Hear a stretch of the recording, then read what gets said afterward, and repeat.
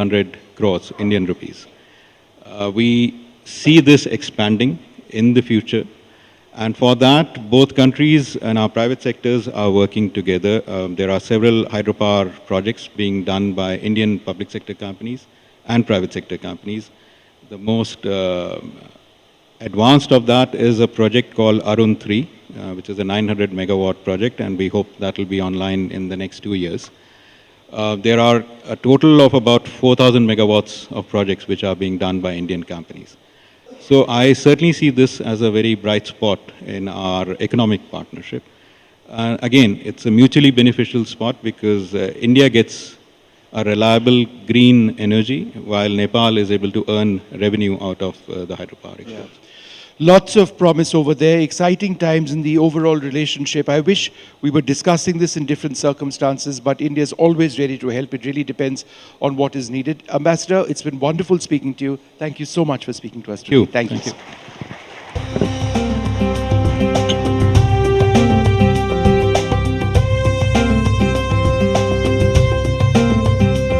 Thank you very much ambassador Srivastava.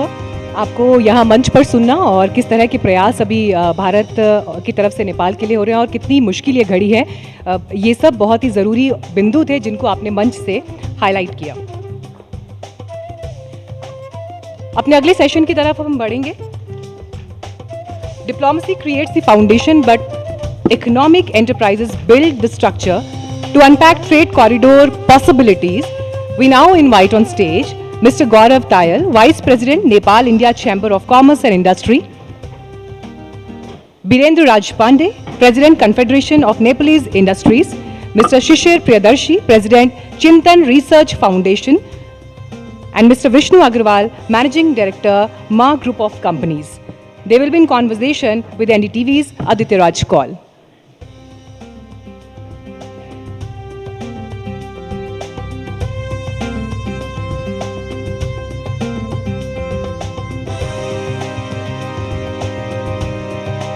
एक बार जोरदार तालियों के साथ अपने सभी मेहमानों का हम स्वागत करेंगे।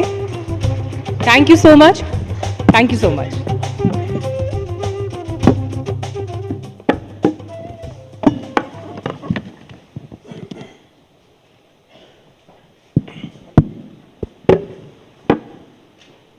A very good morning to you all. We are starting the panels and the deliberations here at the NDTV Anviksha. And what better than to discuss the Nepal-India industry partnership, building the next growth corridor. And to join us, we have a very important and a significant panel to kick off the deliberations here.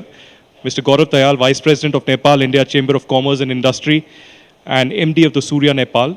We have Mr. Birendra Raj Pandey, President, Confederation of Nepalese Industries. We have Mr. Shishir Priyadarshi from New Delhi, President of the Chintan Research Foundation, and Mr. Vishnu Agrawal, Managing Director of the MAW Group of Companies. Well, when we speak about Nepal, with Nepal's new government placing economic growth, investment, jobs, and private sector development high on its agenda, there's an opportunity to take the Nepal-India economic relationship beyond the traditional trade and connectivity corridors towards integrated value chains, manufacturing, technology, energy, entrepreneurship, and new age services. India is Nepal's largest trading partner and at a very critical market, investment partner and gateway to the wider region. At the same time, Nepal has opportunities to leverage its young workforce, hydropower, potential emerging industries, and strategic location to become a stronger participant in the regional supply chains. Now, this panel brings together voices from industry, business, and strategic policy to examine how Nepal can scale its industrial base, deepen its economic partnership and engagement with India, and create opportunities for a new generation of entrepreneurs and technology-driven businesses. Birendraji, let me begin with you because we'll come to the brass tacks and what has happened and what will happen and the opportunities and the expectations ahead. But we are also living at a time today in the last 24 hours of this disaster that has happened at the Nepal-Tibet border. How do you see this development in terms of the infrastructure unfortunately that has collapsed. Now, we may have the strongest of infrastructure, but in face of such a calamity, nothing can stand. But still, I know that you are focused towards an infrastructure event just in a few days from now here in Kathmandu. So it's important for you to reflect also on the kind of infrastructure that is in place, but also with the new government in power here. What is the kind of infrastructure that could be in place in future? What are your expectations, especially when you look towards India? Thank you very much. We are aware of the vulnerability that Nepal sits historically, given the geographic conditions and our very pertinent position in the region. Our very young mountains, steep terrain, and there are a lot of vulnerabilities like golf and others. And infrastructure is so important, and CNI has been raising this point the last decade or so, that we need to build infrastructure more sustainably. Resilience is very important. And as our border is, we're spread only about 200 kilometers along, so it's definitely, as we've heard in the earlier session, we are so much connected, and especially in our water system, that we have to build our infrastructure in a more resilient way. And CNI has done a study in 2019, especially in these infrastructure provisions, and we've said that we need to climate-proof the infrastructure. There's additional investment needed. And the way we plan our infrastructure, that needs to consider all these elements, so that the precious lives of our citizen, our neighbors' citizen, is protected, as well as the properties as well. So that we need to work together with the neighboring countries, both the northern and southern neighbors, towards building a resilient infrastructure, as well as making our warning systems more predictable and more resilient as well. Well, certainly, we are also living in very unpredictable times, a deeply divided world, and we often speak about resilient supply chains. So, Mr. Priyadarshi, if I can come to you now, all across the globe, it's a deeply divided world today. But when we speak about the Nepal-India bond, it's not just about the civilizational foundation. It's also about the roti-beti relationship that we speak about often. But yesterday I was at the Singha Darbar, and I was meeting a lot of senior ministers in the Balayan government. And they said that we need to move beyond the roti-beti relationship and be very aware and mindful of this ecological imbalance that we have created, a man-made disaster in many ways.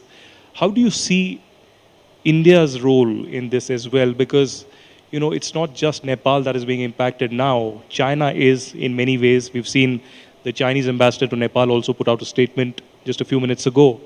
But this could knock on the doors of India. In 2013, we had a similar disaster in Uttarakhand.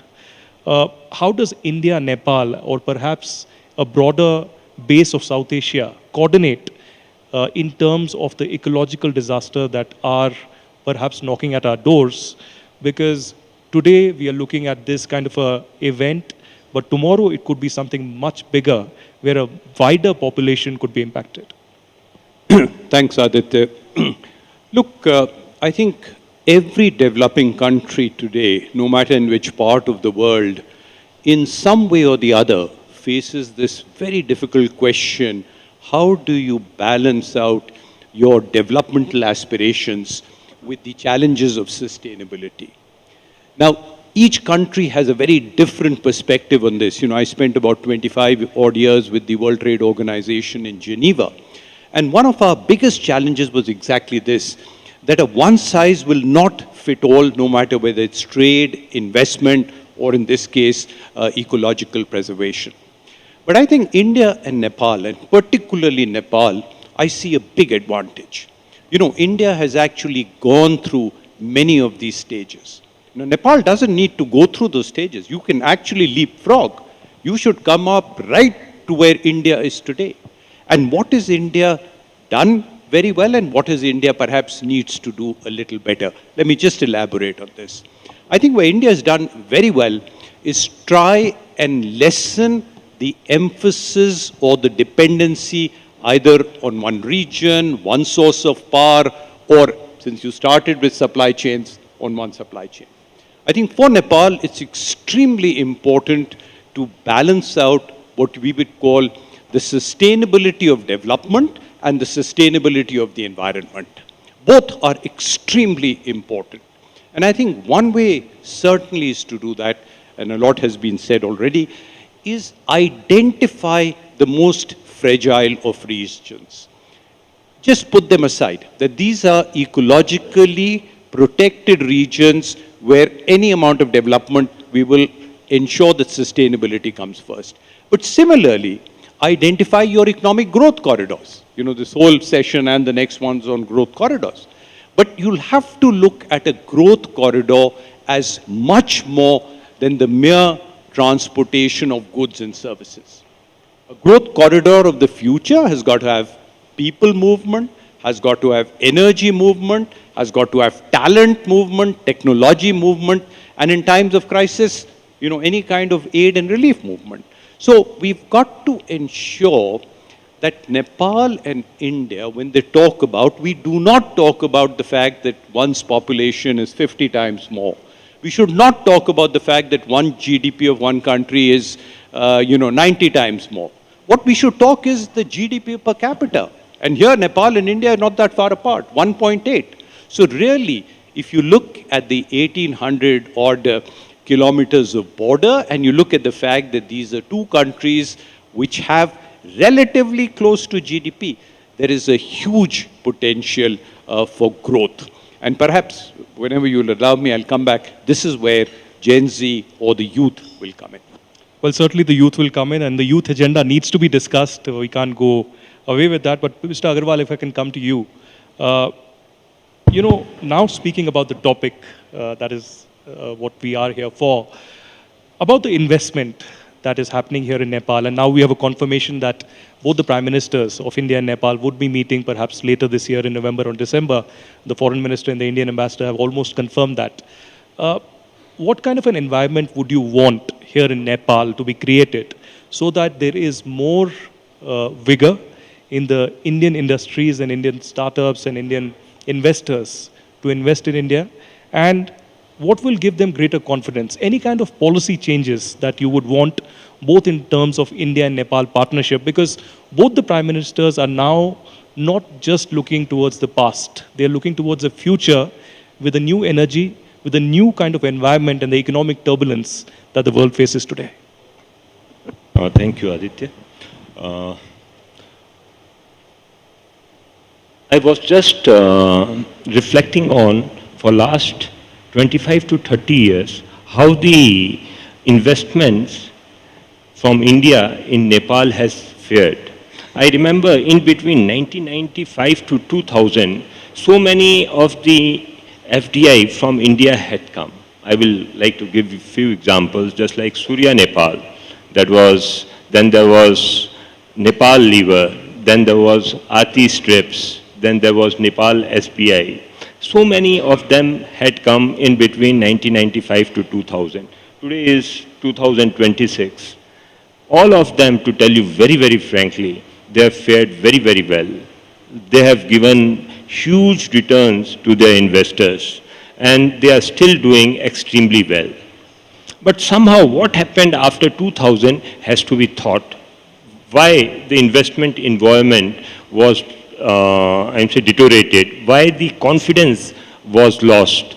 What I feel, there are two things which are happening, and one thing is most important, that is the narrative.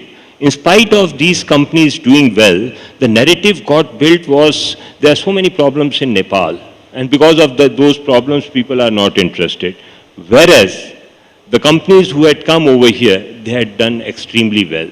So there is contradiction in the narrative itself. I think this narrative needs to be improved. I don't say that it is completely the fault of narrative. There had been some kind of instability in Nepal. There had been very frequent changes in the government. There were policy inconsistency. There were issues in operation also, I should say. We had gone through one of the most difficult civil wars also in between. But somehow, what I feel with the current scenario, those policy consistency and the will to bring the people, investors in Nepal, and the will to give them a very good environment is there. So that policy inconsistency kind of thing, I think we have to rise above that. And during this visit of the Prime Ministers, I think narrative should go that Nepal is a good place and a very stable place and a consistent place for investment all over India and other places. Secondly, what I think that we also have to look at our competitive advantage. One of the competitive advantage that we have is energy. How industries can take use of this particular energy and build a competitive advantage all over South Asia. Secondly, we have seen a lot of countries like Bangladesh, India, through their industrial parks and these special schemes that government have offered in these industrial parks, they have done very, very well. They have been able to lure industrialists to put money in industries. I think that is also one of the very important thing, and we are all pushing from the side of CNI and other organizations also, we are pushing for this particular thing. So, and one more thing which is I consider to be of lot of importance is that just like from India, you can bring the investment in Nepal, but somehow from Nepal, we cannot take the investment to India. Why this is important? Why do we send our children to other countries? It is not completely only for academics, I believe. It is also, we want to give them exposure. So when our entrepreneurs in Nepal, when they start playing in other countries, then they would also learn. And this will give them a lot of advantage. And this will give them confidence in going to other countries and bringing people from other countries as and invest in Nepal.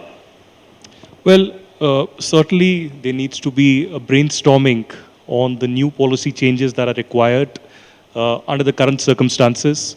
Mr. Tayal, if I can come to you now, you know, as a business leader who is deeply invested in Nepal's growth story, but also in bringing the Indian and the Nepalese industry together, what are the key immediate priorities you think are very significant and critical for Nepal to bring in this confidence? And the priority areas traditionally have been connectivity or boosting the road connectivity between India and Nepal.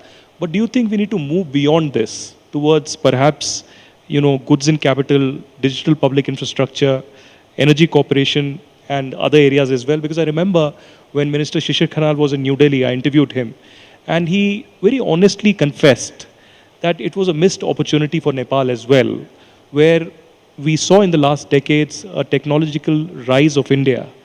The biggest example, the UPI being expanded and used by several other countries. You know, I was very happy to use UPI here in Nepal as well. But could digital public infrastructure really be adopted here in Nepal as well? Do you think in the next 10 years that will be the biggest priority? Thank you, Aditya. I think that's a very, very pertinent point which one needs to think about. So if you look at Nepal, there are a lot of advantages we have here in Nepal. And I represent a company, Surya Nepal, which was incorporated 40 years back. And we are probably a shining example that, you know, you can do well in this country. And we need more such examples. Coming to specifically your point, I think we have mostly spoken about connectivity in a physical sense, which talks about, you know, we talk about Kathmandu, Raxaul, high-speed railway systems to be put in.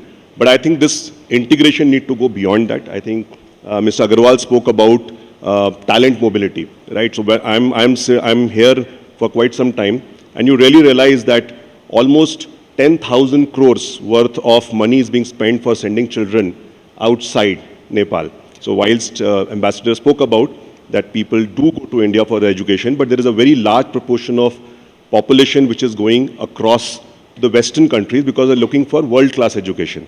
I think one very big opportunity is to bring in IITs, IIMs back into Nepal and provide them a fantastic education. This will not only improve the education standards here of a world-class education, but it will also improve the talent mobility between the two countries. So I think this is one of the ways. One sector which specifically we speak about is tourism. whilst tourism has always been a hot subject for Nepal, and it does attract, but let's put some numbers in perspective. India has got 40 million outbound tourists annually, and Nepal attracts 3 lakh. That's less than 1%. Now, one should try and understand why the potential is so low when you have an adjoining country, and a country which has got everything. It has got Himalayas, it has got culture, it has got heritage. So wonderful place for tourism to flourish. The second aspect on this particular tourism is, does Nepal position itself as a premium tourist destination or a mass tourist destination? I think Nepal has a lot of opportunity to drive luxury tourism into the country. If you look at destination wedding, which we are pretty familiar with in India, it's a $16 billion industry, supposed to triple in the next 10 years. So what do we need to do if you want to capitalize on some of these opportunities? Again, a statistic for you, today beyond Delhi, there are hardly any city which is well connected to Nepal. So if you want to really bring about tourism, I think there are two big enablers. One is from the Nepal side, which is to make the land acquisition rules far more contemporary, far more comfortable. But from a connectivity point of view, anybody who wants to travel to Nepal should be connected. So you have today 10 cities in India who are connected to Dubai, to Thailand. So one of my aspirations would be that when you look at a wedding destination, 10 years down the line, if there is Thailand, if there is Bali, if there is a Dubai, I would want to see a Kathmandu, a Pokhara and Chitwan to be on the same map. So I think that is one great opportunity that we have in front of us. One of the points on the power integration, so because we belong to a corporate sector, many companies right now are following this ESG framework, where you are bound by certain zero emission targets, clean energy usage targets. I think this whole hydro opportunity that Nepal presents itself, and we keep on talking about, but we talk about mostly an export opportunity. I think we need to build some kind of a framework with India, where Indian corporates can invest into hydropower in Nepal and claw back the credits, the commitments that they can have. I think that can really boost up probably many small investment, but a large number of investments. So I think these are some of the opportunities, Aditya, where we can go beyond integrating India with Nepal only physically, but in a much more economic sense. You know, on a lighter note, I think Prime Minister Balen Shah is already listening to you, because I remember just a few months back, they had the RSP National Convention in Chitwan, which was, widely spoken about in media. But Mr. Priyadarshi, I won't disappoint you because you wanted to speak about the Gen Zs. Let me come to you. Nepal has the region's youngest population at this stage, but it is also the youngest government. The average age would be perhaps around 40, if I'm not wrong, here in Nepal. India, on the other hand, in the last decade, as I said earlier, has been a digital technology and an innovation powerhouse. How does that combine together, Nepal and India, the young population of both countries, and looking towards digital innovation in the next decade? How will this mutually benefit both the countries? Do you think there needs to be policy changes, but also a mindset change? Thanks, Aditya. Look, as far as a young population is concerned, whether it's India, whether it's Nepal, you have this very, very important constituency, the young population. Now, what's very important to realize that they have aspirations, they have education, and they want to see a better life for themselves. In the past, traditionally, governments, when they've addressed the youth, they've tried to create job opportunities for them. It's been a very classic model. You've got a youth population, you've got a young population, let's create job opportunities. I think, and I'll take the last word of your question, there needs to be a radical mindset change. Instead of creating job opportunities for the youth, we must train them to create jobs. For instance, instead of just creating a job for one, if we can give the following 4 things to the youth today. We give them the skills that are needed to fully become an entrepreneur. We facilitate the transfer of technology. We ensure the availability of capital, and we ensure access to markets. Then each one of them would be able to create jobs. And I was delighted to listen to the two examples that the Indian ambassador gave. He did not give examples of people who had studied in India and then gone on to hold a high post.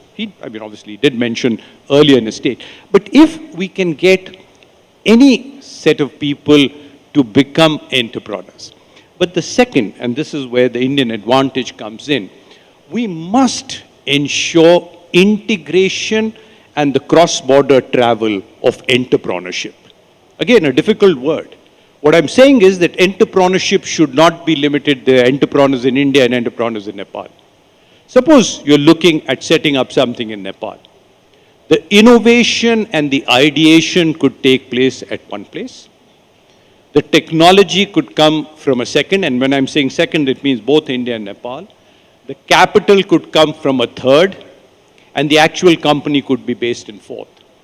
The more integrated we can make entrepreneurship, the more easy it would be to ensure that the benefits of one economy, which you mentioned so correctly, digitalization, the market, also becomes available to the other thing. So we need to move away from a normal export of goods and services. We need to move away from merely creating jobs for the youth, but we need to get into a joint mindset of creating such opportunities and skilling the youth so that they in turn create jobs. Well, that's a very well-made point, because there is a complete mindset overhaul that is required, and thinking from the perspective of the Gen Z. So we are living in the times when we are trying to understand the Gen Z and how they think and how they operate. But Birendra ji, coming to you on something that Priyadarshi ji mentioned and taking that forward, there's been a considerable discussion in Nepal and beyond about Nepal becoming an export and production hub. But in the overall scheme of things and the competitiveness constraints, what are the challenges before you? Is it in regard of the cost of logistics? Is it beyond that, the regulation currently, the skills, the financing or scale? And which are the major areas that the government needs to immediately tackle? Thank you for that. There are a few obvious challenges that we see. The first is the regulatory provisions that we need to work on, and the government has been very proactive in discussing with the private sector together to reform the regulatory processes. There are multiple unnecessary laws, the very old regulations contradicting to each other, so we are very closely working with the government on that front. The other obvious constraint is the cost of logistics, because we are landlocked and our industry's cost is around 20% is the logistic cost.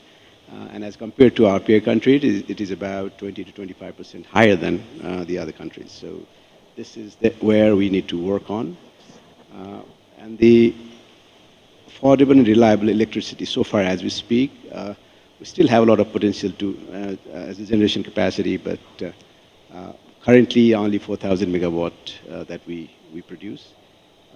And we conduct a regular survey with our industries, and they're still saying that almost 60% of our industry still rely on the generators. So we need to improve on that. Not only generation, but it is actually sending the necessary power to the industrial corridors in a reliable manner. That is probably the other one. And definitely, as Priyadarshi has said, skill in human capital is another key constraint. And we as a private sector, from demand side, we are working really hard in collaboration with other TVET providers so that we can enhance our skills of our workforce so that they become more relevant to the industry needs. So that is, these are a few challenges that we see, and maybe we can act very quickly on that. Thank you. Well, taking that forward to Mr. Agrawal, and since you are a key pillar of the industry on this panel, traditionally we've seen, imports happening from India, and the discussion and the debate stops there. We haven't, discussed or deliberated or implemented policy beyond that. But in the Nepal-India relationship, which has been traditionally, spoken about in trade, how does the next corridor, next industry corridor look like? Uh, does the corridor involve manufacturing technology, automobiles, energy and integrated supply chains? And what would be your vision for Nepal in the next 5 years?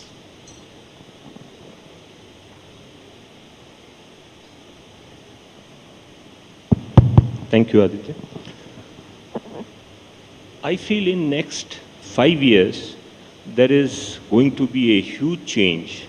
From the perspective of Nepal, we always talk about 30 million people, but I think we need to think beyond that particular thing. Even if we include the population of states which are surrounding India as of date, Nepal, Indian states which are surrounding Nepal, the population would be 500 million. So this is the market we should immediately look at.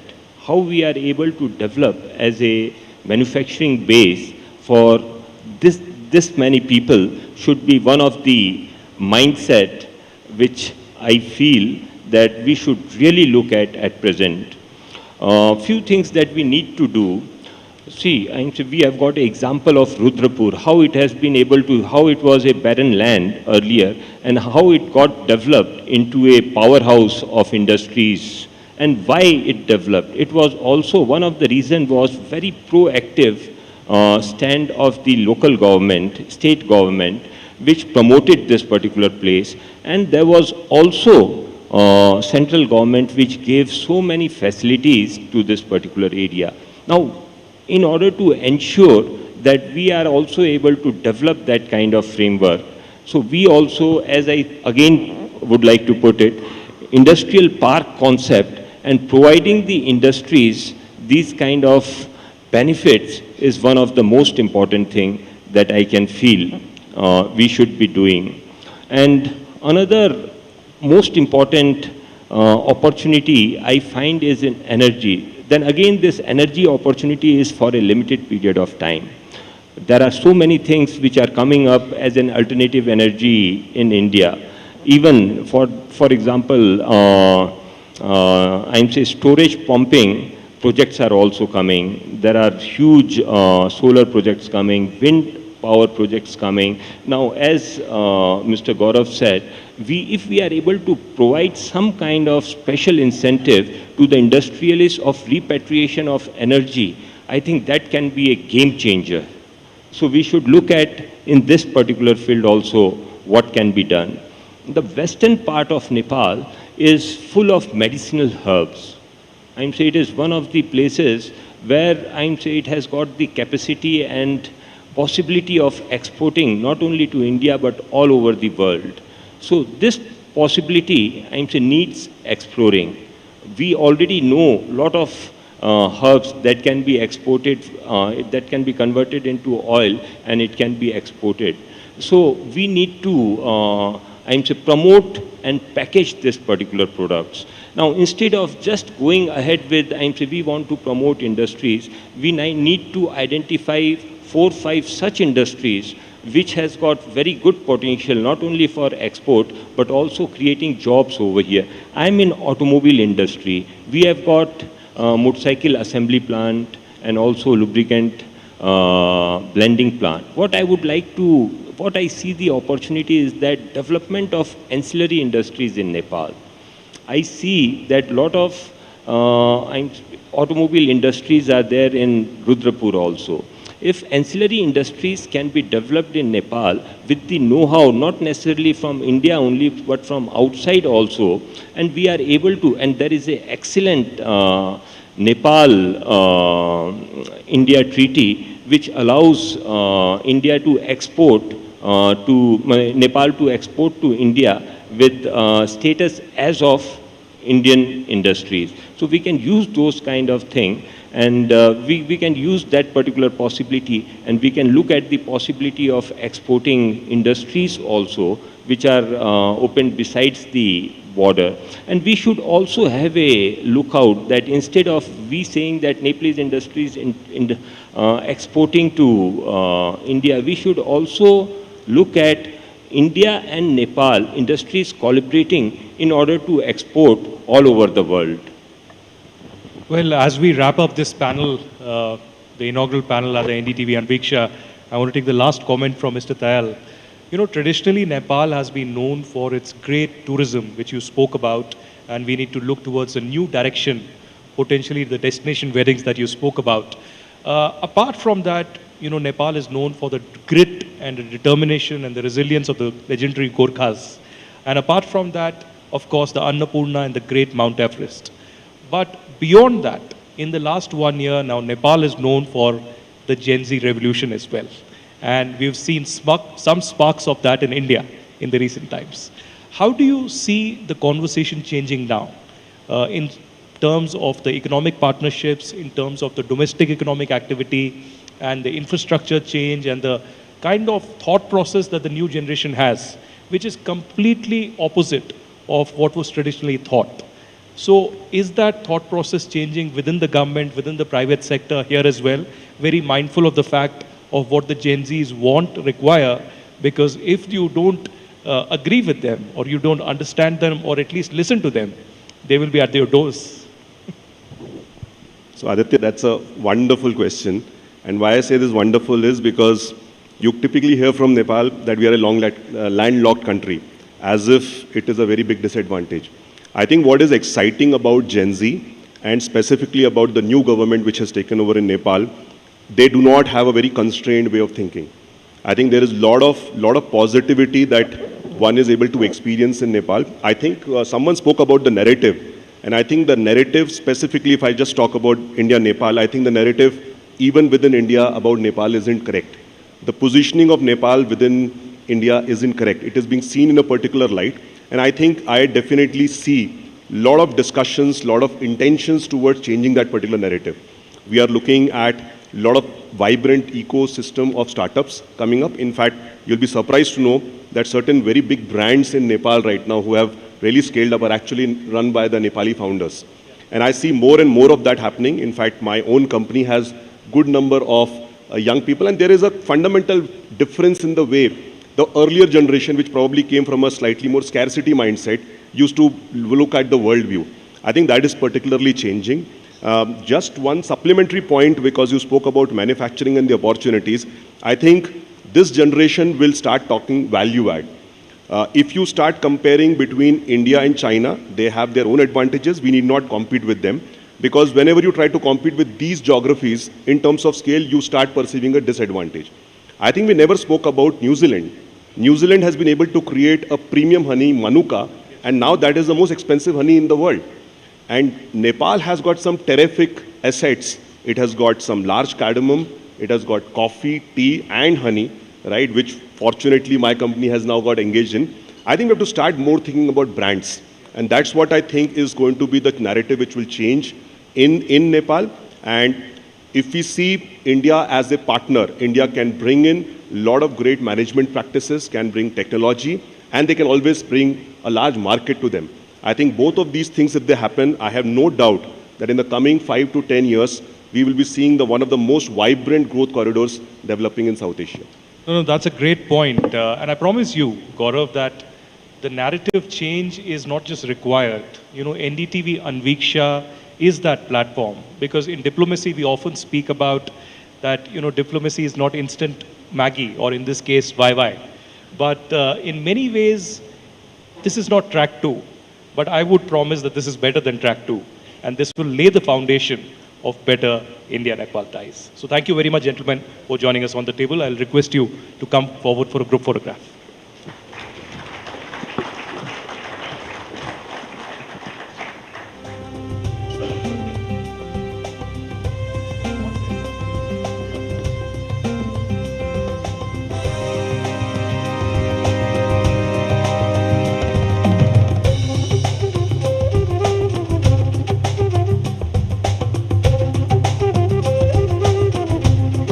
Thank you very much, everyone, for joining us on this panel.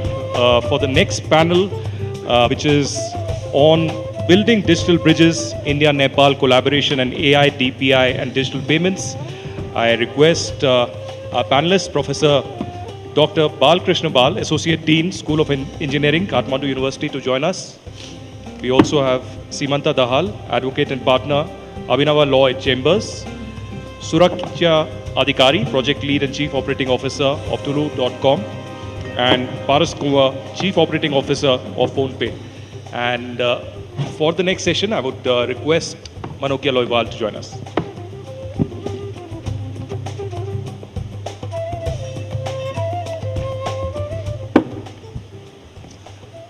Nepal ma swagat cha. Can I hear a round of applause for the country itself? Good morning, everyone. Nepal ma swagat cha. As we start our next session, which is on Nepal Industry Partnership, the two countries not just share borders, but also emotions, and which are bigger than anything in the universe. I would like to request my panelists to be on the stage. Vidushi Rana, Member of Parliament, RSP, Nepal, and Director in Branding and Marketing of Gold Star Shoes. A warm welcome to you, ma'am. Kamlesh Agarwal, President, Nepal Chamber of Commerce. Ujjwal Kumar Shresht, Executive Director, Panchakanya Group. Paras Karel, Executive Director, South Asia Watch and Trade, Economics and Environment. Ladies and gentlemen, a round of applause for everyone.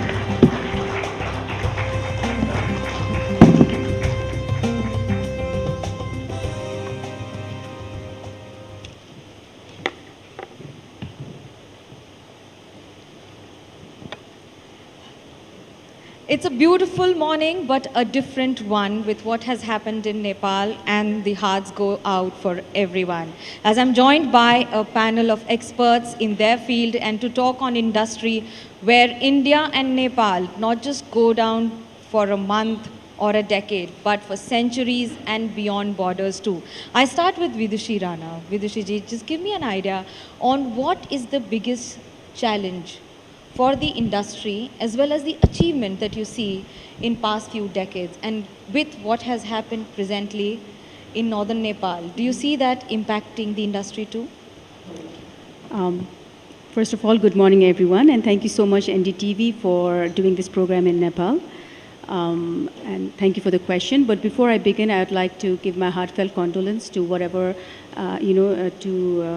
to the families who lost their loved ones yesterday at the devastating floods. And my heart is out there, and my prayers to all those who are affected. Disasters and climate changes are, they do not recognize borders. And what happens in the mountains and the hills and the rivers affect our communities, and moments like this remind us that climate resilience cannot be just addressed by one country, but with the greater cooperation, preparedness, and shared responsibility. So we should not wait for a tragedy to happen. We're, I think, taking climate change not very seriously, which we should, of course, as neighbors also. And now that brings me to your question. So actually, I see Nepal-India trade as one of the most, Nepal's greatest economic opportunity, because we share we share a border of 1,751 kilometers.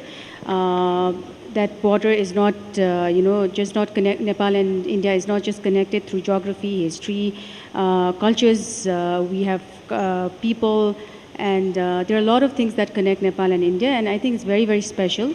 And I feel that the 1,751 kilometer of open border should actually now be an economic corridor more than just a trade border. And we all know that we share our borders with the UP, Bihar, Uttarakhand, West Bengal. So it's a big opportunity for Nepal to do trade. And we're very fortunate to have India as a neighbor. It is our largest trading partner also, Nepal.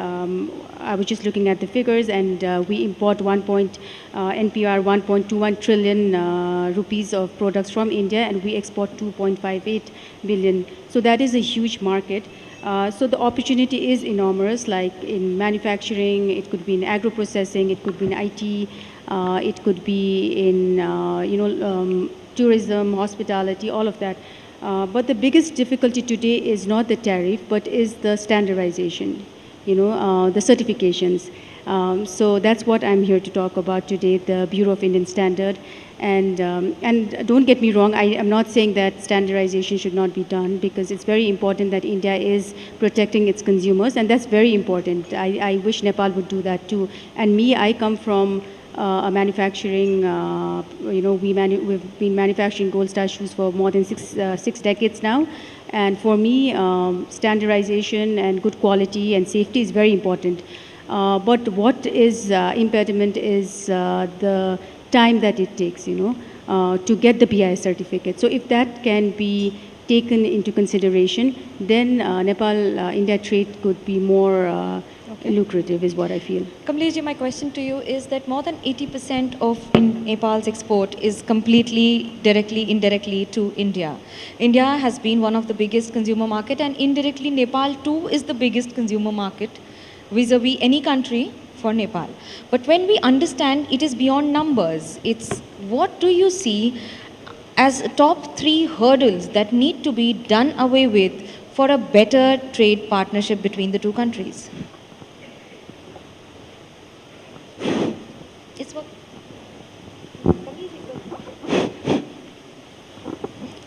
So, thank you very much, Managya. First problem, what I see in my experience of more than 40 years of business life, we have to differentiate politics and economics, because Nepal and India has special peculiarities.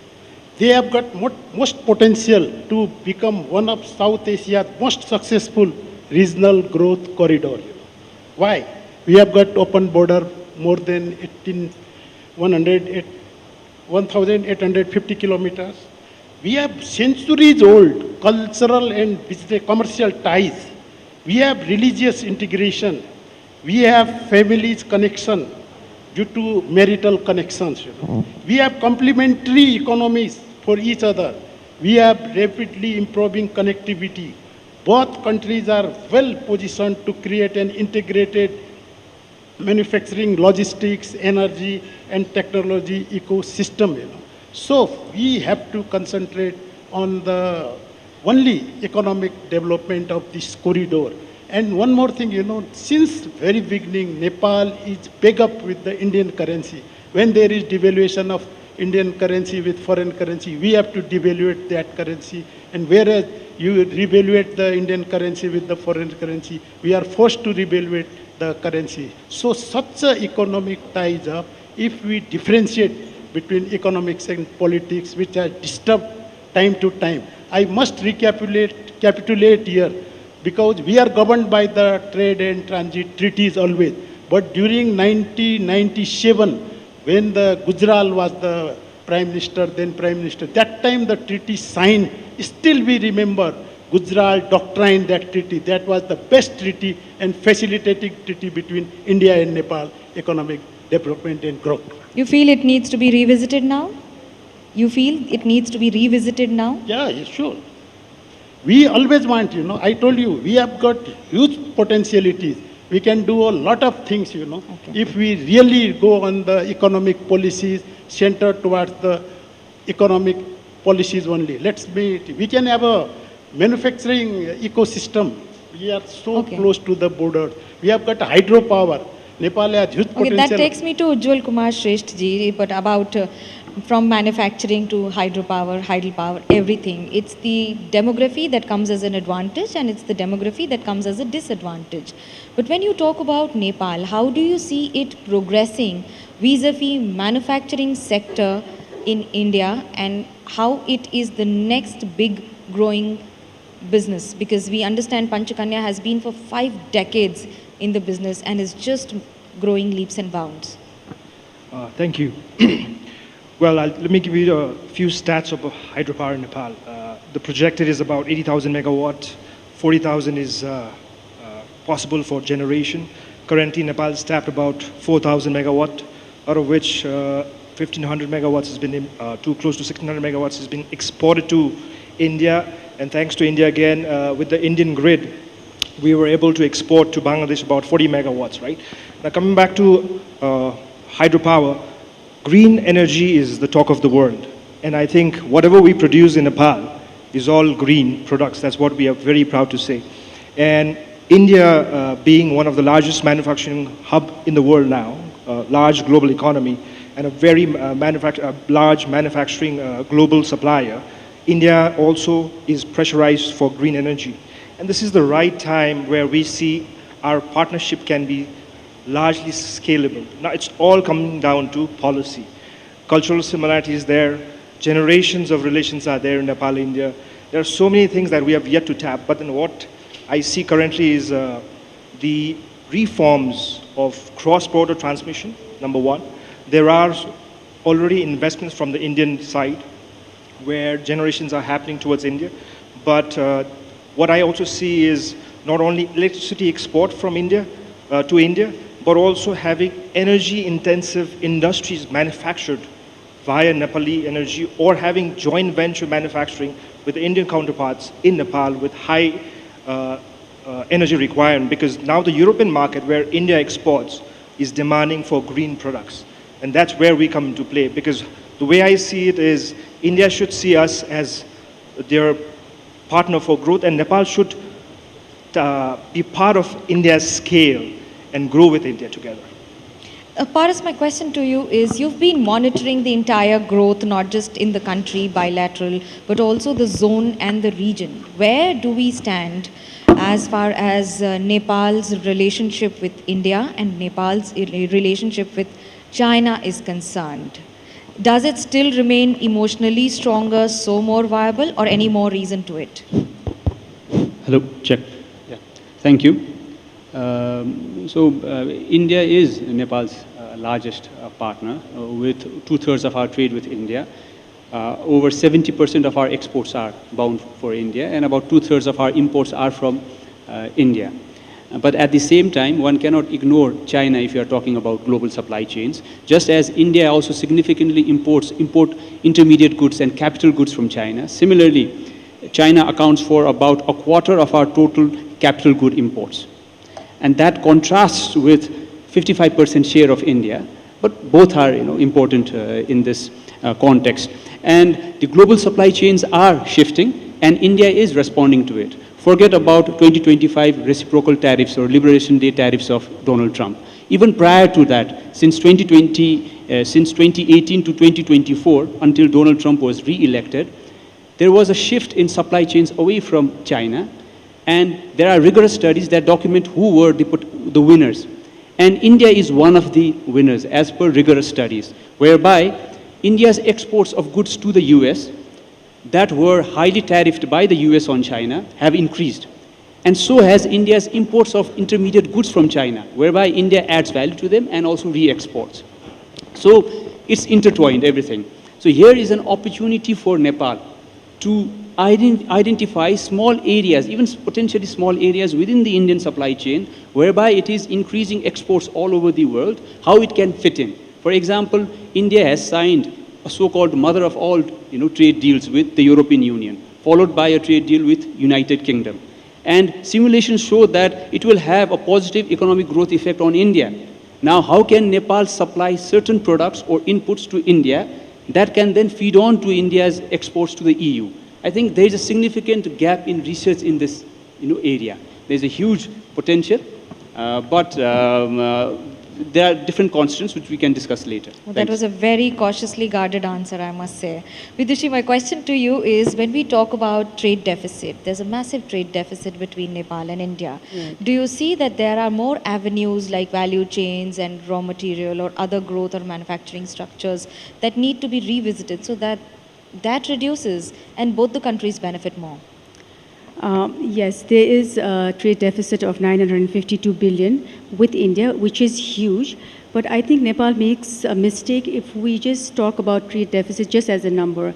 I think the time has come now that we need to co-produce things together, because India brings scale, it brings capital, it brings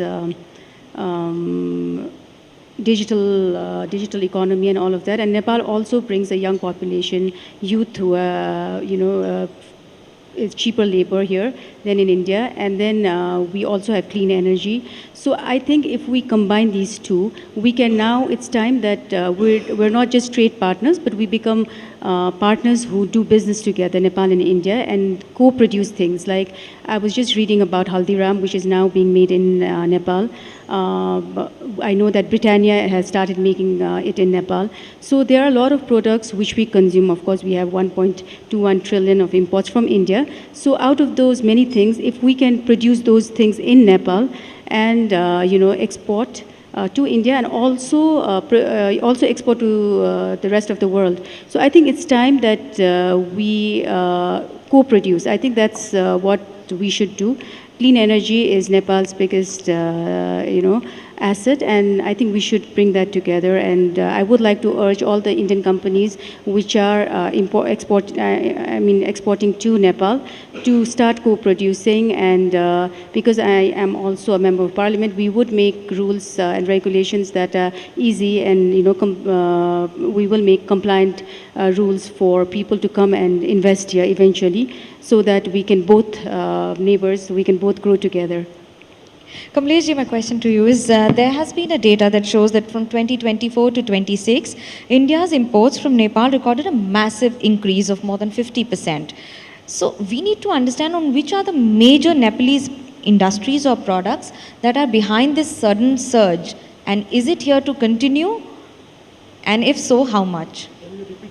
There has been, the data shows that there has been a massive surge in imports from Nepal, to India's imports from Nepal. So we just need to understand on which are the Nepalese products that are doing the best for the country. No, one thing, so far as our exports from Nepal to India are concerned, being a landlocked country, Nepal, our cost is little bit high. I must say it is nearly 15 to 20% not competitive to export to other countries. Even not only in India, our export to other countries is also very low. If you see our ratio, we are 90% is our total imports only. Out of it is 10% imports. Under such case, India just providing us a SAFTA facility.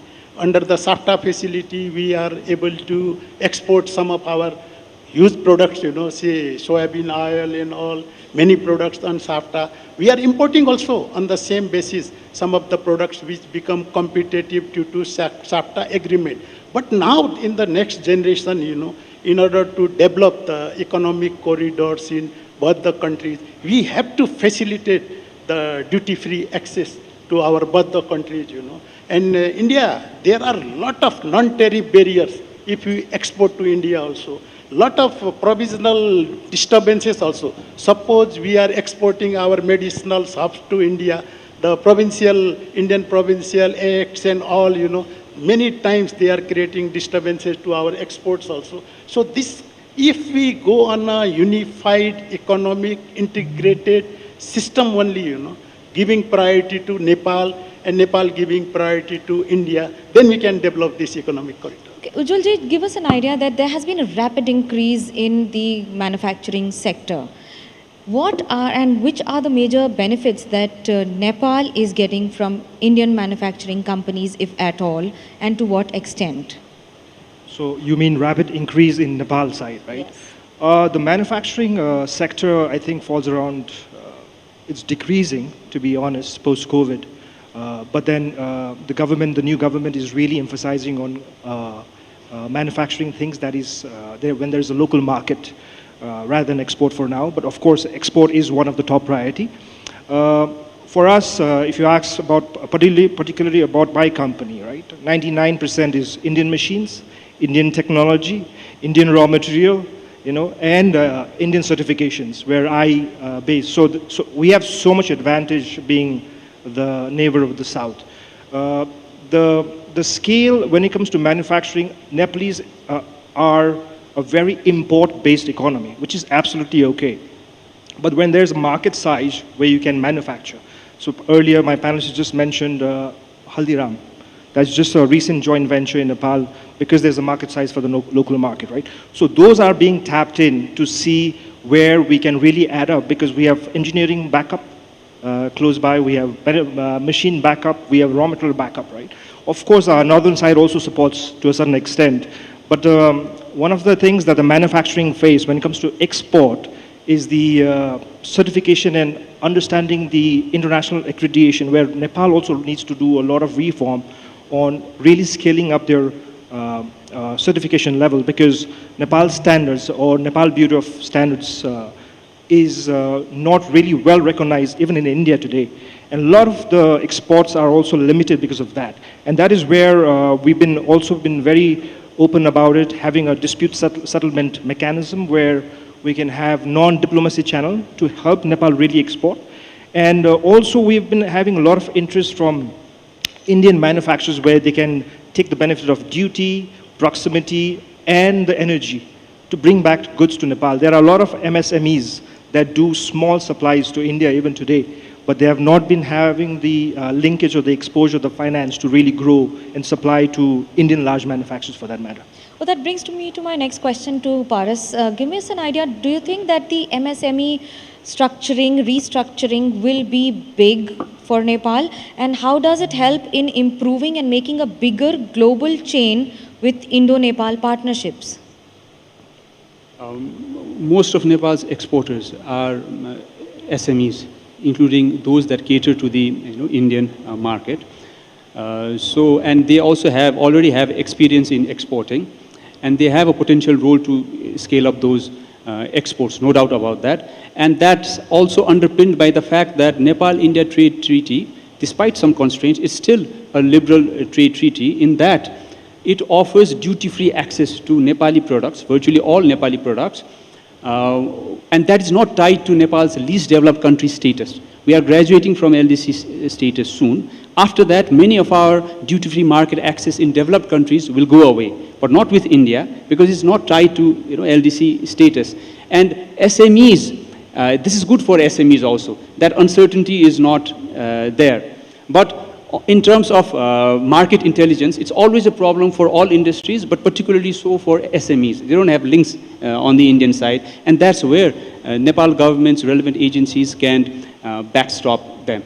My last question to you would be that what are the 3 practical steps that you see that the governments of Nepal and India should be building for the next corridor of economic growth in the region? Okay. I mean, economic corridor, right? Economic corridor would first and foremost require certainty, right? Certainty in the trading relationship. On the customs tariff front, there is a fair degree of trade or tariff certainty, yes. But on the non-tariff measure front, that's where the Nepal-India trade treaty needs to have a kind of a binding mechanism that can effectively address non-tariff measure. And non-tariff measure is just an economist's way of saying what these industrialists, from the horse's mouth, we have heard about certification issues, right?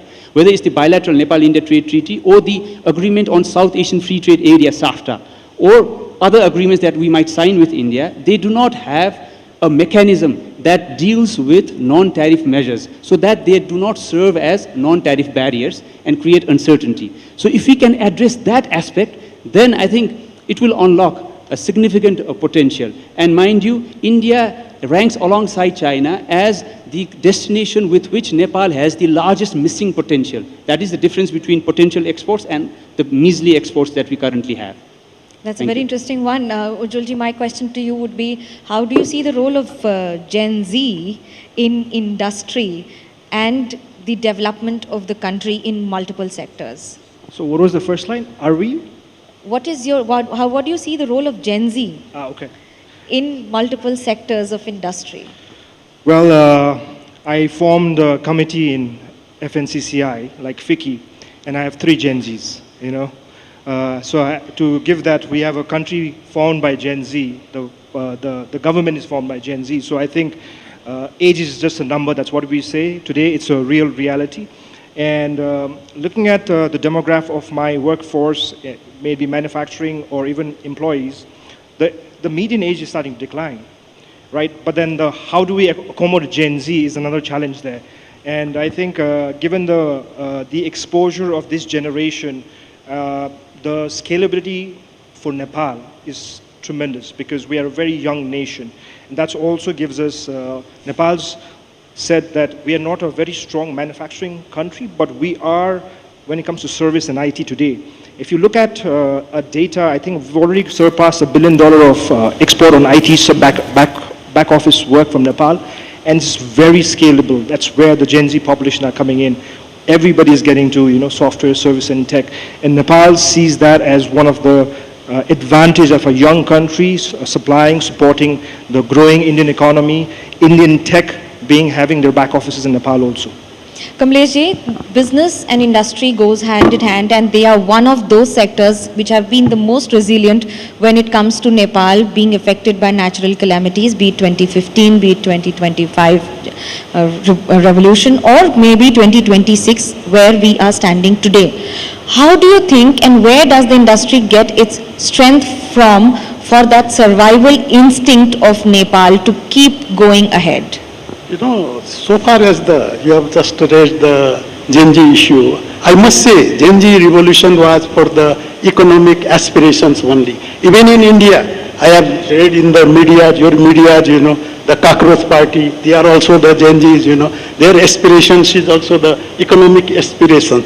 Till the country is able to satisfy the economic needs of the young population, such type of revolution will be go on taking place. In Nepal, as we have got, our major strength is we have got 57% population is our young population, I must say, India can not able to utilize the strength of our Gen Zs, 57% young population. They have got huge investment, they have got technology, they have got big market. Why not they are investing in Nepal, This year, today's symposium, it will open a new milestone to develop the economic corridor between Nepal and India. In spite of such much potentiality, so much opportunity, so much nearness, why Indian investment is not in Nepal? If you see comparison, your Indian investment is very high in Bhutan, which is smaller than Nepal, Now let us analyze and think about where are the lapses in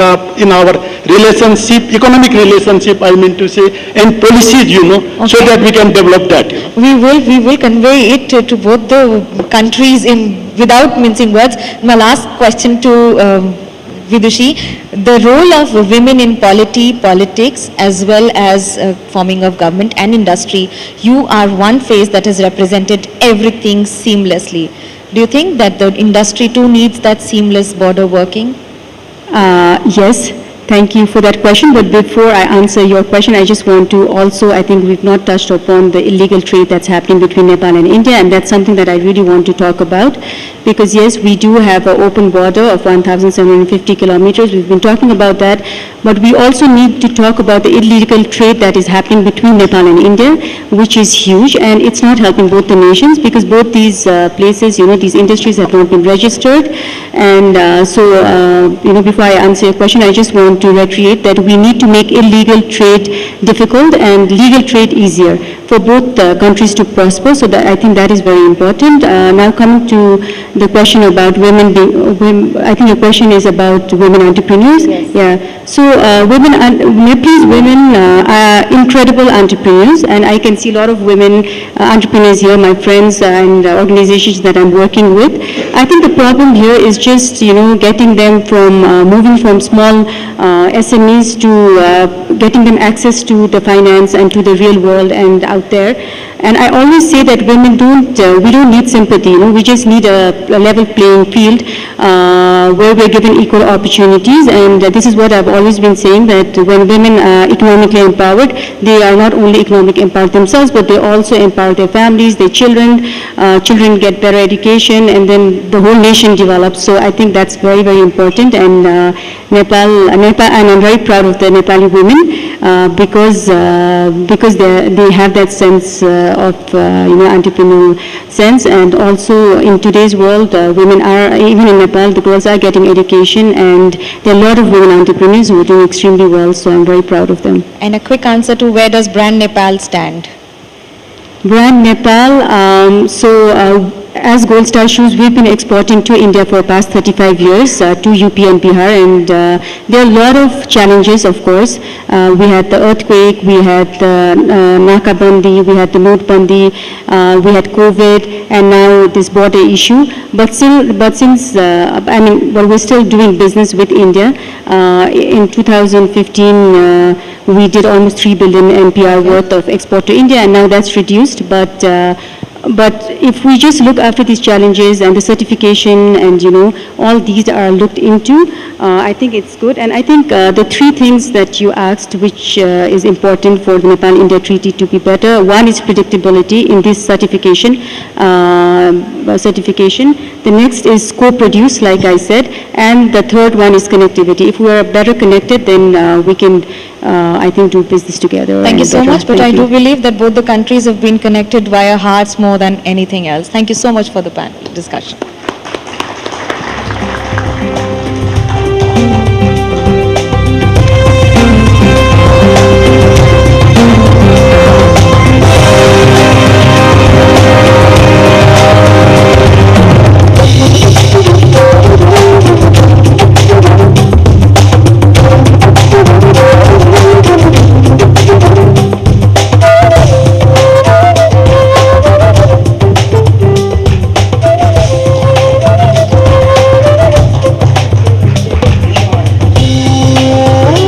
हमारे सभी guest का बहुत thank you. आपने जिस अंदाज में अपने विचार यहाँ पर रखे और जिन पॉइंट्स पर बात की, वो ही आज के भारत नेपाल डायलॉग के मुख्य बिंदु हैं, जो हमारा उद्देश्य भी है।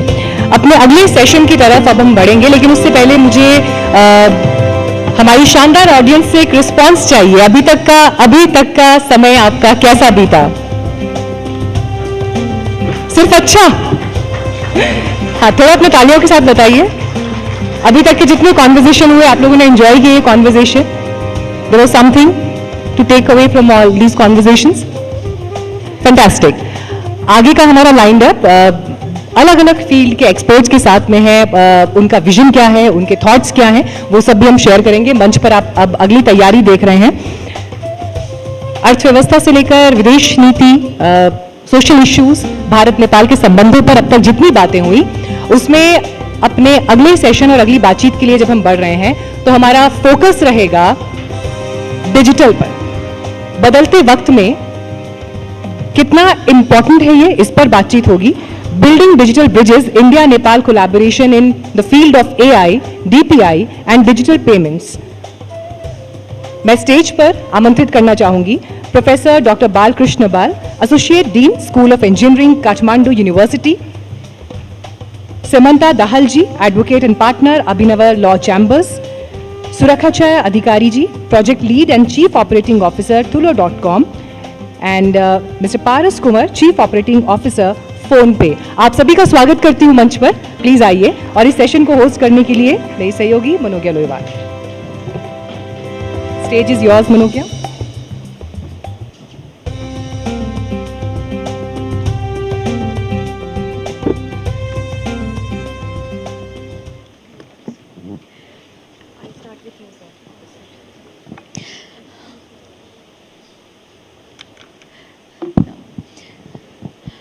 There was a time when you would ask someone, what is your address, where do you come from? But these days, they just ask you, may I share the QR code?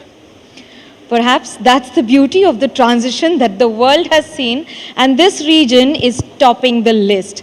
Believe it or not, Nepal and India are perhaps one of the biggest leaders in the world and are just emerging with every passing day. However, there are more to it than what meets the eye, and that's what we will discuss upon. My first question to you, Dean sir, just give us an idea, Balkrishna ji, and where do you see the digitalization going completely vis-a-vis the UPI, NPI and the entire consumption in today's date? Thank you. As well. What I see here is this UPI and NPI payment, cross-border payment facility that has been initiated.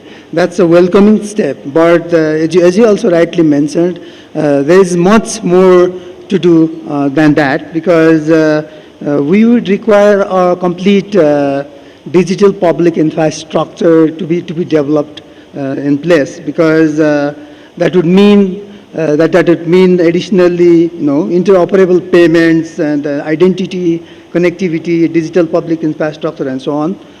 Because payments is one part, but we need to have this identity verification and then exchange of documents, so that the whole ecosystem basically gets a complete cycle. So payment is a welcoming step that's happened. That has been now enabled.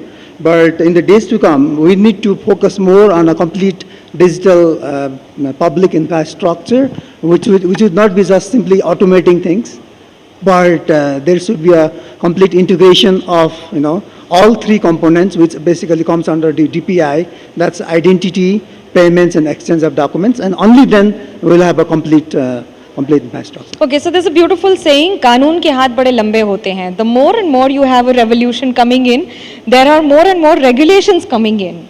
Samantha, what are the biggest challenges for this preparation? क्योंकि do you feel that the thief is smarter than the police? Thank you. First off, I'm delighted to be here. While this session is focused on cross-border digital transaction, I would like to begin with a broader point. Digital content from NDTV had already crossed the border and had a huge leadership and viewership in huge audience and viewership in Nepal. But I believe Anviksha marks the first occasion where NDTV has actually crossed the border and physically holding an event of this scale in Nepal. So we are really grateful to NDTV. Huge shout out to Rahul, Aditya, and everybody from NDTV team who's made this possible. I believe this occasion really helps us to, not limit Nepal's vision and voice, not within Nepal or Nepal's frontiers, but across all over India. So thank you very much for that. You highlighted a critical point regarding how long the hand of law should be. I'd like to begin with saying that we have had a bilateral agreement that was signed between UPI and NPI recently during the foreign minister's visit to India in June earlier this year. UPI already has a significant global presence and global footprint. NPI is increasing its global footprint with acceptance of its payment in India recently. Cross-border payment transaction sit at an intersection between two distinct digital architecture. There are multiple players involved, multiple app service provider, multiple banks, multiple system aggregators. So when multiple entities are involved, the dispute that arise pose significant multi-jurisdictional and multi-institutional challenges. And how do you really address that is the question, and I would like to respond to that. Firstly, let's categorize the nature of dispute that arise. It could be consumer complaints, it could be disputes between the remitter bank and the beneficiary bank. Consumer complaints usually fall under three broad categories. The first category is where the account is remitted, but the beneficiary does not receive the payment. The second category is where there are fee discrepancies or there are discrepancies in the commission that are being charged. The third category is usually about unauthorized payments where the credentials of the user is compromised and the payment outflow happen despite there being an authorization. So it's a fraudulent transaction.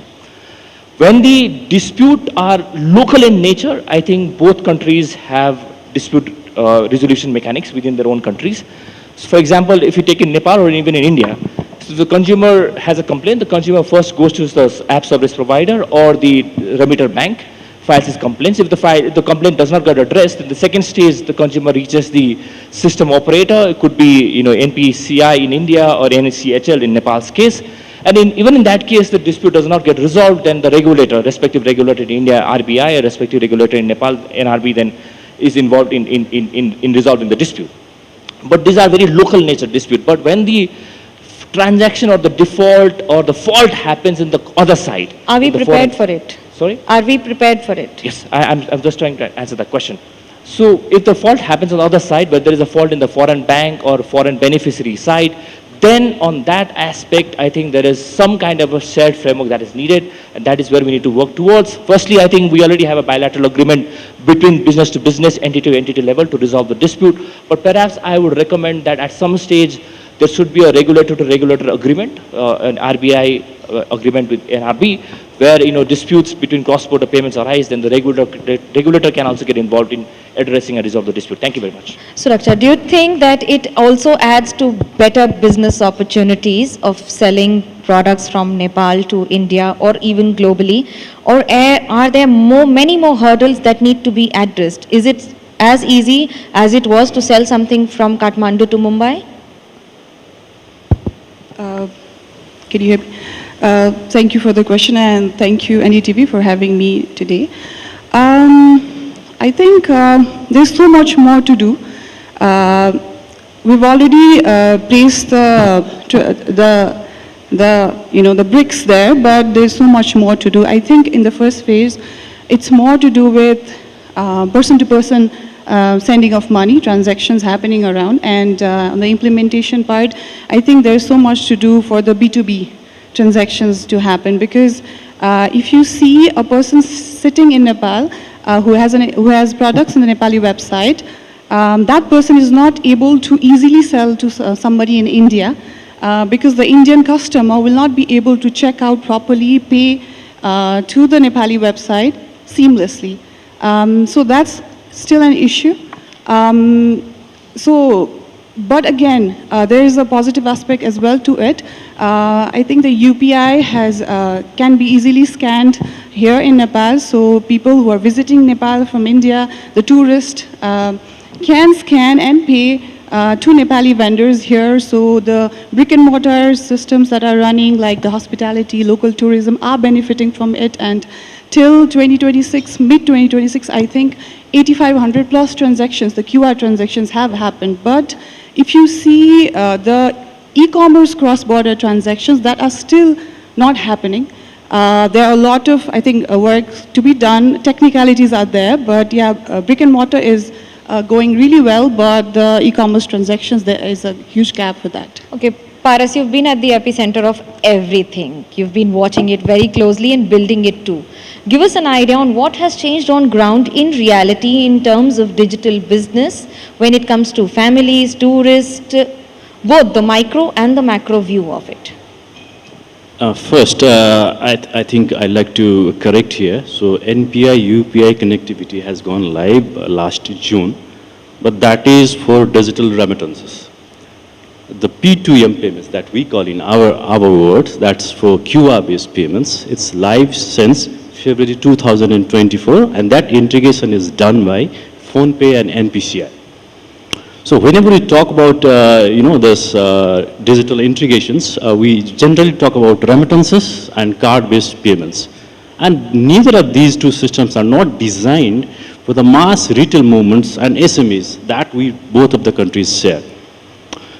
Whenever, let's say, an Indian blogger wanted to make a payment for a plate of momo, or devotees want to, make a donation at a Pashupatinath temple, then these sort of integration is not designed for these, retail payments. And whenever Indian tourists come here, the first question now Indian tourists ask is UPI chalega. So that's the problem we are solving here between NPCI and PhonePe that we have done. And this not only about the technology integration, serious economy is flowing between these integrations. So in the operation of 2 years, we have processed around transaction worth of 11 billion rupees in the 2 years of operation. So that's the integration we have done. That's the change we have brought in Nepal. Let me get your bigger picture from you, Dr. Balakrishna. Does this also impact the country multiplying its income, not just in cash, but also in currency via digital payments? And how much it is?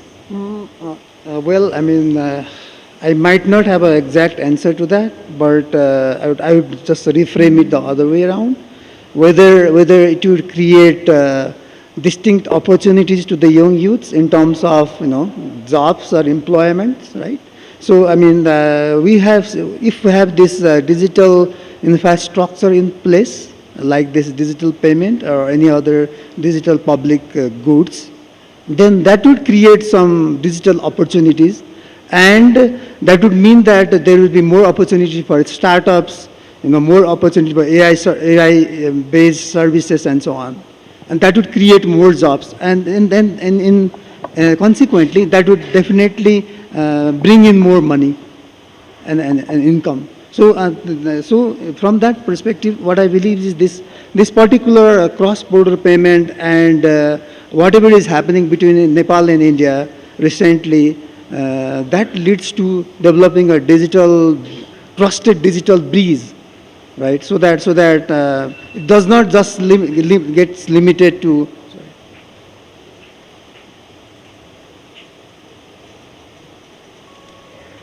It does not just get limited to payments itself, but that would invite basically our integrated digital public infrastructure across country, and that extends beyond border. Okay, Simanta, give us an idea. This is a generation that has grown up digitally, the Gen Z or even the earlier ones like millennials like us. But the digital transformation also comes with a lot of misinformation and disinformation.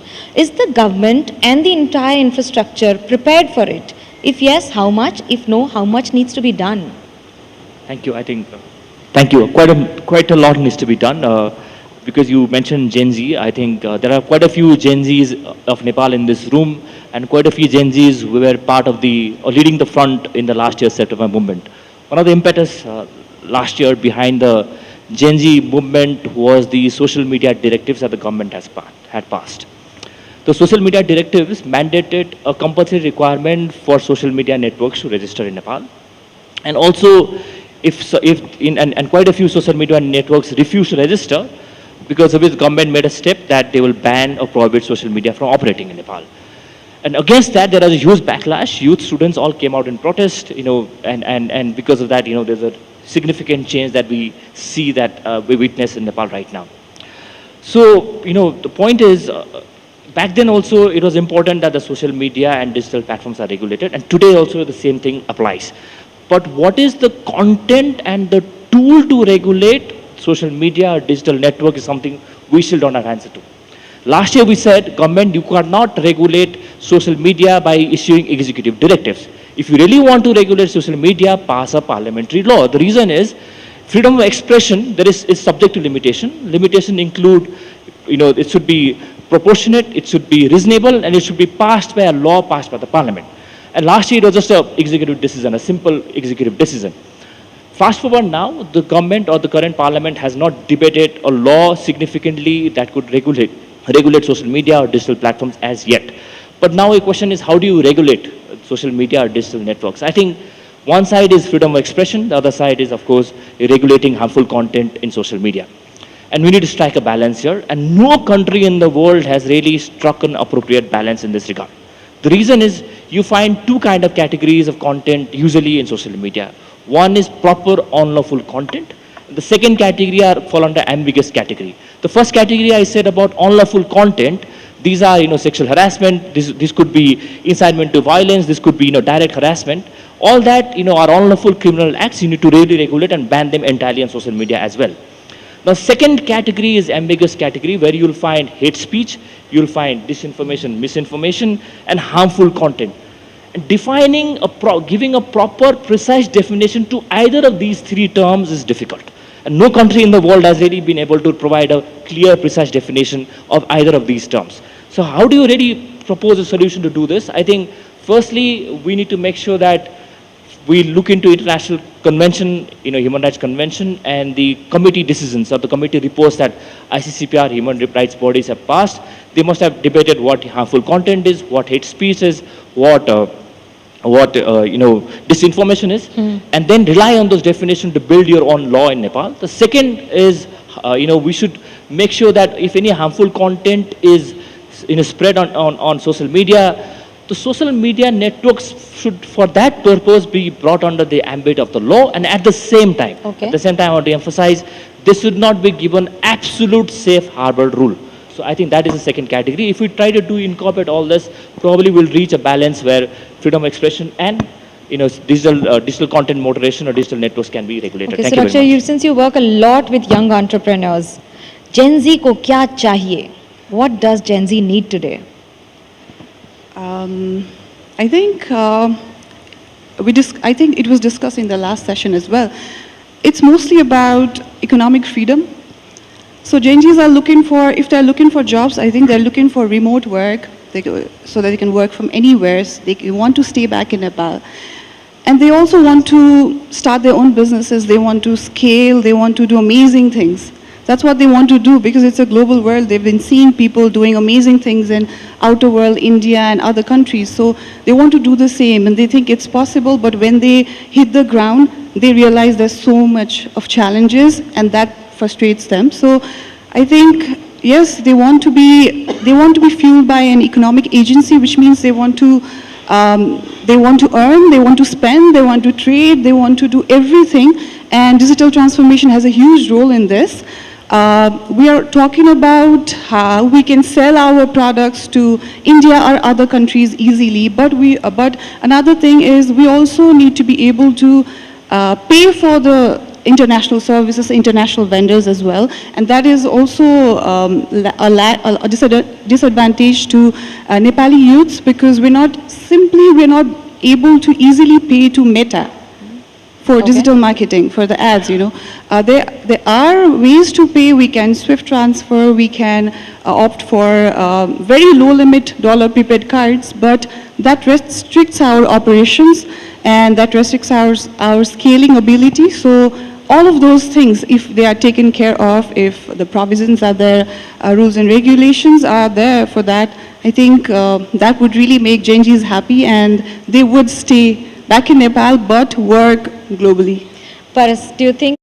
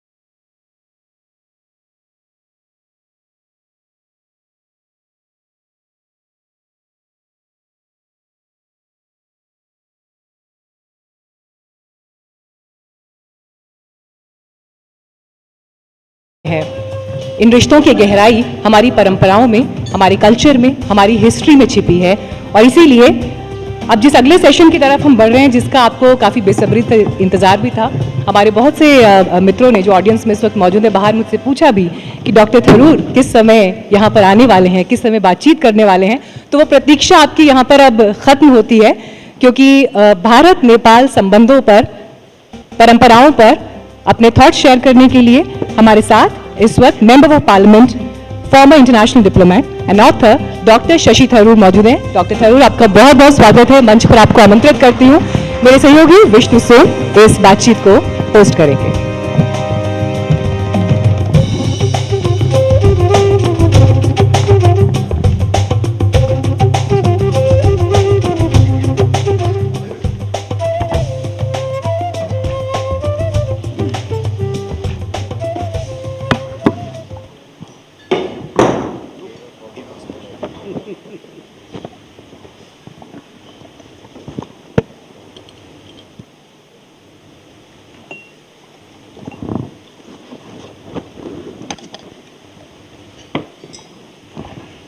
Good afternoon, everyone. Good afternoon, everybody. It's wonderful to have all of you here today. Anviksha comes at a very challenging time, and we've mentioned that, and I thought I'd mention that again. It's been a difficult 24 hours for Nepal. It's something that we will reflect on throughout the day, and certainly in this session as well. Shashi Tharoor is one of India's finest authors. He's a parliamentarian.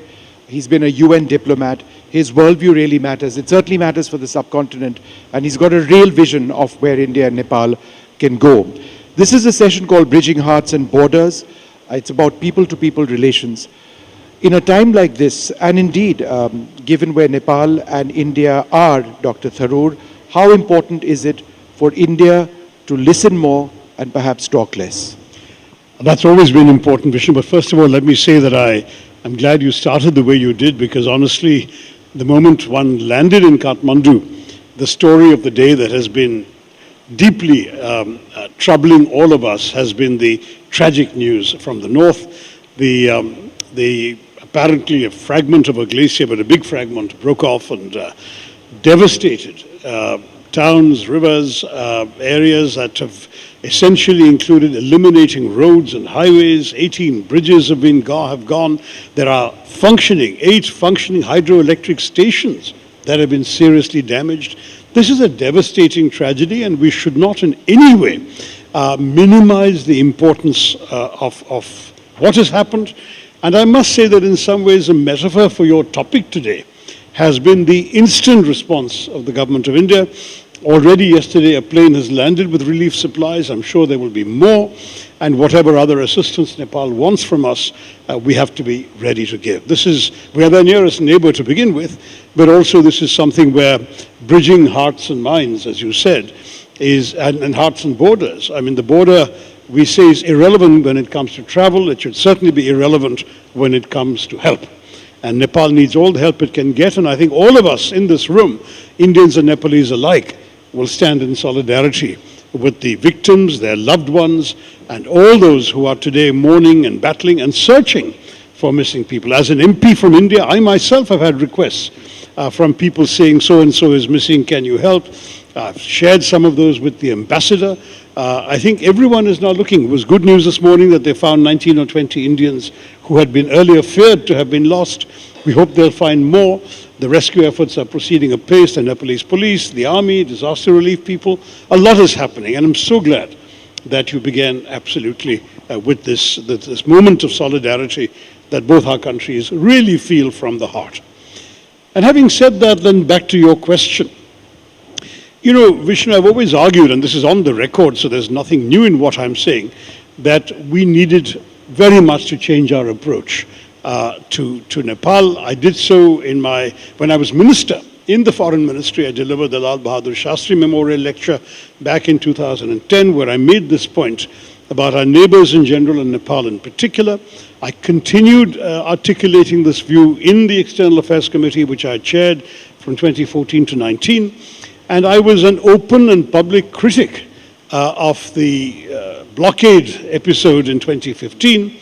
Of course, our government says there was no conscious blockade, certainly not from the government's part, but what de facto happened, I think, was a colossal blunder, a Himalayan blunder, to use a phrase, which I think was very damaging for us. And what I've been saying throughout since then has been that we need to show Nepal the respect that a sovereign, equal country deserves. All this roti-beti relationship that we keep talking about is real, it's important, it's valuable. But at the same time, we have to go beyond that. We have to show to the Nepalese that we respect them as an independent sovereign state, that their views are as important for us to listen to as we think our views are for them to listen to. And this process of respectful dialogue is, to my mind, fundamental to strengthen and take our relationship forward. On this, there can be no two opinions, and I think it's now clear that more and more people on both sides of the border have come to this view. And I think the earlier days, going back to the 1950 Friendship Treaty and the sort of implicit big brother attitude that India brought to the relationship, is rightly yielding to one where we are respecting Nepal, its independence, its sovereignty, its equality with us as a member state of the United Nations, as a sovereign state in this area, and in the same spirit that we are seeing how we can be helpful as a brother. You know, Vishnu, I have to be reminded, not I have to be reminded, I remember this from my research into the days of the 71 war, when, you know, the build-up to that war was going on. And at one point, Nepal was judged by many in India to be playing both sides, as it were. And there was a famous visit of the Pakistani foreign minister of the time in the middle of 1971 to Kathmandu. And at the press conference that was held after his visit, I think it was an Indian journalist, asked the Nepalese foreign minister, you're receiving these people at a time of such terrible tension between India and Pakistan, India, your brothers. And apparently the foreign minister replied, it was such a memorable quote, I'm going to quote it. He said, yes, India are our brothers, Pakistan are our friends. Pause. You can't choose your brothers. So that was ultimately a reminder that whereas the relationship was extremely close, there was something sort of unavoidable about it, even from the Nepali perspective. I'm talking more than 50 years ago.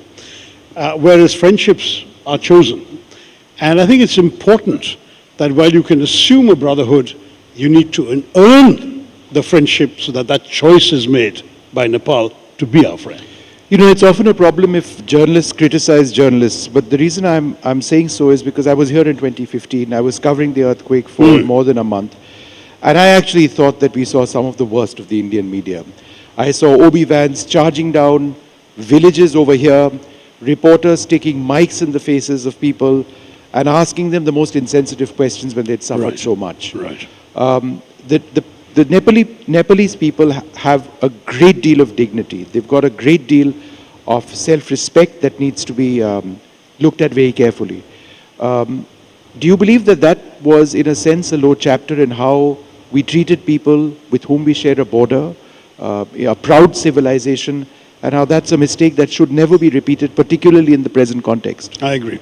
I mean, the fact is there have been other low chapters and there have been high moments. During that earthquake, the relief provided was significant, and that's something we can be proud of. But you're right, the manner in which the media behaved and the boosting, you know, the self-congratulatory tone that we are doing so much to help Nepal naturally grates. No one needs to be or needs to feel that they're in a position of needing assistance.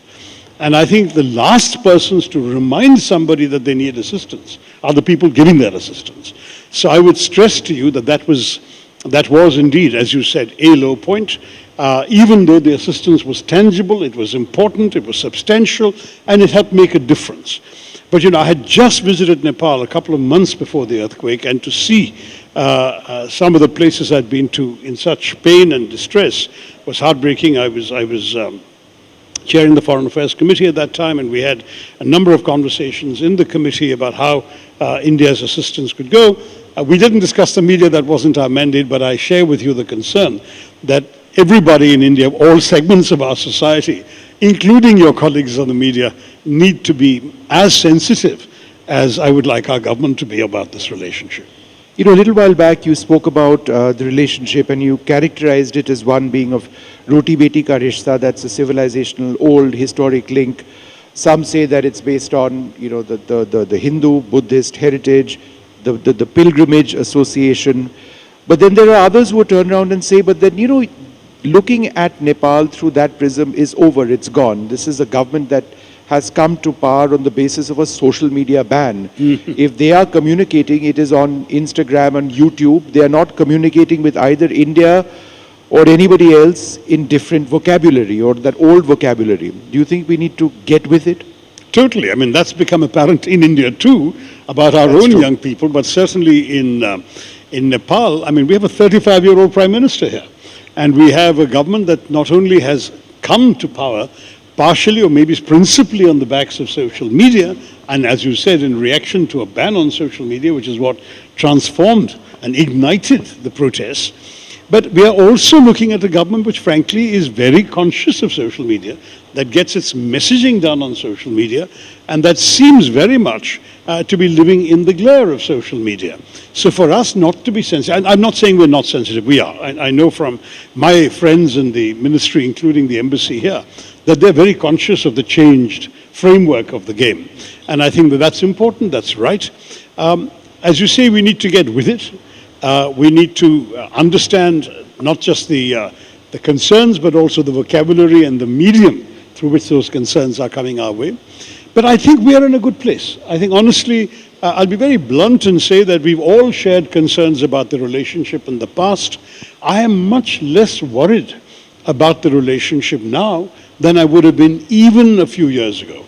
And I would say that today, the body language on both sides is positive. And the latest evidence of it, as I said, was yesterday's plane load of relief assistance.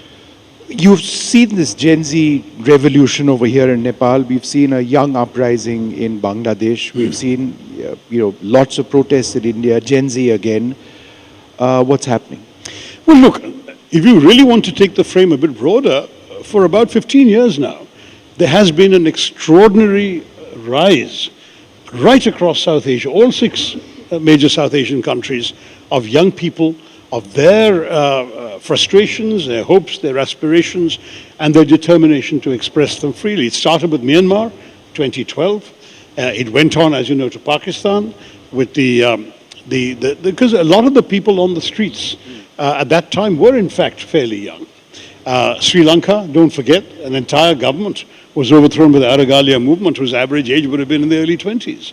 And then, of course, as you rightly said, Nepal and India have also come. And of course, we can't leave out Bangladesh, which again, a government was overthrown. So you've got 6 South Asian countries that have seen various manifestations of youth reaction and a sort of Gen Z revolt. I think the difference amongst them is a reflection of the political systems in operation in each country and the attitude with which governments attempted to face or diffuse these situations. In Sri Lanka and Bangladesh, they couldn't, and the regimes were overthrown. And eventually Nepal ended up the same way, though not quite as comprehensively as Bangladesh and Sri Lanka, because though the existing government was overthrown, there was still a democratic process with an interim government and a free and fair election and a new government. So the structures remained more or less intact rather than a complete overthrow. I mean, as we saw in Sri Lanka and Bangladesh, the rulers literally fleeing the country and a new force coming in, which in the case of Bangladesh was never elected, the interim government there.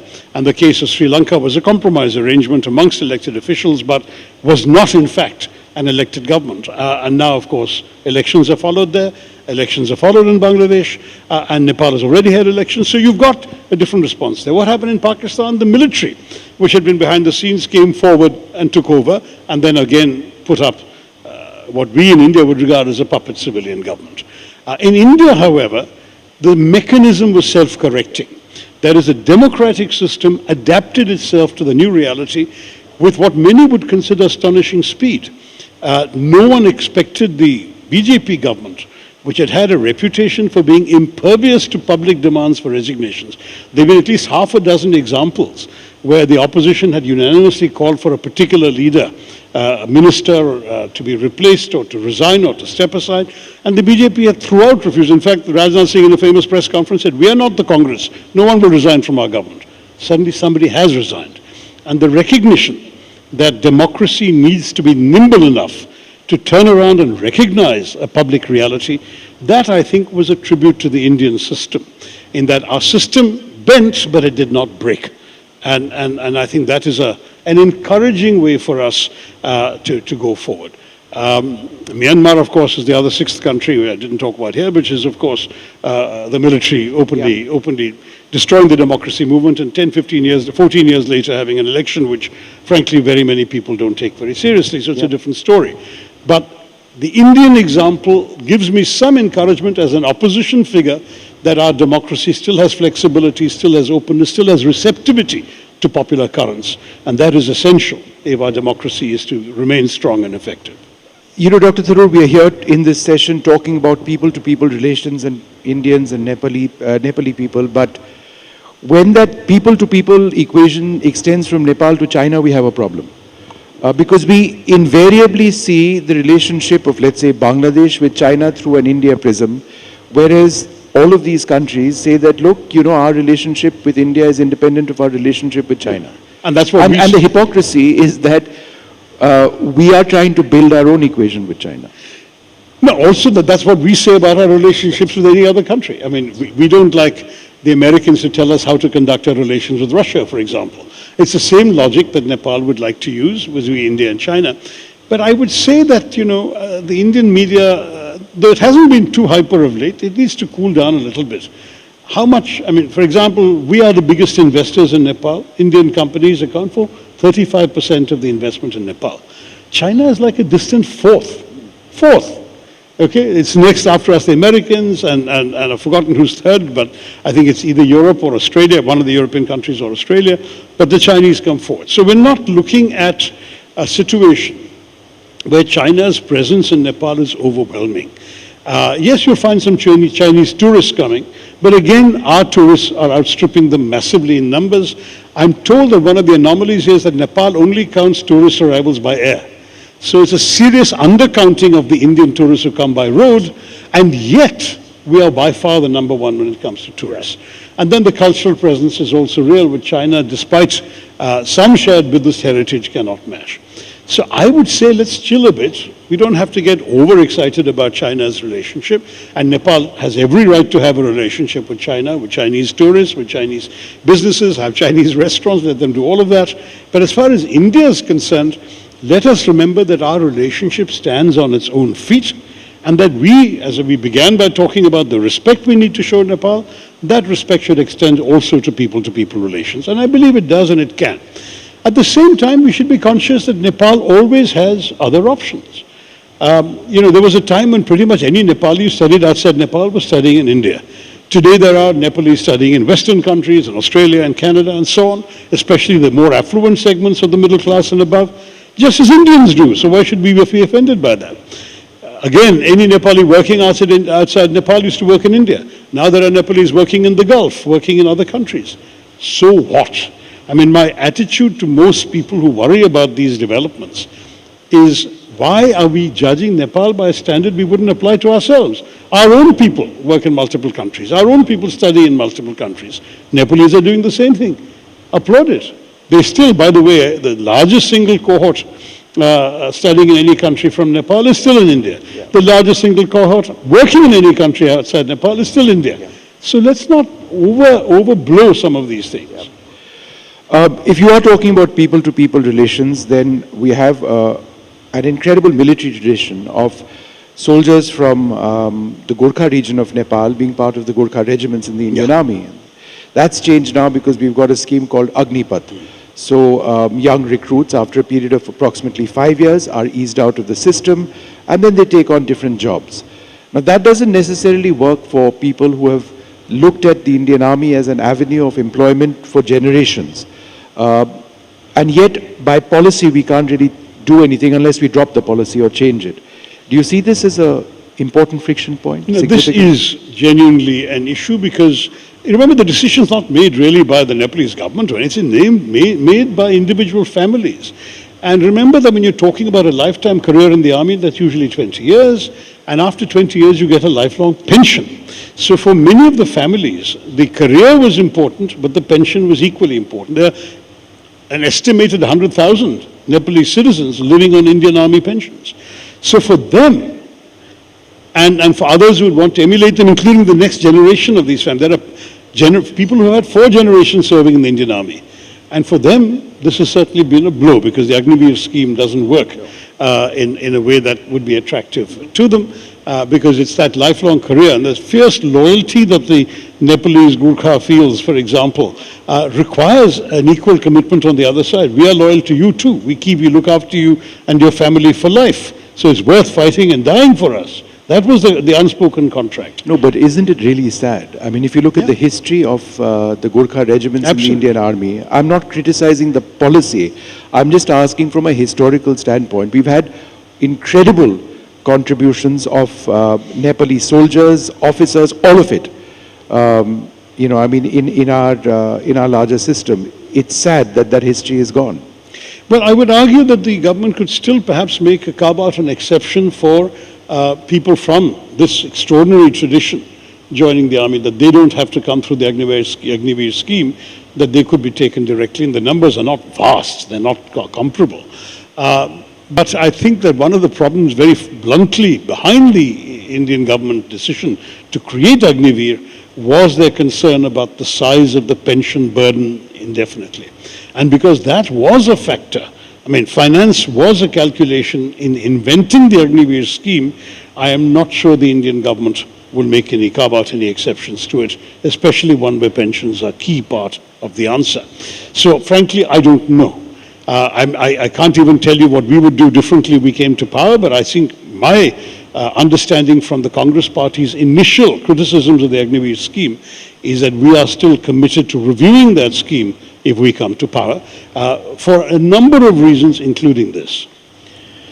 All of a sudden, a couple of years back, the words Lipu Lake Pass suddenly emerged in conversations and a difference in where the border lay over there. I know India and Nepal are talking very hard on this particular issue, but it remains a difficult issue on both sides. How do you look at this? Well, it is a difficult issue every time it is raised, but what's important to watch is it always being raised? Aren't you impressed with the fact that this government has never mentioned Lipu Lake and that our government has had no reason to raise it and say it must be settled?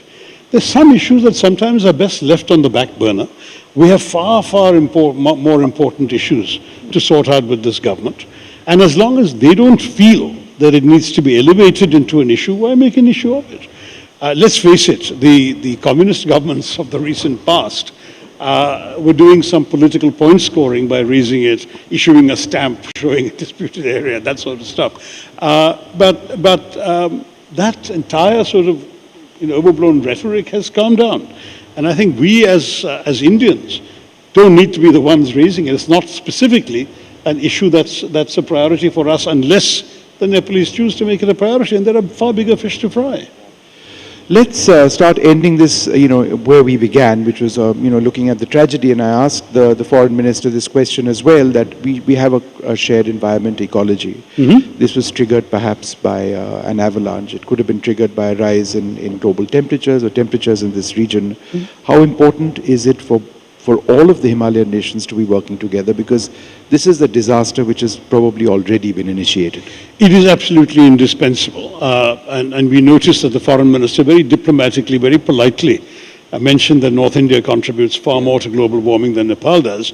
And that's a gentle reminder that we have a big share of the responsibility, just as we remind the Western industrialized world that they have a larger share of responsibility for global warming than we do.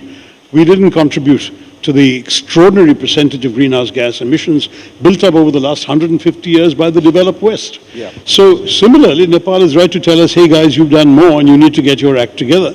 And I think we should agree with that and share with it, share the concerns. The responsibility is also vital for us because we too are affected. When glaciers melt in the Himalayas, when waters stop flowing, I know we're talking decades in the future, these have colossal consequences for India. We are at the moment benefiting from a rather bizarre phenomenon where we have not warmed to the degree that is expected. Other countries have warmed by as much as 2 degrees. We haven't. And part of the reason given is because our country is so polluted that the sun's rays are being bounced back by the polluted air. It's a ridiculous story. But even as we tackle our pollution, we're going to be getting more global warming. The colossal consequences of these are not small matters. Already we've seen tremendous variations in monsoon patterns. The larger global phenomenon has created the El Nino effect, which is affecting our monsoons. We're also seeing some serious challenges in the mountains. If glaciers keep melting, this story today, nothing is 100% confirmed, it's expert surmises, is that in fact a large chunk of a glacier broke off. It could have broken off because of a small earthquake in Tibet. It could have broken off for some other reason, but it broke off because glacier melting is a real thing. So whatever we can do to, and we don't even have enough glacier experts. At a time when the Indian government is rightly now focusing on things like and the Arctic and the Antarctic as a matter of scientific interest to us because of its implications for our country, including geostrategic implications. Right next door to us is a potential world-class crisis in the making, and of course we have a moral and practical responsibility to work with those stakeholders in Nepal to address this problem. It's been wonderful, Dr. Tharoor, speaking to you, building up the or thinking deeply about the people-to-people relationship, going beyond past stereotypes, reworking our foreign relations positions, and perhaps recognizing that the nature of the threat or the adversary is common. We ended with the environment. Once again, let's think about those families missing and thinking about their loved ones. Thank you so much for speaking to us. Thank you, Vishnu. Very true.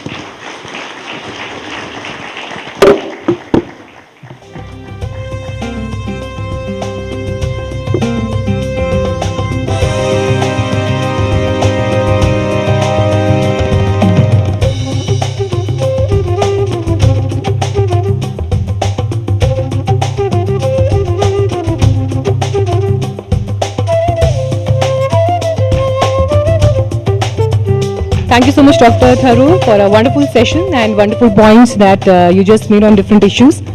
Here we are slipping onto a short lunch break just for 30 minutes and we are expecting आप सभी लोग बहुत जल्द वापस लौट कर आएंगे क्योंकि ब्रेक के बाद कुछ बहुत ही अच्छे पावर पैक्ड सेशंस आपकी प्रतीक्षा में हैं। हमारे साथ ब्रेक के बाद यहाँ पर डॉक्टर राम माधव होंगे, बीजेपी के नेशनल वाइस प्रेसिडेंट। हमारे साथ रवि लमिछाने जी जुड़ेंगे, मनीषा कोराला यहाँ पर आएंगी। तो बहुत से आगे सेशंस लाइंड अप हैं। राजेश हमाल जी होंगे हमारे बीच। तो इंतजार रहेगा आपका। आधे घंटे के बाद लंच ब्रेक के बाद मुलाकात करते हैं। Thank you so much all of you.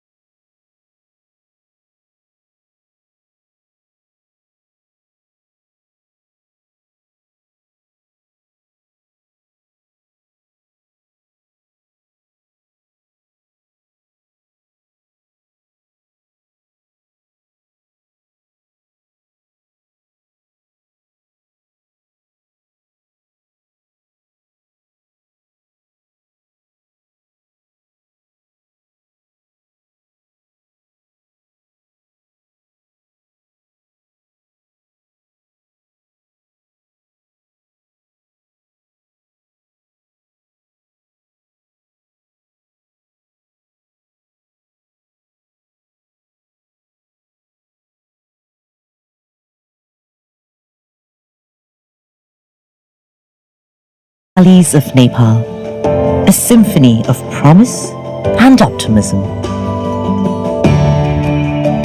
A delicate dance of fragility and wonder.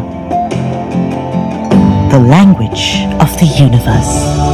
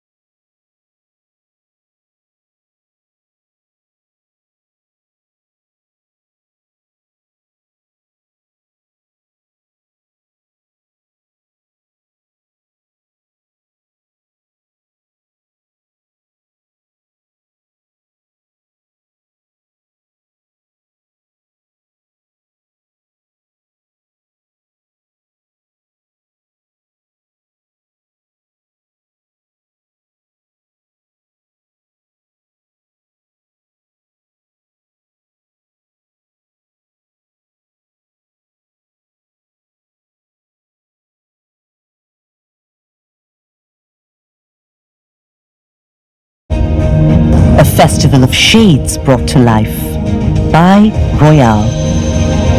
Regal hues to transform your home. The timeless grandeur of living history. A fiery beauty that radiates grace. Songs from the valleys of Nepal. A symphony of promise and optimism. A delicate dance of fragility and wonder. The language of the universe. Rebirth, renewal.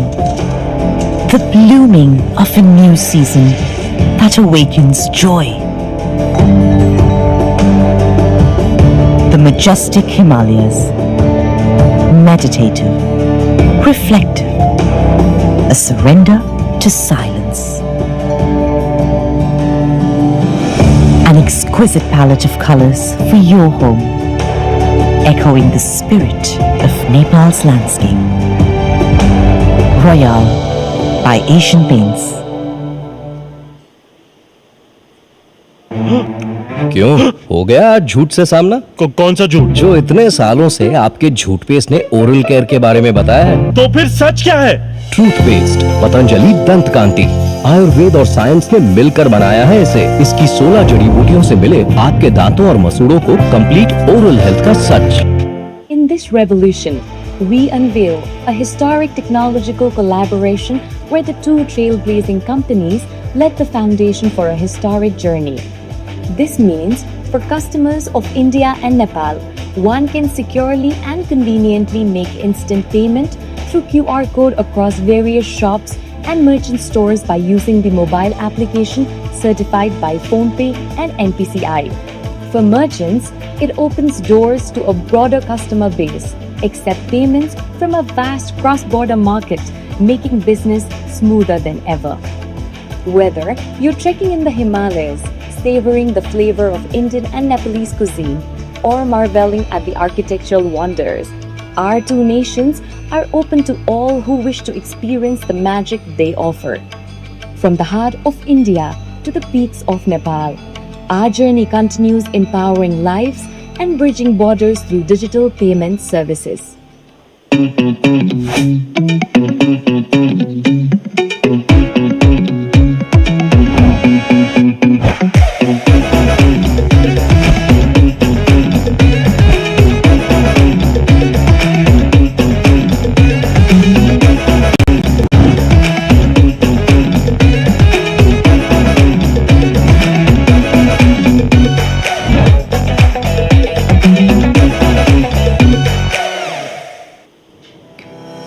Began with one man, one vision.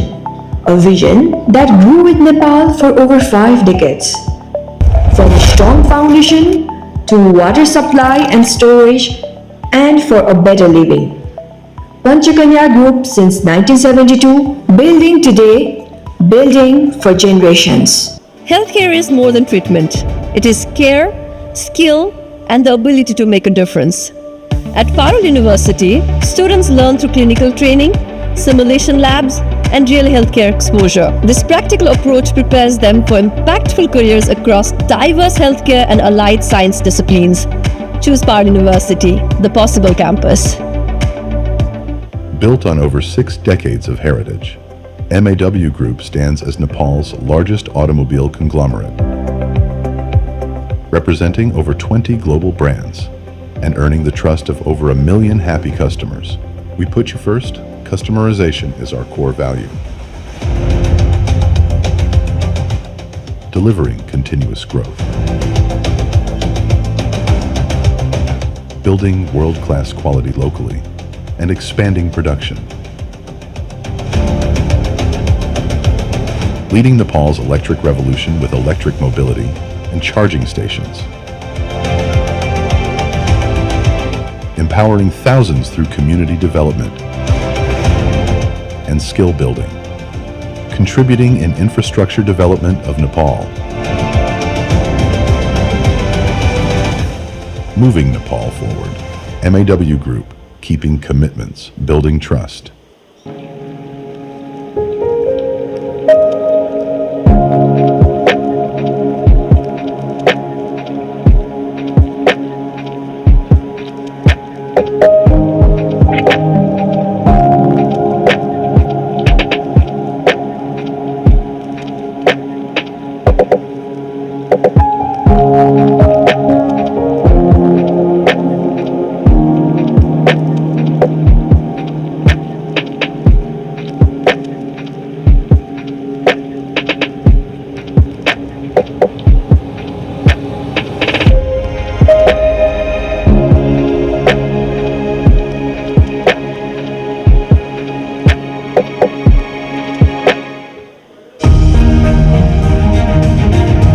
glimmer of opulence that captures the essence of Nepal. Vibrant colors weave a tapestry of refined elegance. A festival of shades brought to life by Royale. Regal hues to transform your home. The timeless grandeur of living history. A fiery beauty that radiates grace. Songs from the valleys of Nepal. A symphony of promise and optimism. A delicate dance of fragility and wonder. The language of the universe. Rebirth, renewal, the blooming of a new season that awakens joy.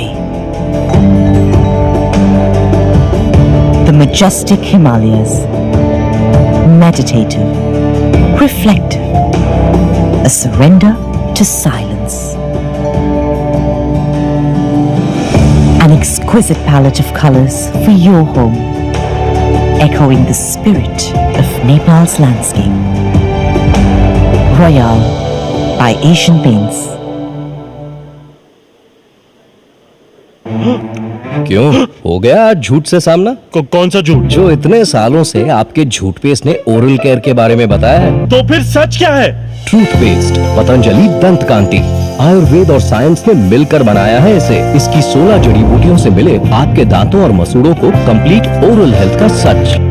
In this revolution, we unveil a historic technological collaboration where the two trailblazing companies led the foundation for a historic journey. This means for customers of India and Nepal, one can securely and conveniently make instant payment through QR code across various shops and merchant stores by using the mobile application certified by PhonePe and NPCI. For merchants, it opens doors to a broader customer base, accept payments from a vast cross-border market, making business smoother than ever. Whether you're trekking in the Himalayas, savoring the flavor of Indian and Nepalese cuisine, or marveling at the architectural wonders, our two nations are open to all who wish to experience the magic they offer. From the heart of India to the peaks of Nepal, our journey continues empowering lives and bridging borders through digital payment services.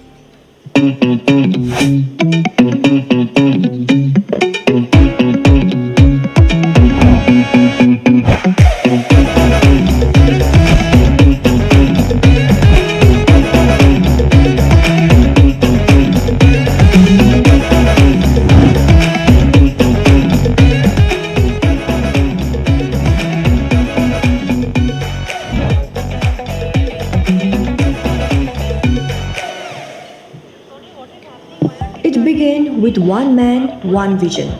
A vision that grew with Nepal for over 5 decades. From a strong foundation to water supply and storage, and for a better living. Panchakanya Group since 1970.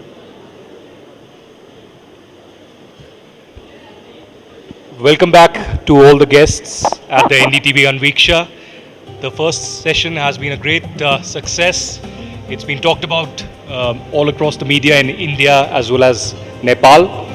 And we have a great lineup of sessions all through the day today with politicians from both Nepal and India, change makers and trendsetters who are joining us. I hope you all had a great lunch. But to start the afternoon session at the NDTV World Anviksha, Ideas Across the Borders, please put your hands together for Divas Kumar, CEO of PhonePe.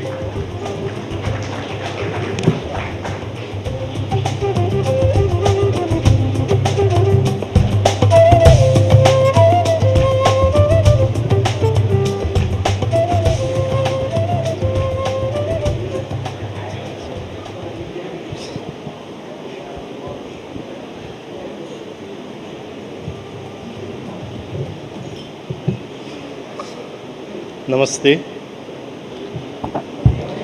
Good afternoon. Before anything else, I want to acknowledge what this country wake up yesterday morning, and I really feel sad, and Nepal is grieving today. So I feel like it's the same for all of us.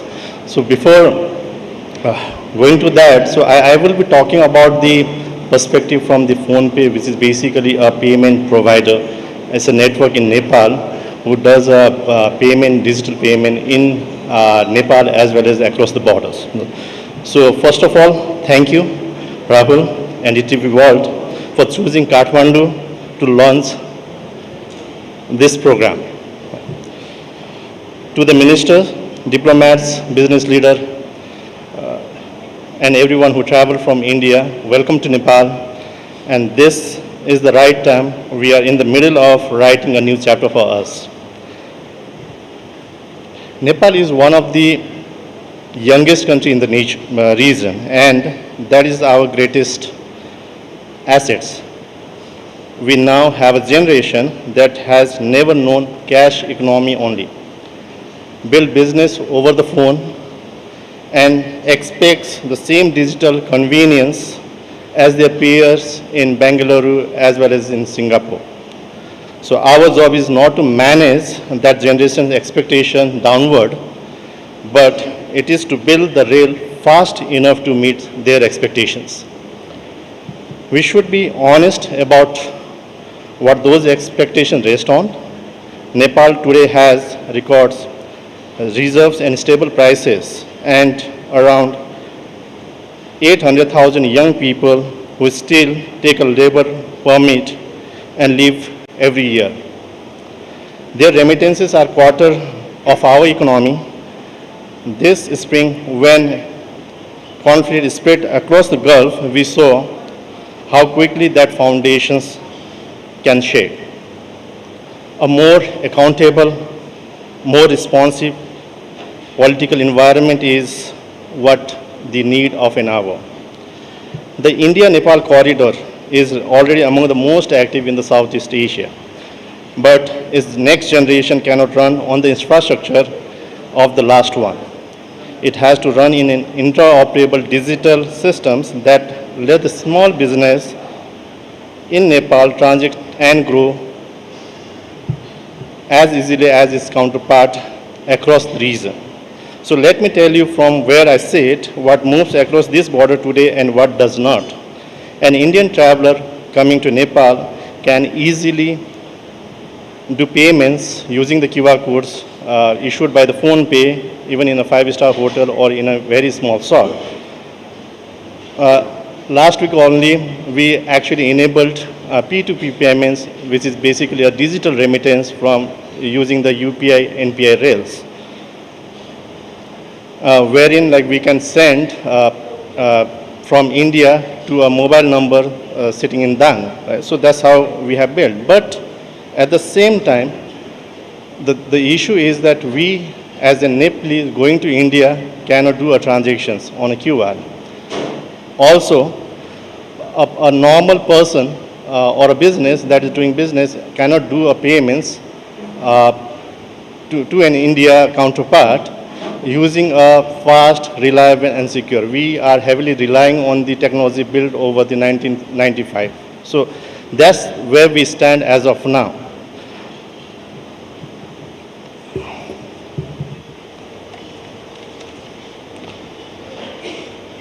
So our largest trade corridor has no real-time rails, as I said. One just opened, two still closed. That is the honest scorecard as of now, right?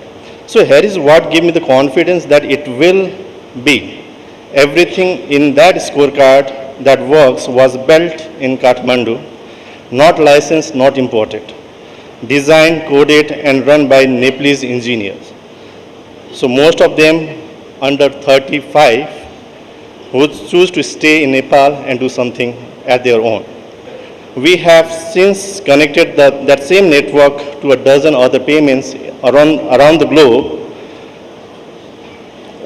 We have made this payment accessible to the globe, but we have not actually utilized our own technology to the great mass.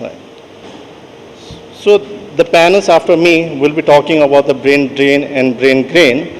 But what I feel is like, since we have a technology capabilities, we have built everything at our own, so that's a confidence that I want to give to every people in Nepal, even in India. That is what I meant by the shared future between the India and Nepal. It is the QR code that finally works the same way on the both sides of an open border. Is the young entrepreneur pricing her product for a market and one and a half billion people, not to the just 30 million people. So it is a country using movement of self-examination and as a starting point for institution worthy of its youngest, most digitally fluent generations. Anviksha asks us to look again at the familiar stories. The familiar stories about Nepal is that it sits between two giants, defined by its geography. The story I see and I really feel is a bit different. A young, digitally native country built between the financials and the human infrastructure to define its own next chapter, alongside India, not in its shadow. Thank you. Thank you very much.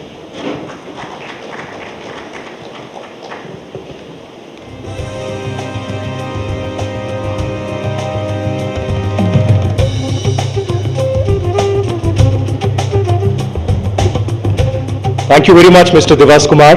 We do hope that with the new technological advancements, a common Nepali brother or sister can be able to make the QR payments in India as well, and to speak about the growing India-Nepal corridor and looking towards a new future.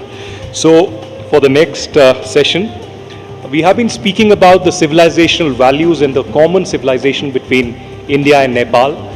There's great history behind us, but there's also technological advancement, and also now over the last 1 year, we've been speaking about the Gen Z movement and those commonality as well. For our next session, we pivot to the regional strategy.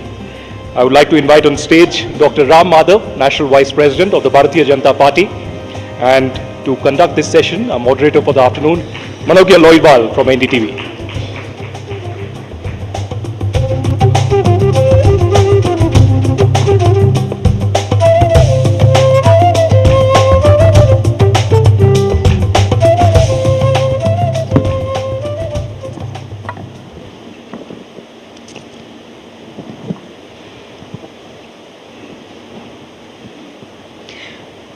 Former Prime Minister of India, late Atal Bihari Vajpayee, had said, "Friends can change, neighbors cannot."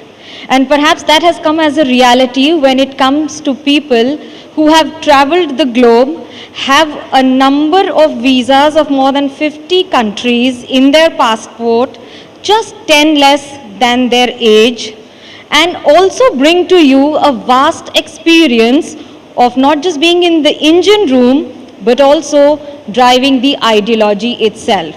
I'm talking of none other than Ram Madhav, National Vice President of BJP and an RSS Pracharak. Welcome to NDTV World, sir. A round of applause for a man who's been with a mission. It's very categorically stated, Ram Madhav doesn't come with a party post. He comes with an argument. Do we begin? Thank you for those nice, kind words, Manogya. Before we begin, I think it is my duty to pay my condolences to all those families who have probably lost their dear ones in this yesterday's big tragedy here. The entire 1.4 billion Indians stand with the people of Nepal in this hour of big tragedy. We all know that Indian government is also already extending whatever necessary support that Nepal requires from its side. In fact, as my flight landed, Behind me came the second flight carrying the relief material from India. One flight had already landed yesterday and the second flight arrived today.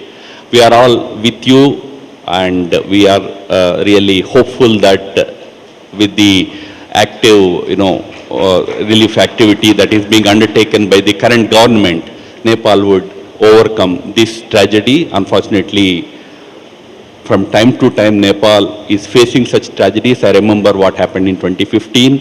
10 years later, again, a similar kind of situation is being faced. Please remember that the whole country and the government of India is with you in this hour of crisis. Also, I would like to congratulate the NDTV management, Rahul and Manogya, and all the team members for organizing this event in Nepal. You started with Vajpayee ji, तो मैं कबीर का एक दोहा से शुरू करता हूँ. कबीर का एक दोहा है, लोग कहते हैं कि भगवान आते नहीं, पर द्रौपदी जैसा कोई बुलाते नहीं. लोग कहते हैं कि भगवान खाते नहीं, मगर शबरी जैसे कोई खिलाते नहीं. कभी कभी लोग कहते हैं कि नेपाल इंडिया में दूरी है, नेपाल में थोड़ा एंटी इंडिया सेंटिमेंट है वगैरह वगैरह. Remember, India's relations with its neighbors are not just state to state, government to government relations. They are much more strong, that they are stronger at people to people level. When we strengthen people to people engagement, all those things will become immaterial. I mean, no such things we will encounter, we will face. So, Nepal की जनता भारत के साथ जुड़ेगी जब NDTV जैसे organisations when they come forward and do these kind of events. I wholeheartedly congratulate NDTV for this initiative, and you took up such a wonderful name. My hearty congratulations to you. So just taking you forward to the next question is, there has been a Gen Z movement in Nepal that changed the country's scenario completely forever. And there has been a Gen Z movement in India. What are the differences between the two and why so? Two different situations and two different outcomes also we know. There was a particular situation in this country last year which led to that massive popular outburst, and it had resulted in a major change in the political dispensation here. It's completely a domestic issue of Nepal. From outside, obviously, we should not be commenting about it. Whatever decision people of Nepal or youth of Nepal they took is in the interest of their country, and that is their prerogative also. But as far as India is concerned, let me tell you something very important. We have to be a little careful about these new terminologies that are coming into vogue. Gen Z, Gen Alpha, Millennials. Nowadays I have heard something as Zillennials. How much do you want to divide our youngsters? India is a country of massive youth population. We are very proud of our youngsters. But they are not just one group that represents the entire youth of our country. Of course, any group of youngsters in India, if they have a concern, if they have some issues to take up with the government of the day is always willing to engage with them. And that's what happened in Delhi last month when the youth, a section of our India's youth, which is categorized as Gen Z, but वहाँ तो Gen Z से बहुत सारे अलग लोग भी थे. There are many other people also, but that is immaterial. But the issues raised were immediately addressed, and the movement's agenda was fulfilled.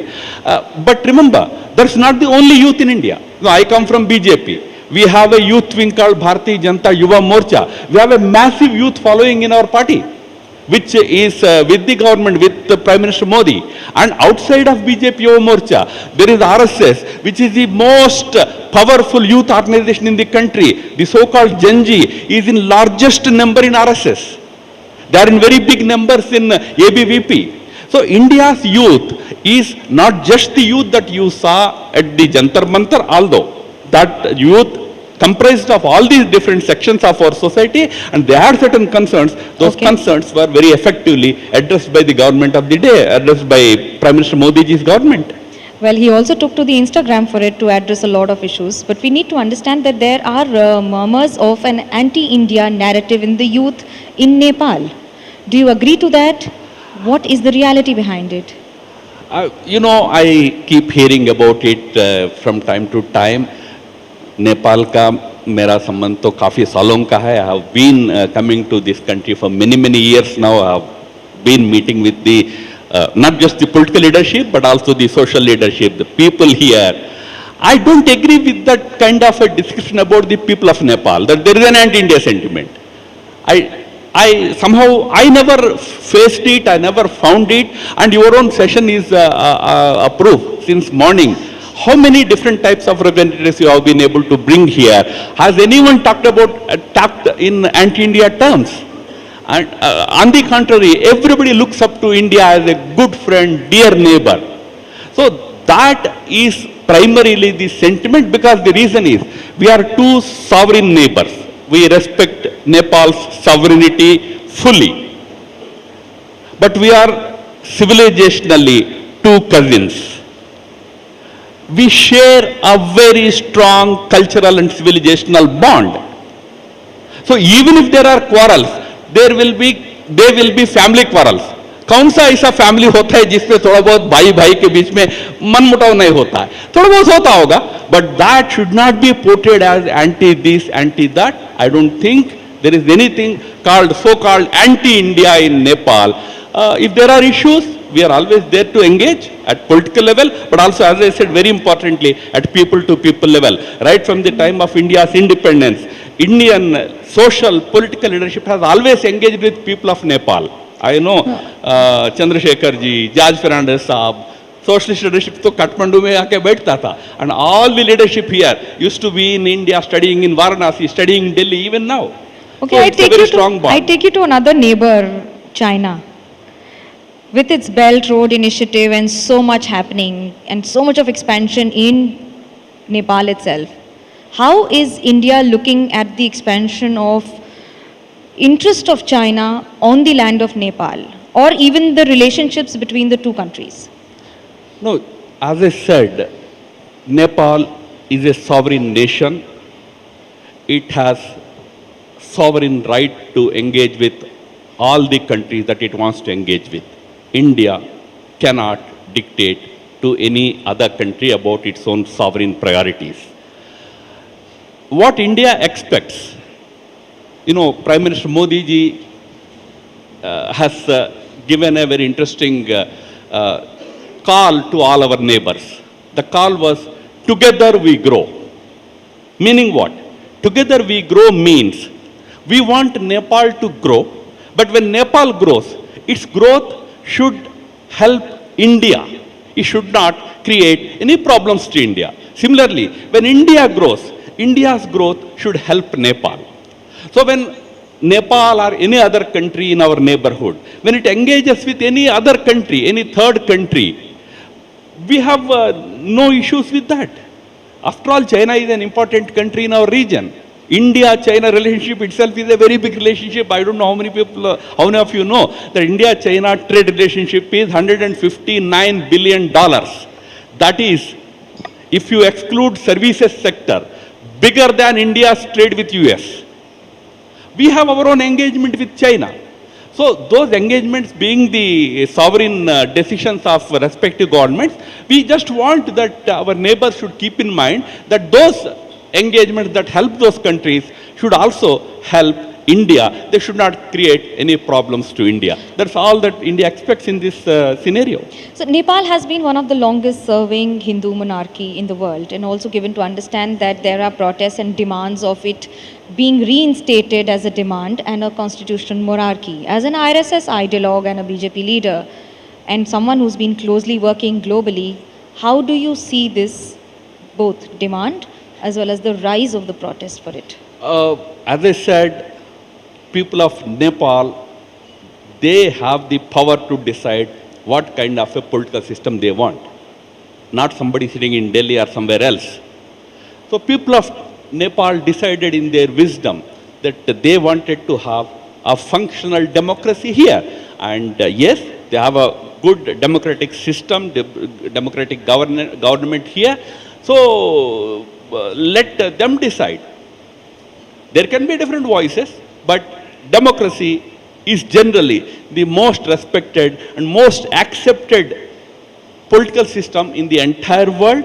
We are happy that people of Nepal have a good democratic government in place, and I hope this current system that they have, current government that they have now, will be even more stable. Of course, they had government, there were sometimes a little unstable, but it seems there will be more stable democratic system, democratic government here. It's the decision of the people of Nepal. There's a treaty between India and Nepal on 1950 treaty. There are also multiple demands of it being revisited or revised. What are your thoughts on it in present scenario? Look, these are all G2G issues, government to government issues. It's not for everybody to comment upon whether some treaty should be revisited or not revisited.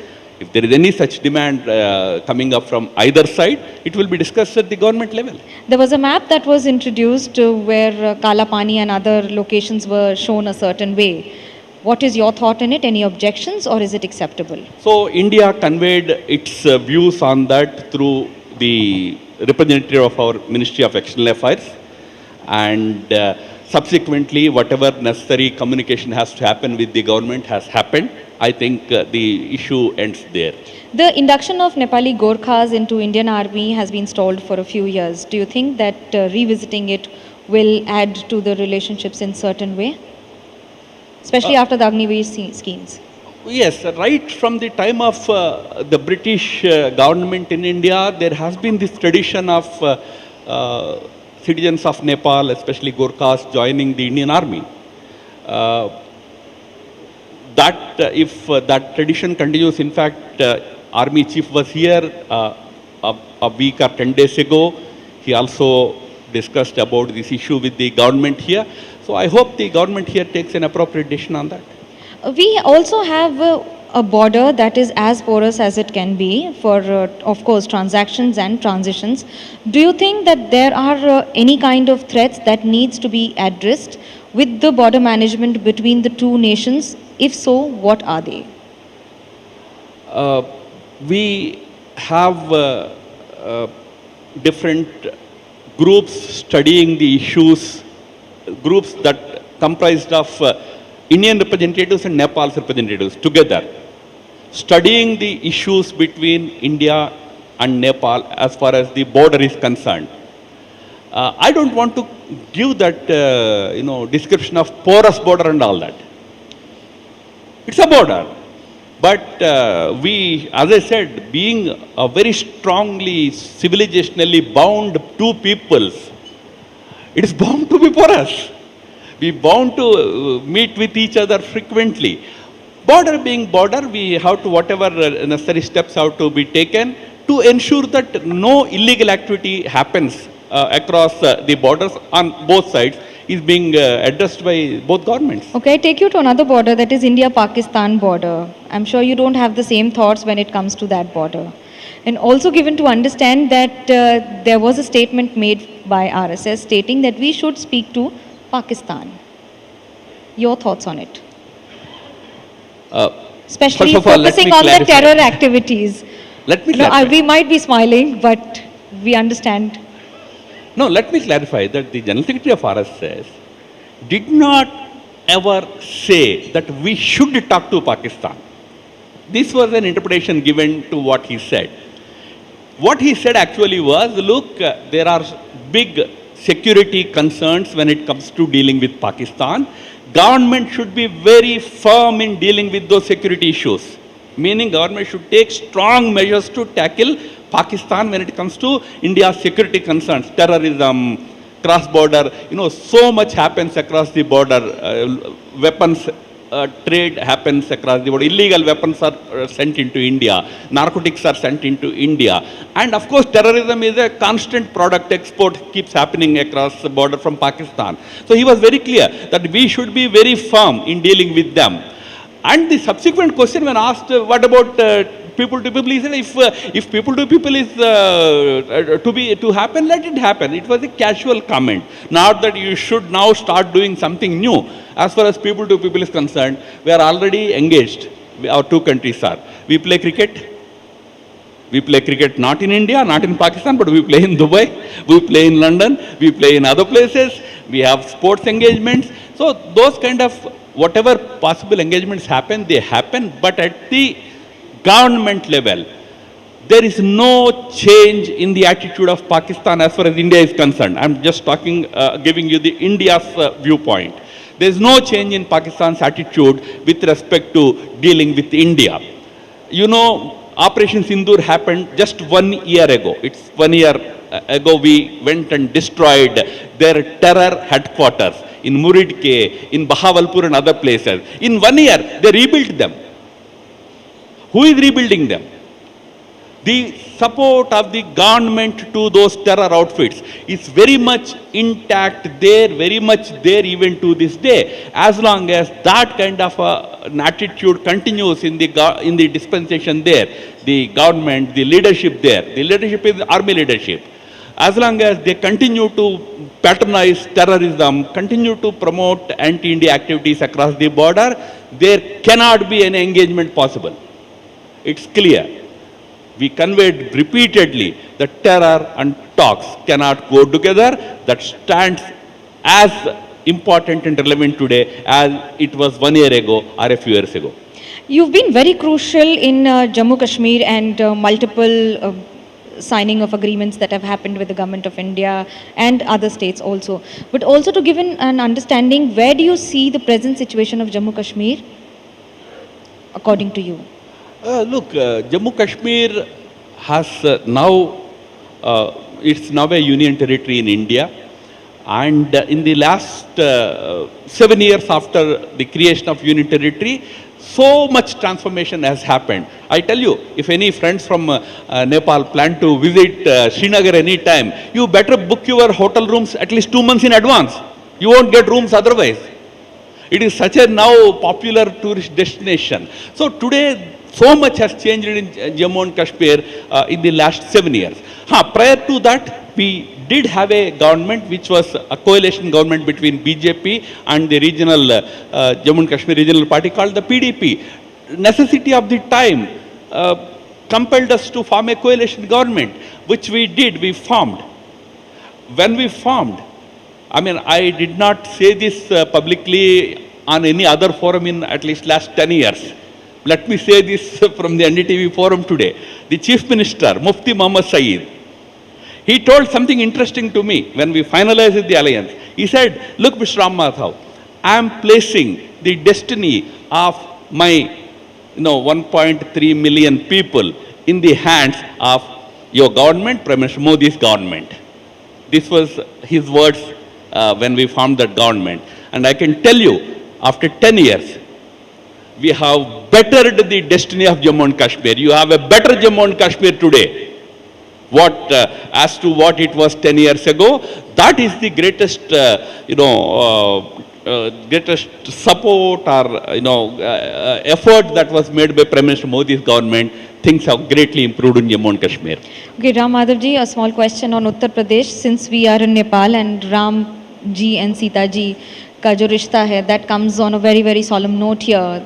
The Chanda Chori issue, where do you see it going in India, UP, especially in the elections? It was an unfortunate aberration. It was not any rule. It was just an unfortunate aberration. Remember, the issue of Chanda Chori was actually identified. It was found out by the administration of the temple only, no outsider.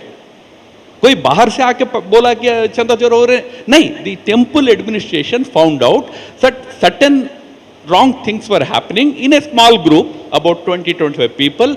That was immediately addressed. Those people who were indulging in that kind of an activity were immediately apprehended, they were arrested, and the matter ended there. And subsequently, the temple administration has taken many steps. Now they are appointing a CEO, Chief Executive Officer, to oversee the entire functioning of the temple. So one need not be really worried about whether that is continuing to happen or it is something very big happening all the time. No, it was a one-time aberration. Maybe there was some oversight. That oversight was immediately identified, and it was that thing was plugged immediately.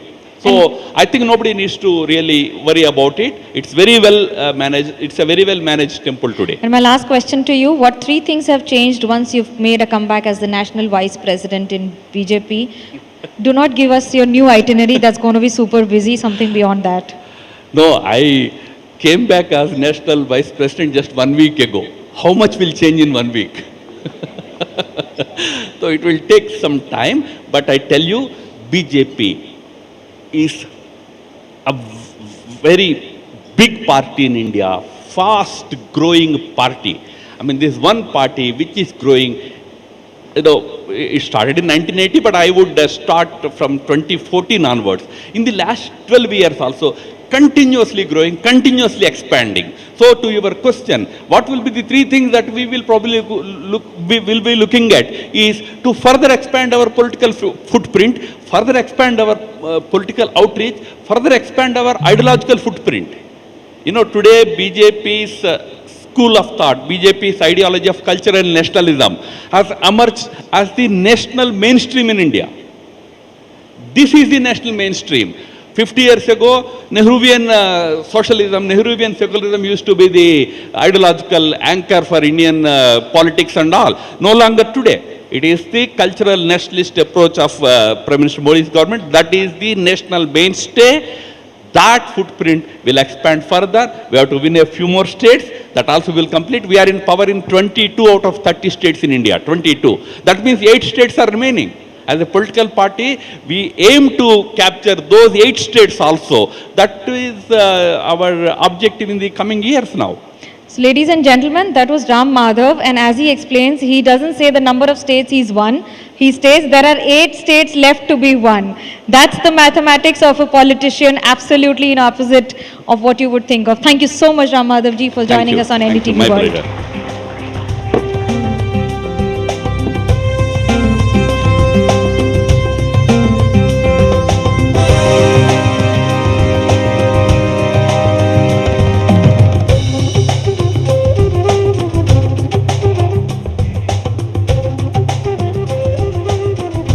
Thank you very much, Dr. Ram Madhav, for elaborating not just on the India-Nepal ties that are touching newer heights, and we will probably see the 2 prime ministers engaging and meeting for the first time later this year, but also elaborating on the cultural nationalism of Prime Minister Narendra Modi's government in India. Now, policy and regional frameworks set the stage truly, but the true drivers of tomorrow are the youth of both Nepal and India. To look at how the Gen Z is transforming not just a narrative, but policy and the government as well. We have the brain drain into brain gain, and leading the next decade of growth for a new Nepal. Please welcome on stage Sandeep Rana, Member of Parliament of the Nepal.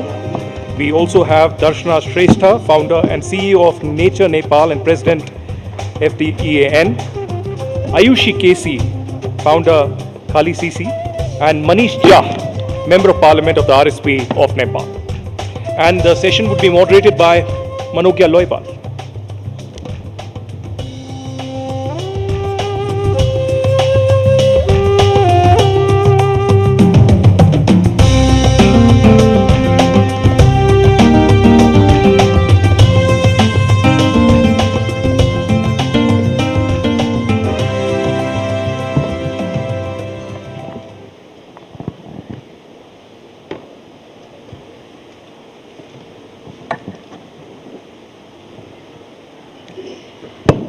Nepal is young, believe it or not. 1 person in every 3 is a Gen Z, and that's the power of a nation that has rewritten its own history in the best possible terms for the world to see. They have their own ways, they have their own means.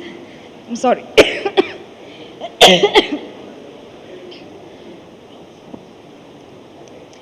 And that's Nepal, that's just rising and shining with every passing day. But is the rise and shine similar to what it seems like, or is it brain drain and brain gain? That's what we're going to discuss now, and to talk more with me.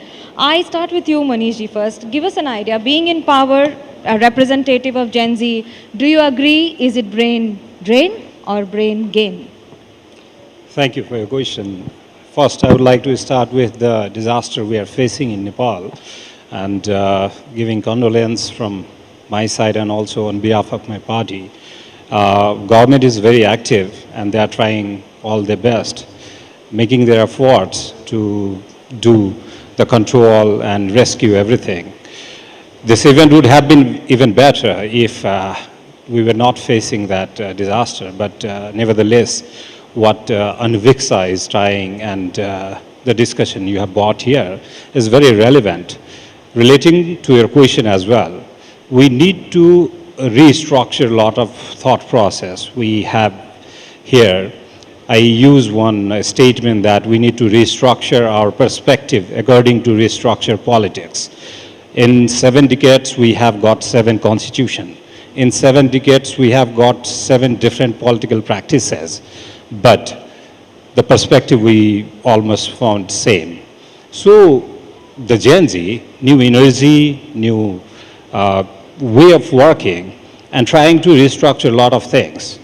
So we need to restructure a way of thinking and which brings the gain perspective a lot than drain.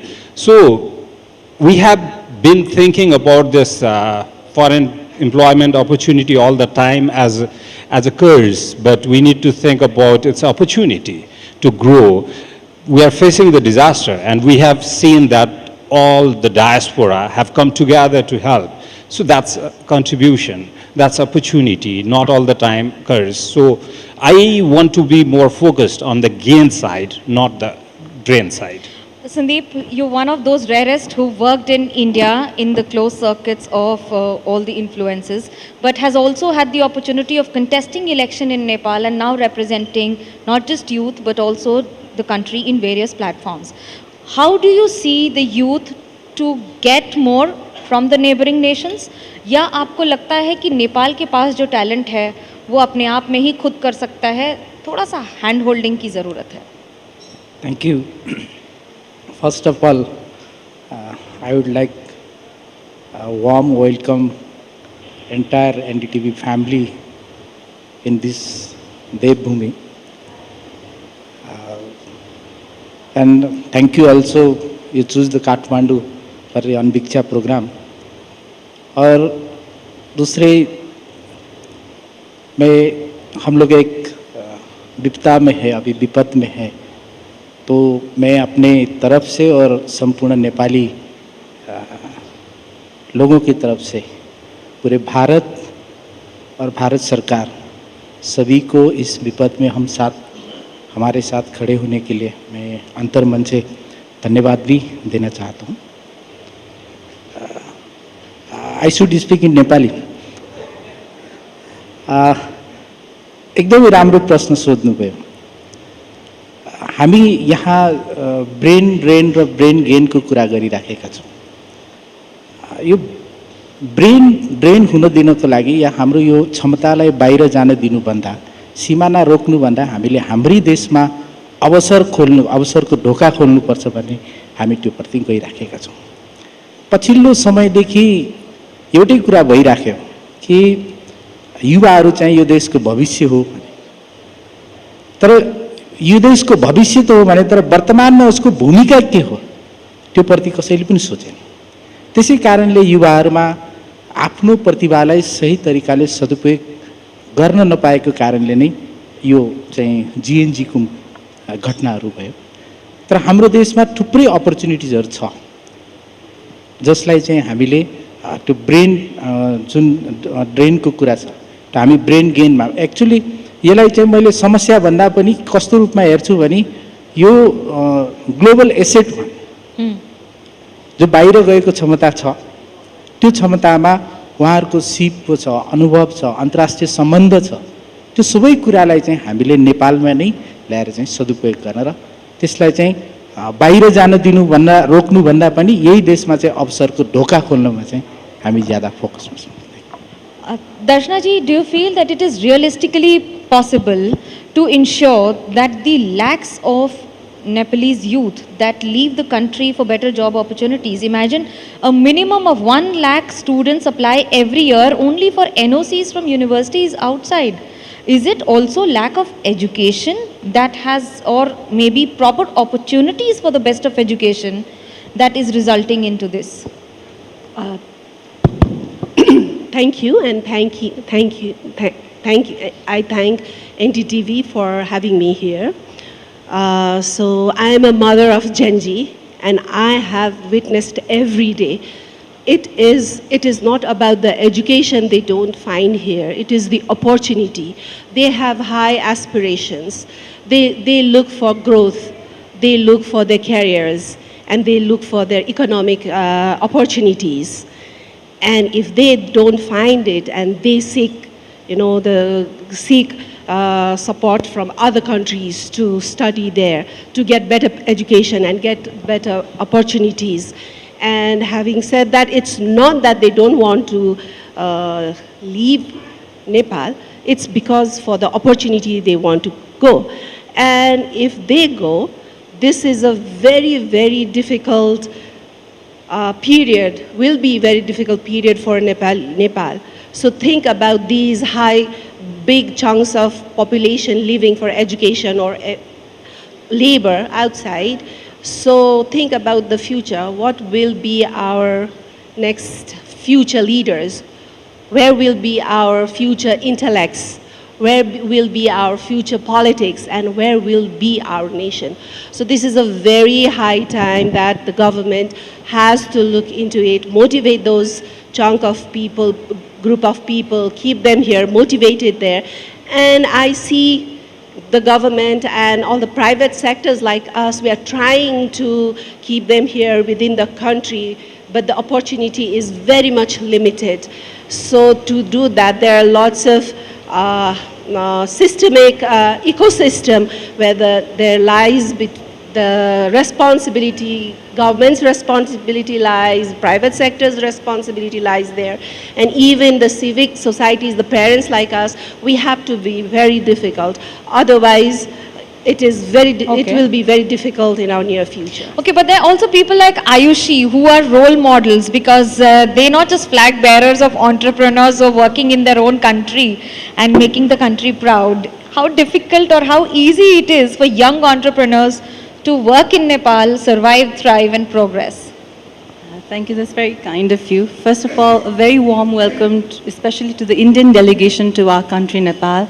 And thank you for the support you've given us in such solemn times. I think it's, to be fair, it's not just a Nepal-specific sentiment. I think it's a global South reality. Just a few days back, I was in India amongst other young Indian entrepreneurs, and they shared a common frustration of working in India as well.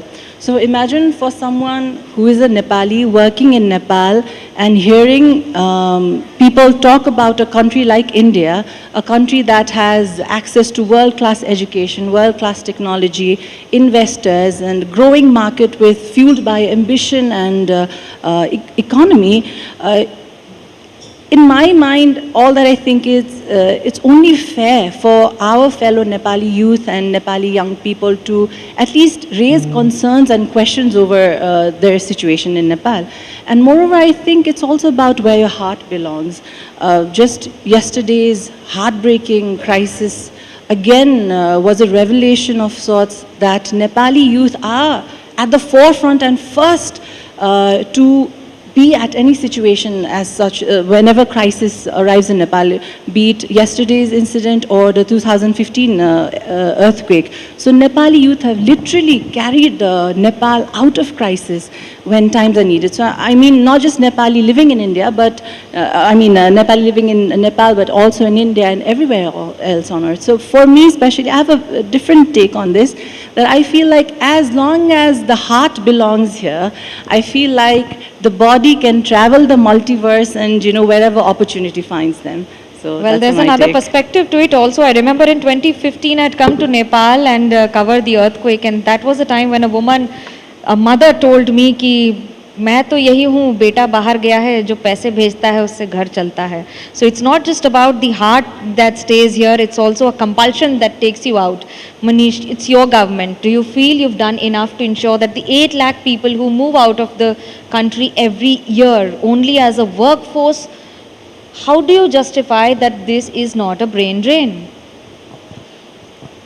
You know, like when this geopolitical process has started on 13th century, since then we have seen that people started moving to different regions and different countries to access for the resources, access for the opportunity, and access for the productivity.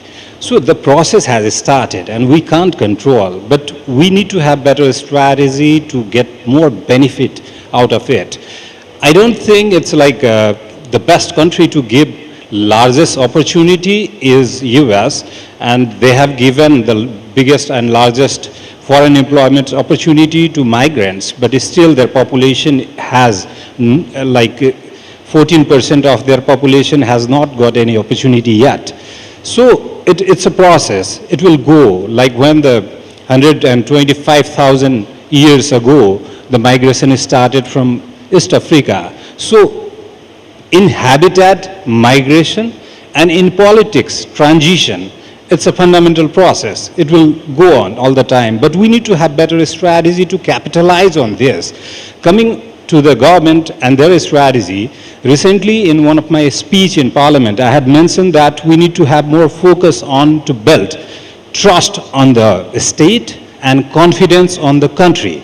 So if we will build that, recently we have seen in Saudi Arabia, we have seen in Turkey, we have seen in India as well, lots of people, they have started returning back to the country, not only with the investment, but we need to have better culture to contribute. And for Nepal, we need to have more people coming back with more skilled to have better institutionalization process where we lack. So we are very old country, but we are very new state. So we need to have a process, a strategy and culture to build new institutionalization process and better state, to build more confidence on the population side. So we are working on it, and we have 3 different important pillars. One is a stable government. Second, educated and energetic population in politics. And third, we are open to learn and open to collaborate with all the stakeholders. Okay, we were talking about some ghar vapsi. I think Sandeep Rana could be one of those people to explain on what it is to work outside your nation and come back with a lot of experience and expertise. Does that help, and what would be your message? आप क्या बोलना चाहेंगे उन लोगों को जो बाहर जाते हैं, लेकिन आपने आकर चुनाव लड़कर उसे जीत कर ये जज्बा तो साबित कर दिया कि शरीर कहीं भी जाए, दिल वापस नेपाल ही आया. जो बाहिर जानुभएको छ उहाँहरूले पक्कै पनि यहाँभन्दा राम्रो अवसर पाइन्छ भनेर जानुभएको. तर हाम्रो ठाउँमा पनि थुप्रै कुराहरू छ. मैले अघि नै पनि भने, फेरि रिपिट गर्न चाहन्छु. साँच्चीकै यो देशलाई देख्न अघि मनिष सरले भन्नुभयो, कल्चरको कुरा गर्नुभयो, यो सबै कुरा गर्नुभयो. इभन अहिले गभर्मेन्टमा हामीले चाहिँ इन्टान्जिबल हेरिटेजको कामहरू पनि गरिराखेका छौँ. यो चाहिँ देश यस्तो राम्रो देश हो कि यसमा चाहिँ हाम्रो कल्चरल डाइभर्सिटी छ, बायोडाइभर्सिटी छ, नेचरको डाइभर्सिटी छ, यत्रो थुप्रै सम्भावनाहरू छ र हामीले धेरै कुराहरू बाहिर पठाउने पनि गरेका छौँ. र बाहिर बस्नुभएको उहाँ साथीहरूले त्यहाँ सिक्नुभएको अनुभव, त्यहाँ जान्नुभएको कुराहरूलाई यहाँ ल्याएर त्यसलाई चाहिँ प्रडक्टसँग जोड्नु. विशेष गरी हाम्रो देश चाहिँ रेमिटान्सले धानेको भन्ने गर्छौँ, जसमा चाहिँ 17.2 खरबको आसपास चाहिँ हामीसँग रेमिटान्स आउँछ. यो देशको जिडिपीको 28% को आसपास छ. हामीले त्यो जिडिपीलाई कन्जम्सनमा भन्दा पनि त्यसलाई इन्भेस्टमा बदलिन चाहन्छौँ. त्यसलाई चाहिँ ल्याएर चाहिँ हामी चाहिँ पहिला चाहिँ जम्मा गर्न चाहन्छौँ, जम्मा गरेर त्यसलाई चाहिँ इन्भेस्ट गर्न चाहन्छौँ, इन्भेस्टबाट प्रोडक्सनमा लैजान चाहन्छौँ, प्रोडक्सनबाट हामीले चाहिँ जब क्रिएसनको तर्फ माने चाहिँ इम्प्लोइमेन्टको तर्फ चाहिँ लैजान चाहन्छौँ.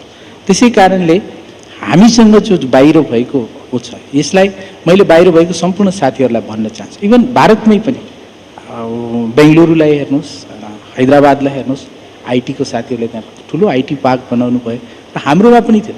त्यो यहाँको एग्रिकल्चरलाई चाहिँ हामीले एग्रो बिजनेसमा लैजान चाहन्छौँ, यहाँको टुरिज्मलाई चाहिँ हामीले चाहिँ टुरिज्म इकोनोमीमा लैजान चाहन्छौँ।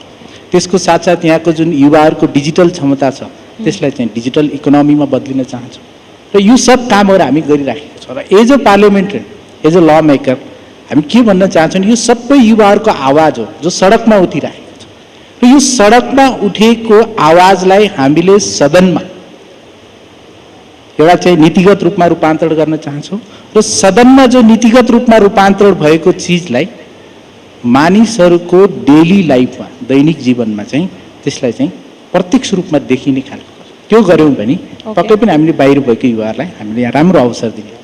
Okay, I get that. But Darshana ji, do you agree to the fact that the level of education is matching the level of employment and opportunities, or the lack and the gap is so much that bridging itself is a challenge?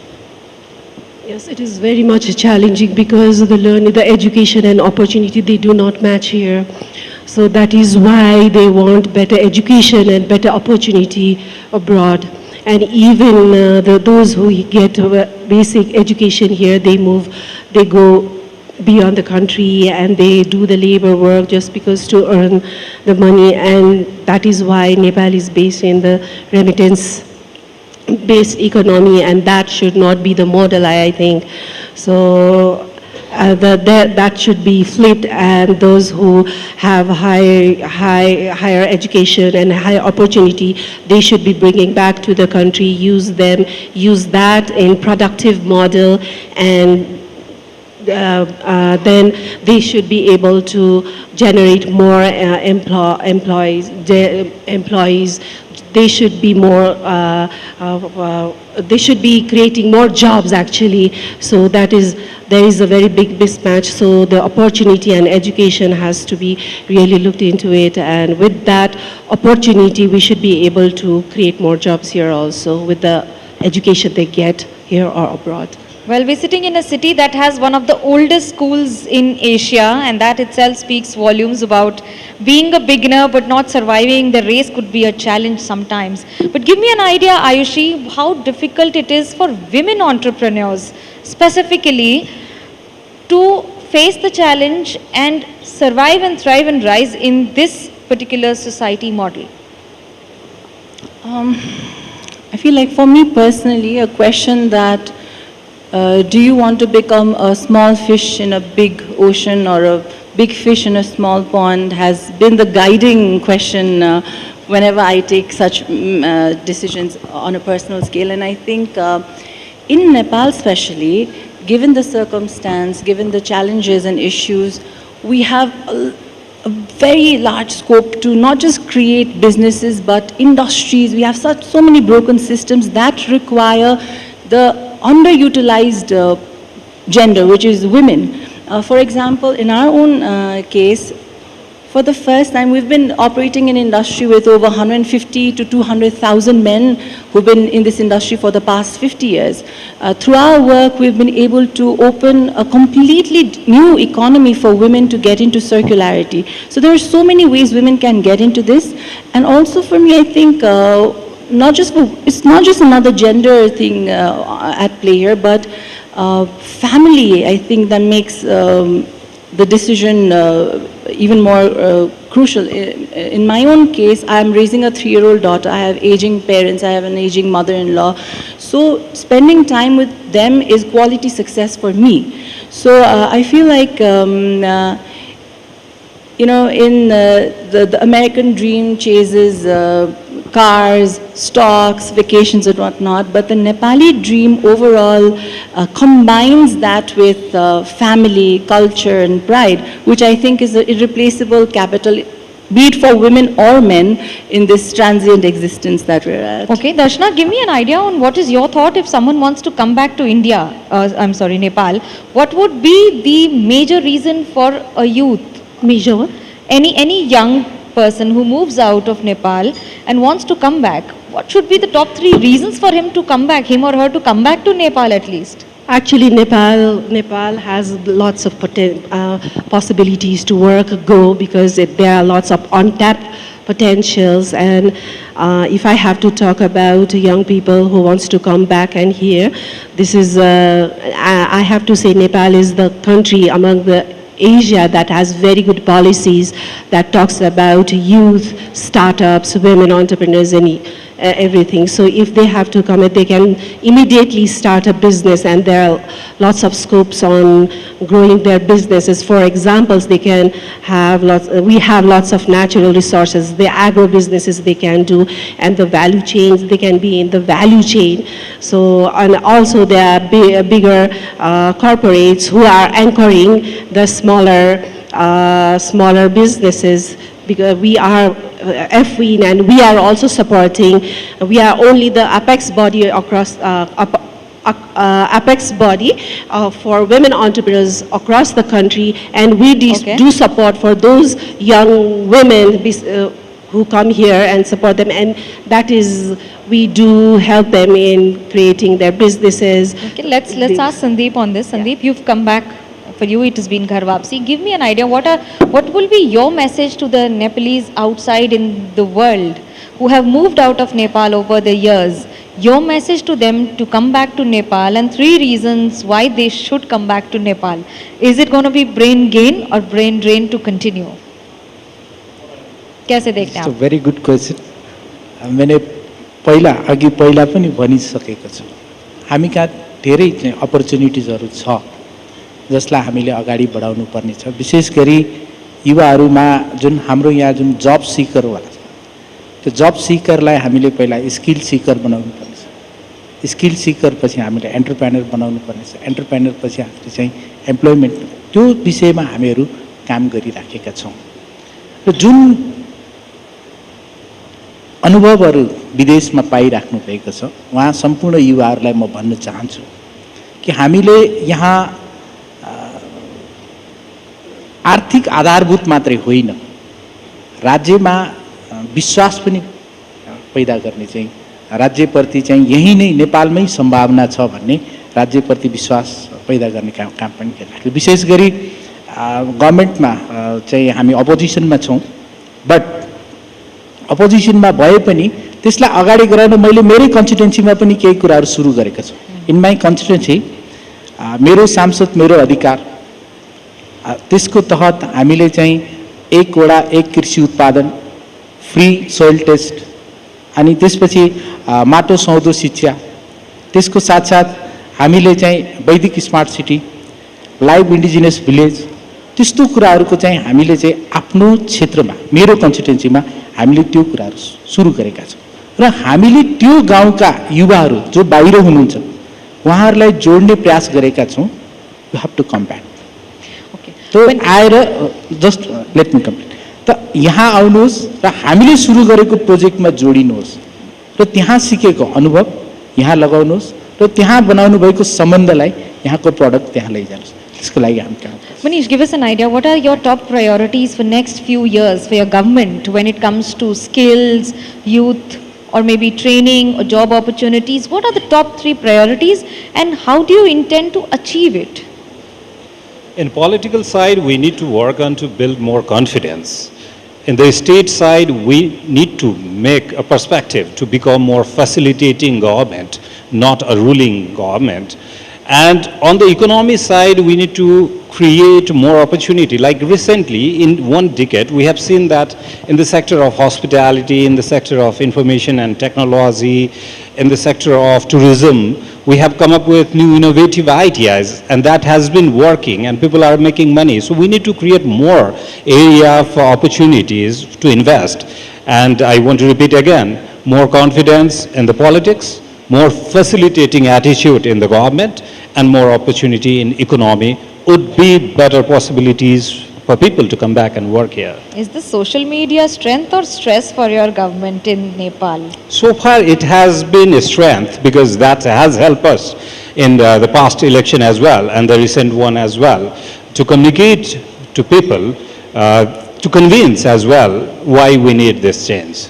Is it also understanding that most of the youth, which are the countries that find top 5 positions when it comes to moving out of Nepal and going to other countries. Like India continues to be a top choice, also an easy one. Is that a beneficial step for the youth of Nepal, or should the youth of Nepal target other countries to move ahead also? No, so far we have seen all the countries where our people have raised for education and to earn more money for better life. That has been good. We don't need to think about lots of other alternatives, but we need to make them more educated, more informed, and more skilled. That should be our priority. Darshana, give us an idea. Why will someone who's earning well enough in dollars in US come back to Nepal, invest and start from a scratch? Would you ask your children to do so? Yes, definitely, because we have sentiment towards your country, and there are young generations who are saying it's not, they want, I told you earlier, it's not because they wanted to go there and earn dollars, because they didn't see the opportunity. If they have opportunity here, and if they have that enough money here to spend, then they would love here and spend it because they love Nepal very much. Well, ladies and gentlemen, the fact says that 1,500 of youth every day moves out of Nepal, and that's a figure that we need to live with. However, the government claims and says it's all set to reduce it too. Thank you so much, ladies and gentlemen.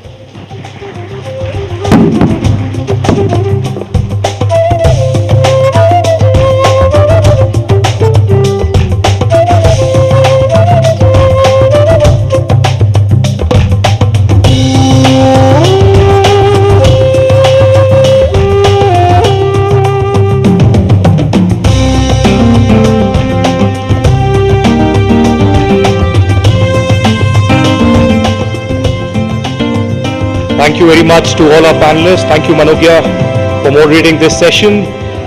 As we head forward, we now broaden our horizon to examine how South Asia positions itself on the global stage.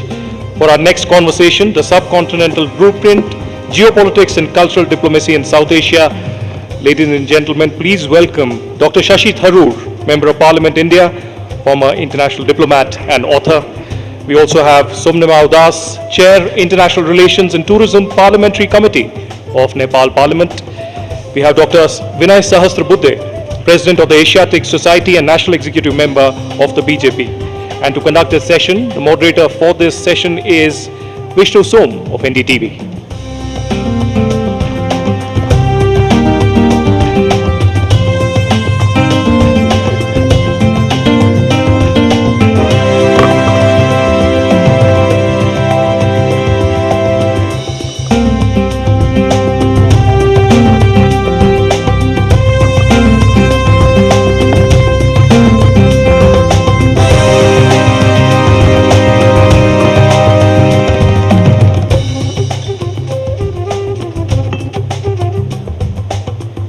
Everyone's got a mic? You've got a mic? Hello. Okay. Hello. Well, good afternoon.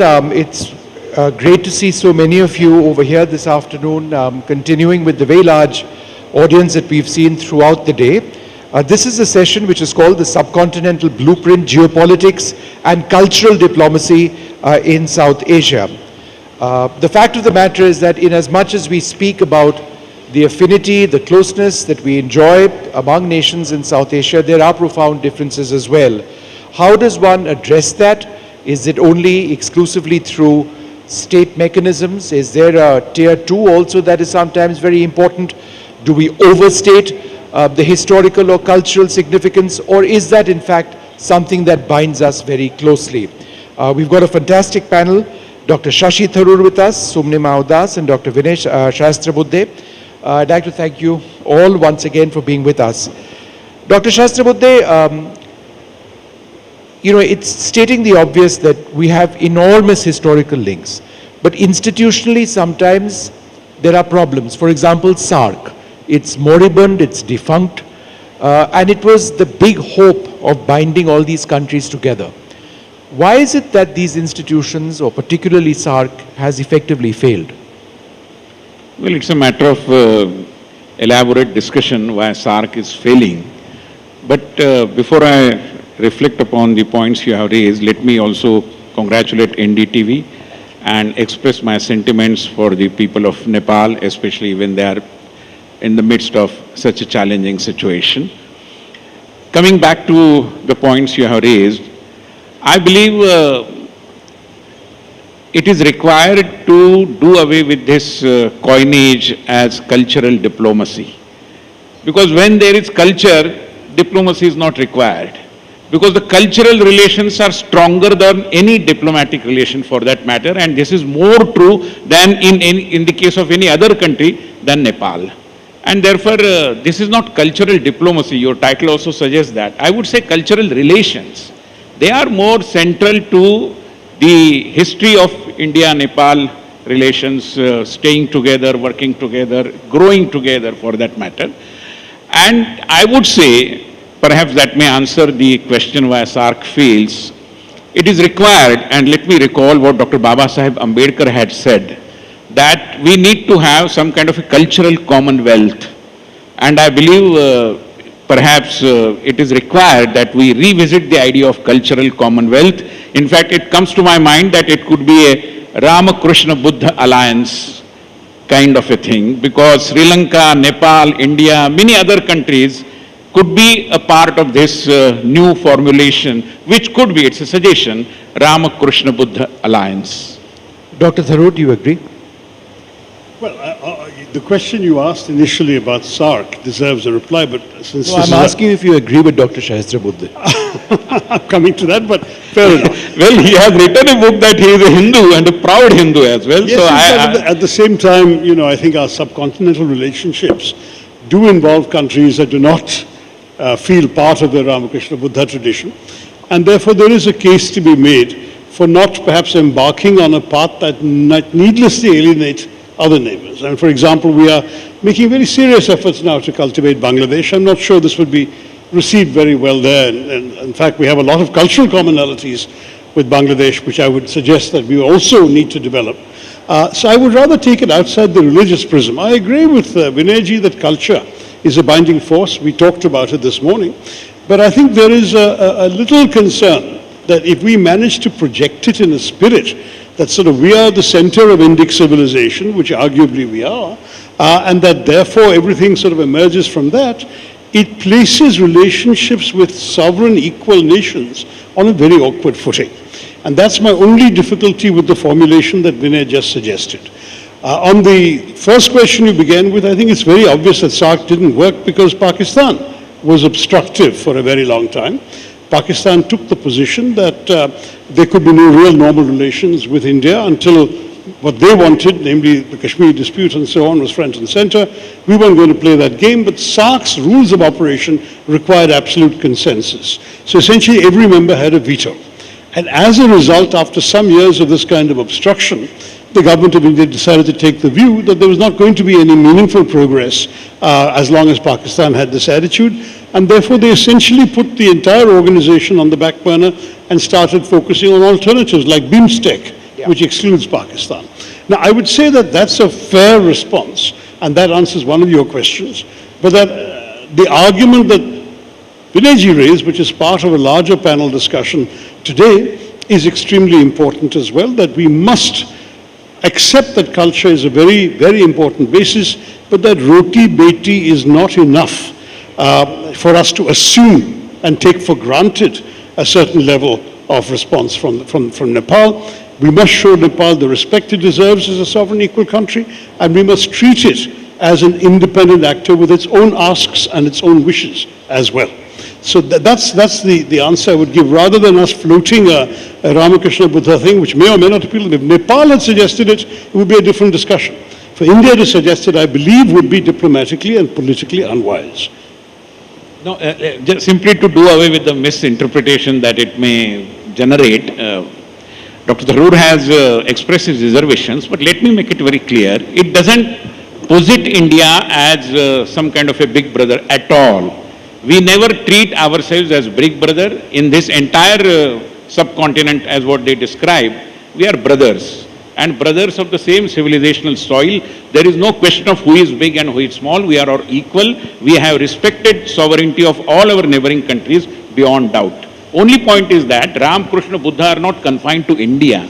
the influence of their teachings, whether it is Bhagavad Gita or Ramayana, Mahabharata, moves across, even Buddha for that matter. Even a country like Afghanistan, where Bamiyan Buddhas, thing, you go to Thailand as well, yeah. but you'll be skipping So over why should India be looked at as the central to Lumbini is here in Nepal? No, but that's stating the obvious, and there's no doubt about what you're saying. But in a subcontinent which is divided sharply on religious grounds, if you look at nations which are not Hindu majority or Buddhist majority and are Muslim majority, that construct would be a problem. I think that's the point that was raised. But if the countries, including our neighboring countries, go beyond the traditional way of looking at belief systems, I think they should join this kind of an alliance. Where is the quarrel? Okay. Sumnima is waiting very patiently, and we have to keep her involved in this.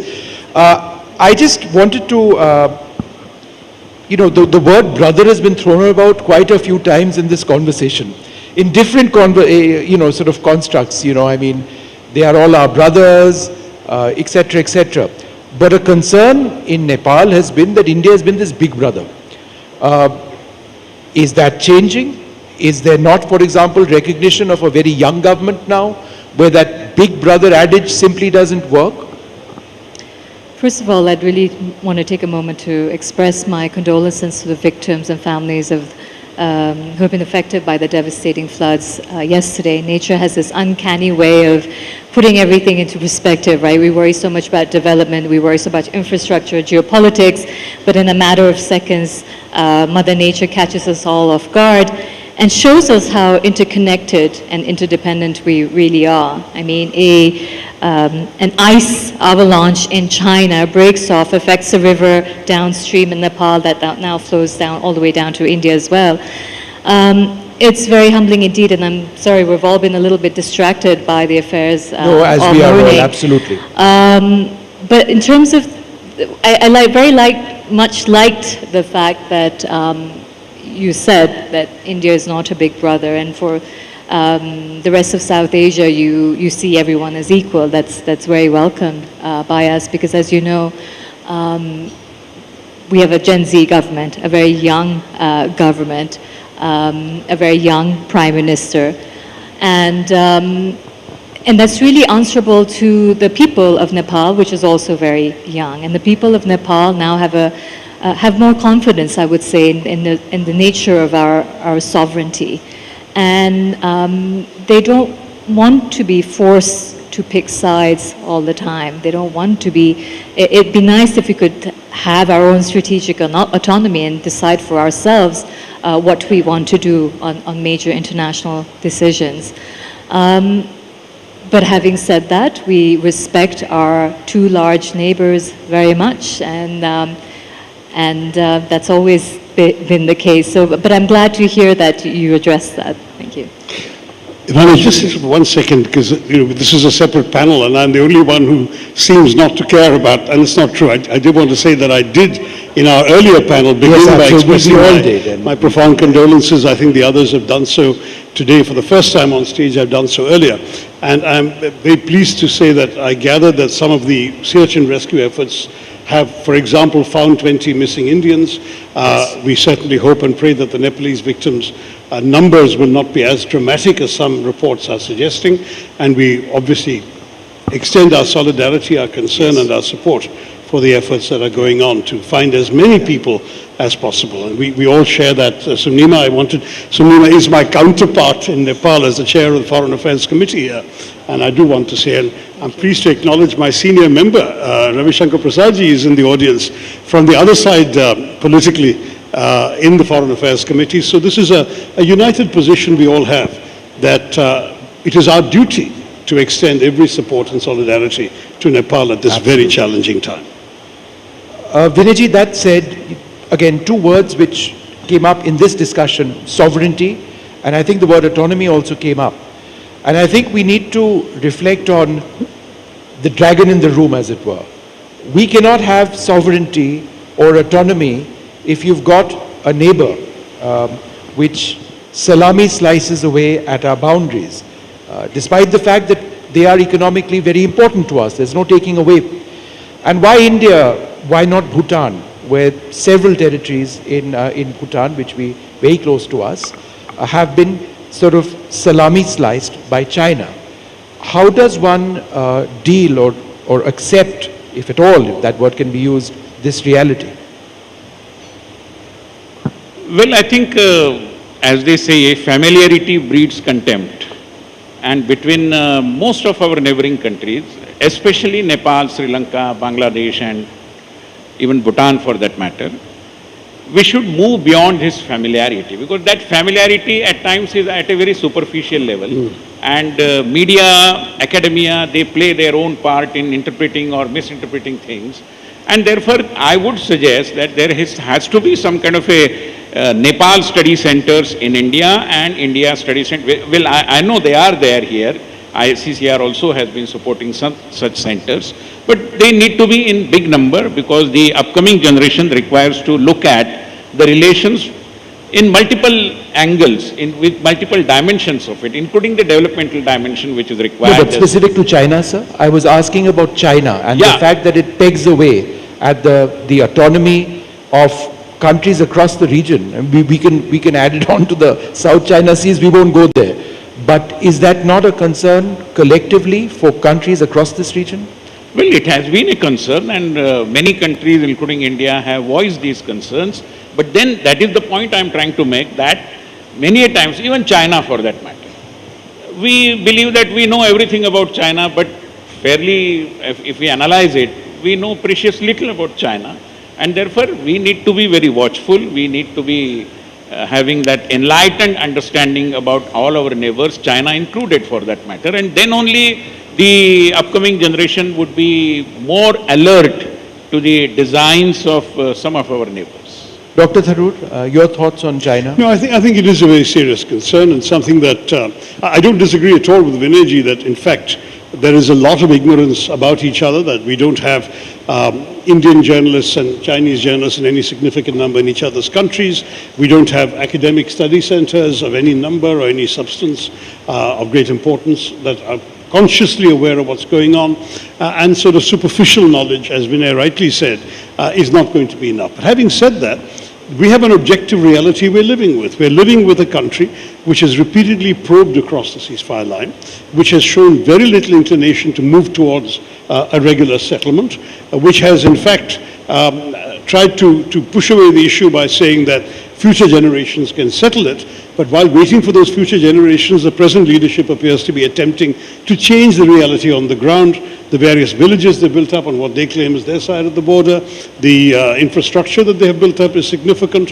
The Doklam incident was followed by the Chinese building a different road in a different part of disputed Bhutanese territory in order precisely to overlook the chicken's neck that connects mainland India with the northeast. And all of this these are not the actions of a friendly power. Equally, we've had them withholding rare earth mineral exports, withholding important power stations, important tunnel boring machines, and now denying visas rather arbitrarily. I've had calls from very senior influential businessmen or major importers from China saying their visas have been denied. Now, this is a suggestion that, to be very honest, we Indians cannot afford to ignore. I mean, it is true that our business community has developed a certain dependence on imports, cheaper imports from China. But that is merely enhancing our vulnerability. China is getting more and more of a leverage, and we have no counter leverage to offer. The trade deficit to China is almost $200 billion now. We're not in a situation where this can be considered healthy. So you're quite right in saying this infringes on our sovereign autonomy and freedoms. But to the credit of the government, they are trying to diversify. We've now concluded a lot of free trade agreements with other partners. We are trying to explore closer relationships with, for example, Europe, which is got its own challenges with both America and China. We are trying in many ways to repair fences in the neighborhood, certainly with Sri Lanka, with Nepal, with Bangladesh. We are trying to improve our relationships. We certainly don't want to be a sort of a subject of Chinese actions. So I will say very frankly, there is a value in a good, equal, mutually respectful relationship with China. But there is no value to me as an Indian in an unequal relationship with a dependence and a vulnerability on one side against the other, and the other one periodically using its leverage to squeeze us and show us who's boss. That is not going to be acceptable to any self-respecting Indian. Subnima, does Nepal have concerns about your growing, I wouldn't use the word proximity, but working with Beijing a lot more, certainly economically, than Nepal has done in the past, the growing economic presence of China and projects in Nepal, you obviously share a boundary as well. Are there any of these concerns which have been expressed in this country vis-a-vis your equation with Nepal? I think our geography is one of our most exciting opportunities, really, and that's how we see it. Both India and China growing so quickly, and us being right in the middle of all of this is a very exciting opportunity. And as this political party our party has always said, we would like to play the role of a vibrant bridge between India and China. And I think our relations with both, it's different, right? With India, it's very instinctual. It's so natural. It goes back thousands of years, and with China too. I mean, if you go back again 2,500 years ago, Nepal, Kathmandu Valley was a trading hub connecting along the Silk Road, connecting China to traders in Kathmandu Valley all the way down to India as well. So we've always managed, or in the past at least, played a very significant role in that, and I think we, as this government, sees this as a great opportunity. Vinayji, we've seen this Gen Z revolution. I've asked this question to others. I haven't asked it to you in this country. We've seen Gen Z active in India. We've seen young people active in Bangladesh. How do you assess Gen Z as a political force, or is it just a movement without necessarily being political? There is a larger context to this, and which is about democracy. I am a student of democracy, and I believe people who believe in democracy require to think about as to how we can make democracy deliver. Wherever democracy fails in delivering, these kinds of things are bound to happen on the one hand. On the other hand, if we take the Indian scenario, I think there is nothing so very, special about this agitation recently, because India has, after a few years, time zone, always seen this. We fought against emergency, where the youths of that time, they were not called a Gen Z, were not they at the forefront of the struggle against emergency, the draconian rule? Then there was the mass public movement for Ram Temple in Ayodhya. It was the youth-centric movement, Assam movement, youth-centric movement. So what is so special about Gen Z? Indian youths are a live wire kind of community, and they keep on voicing, and the governments of the day keep on responding to their demands as well. So it is as simple as that. Let us not put it in a different bracket, I would urge. Gen Z is one half word and one letter. Young people have always led movements, I think is the point. Would you agree? Yeah, I think actually Vinayji is quite right that young people have been in the forefront of many agitations. So there's nothing new over here. There's nothing new. But at the same time, the curious thing about the Gen Z phenomenon is, first of all, that it happened at this particular time when, as we discussed in the morning, you have similar phenomena in a 15-year span across 6 South Asian countries, which to my mind is a factor worth paying attention to. There wasn't an equivalent in any of the earlier examples that he gave. And the second thing is that at the same time, what we are seeing about Gen Z now is that it's coming up against a very securely entrenched and dominant government that had been widely assumed to be invincible to this sort of pressure. And clearly it wasn't, because it did surrender, did make its minister resign. There is in a sense, this has been a proving ground for the receptivity and responsiveness of Indian democracy to this kind of protest movement. So Vinayji is right with his historical examples, but this one has something special about it in our time. Of course, it's only been a few months we've been talking about this, and the entire thing could still fizzle out, but there's something that suggests to me it's not going to fizzle out in a hurry, and that indeed there has been a sort of qualitative difference, not just a difference of degree, but a difference of kind in the nature of the democratic protests in our country. Certainly in the context of the last dozen years of BJP rule, this is a phenomenon they have not faced before. Vinayji, I just wanted to come back to a point you mentioned earlier on when you spoke about a cultural construct, perhaps a cultural commonwealth is the word that you used. I actually agree with you in the context of Nepal. If we take a look at 2015, where the RSS did incredible work in Nepal in the wake of the earthquake. As journalists, whenever we felt hungry, the first place we went to was to the closest RSS camp. And they fed everybody. And they looked after as many people as was humanly possible. Therefore, in the context of Nepal, other than, say, government mechanisms, do cultural associations or institutions like the RSS have a serious play in statecraft? Statecraft, I wonder, because that is a different zone altogether. But yes, the society over here and RSS may not be under the same banner, maybe it is Hindu Swayam Sevak, whatever it is. They are working wherever they are for the local people over there, for the society over there, during natural calamities, for rehabilitation and several such things. So it is very natural for the Sangha Swayam Sevaks to come forward and to work for the society of which they are a part. And therefore but I would again say that let us not look at cultural relations from a very narrow and skewed approach. Cultural relations should also take into consideration some kind of an exchange between artisans. Why should it not be? We have a rich artisan culture. I mean, there is a tradition both in Nepal and in India as well. So we can work in that context. Languages, for example. Many neighborhood languages, unfortunately, in India are not being taught properly. Nepali is an exception because it is a part of our constitutionally recognized languages. But what about Sinhali language? What about Burmese language? What about Bhoti language? Uzbek or maybe Bhasa Indonesia? We need to work going extra mile on these issues so that there is a kind of alliance of all these neighborhood languages also. Unless and until we do that, I think it would not be easy to understand the neighboring countries and what all is happening in those countries. Yep.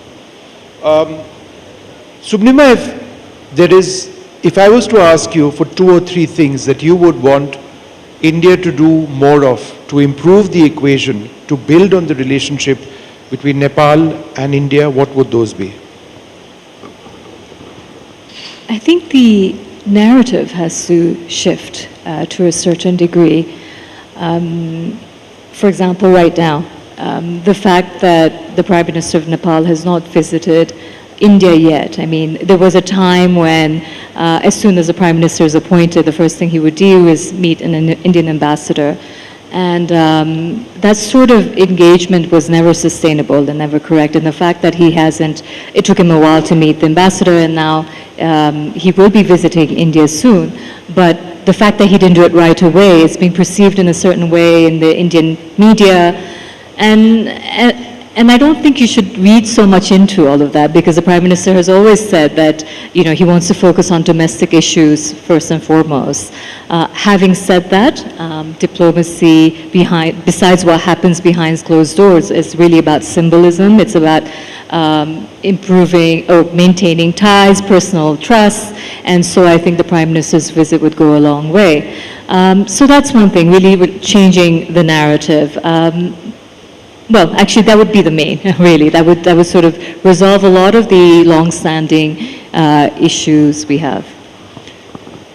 Yeah, I mean, I of course agree with what Subnima had to say. As you remember, the Foreign Minister this morning indicated that as far as he was aware, there were plans to have an exchange of visits at the Prime Ministerial level in the course of the year, and let's hope that he turns out to be right. But he also indicated it was premature to talk in practical, concrete terms. But these exchanges and so on are important. Subnima was also being diplomatic in not articulating an ask other than that we should change the narrative, which we, I think, all agree on. But I would say one thing more, which is that what we have seen in sort of the body language, as it were, between the two governments has, I think, been rather encouraging. There is clearly a respect for each other's decision-making, a respect for each other's right to do things in their own way, at their own pace. I don't think that India has expressed any public discontent or dissatisfaction with the fact that the Prime Minister has not come, or that it took him a while to receive the Indian ambassador, which he finally did quite recently. And I would say that that's, to my mind, the right thing to do. Let Nepal proceed according to what it considers its priorities and its ways of going. And we in turn will show Nepal the appropriate. If Nepal says, we'd like you to come soon or whatever, I'm sure our Prime Minister will oblige. And I think we should just leave it as not an issue that needs to be blown out of proportion. So let me blow it out of proportion. Thank you. Let You me have just to sort do of- that as a journalist. So, Vinayji, the other way of looking at what Dr. Tharoor is saying is that it's not just the Nepali Prime Minister who hasn't come to our country as yet. It's even the Bangladeshi Prime Minister who hasn't. And therefore, are there signals being sent that, don't assume that a relationship in the past is going to be the same as it is now? I think many a times journalists read between the lines. They don't read the lines. So read the lines. Nothing like unnecessarily reading between the lines. They may have their own reasons, but we have already laid a red carpet for all our heads of neighboring states, and I'm sure today or tomorrow they would definitely visit India and the relations could be taken to a different level, beyond doubt. All right, look, I'd like to thank all three of you very much for being Can with I us. make By one all simple means, point, sir. one Yes, small sir. point, just I'm tempted to make No, it no, because please. I believe external affairs in countries like India are definitely monitored at the central level, which is good. But the states also can play a role. For example, I come from Maharashtra and everybody knows about Tulsa Bhavani, which is a temple created by Chhatrapati Shivaji Maharaj. And Tulsa Bhavani has its own connection with Nepal. Degu Taleju is the deity over here, and the idol that was created in Tulsa Bhavani temple is of the stone which was brought from Nepal. Likewise, many states, including Uttar Pradesh, Uttarakhand of course, and Bihar, West Bengal, all these states, many more also could be, have a very vibrant historic relation, ancient relation with Nepal. And we need to build upon that. We should encourage our states to cultivate these relations further and take them to a different level, because as I said, the foundational aspect of India-Nepal relations is people-to-people relations, cultural relations. No, I couldn't agree more. I'd like to thank all of you for being with us.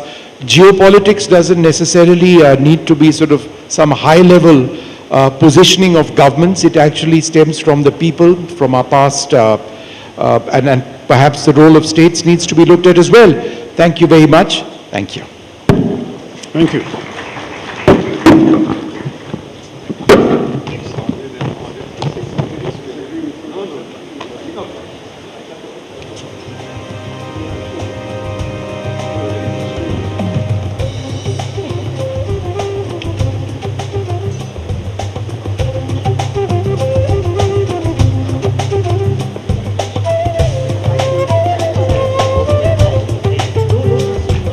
Thank you so much for this fantastic session.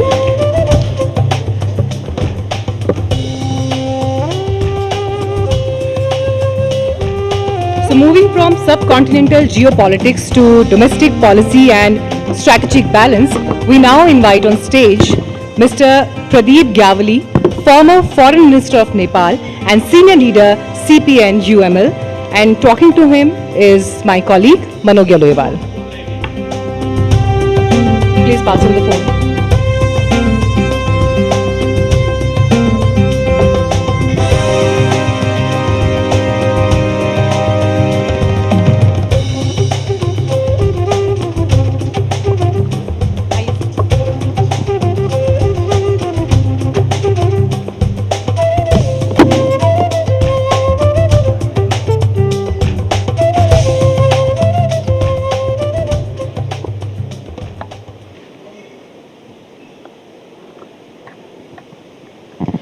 There's a very beautiful saying, name the man and the machine, but there are some men who remain behind the machine to ensure that it works faster and smoother than ever. However, leave it to the history to decide on whether their decisions were good enough for the nation that had voted for them. To talk more on this, I am joined by former Foreign Minister of Nepal, Pradeep ji. Welcome to NDTV World. As we speak about the present circumstances, give us your thoughts on the tragedy that has hit Nepal and how the people are struggling at present. Thank you very much. Let me begin with thanking the Government of India and the friends from India who have extended their solidarity, support, and empathy in our difficult time. Yes, you are quite aware.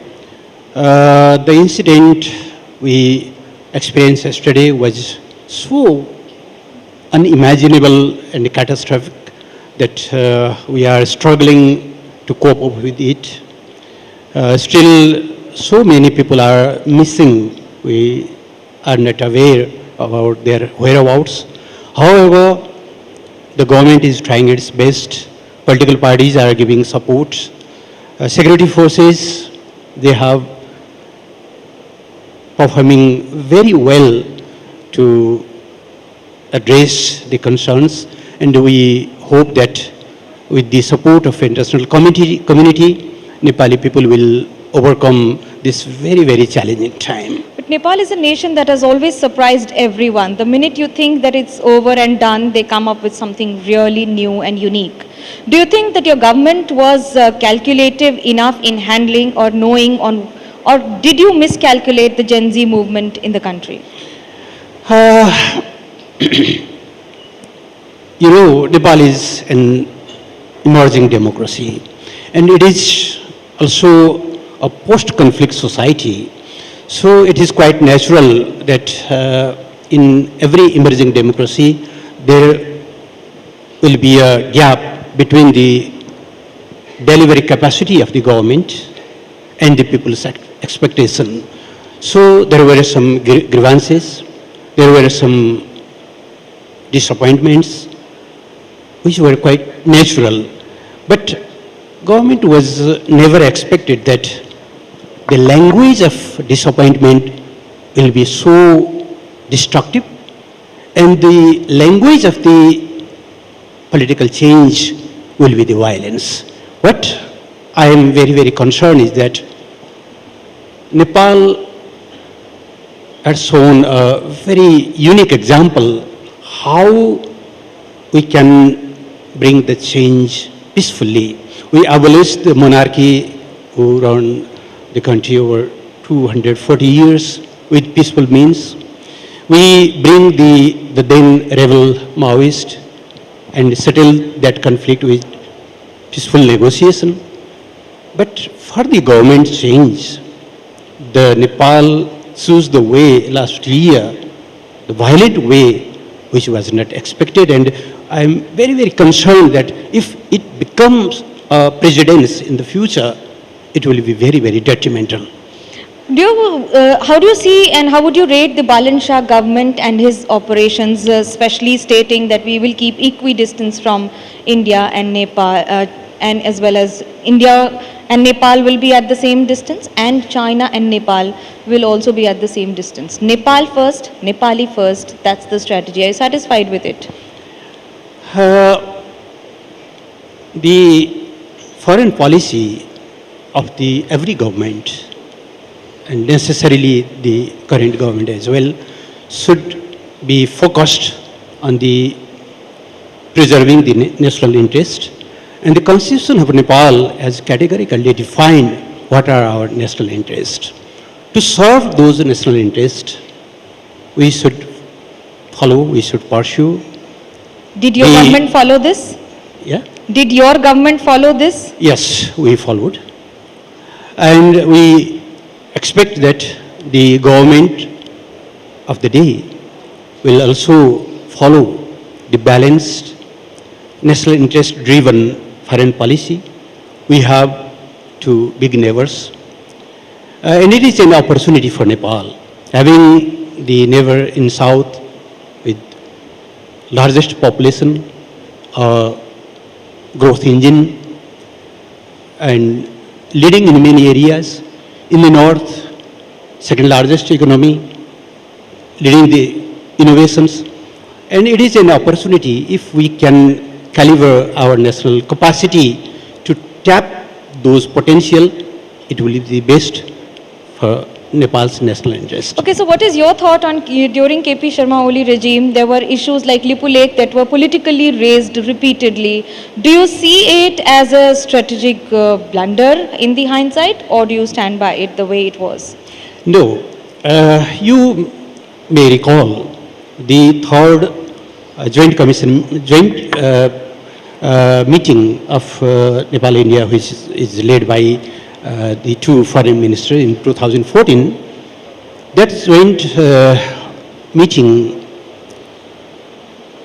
decided that rest of the boundary issues will be solved by the boundary working group, which is led by the Surveyor General of India and the DG of the Nepal's Survey Department.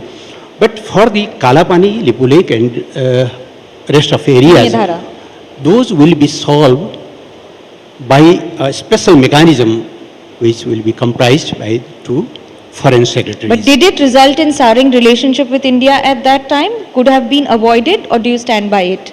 Yes, we still expect that if that mechanism was activated, the diplomatic dialogue to resolve those issues was started, and we were capable enough to engage.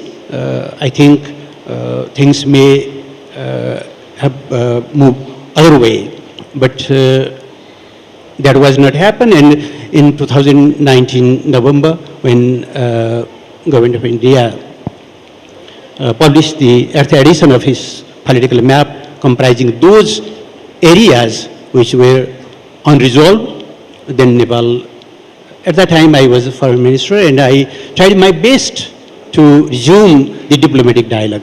Unfortunately, that was not happened. Okay, with that, I'd like to end the session here. Thank you so much, Pradeep ji, for joining us on NDTV World. We hope that some errors of the past are rectified soonest, if not later than never. Yeah. Thank you so much for joining us. Thank you.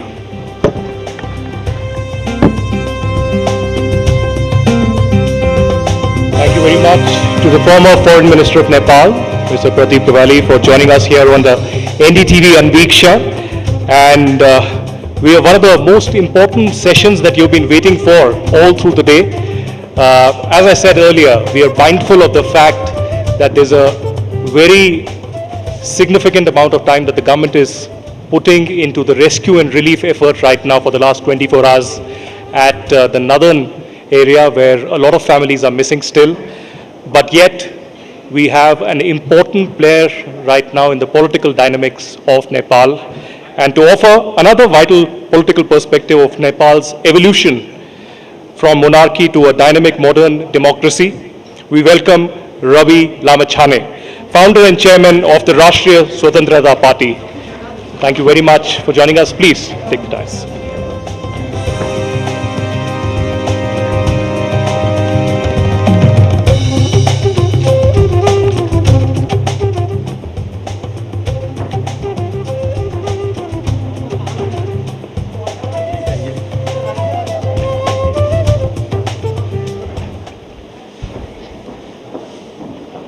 The chairperson of the event, friends from India, ladies and gentlemen, namaskar.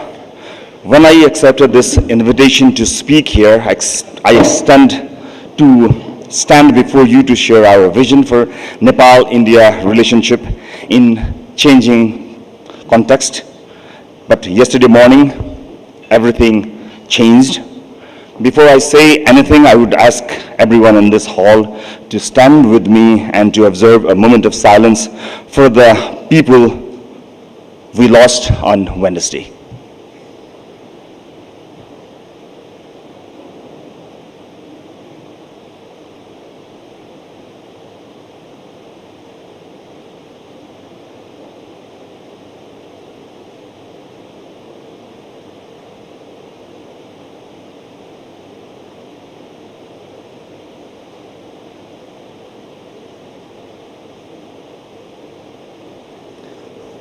Thank you.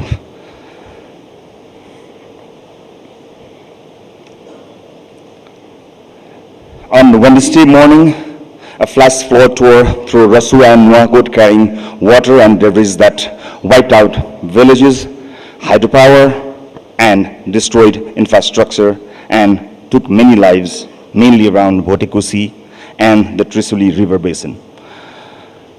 Homes are gone, roads and bridges are gone, families are waiting beside the river for news that has not yet come. I'm not able to give you numbers at this moment. The count is not complete. What I can tell you is that the government of Nepal has mobilized on every front, search and rescue through our security agencies and relief moving to the affected districts. I want to record my gratitude to the men and women doing especially the rescue work in extremely difficult condition, and to the local communities who, as always in the country, were the first responders long before anyone else could reach them.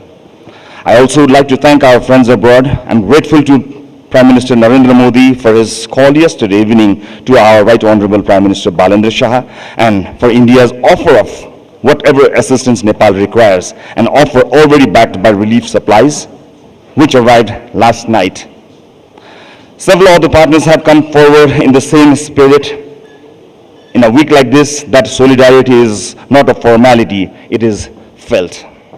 Ladies and gentlemen, I want to make one observation and then I'll have to leave early today. I'm sorry about that. This flood did not only strike Nepal, it caused damage across the border in China, and the full picture there is still emerging. That tells us something we already knew and have never properly acted upon. Nepal, India, and China are three countries, but we are one mountain system. Our rivers begin above one border and end below another. The water that took lives in Nepal on Wednesday morning did not stop to ask whose territory it was crossing. The Himalaya is changing faster than our institutions are. Glaciers are retreating. Lakes are forming where there was ice. So, if today's gathering is about ideas across borders, let me offer the most urgent one I have. Let us come together, Nepal, India, and China, to work together to mitigate the impact of climate change, to build early warning system, and to share hazard data crosses our borders immediately. Since the climate has already changed, we have to come up with the adaptation plan. We may not be able to stop glaciers from melting or ice from falling. We can stop being surprised by it, and we can give the family in the valley that 20 minutes that decides whether they leave. I came here today because I believe this conversation really matters, but I will not pretend this is an ordinary afternoon. With the families who lost someone or saw their homes and towns being washed out on Wednesday, the country is grieving.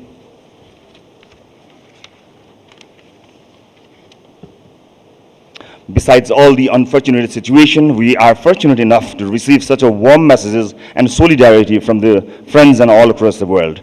I would like to take this opportunity to thank all the global leaders, bilateral agencies, development partners, friends and families for being with us during this difficult time. I apologize for not being able to discuss on previously agreed topic, but I'm hopeful that I will get an opportunity again where I can share my views on an aspirational Nepal and rising India, building our future together. Thank you, NDTV team, for coming to Nepal, and thank you for having me. You all have a wonderful stay in Nepal. Thank you very much.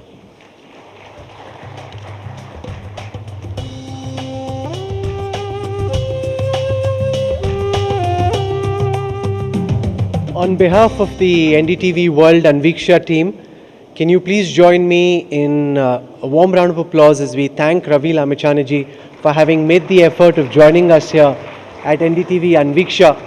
He's been mightily caught up with a whole host of emergency meetings, meeting political leaders, cutting across the spectrum, working with Prime Minister Balendra Shah in putting this together. And in the midst of this national emergency, for having taken our time to join us means a lot. Thank you very much. And as you said, this wasn't the topic we agreed to speak on. So that just means we'll have to come back once again with another edition of NDTV Anviksha to Kathmandu. And we hope to have you back with us when we come back. And hopefully that time we can have a detailed conversation. But for having taken out time, thank you. Our thoughts and prayers are with you and the people of Nepal. It means a lot to us, all of us gathering here, those watching on television and on social media, that you could join us. Thank you very much, Raviji. Thank you.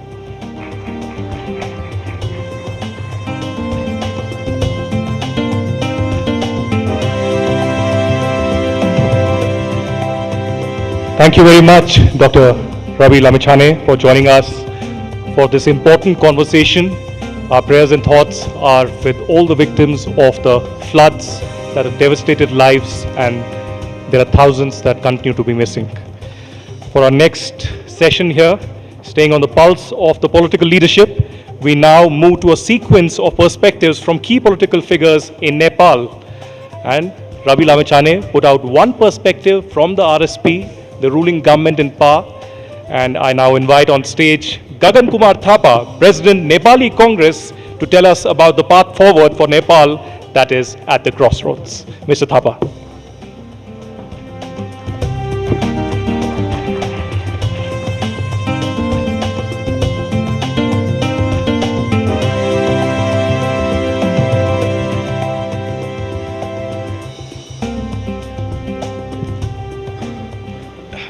So गगन जी, कहाँ से शुरू करें?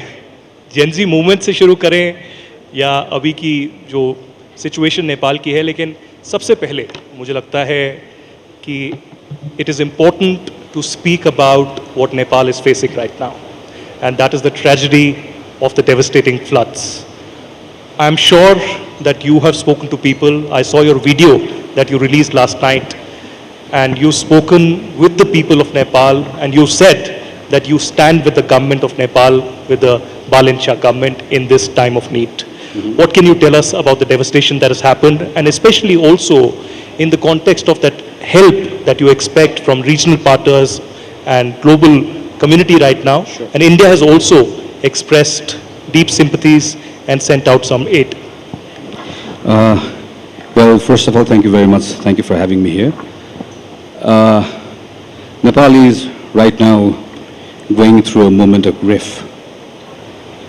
We are yet to know about the numbers, but what we know so far is many people have lost their loved ones, their homes, their livelihoods. So this is a time where we need to stand together, and that's why this morning all the political parties we gathered for all-party meeting, and we expressed our firm commitment that by all means we will stand together with government, and few of our places Raviji also mentioned during his speech. And this is a time where we also need our friends, and I would like to use this platform to express my gratitude to Prime Minister Sri Narendra Modi, Government of India and people of India for the promptness, and also for the assurance, and for again showing that a friend in need is a friend indeed. So, but this is just a start. The primary evaluation, the loss is unimaginable, and this is beyond our capacity as economy. So we'll, of course, we'll reach out to the global communities, and then even at that time, during reconstruction, we firmly believe that Government of India, people of India, we will see them on our side, as we saw them during the earthquake and during different this sort of incidents. गगन जी, मैं आपको थोड़ा सा वक्त में पीछे ले जाना चाहूँगी. जिस समय नेपाल में जेनजी आंदोलन हुआ और उस समय आपका घर भी जला दिया गया था, और हमें वो वीडियो याद है क्योंकि हम सब खबरों पर लगातार नज़र बनाए हुए थे. आदित्य तो ग्राउंड पर नेपाल आए थे कवर करने के लिए. मुझे आपका वो वीडियो याद है जिस वीडियो में आपने एक मैट्रेस को पीछे रख के अपने बैकड्रॉप पर मोबाइल सामने लेकर बात की, और आपने एक्नॉलेज किया कि जो गलतियां हुई उनको हम सुधारने के लिए तैयार हैं, आपको सुनने के लिए तैयार हैं, बात करने के लिए तैयार हैं. वो एक्नॉलेजमेंट एक ऐसे वक्त में आया था जब नेपाल एक ट्रांजिशन के फेज से गुजर रहा था. तब से अब तक बहुत कुछ और बदला. आज की आपकी अंडरस्टैंडिंग क्या है नेपाल में? यूथ के वो एस्पिरेशंस, उनकी वो चिंताएं, उनके वो कंसर्न्स किस हद तक रिजॉल्व हुए हैं आपकी नज़र में? Even before September 8, उससे पहले भी हम अपनी पार्टी के अंदर ये बात काफ़ी बार we raised this issue. We in fact were continuously warning our senior leaders that there's a growing frustration among people. Because we used to extensively travel, and we used to see that, we used to sense that, particularly among young people. They were so angry. And the main reason for their anger was that we are not getting enough opportunities here. And why are not we getting enough opportunities? Due to bad governance. And bad governance is equal to the wrong politics, wrong political choices. So that was, there was a clear message. It just didn't come out one fine day. There was a clear message. And we were bringing that messages to our rooms, to our boardrooms. पर हम लोग अपने नेता, खास करके senior नेता को जो बात बता रहे थे उस समय, शायद हमारी कमजोरी थी कि we were not able enough to make them realize that.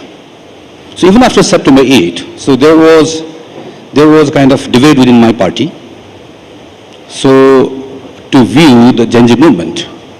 So our position was very clear that, okay, so there is a reason to disagree with the methods and the way the things took place in September 8 and 9, particularly 9. But the message is very clear that we don't want to, you to continue the old way of politics, the old way of governance. So I think that was also expressed during election. जिस दिन आपका घर जला था वो आपके लिए एक मोमेंट ऑफ रियलाइजेशन था आपकी पॉलिटिकल जर्नी का? हम तो उससे पहले तकरीबन एक साल से, so not only realization, I want to recall the day when I decided to stand against the parliamentary party leader, against my party president, the then Prime Minister, Mr. Sarvada Deuba. I knew that I'm going to lose it. But the reason I chose to stand against him was that I was listening to people's voices. वो लोग खास करके हमारे senior नेता, we have a very high respect for them, but everyone has its on their own time, and everything has its limit. So we ignored that message. So now the thing which we're trying to do right now is that, so ये भी नहीं कि the politics has all the capacity to solve all the problems. It's not that. And the way, sometimes we try to come up with quick fix solutions, that's not even going to solve our problems. I believe that is the reason why current Prime Minister is struggling with it. Because when you make promises that I have quick fixes, because that was not the only problem of the quick fixes. There are some are very structural problems, there are some are very cultural problems. We need to see in the whole context. So I think, now we are using this time trying to understand it, trying to get reconnected with the young people, trying not to repeat the same mistakes which created their angers. It will take some time. You spoke about the past way of thinking and perhaps a new way of thinking in the government and the political system of Nepal. You know, I was reporting for NDTV inside the Nepali parliament when it was burnt. And I still remember those visuals.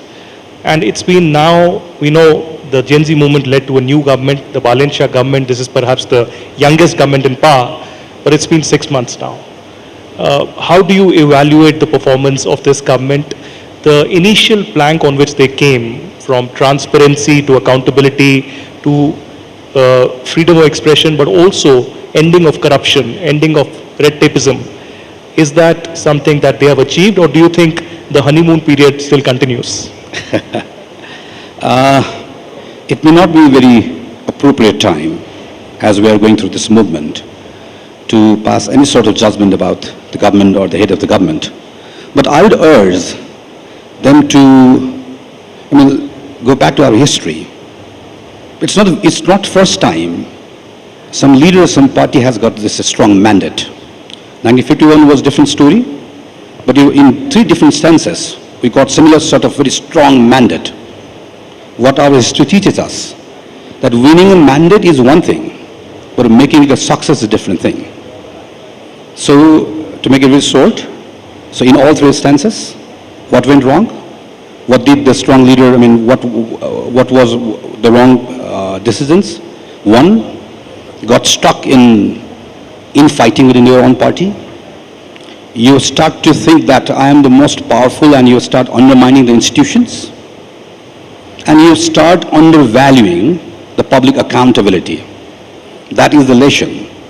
I wish and I suggest that RSP also learn from the failures of the history, and also I mean as a friend I would advise them, you may not listen to us, but keep on listening to your supporters, particularly the young people who are now criticizing you, who voted for you just 6 months ago, and they will tell what's going wrong, or they will probably advise you, give you better advice. You know, one more question that I had, and I'm sure people of Nepal also have, they've given landslide victory to Prime Minister Balin Shah, but also Mr. Balin Shah has a different style of working. One, social media has played a very incredible role in the rise of both the Gen Z movement and this current government. Do you think in the past, when it happened in September last year, the banning of the social media played an incredible role in youth coming out against the Oli government? And secondly, do you think the way of speaking to the people through social media that Mr. Balin Shah has is the new normal now, or do you also have another piece of advice?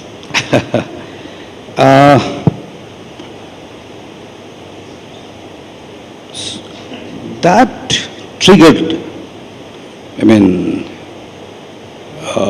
the thing for September 8, but that was not the only thing, as I shared before.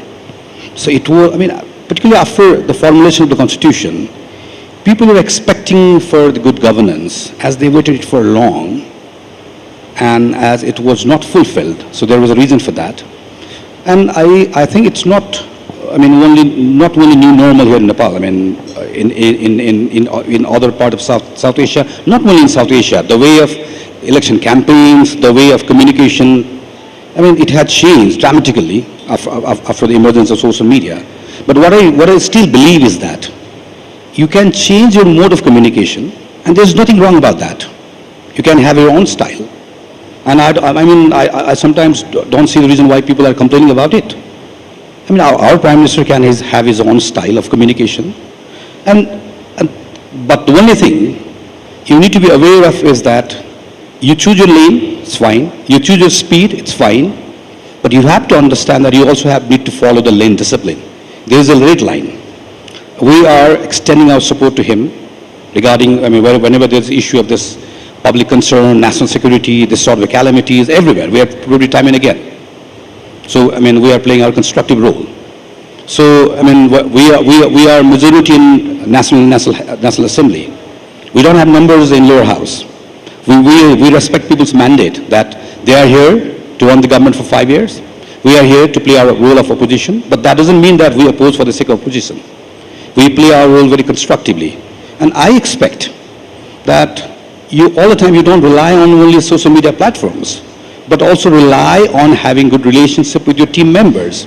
I always want to see my Prime Minister as a captain of team, and all other as team members. Even during this is what we have advised Prime Minister this morning. So this is the federal Nepal. We have 7 provinces. We have 753 very powerful local governments. So when you say my government is doing this, then also think of these local governments. They're all your partners. Take them as partners. Take us as partners. So this is not same old Nepali Congress. We have number of disagreements on number of policies, but we just don't simply say no. We say this is wrong and this is alternative. Our criticism is based on evidences, research. So, this is what I expect from Prime Minister. I don't have anything, to complain about the way of communication, the mode of communication. That's your choice. गगन जी, मैं नेपाली कांग्रेस पर भी अब बात करना चाहूँगी, क्योंकि देश की सबसे पुरानी पार्टी और खुद संघर्षों से निकली हुई पार्टी, लेकिन इन सबके बीच एक संघर्ष अभी आपकी पार्टी के भीतर भी चल रहा है। अभी भी चल रही है कोर्ट में, आज भी अभी भी चल रहा है कोर्ट से आ रहे हैं, सीधे वहीं से आ रहे हैं। कार्यकर्ता किसको समझेगा? असली नेपाली कांग्रेस किसके पास है? नेपाली कांग्रेस किसके पास है? असली नेपाली कांग्रेस किसके पास है? मेरे पास, इसलिए तो आपने मुझे यहाँ पे बुलाया। नहीं तो आप बुलाते क्यों? सभी लोग जानते हैं मेरे पास है। इसलिए ये वायरल होने वाला है ये।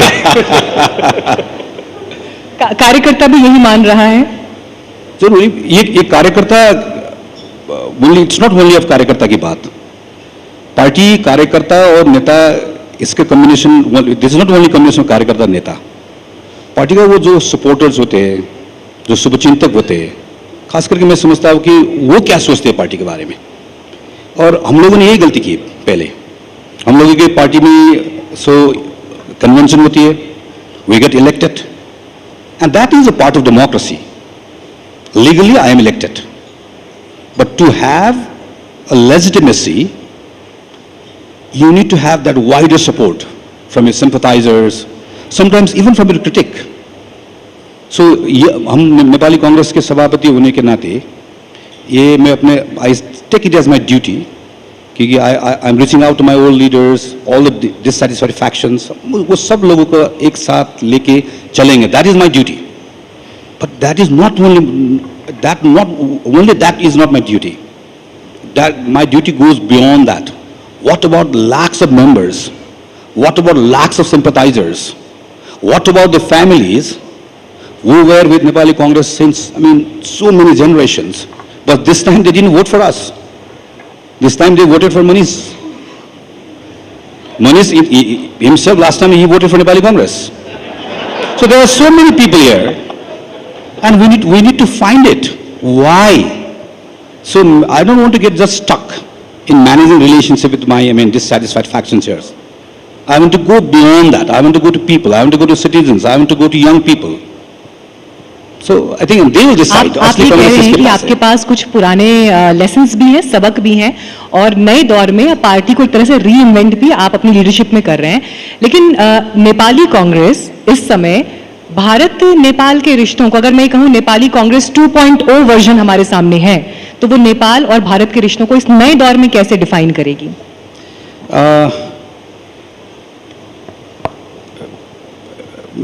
मैं यही कहना चाहूँगा इसमें कि हम लोग कागज में, बातों में, अभी इससे पहले सेशन में भी that was brought up here, हम लोग all of us feel that this is a very special relationship, सभी लोग मानते हैं। But as a nation, particularly as an economy, I would say, it's so underutilized, खास करके on part of Nepal. So, और बातें, हमारे संबंध कभी उतार चढ़ाव होते रहेंगे, दोस्त है, रिश्तेदार है, इसलिए होते सब, ये सब चलती रहेगी। पर जिस तरह का goodwill is there for Nepal and Nepali people, and there's a giant economy there, and we have so many, we have to leverage it. So मैं चाहूँगा कि in next 10 years, I'd like to see Nepal gaining so many benefits. And of course, there's always mutual. But we have to make our move. Nobody will just wait for us. We have to make our moves. We have to make it very clear.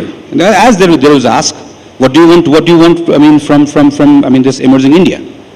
We have to make it very clear. And if whatever we used to say in boardroom, we have to have that guts to say it in public. This double standard is not going to work. Let us make it very clear. We have some issues, we'll deal with it. We are friends, we are brothers, and then we will reap benefit out of it. आपने मनीष जी का अभी नाम लिया, तो क्या आप ये बताना की कोशिश कर रहे थे कि नेपाली कांग्रेस का भी योगदान है ये सरकार बनाने में? नेपाली कांग्रेस का योगदान इस तरह से आप कह सकते हैं कि अगर हम लोग जिस समय there was such a demand to see change in Nepali Congress, leadership, policies, उस समय वो बदलाव हम लाते, तो ये लोग तो कांग्रेस में रहते हैं। I have one question for you, and that will take you back 20 years, because when I met you 2 months back, we were sitting in your office, and you narrated me one incident of you being a protester many, many years back, and you meeting our CEO and editor-in-chief Rahul Kanwal while he was reporting here almost 2 decades ago. Could you tell us that story? क्या हुआ था? Yeah, 2 incidents. One, I still remember, I'm may not be very sure about that, but it was just few days before this royal announcement was made of reinstatement of Parliament, back probably in the very 1st of April. So one of my local journalist friend here, he brought him to my house, which was burned down just last year. And then, so I was just rushing out of my house because I got a message that there was police already there, but he didn't leave me. So there was a narrow gully there, so he interviewed me there. That was one, and the last time was on the very day of April 6th. So as I was taking shelter in one of my friend's house, so that was my first interview after our parliament was reinstated. I still remember it was just after midnight. All right, I think time's up. That's what our producers are telling us. But thank you very much, Gagantapa ji, for joining us. Aditya, जाते जाते एक बार पूछ लेते हैं, politics की तो बहुत बातें हो गई, फिल्में देखने का समय मिलता है? मिलता है। मिलता है। इंडिया की कोई फेवरेट फिल्म जो आप बताना चाहें? अभी तो मनीषा जी भी आ गई हैं। Welcome ma'am. 1942 A Love Story. You said it. Thank you. Thank you very much, Gagantapa ji, for joining us on NDTV Anviksha.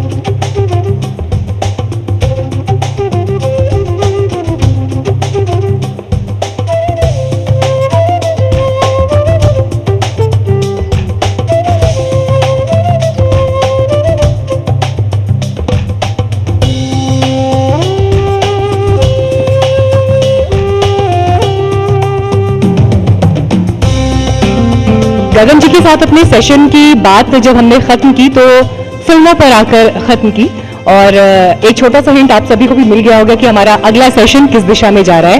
राजनीति की बात हुई, इकोनॉमी की, फॉरेन पॉलिसी की, अलग अलग मुद्दों पर हमने आज बात की, लेकिन सिनेमा ने कैसे दोनों देशों को जोड़ा है उस पर बात करने के लिए और कैसे महिलाओं का रिप्रेजेंटेशन आज के दौर में, आज के वक्त में दोनों देशों की रिलेशनशिप को डिफाइन करेगा, इस विषय पर बात करने के लिए मैं स्टेज पर मनीषा कोइराला जी को आमंत्रित करती हूँ। Your most welcome ma'am. Anviksha Bharat Nepal dialogue में आपका बहुत बहुत स्वागत है और बहुत इंतजार हो रहा था आपके लिए, प्लीज आइए।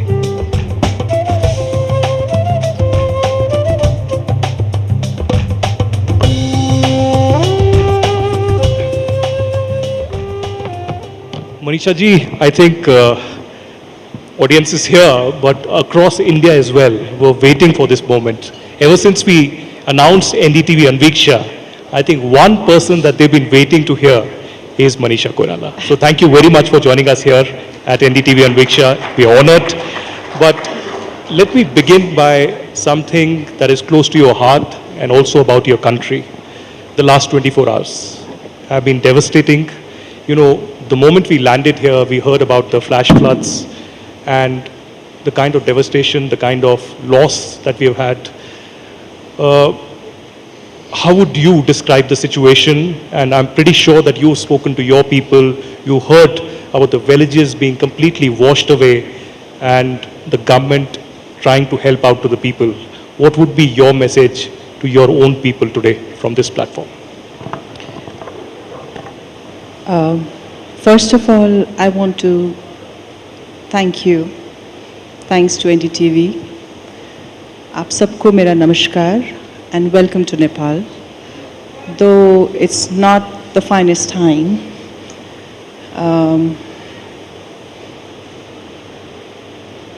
so my first thought are towards the people, the victim, the people who are suffering, prayers for them. I think we all need to pray for them. And beyond borders, beyond this thing, on a human-to-human level, to see in such a huge amount of human suffering, it's a heartbreaking situation. And it came all of a sudden, shockingly, like the way even the earthquake, I remember many years back, shattered. The visuals, the news, the stories, I've never seen. I don't think many of us have seen this kind of, floods or this kind of fury of the nature. And we all need to pray, and we all need to step forward to support and help. And Manisha ji, क्योंकि आज जब आप हमारे बीच मौजूद हैं और अन्वीक्षा की जब हम तैयारी कर रहे थे उस समय की परिस्थितियां कुछ और थीं, और फिर जैसा बीते एक दिन में जो कुछ हुआ, आपसे बातचीत के लिए बहुत सारे परिचय मैंने तैयार करे, बहुत सारे इंट्रोडक्शंस मैंने तैयार करे, और वो इंट्रोडक्शंस मेरे नहीं थे, वो उन सब लोगों के हैं जो आपकी फिल्मों को इस पूरे समय में देखते रहे हैं। एक लड़की को देखा तो ऐसा लगा जैसे खिलता गुलाब, जैसे उजली किरण, जैसे वन में हिरन, जैसे चांदनी रात, जैसे नरमी की बात, जैसे मंदिर में हो एक जलता दिया। इससे खूबसूरत लव लेटर आज के दौर में भी कोई नहीं लिख पाया है जो उस गीत ने उस समय उस दौर में तय किया। इन सब गीतों को जब हम देखते हैं तो एक तरफ हमें नेपाल की परिस्थिति भी दिखाई देती है और दूसरी तरफ ये बात भी है कि सिनेमा ने कैसे लोगों के जख्मों पर मरहम लगाया है। सिनेमा के किरदारों ने कैसे उन आवाज़ों को मंच दिया जिनके पास शायद आवाज़ नहीं थी, और आपके ऐसे किरदार, चाहे 1942 लव स्टोरी हो, सलाम बॉम्बे हो, चाहे उसके बाद की जो फिल्में रही हैं, उन सब में हमने उन किरदारों को देखा। आज के वक्त में जब आप पीछे मुड़कर देखती हैं इस पूरे दौर को, भारत और नेपाल के रिश्ते आपको कहाँ खड़े दिखाई देते हैं सिनेमा के आईने से, सिनेमा के चश्मे से? मुझे तो लगता है कि जो भारत और नेपाल का जो एक यूनिक रिश्ता है, वेदर हम सब जानते हैं culturally, religiously, in so many ways, language wise, there is a certain level of bond. और मैं हमेशा क्या कहती हूँ कि हम लोग आए हैं और हम लोग एक दिन ऊपर चले जाएंगे, will not, but the border between the two nations, the friendship between the two nations will forever remain. And we as human beings, mortal human beings, we should always keep that in mind and do whatever we have to do. अभी आपने फिल्मों की बात कही तो मैं यही चाहूँगी कि एक कोलैबोरेशन हो नेपाल फिल्म इंडस्ट्री और बॉम्बे फिल्म इंडस्ट्री और इंडियन फिल्म इंडस्ट्री के साथ, कुछ आइडियाज़, कुछ नॉलेज आदान प्रदान हो, कुछ अच्छे काम हो, together will be wonderful. In fact जब मैं आपकी फिल्मों का ही जिक्र कर रही थी, बहुत सारे लोग जो इस वक्त हमें बैठकर सुन रहे हैं वो ज़रूर इस बात से अग्री करेंगे। मनीषा जी के बहुत सारे एवीज़ और पिक्चर्स भी इस वक्त चल रहे हैं, तो वो वक्त जब भारत में आपकी फिल्मों के बाद जिन जिन घरों में लड़कियां पैदा हुई उनका नाम मनीषा रखा जाना शुरू हो गया। घुंघराले बाल एक स्टाइल स्टेटमेंट हो गया। मनीषा जी की जो आंखें हैं उनको एक विशेषण के रूप में लोगों ने इस्तेमाल करना शुरू किया। ये है ओजी ट्रेंड सेटर, और इसलिए मैं चाहूंगी एक बार प्लीज आप उनके आर्ट फॉर्म के लिए, उनके सिनेमा के लिए जरूर जोरदार तालियों के साथ स्वागत करें। Thank you, thank you, thank you so much. तो आज लेकिन इसमें मेरा कुछ क्रेडिट नहीं है, क्रेडिट तो मेरी माँ बेटी है, सुशीला जी का। मेरे पिताजी और मेरे। गंगा हमेशा हिमालय से बहती हैं और उसके बाद फिर आगे तक पहुंचती चली आती हैं, तो सोर्स हमें दिखाई दे रहा है। नमस्ते मैम। सोर्स हमें दिखाई दे रहा है, और आपका भी संबंध बनारस से है, तो मैं तो आपको आज बनारस की यादों में भी लेकर जाऊंगी। मैंने आपके स्कूल का नाम भी अपने पास लिख कर रखा था, बसंत महाविद्यालय बनारस। बसंत कन्या महाविद्यालय, कन्या महाविद्यालय था। बताइए वहाँ के बारे में जरा कुछ, आपकी स्कूलिंग जब वहाँ हुई वो वक्त So कैसा था? basically, our family was on a political exile, and I was raised in Banaras, and that school actually my mother had studied, so she put me into that school, and I think मेरी हिंदी शुद्ध है इसीलिए कि मेरी basic studies Hindi में ही हुई है। तो हालांकि मुझे अपने आप को ढालना पड़ा बम्बईया हिंदी में, लेकिन मुझे अभी भी बहुत अच्छी तरह से बनारस की गलियां याद है, बनारस का के पुराने घर याद है। मैं बहुत बार गई हूँ और वापस बहुत बार मैं बैठती हूँ और घाट में बैठ के अपना मेडिटेट करती हूँ। अगर मुझे इनकॉग्निटो में चली गई तो me, my family have always enjoyed being always our younger days being part of Banaras. It's a privilege and honor. If I can take that forward, you come from a family, Manisha ji, which has a political legacy and deeply rooted in Nepal. You've also seen a transformation in Nepal from a monarchy to a democracy, and from a democracy to a Gen Z movement last year. When you, in hindsight, think about it, look back, do you miss monarchy in some ways? Or do you feel just that the current form of democracy and the current form of republican system is the way forward? So thank you for the question. And this is not the first time, I've always spoken about it, and I would want to elaborate slightly more, is that I firmly, first of all, when we look at Nepal, we need to understand political history of Nepal is quite different than political history of India. So whenever we're trying to, I would request everybody to understand, first of all, the country was made by the forefathers of the monarchy, of this present king's forefather. Because of that, this country exists. So the stake of the monarchy is much more for the existence of the country. And I remember my grandfather, B.P. Koirala, saying that in Nepali he had said, Mero Raja ko ghati eutai tarbar ko myanma cha, meaning my neck and the king's neck is on the same space. He represented democracy, and king represented the country, the unity. And I feel when we became republic, I don't think it was backed by a referendum. It was backed by a political debate in the parliament. It was imposed by external forces. And a lot of we Nepalese feel that Nepali voice was not even considered. That's why even till date, the king is very popular. And also I would like to say, I am progressive, I know that, but Nepal, Nepal is geographically in a very unique and special position. We have giants, grand superpowers as our neighbors. So for us, our identity, our unity matters the most. And the king represents that.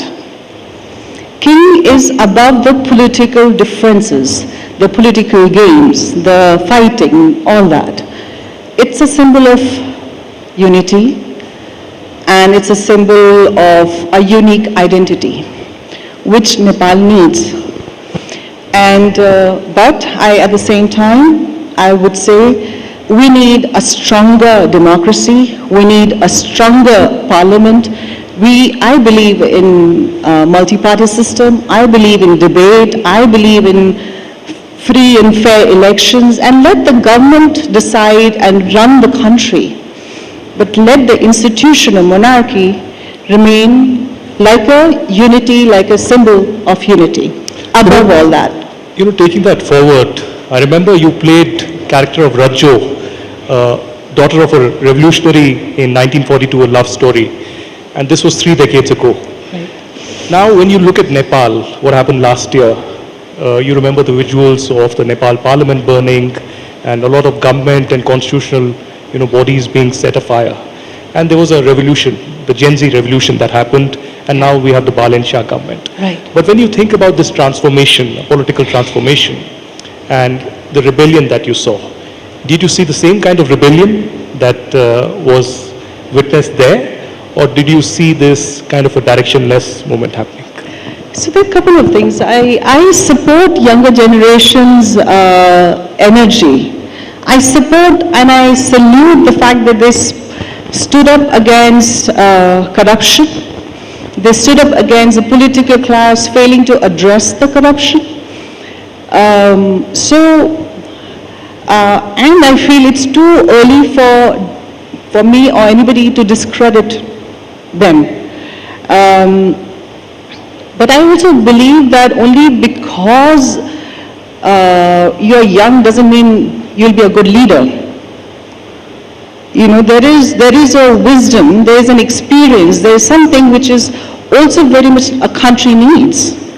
So this whole that you're young so you become is not. I think it's a farce. I am looking forward to having a great delivery by the Balin government. I'm hopeful. I don't know. At the end of the day, accountability matters. At the end of the day, delivery matters. So let's see. Also, can I add something? In Nepal's political history, this is not the first time the younger generation has taken a leadership. My grandfather, for that matter, was very young when he took the leadership. With him, his friends like Krishna Prasad Bhattrai, Ganesh Manji, all were very young. So we already have examples of younger people coming into the politics and taking leadership.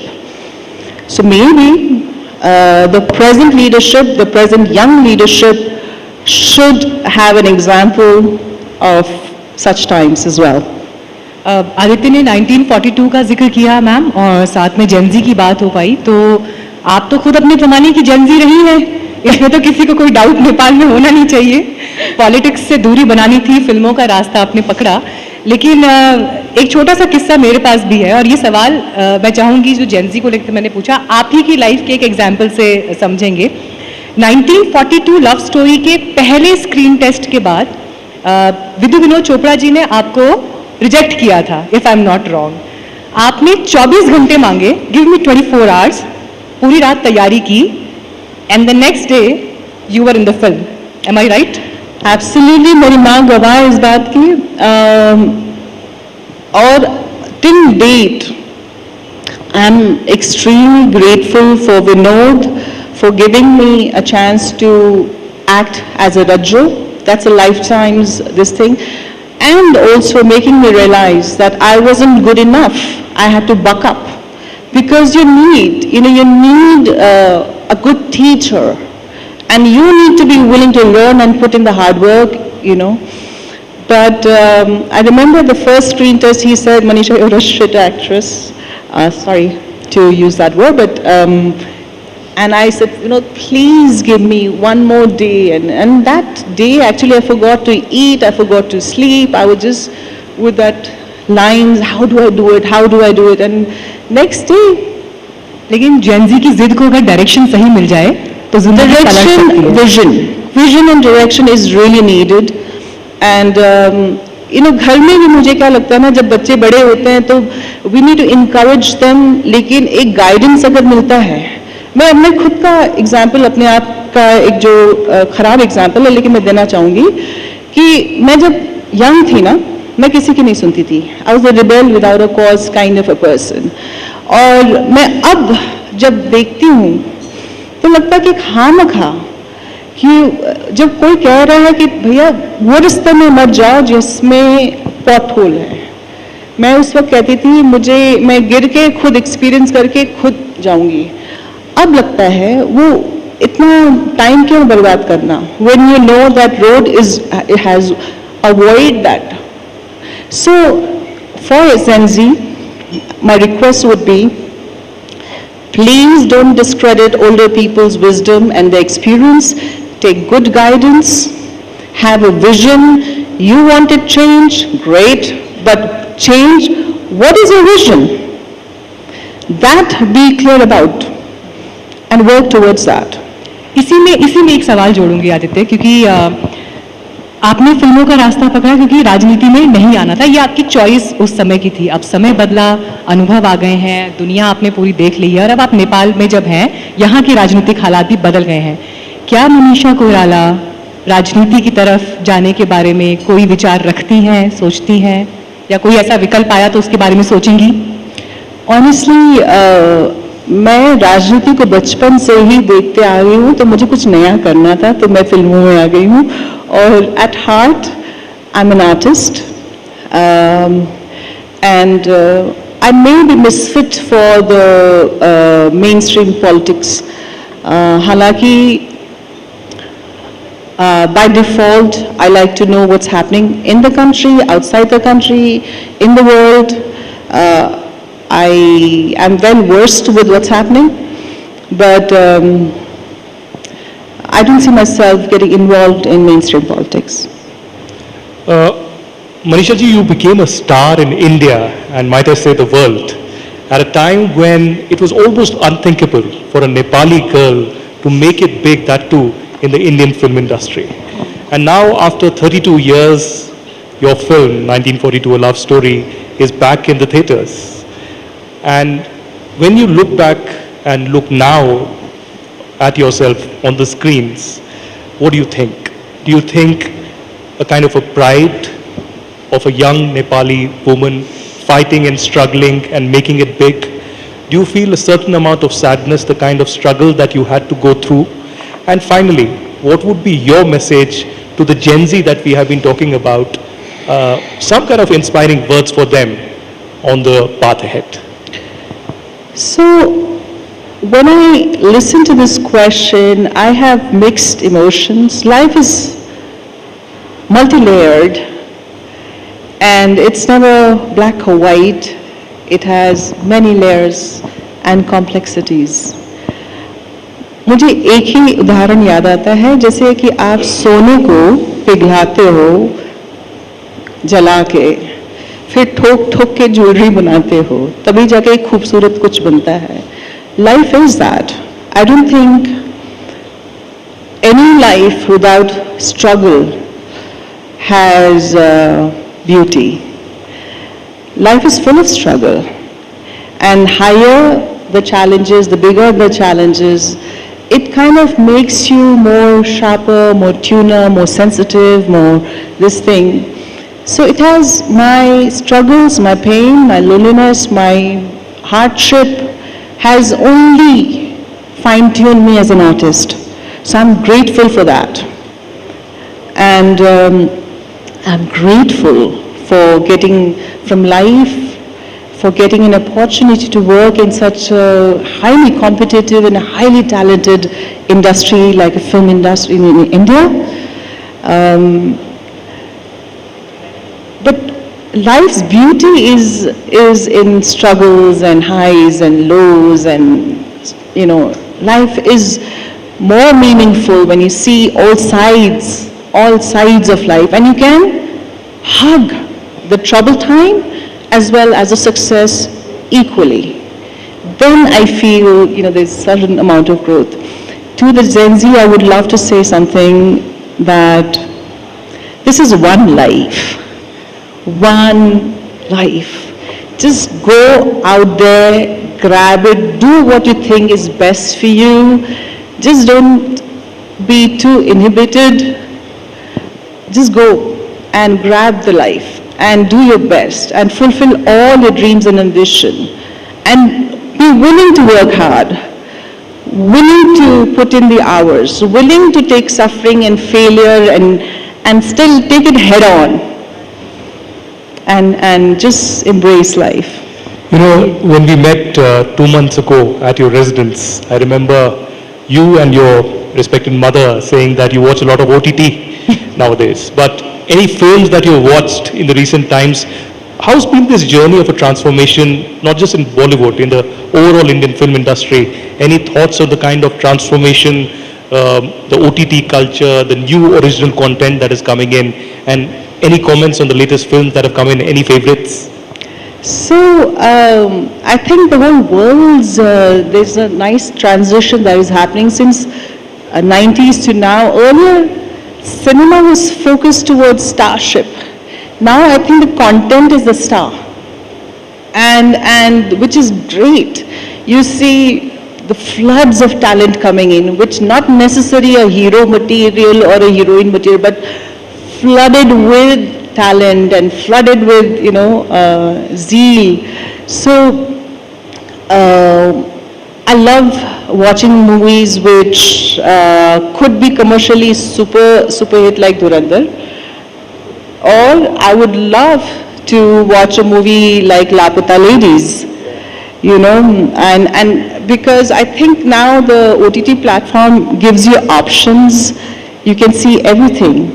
And because of OTT platform, you don't, you know, it's like earlier, a big production house, big hero, big heroine, and that's it. Today, because of content driven, there's many different kind of actors, many different kind of directors, many different kind of, the choices. As long as you're talented and you have something to show, I think you have the viewers. मुझे लगता है सौदागर से लेकर अभी हीरा मंडी तक वो पूरी journey जो मनीषा जी की हमारे सामने है, उससे तो किसी को कोई इनकार हो नहीं सकता. आपने जीवन की उतार चढ़ाव और स्ट्रगल्स का जिक्र किया. कैंसर के खिलाफ जो आपकी लड़ाई थी और उससे आप जिस तरह से फाइट बैक करके आई हैं, वो तो सभी के लिए इंस्पिरेशन है ही. उससे जुड़ी एक बात मैं आपसे ज़रूर पूछना चाहूँगी, लेकिन उससे पहले जीवन में कितने ही संकट क्यों ना आ जाएं, लेकिन लोगों का प्यार आपके लिए नहीं बदलता. और इंडिया से बहुत सारे लोगों ने आपके लिए बहुत सारा प्यार भेजा है. उसे लेकर एक छोटा सा एवी हमारे पास है, हम चाहेंगे एक बार आपके लिए उसको ज़रूर यहाँ पर प्रेजेंट करें.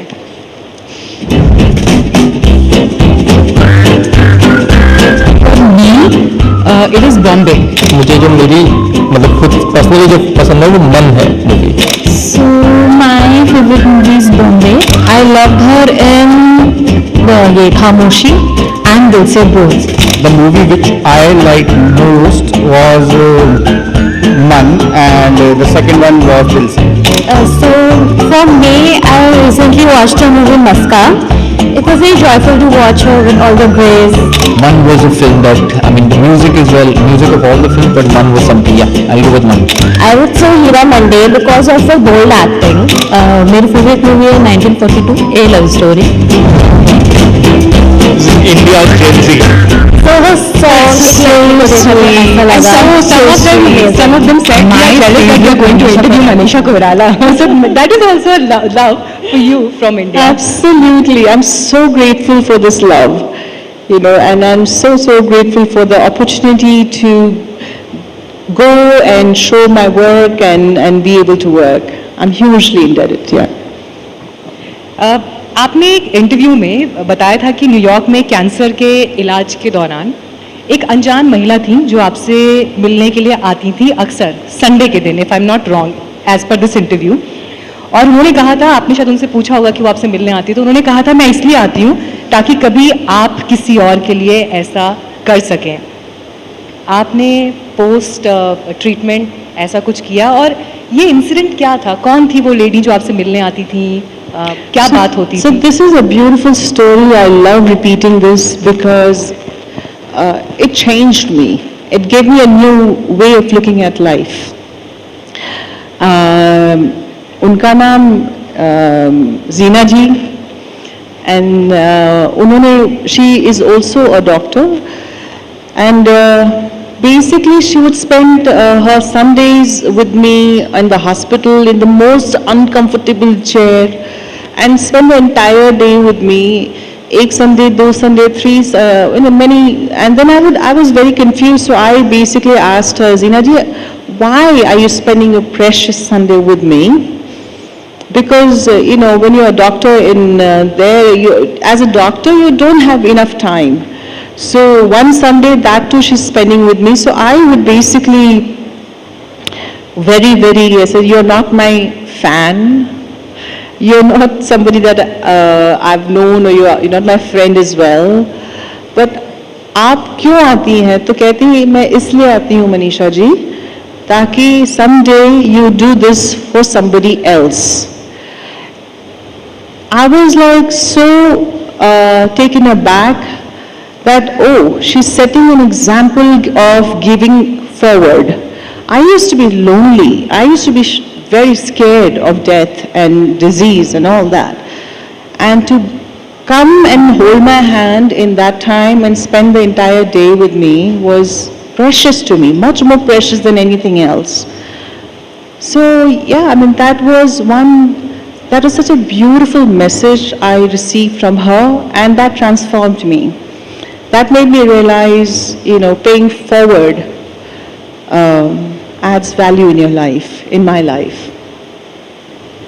आप गई फिर कभी किसी हॉस्पिटल में कभी किसी से मिलने या कोई मुलाकात? मैं जाती रहती हूँ. I know it's very personal to you. जी, मैं जाती रहती हूँ. And I would love to give encouragement. I would love to talk about it as much as I can. And I don't know if I should. Maybe I should not mention right now. So one of my aunt is going through a tough time recently, and I had sent a message yesterday, and she has sent me such a beautiful long message. I wish to go and meet her also.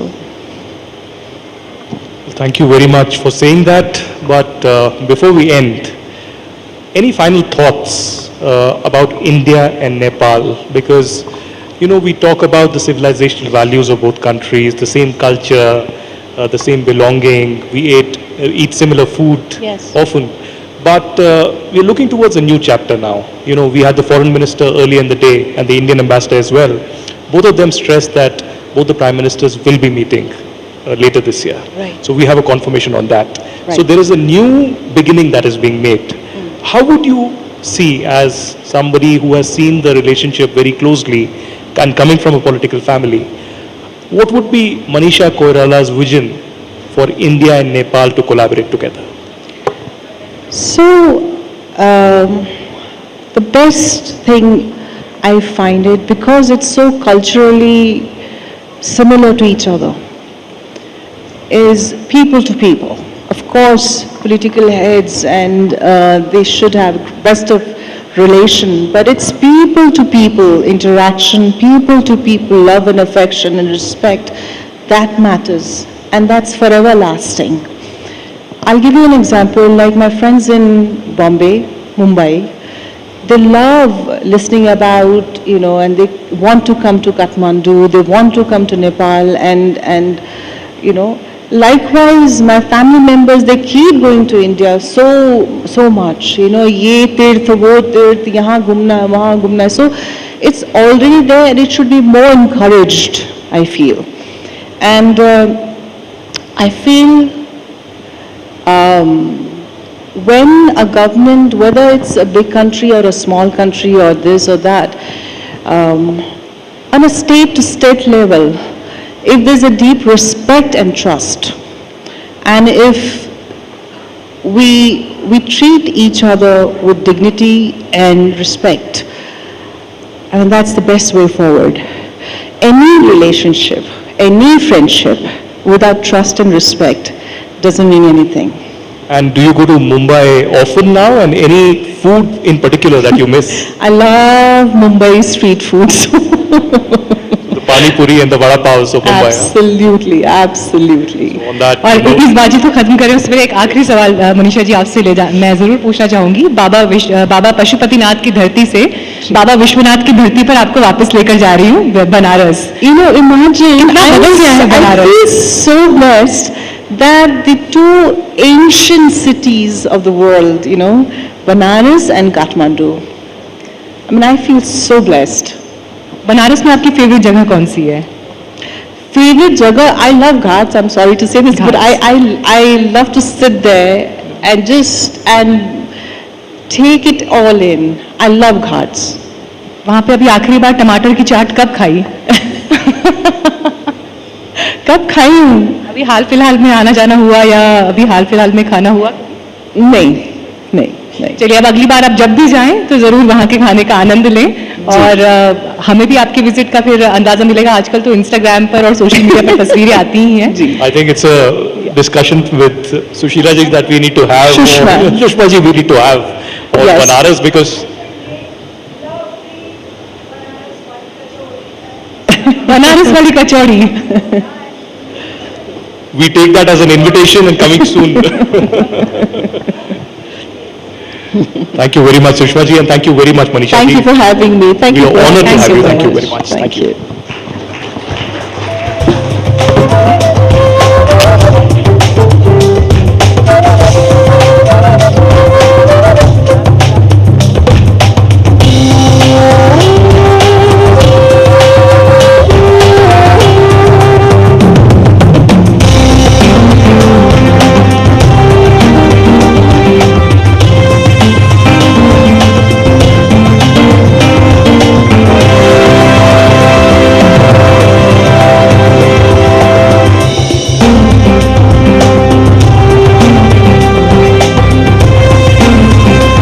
Thank you very much to Manisha Koirala ji for joining us at the NDTV Anviksha. I will request all our participants to head for a short tea break, and after a few minutes we'll be joining back and taking forward the evening round of the inaugural NDTV Anviksha. Please join us for tea.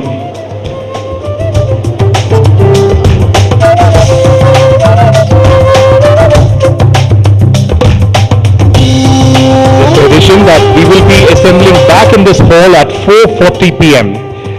We invite you all for a tea break and we'll be heading back into the hall at 4:40 p.m.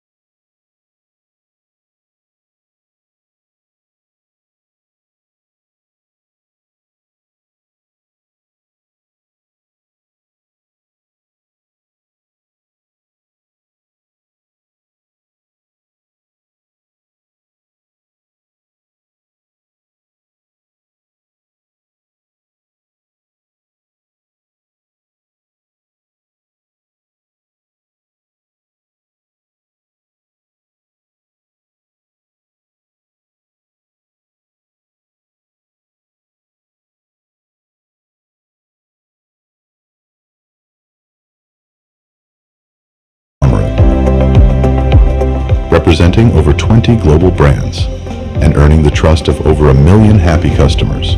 We put you first. Customerization is our core value. Delivering continuous growth. Building world-class quality locally and expanding production. Leading Nepal's electric revolution with electric mobility and charging stations. Empowering thousands through community development and skill building. Contributing in infrastructure development of Nepal. Moving Nepal forward. MAW Group, keeping commitments, building trust.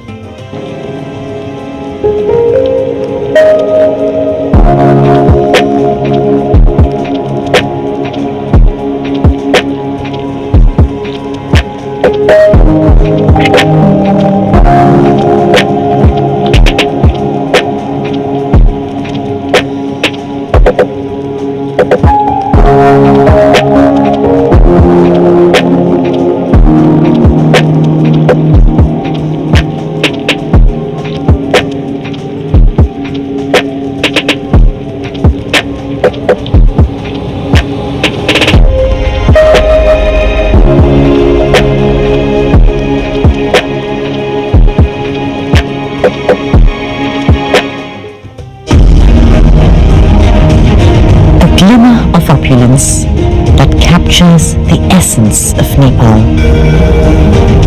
Vibrant colors weave a tapestry of refined elegance. A festival of shades brought to life by Royal. Regal hues to transform your home. The timeless grandeur of living history. A fiery beauty that radiates grace.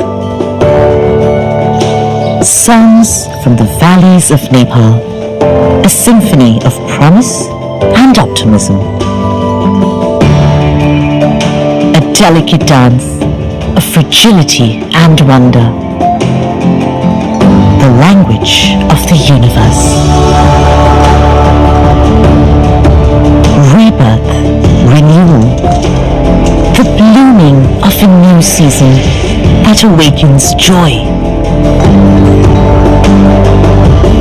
The majestic Himalayas, meditative, reflective, a surrender to silence. An exquisite palette of colors for your home, echoing the spirit of Nepal's landscape. Royal by Asian Paints. क्यों हो गया आज झूठ से सामना? कौन सा झूठ? जो इतने सालों से आपके झूठ पेस्ट ने ओरल केयर के बारे में बताया है। तो फिर सच क्या है? ट्रूथ पेस्ट पतंजलि दंत कांति आयुर्वेद और साइंस ने मिलकर बनाया है इसे। इसकी 16 जड़ी बूटियों से मिले आपके दांतों और मसूड़ों को कंप्लीट ओरल हेल्थ का सच। In this revolution, we unveil a historic technological collaboration where the two trailblazing companies led the foundation for a historic journey. This means for customers of India and Nepal, one can securely and conveniently make instant payment through QR code across various shops and merchant stores by using the mobile application certified by PhonePe and NPCI. For merchants, it opens doors to a broader customer base, accept payments from a vast cross-border market, making business smoother than ever.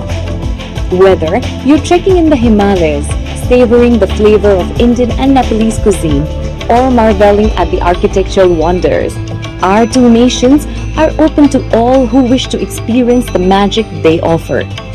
From the heart of India to the peaks of Nepal, our journey continues empowering lives and bridging borders through digital payment services.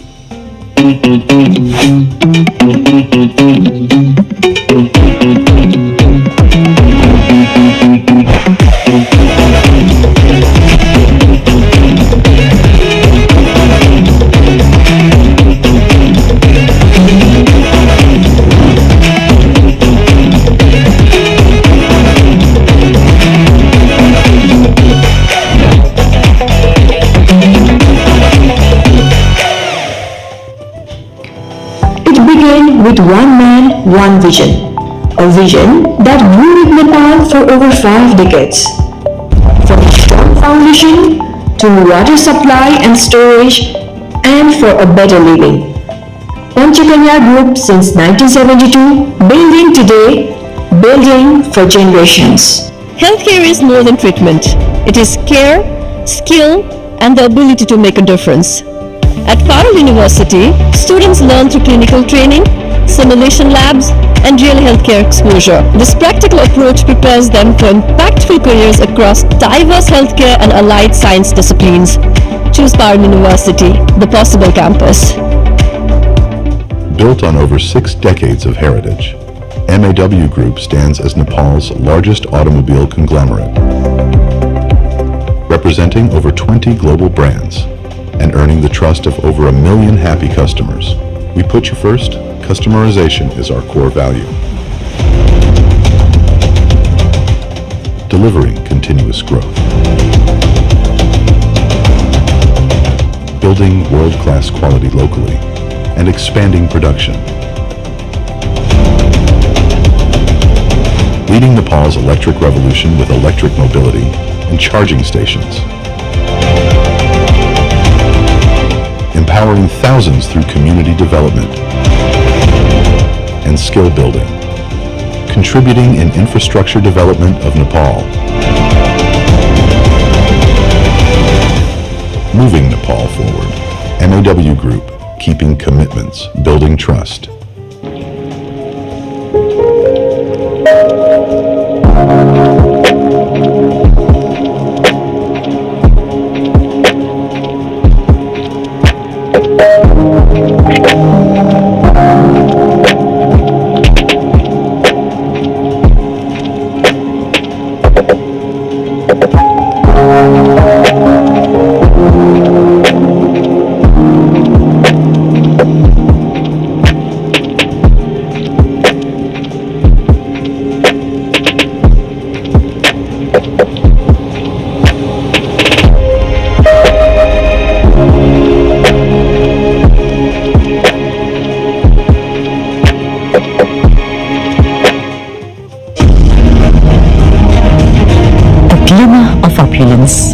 That captures the essence of Nepal.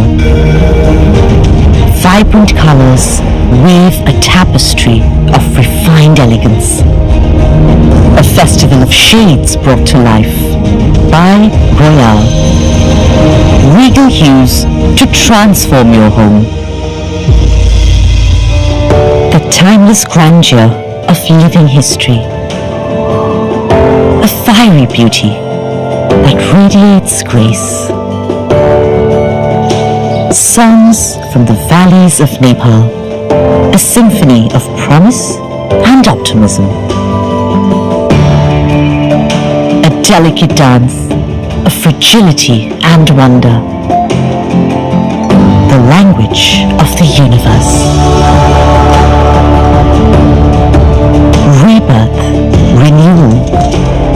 The blooming of a new season that awakens joy. The majestic Himalayas, meditative, reflective, a surrender to silence. An exquisite palette of colors for your home, echoing the spirit of Nepal's landscape. Royal by Asian Paints. क्यों हो गया आज झूठ से सामना? कौन सा झूठ? जो इतने सालों से आपके झूठ पेस्ट ने ओरल केयर के बारे में बताया है। तो फिर सच क्या है? टूथपेस्ट पतंजलि दंत कांति आयुर्वेद और साइंस ने मिलकर बनाया है इसे। इसकी 16 जड़ी बूटियों से मिले आपके दांतों और मसूड़ों को कंप्लीट ओरल हेल्थ का सच। In this revolution, we unveil a historic technological collaboration where the two trailblazing companies led the foundation for a historic journey. This means for customers of India and Nepal, one can securely and conveniently make instant payment through QR code across various shops and merchant stores by using the mobile application certified by PhonePe and NPCI. For merchants, it opens doors to a broader customer base, accept payments from a vast cross-border market, making business smoother than ever. Whether you're trekking in the Himalayas, savoring the flavor of Indian and Nepalese cuisine, or marveling at the architectural wonders, our two nations are open to all who wish to experience the magic they offer. From the heart of India to the peaks of Nepal, our journey continues empowering lives and bridging borders through digital payment services.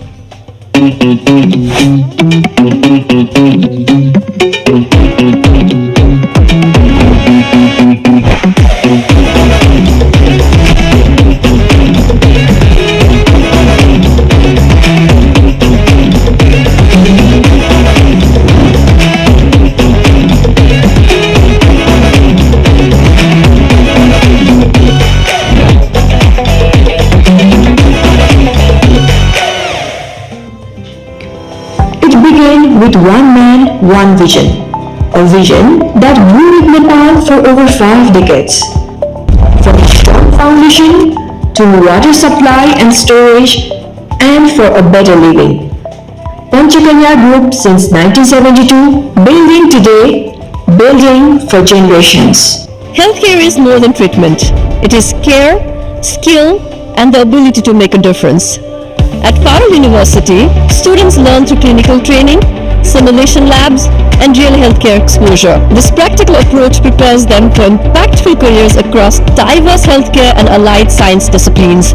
Choose Parul University, the possible campus. Built on over 6 decades of heritage, MAW Group stands as Nepal's largest automobile conglomerate. Representing over 20 global brands and earning the trust of over 1 million happy customers, we put you first. Customization is our core value. Delivering continuous growth. Building world-class quality locally and expanding production. Leading Nepal's electric revolution with electric mobility and charging stations. Empowering thousands through community development and infrastructure development of Nepal. Moving Nepal forward. MAW Group, keeping commitments, building trust.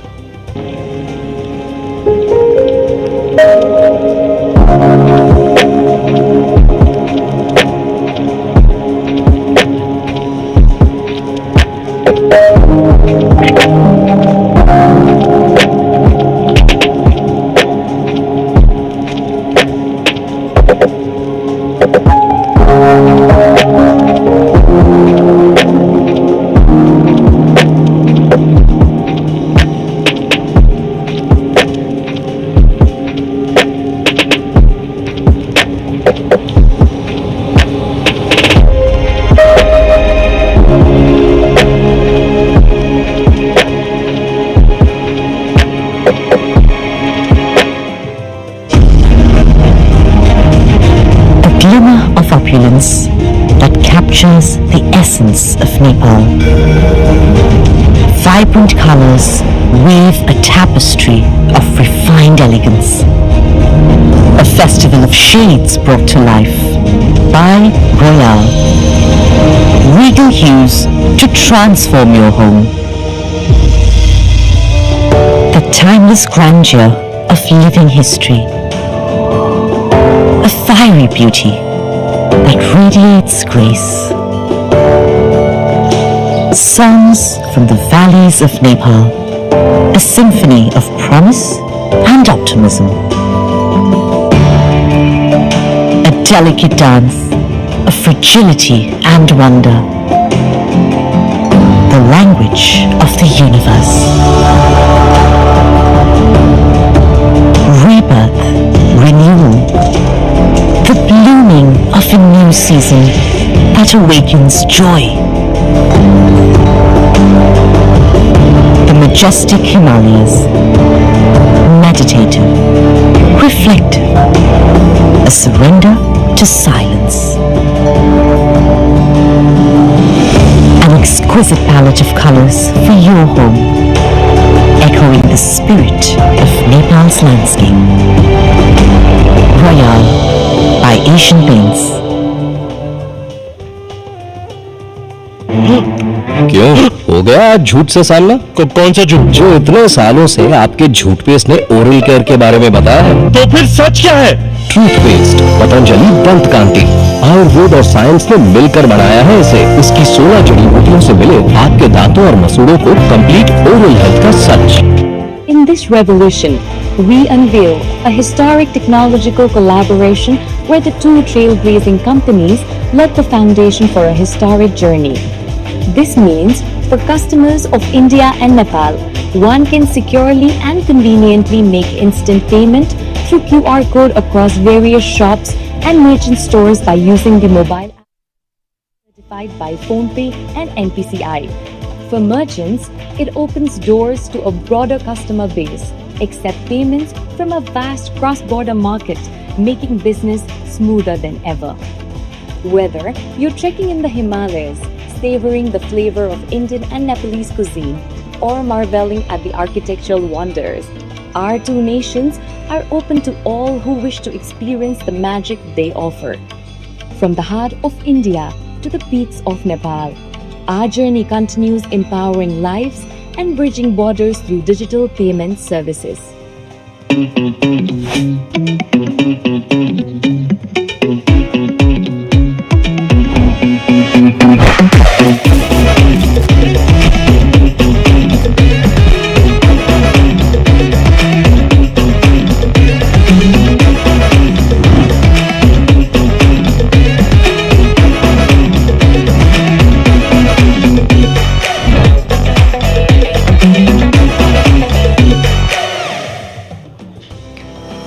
Began with one man, one vision.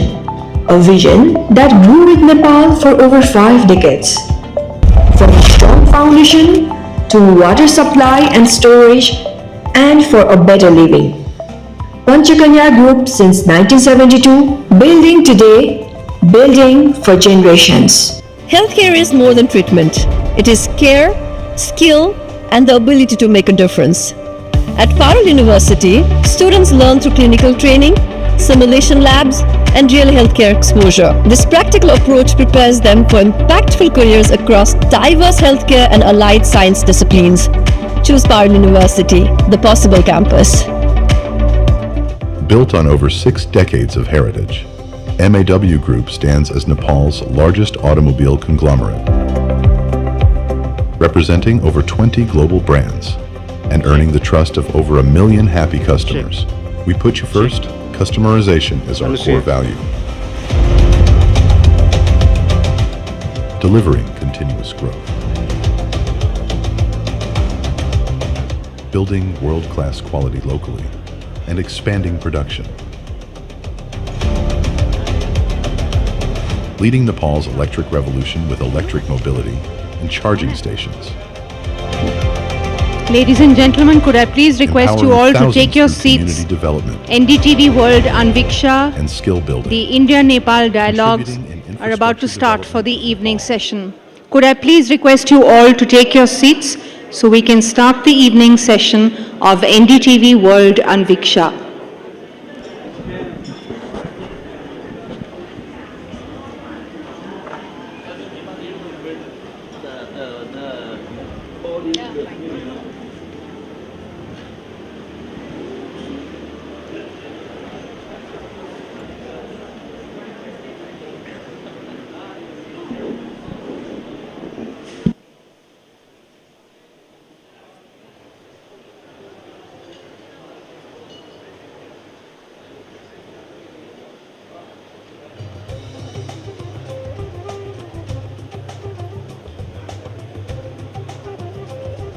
Thank you very much, ladies and gentlemen, for joining us yet again for the evening session of the NDTV Anviksha. I hope you enjoyed your tea because we have a power-packed lineup through the evening. We have some politicians coming from Nepal and India. We'll have Finance Minister Swarnim Vagle. Apart from that, former Minister and Senior BJP Leader Ravi Shankar Prasad, and several other important sessions through the day. But for the next session, I would like to invite Fur Gelje Sherpa, President, Nepal Mountaineering Association, Anurag Malu, mountaineer and founder of the Glacier Diplomat, the Voice of Glaciers Foundation, and Saurabh Bata, global speaker and peak performance strategist. We discuss grit and determination in mountaineering, and to conduct this session, the moderator, Vishnu Som of NDTV.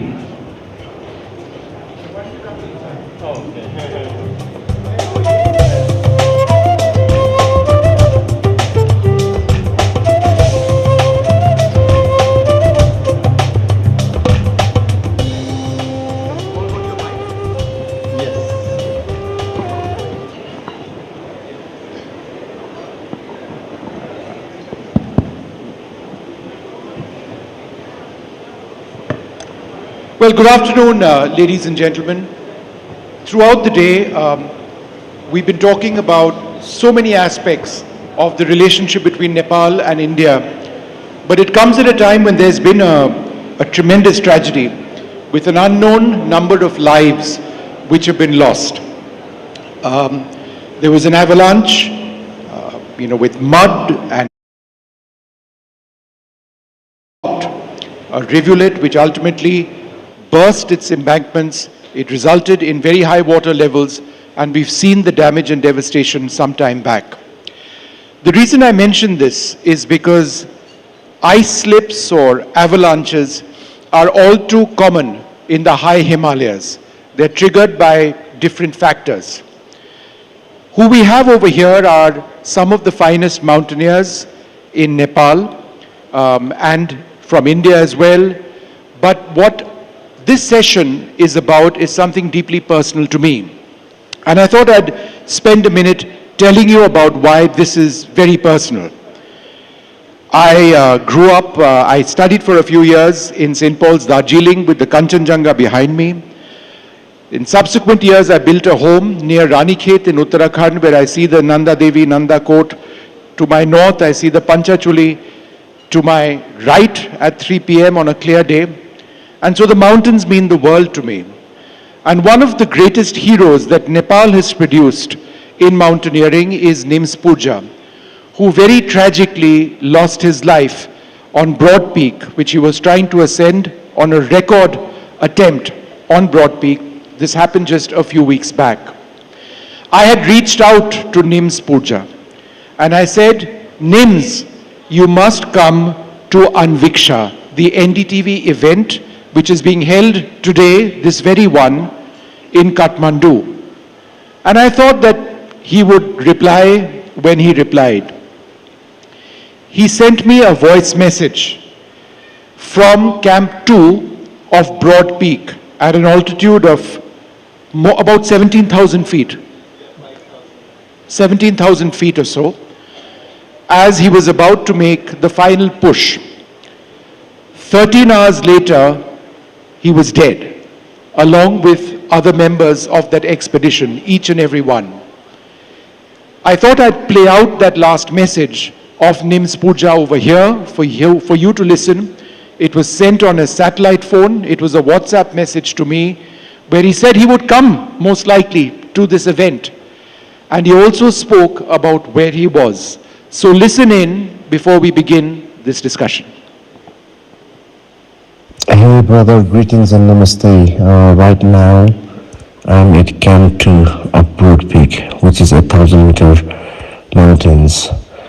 I'm now currently running for 58th summit of 1,000-meter peaks, which is the highest in the world. I just opened the internet to check the weather forecast, but this message got downloaded as well, so I will be in touch after the summit. But yes, if anything, please leave the message, what you're thinking and all that. I will also be connecting Vicky, who manages all my diary and stuff and all that as well. And that will be easier to move the things forward. Hope you guys are well and great to be connected. Thank you guys, and greetings from Camp 2 on Broad Peak. Ciao, ciao.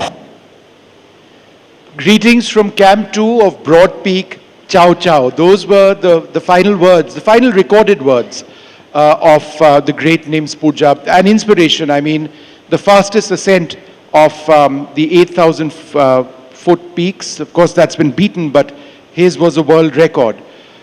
Your thoughts as you hear those words of Nims, because besides being a great mountaineer, he ensured that the Sherpa community in Nepal was seen around the world in a very different light. He projected the Sherpa community, and the Sherpas are the backbone of mountaineering. You're the greatest mountaineers on earth, full stop. There's no two debate about it. Tell us about Nims. Go ahead, just put it to your mouth. Okay. 1 second.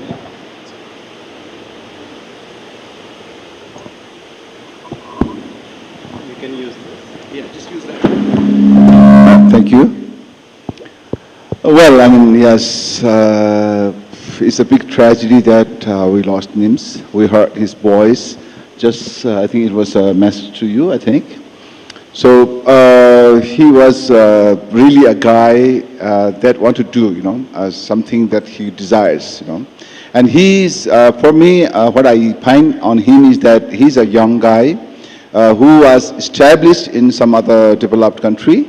But later on, he thought that we can't do a lot in our own country. So that is how he returned back to Nepal, and he started a new adventurous job, climbing mountain, which was really tough decision that he made it. He abandoned his career, and then he changed everything. He changed completely new step. So then he came to Nepal, and then he started climbing peaks. He climbed along with the Sherpas, and then he found the trust of the Sherpas all the time. So then he trusted Sherpas, and that is how he decided to, make a lot of challenges. He tried to set a lot of records, which he was able to do it. So I always find, he was like a man who has a huge desire, huge dream, and he always set a destination where he want to go, and which he always try to do it. He has that guts inside him. So that is the reason that, but this all desires that he was not able to do it without support from Sherpas. So, but he found the Sherpas so honest, hardworking, yes, like a regular. The Sherpas have been working from the very beginning, from like 1953, since Edmund Hillary, and even before. The Sherpas have been working very honestly, number one, and second is very hardworking. They do it. So these are the two: hardworking and honesty. Nims Dai, Nirmal Purja, he found on. So that is how he decided to that I want to do something in Nepal. So he has done. So he has done, and then after that he was able to set several records.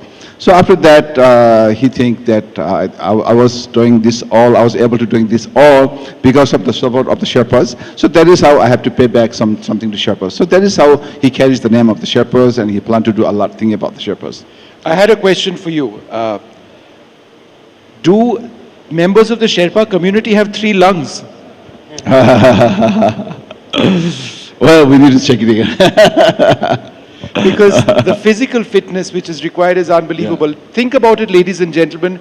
If there was one more chair over here today, it would have been for Nims Puja. Couldn't join us. But I'll tell you another person. Who we're very lucky to have. Anurag Mallu over here, in a sense, has no business to be here. But he is over here because of 2 factors. Number 1, God up there. And number 2, his own determination, his own strength, his physical fitness. He's going to tell us a story, but very briefly, a few years back, he'd completed a summit of Annapurna. He was on his way back. That's when he tripped. He went into a crevice. There is usually no escape from a crevice, but he spent 72 hours in minus 40-degree temperatures in a crevice. And guess what? He's still over here. And the man who played a huge role in rescuing him is Sonak, who's seated to his left. So we're going to be hearing from both of them. Anurag, what kept you going? Thank you, Vishnu. Just to clarify, I did not summit Annapurna. I turned back 150 meters below the summit because it was getting late in afternoon, the weather was getting bad, and if I would continue climbing, it's like a suicidal mission. So there is no point, you know, you need to value the life. We made a decision to turn back after talking to the leader, and we came back to the lower camp. It was on April 16th. We came to Camp 4, and slept that night. Next morning, we were leaving from Camp 4 to Camp 3. The plan was to go and spend few days on lower camp at Camp 2 and recharge our batteries, you know, get food because we didn't had enough resources up in the higher camps. So when we were on our way back from Camp 4 to Camp 3 to Camp 2, and those who are in the world of mountaineering, they know Annapurna, the deadliest mountain, the 10th highest mountain, and between Camp 2 and Camp 3 is the most dangerous section of Annapurna that's very avalanche prone. Every 20-30 minutes there are avalanches coming there. So I was crossing that particular section. Suddenly at one point when I was rappelling down, I picked up a rope to come down, and I started descending down, and suddenly the rope vanished. That rope was broken and I had a huge fall to the surface, and then I slid into a crevasse. I entered that crevasse. A Brazilian climber, Moses, saw me falling, and he said, "You had a fall with this back, you know, on your head. There was no way you would survive the impact of the fall." And I just vanished from that surface. No one can see me, no one can hear me, no one can find me. And I spent not 1 day, not 2 days, 3 days, 3 nights inside that crevasse, 70 meters under the earth at 6,000 meters at temperatures below minus 30, minus 40 degrees. And yeah, without food, without water, without no way to call mama on WhatsApp, nothing. And except the hope that someone would come to rescue me, that hope stayed alive, that someone would come to rescue me, people won't give up. And so that's the incident that happened on that mountain on April 17th, 2023, 3 years, ago.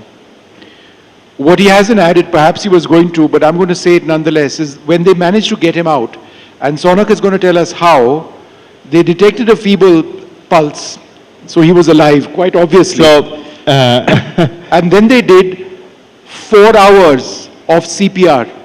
Yeah. 4 hours of CPR to keep him going, because he may not have made it after a few minutes at all. I mean, they got him out because literally at the 11th hour, right? Yeah, it's like a frozen body that has been taken out of a refrigerator. And, after 30 minutes, so once I was taken to the base camp, and my brother was there, and then he quickly took me to the nearest hospital, Manipal Teaching Hospital in Pokhara. And after 30 minutes of CPR there, that is a normal CPR, and after 30 minutes, Dr. Ashim Subedi and his team, they said there is no life in the body. We want to declare you dead. But then that's where my younger brother, Ashish, who was with Sonak, played a role. I think in Pokhara, he went alone, not with you. But he insisted doctor to continue giving CPR, that we know he is alive, because a lot of healers and different people from around the world have told my family. They were doing telepathic communication with me, and they said, we know he's alive. You just ask doctor to continue giving CPR. And that CPR lasted for 4 hours, 5 minutes. And after that, I took my first breath in Pokhara. So that's where I say, I'm born in India, but I'm reborn from the womb of Annapurna in Nepal. So it's also my home. How did you keep him going? how did you rescue him? So, I don't know if that would be the right question, because I keep on getting a little bit of the credit, and I genuinely feel like I don't deserve that basket of the credit, because there were like a whole bunch of people, the entire communities of India, of Nepal, and people all around the world, anytime focused in one mission of having to see Anurag back in town, is smiling with that spirit that he have had. I was asked by one of our mutual friends to take the family of Anurag, who had come to Kathmandu, to the hotel. I took them to the hotel. I had not much of idea then. And one of the guys who was involved in coordination of the rescue, he came to me, Nepali guy, and then he told me that, Sonakji, I know you and I'm telling this to you. I cannot tell this to his family. There is no hope to this mission. That guy, Anurag, is probably dead, just like anyone else in his position would already have. And that shocked me, because we had not even tried anything. After a couple of minutes, I received a phone call from the office of the president. They asked me, what is the update with Anurag? And I'm like, why are you guys giving me the phone call? And then I started receiving phone calls from tons of people, from army officials, from India, from diplomats, from embassies, from tourism board, associations. What happened was my number got circulated in WhatsApp, and people are like, I'm in the ground, I'm with the family, and everyone is giving me the phone call. And that was the moment when I'm like, I'm going to leave all of my work aside, and I'm going to focus on this priority until the mission is done. So what was happening behind the scene, Vishnu, was entire community, thousands of people in WhatsApp, they were into the mission. They were building the pressure, they were building the campaign, they were making the phone calls anywhere, wherever it was possible. They were trying to come up with innovative ideas, brainstorming what else could be done when the weather is bad. They were trying to find out who else would be able to risk their life in order to carry forward the rescue. So a lot of things were happening. But for the 2 days rescue, they said that rescue is happening, but we were skeptic about it. And after some time, also because of the huge pressure that happened, they attempted for the rescue. And before that, there were some other people who wanted to carry forward the rescue as well. So on the 3rd day, they attempted the rescue. A lot of the gadgets. 4th day. On the 4th day. So we had collected a lot of technological advanced equipments. They were not that useful in that particular altitude. But even then, the rescue was attempted on the 4th day, and it was medical miracle, it was rescue miracle, and it was absolute surprising thing for everyone who was out there. Yeah. Your recovery took a long period of time. Yeah. It's not like you walked out of hospital the next day. No, absolutely not. But before I talk about recovery, I just want to talk about the rescue part in terms of, so in the end, the rescue was done by 2 Polish climbers, Adam and Marius, and along with a team of 5 Nepali Sherpas, from 7 summit treks and a helicopter pilot, Sobit Gauchan. They all came together to recover my dead body, because no one thought I would be alive. And when they reached the bottom of the crevasse, when Adam found me, he kicked me basically. He thought it's a body. And then my chest moved. And then they put torch in my eyes, and there was a movement in the pupil. And that's where they said like, oh, he's alive, he's alive. And that was the moment, these people put their lives at risk to get me out. So there is just so much of sense of gratitude for them, for, people going out of their way for a fellow human being, because that's the mountaineer's code of conduct. Today, it's you. That's what Adam told, when it was asked, he said, today it's you, and tomorrow it could be me. If not me, who else would? So, Furgenji Sherpa, would you like to talk about that? The spirit of rescue. Yes, Mr. Anurag, I just have got some information about this evacuation. I knew that your brother was in India, and your brother and you did have kind of spiritual connections, and you were under 70 meters under the ground, and your brother somehow figured out that you are still alive. And then your brother called here in Kathmandu to some of our friends and saying, my brother is still alive, he's waiting for us, please go. We need fast evacuation. So that was the reason that everybody put much pressure to conduct the evacuation as early as possible. Is that true or not? Yes, so that part of the story, there were a lot of healers, telepathic communicators involved in my rescue. And from India, from Portugal, from Guatemala, Colombia. And they all said the one thing, that there is a motherly figure that's protecting him. And telepathic communicator, basically I'm telling them my state, how I'm feeling, what I'm going through inside the crevasse. And my last communication with them was on 19th of April, before an avalanche came and fully buried me under the snow. So all of that information they shared with my family. So family had full conviction that I am alive and they need to find a way to reach me anyhow. So family was just so adamant and very clear with only one single mission. We have to reach Anurag. So, you know, Indian Embassy of Kathmandu played a huge role in organizing a lot of resources. So there were just multiple things going in parallel. You know, the whole world coming together to bring me back home safely. So Sonak, I don't know if you agree with me, but the two people to my left are basically crazy.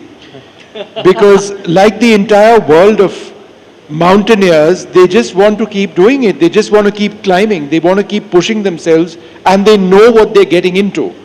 What makes people like Mims Pooja or the two gentlemen over here, what makes them do it? The one thing I truly believe is Anurag Malo's mission was the battle between extreme optimism versus the loudness of extreme pessimism. Nobody believed it would happen, and therefore what you said is so right, that there has to be some sort of madness and craziness and that spirit and that courage for you to go up there with minimal technology, risk your life because you want to save that guy that you have no idea who he is. So you got to just challenge whatever you are, your identity, your family and everything for you to be out there, and that definitely requires that sort of craziness. And Malo's rescue mission, Anurag's rescue mission was definitely a benchmark to this spirit of resilience, grit that is needed for rescue. Purgeja Chepa, you wanted to say something? Yes, I just want to mention about evacuation of Mr. Anurag. So the evacuation is how important, and the evacuation is that we all figure out now, right? So there has been a rumor spread all over the world at the beginning of 2025 spring expedition time.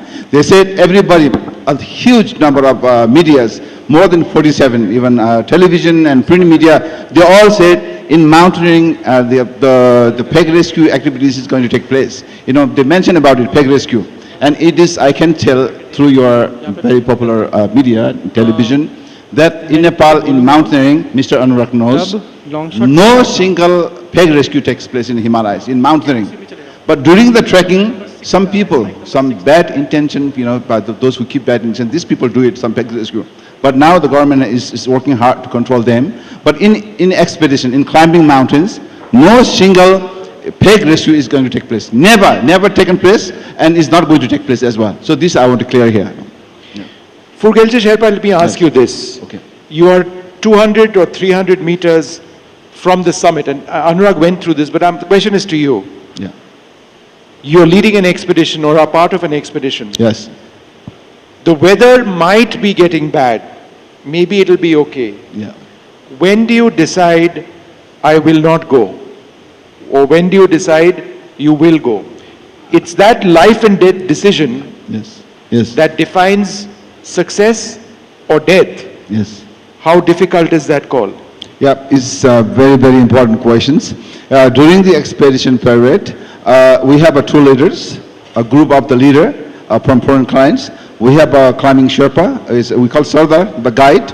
And these are the two important person inside the team. They decide. They check the situation, the condition of the climb, all the climbers, they both, and then we also normally take a doctor. We also take advice from the doctor, two leader, and the guide, main guide. These are the three main important person. They decide whether they bring them to the summit or they stop them, say, you know, you have to go down. So these are the three people, they decide. And we always train our climbing team, our climbing Sherpas, the guide, you know, to take proper care and proper decision. The decision of the guide and the two leader is the most important. That, you know, that makes either the client go up or down. So, and completely that decision is going to take place on the basis of condition of the client, how they are, how they feel, how they eat, you know, how they walk, how they breathe. These are the things, you know, they check it. Anurag, I just wanted to sort of get your views, and we should talk a little bit about this. It's becoming more difficult to climb, isn't it? Because crevasses are forming more now, possibly because of a change in weather, it's getting hotter. Avalanches are being triggered more frequently. Is it now a deadlier sport? Absolutely. I think with time, mountaineering will get lot more challenging and difficult. You know, there's a lot more rockfall happening because there's sometimes not enough snow on different faces of the mountain. And when there is not enough snow, you can't really, it's very hard to then climb. You know, snow, ice, the glaciers, that allows us to climb. Otherwise, these 8,000 meters, just imagine an 8,000 meter mountain without a snow. How will it look and how will you climb that? Snow is that glue that makes it easier for us to also climb. Hard snow, soft snow, all sorts of things. But with lot more now increasing avalanches, just changing weather patterns, changing climates, conditions on high altitude Himalayas, it is getting extremely difficult. What we have seen either on Broad Peak, even on my incident, during that year, Adam and Marius, the Polish climbers, were supposed to attempt another side of Annapurna, another face of Annapurna to ski down from the mountain. But because of lack of snow on the mountain, they turned back. There was a lot of rockfall happening on their face. So they're like, it's foolish to continue climb. Let's come back. So they have to abandon their expedition because of lot of rockfall happening and lack of snow on the mountain due to climate change. And that is the reason they reach the base camp and they learn about my incident. So just wait and watch. It is going to be extremely difficult with climate conditions, changing. I remember when we went to Mount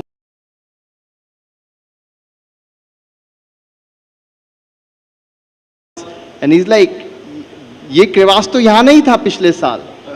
The crevasses conditions have opened up, new crevasses have opened up. Completely new route they have to create because it's not the same anymore. And every time now new routes have to be created. This year, Broad Peak avalanche is a clear example of that. Heavy snowfall happened few days before this, the incident, and I think that's where probably it's an important time to even ask this question.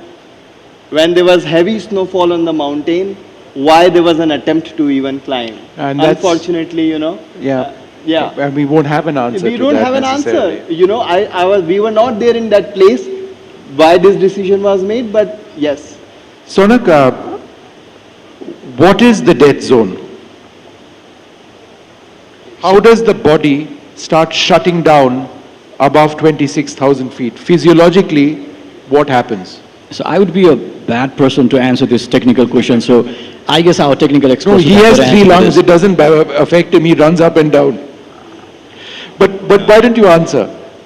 At 26,000 feet and above, in the death zone, as it's called, what happens to the body? How does the body begin shutting down? Well, I mean, it depends on each individuals, At 26,000, when you reach there, I mean, you have a very thin oxygen there.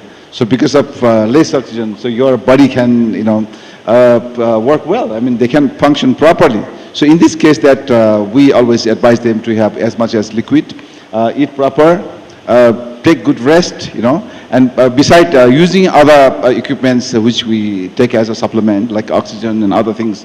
But these are the major things that they feel it, so we let them to follow these advices. Anurag, go ahead. No, main thing what really happens is the oxygen level drops. It's not the oxygen level drop, it's above 8,000 meters, the oxygen density is very less.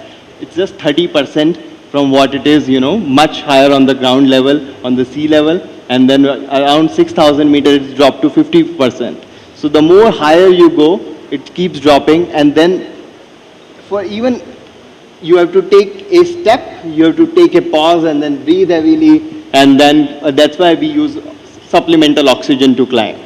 Furgelche Sherpa, one final question. We are running short on time. You have led expeditions, I'm sure, in the past. You know many others who've done that. People come here to Nepal from all across the world. They pay hundreds of thousands of dollars because insurance is very heavy. They come with a certain amount of training and they have the expectation that I'm going to be on top. But it's your job to save their lives, even though they have put in a lot of money. That's true. At what stage in your own head do you decide he is going to make it or she is going to make it or he or she will not make it and I need to save them before it becomes dangerous? No, it's clear. Well, I mean, of course, that's true. We have many important clients. Now, these days, even high-end clients, people with a better, these people come here to climb high mountains. And for these people, no matter who ever comes, I mean, our job is to bring them on the top safely and to bring them down to base camp and Kathmandu, with a safe condition.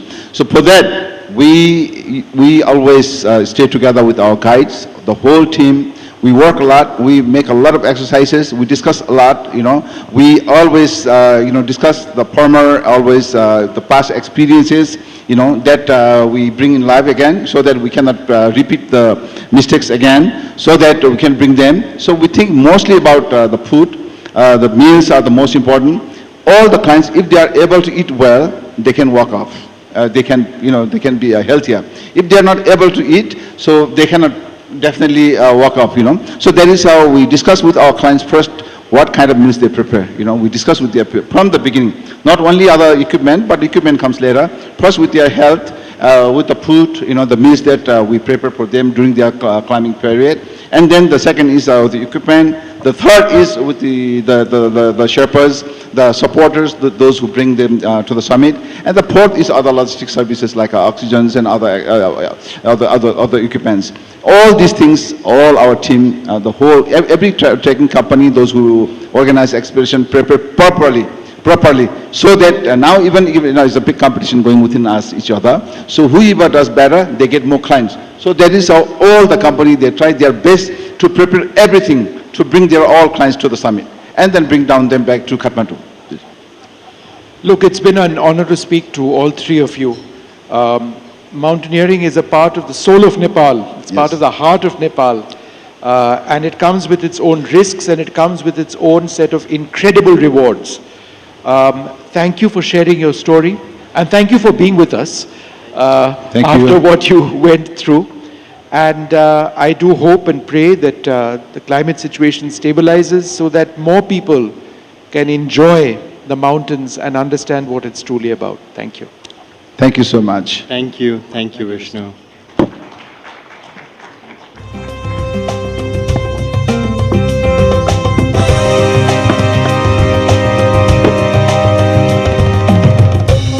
Thank you so much for this wonderful session. It was one of my favorite sessions also because I also belong to a state of Uttarakhand, Himalayan region. So we have this common in us.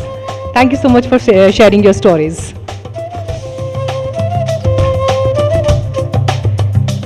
The spirit of Himalayas defines resilience.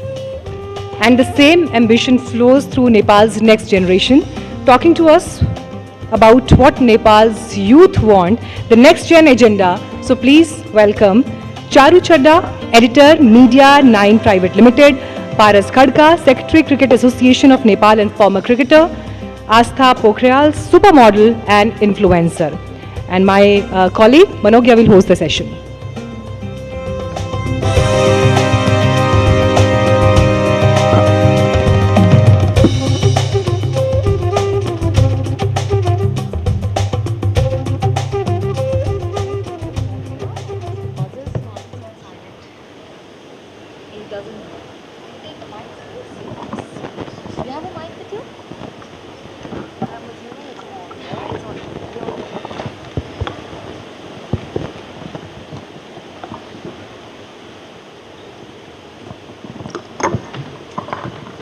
Nepal has a total population of 30 million people, median age ranging between around 26, that's roughly the average that comes it down to. And very hard to believe but true that the age group between 15 to 24 is around 6 million and 20% of youth is unemployed. So what is the next gen agenda? What do people think? Those who have been at the forefront of being not just leaders but also mentors to the next generation, and also those who've not got enough during their generation, how are they preparing for the next generation too? Charu, I start with you. Give us an idea on what is it that has changed with the government for the youth and what is it that still remains to be done? Thank you so much. I'd like to take a moment just to remember all the people who've lost their lives on behalf of this panel and our prayers, and also to NDTV for pulling off this event during this very difficult time. Thank you so much for having us.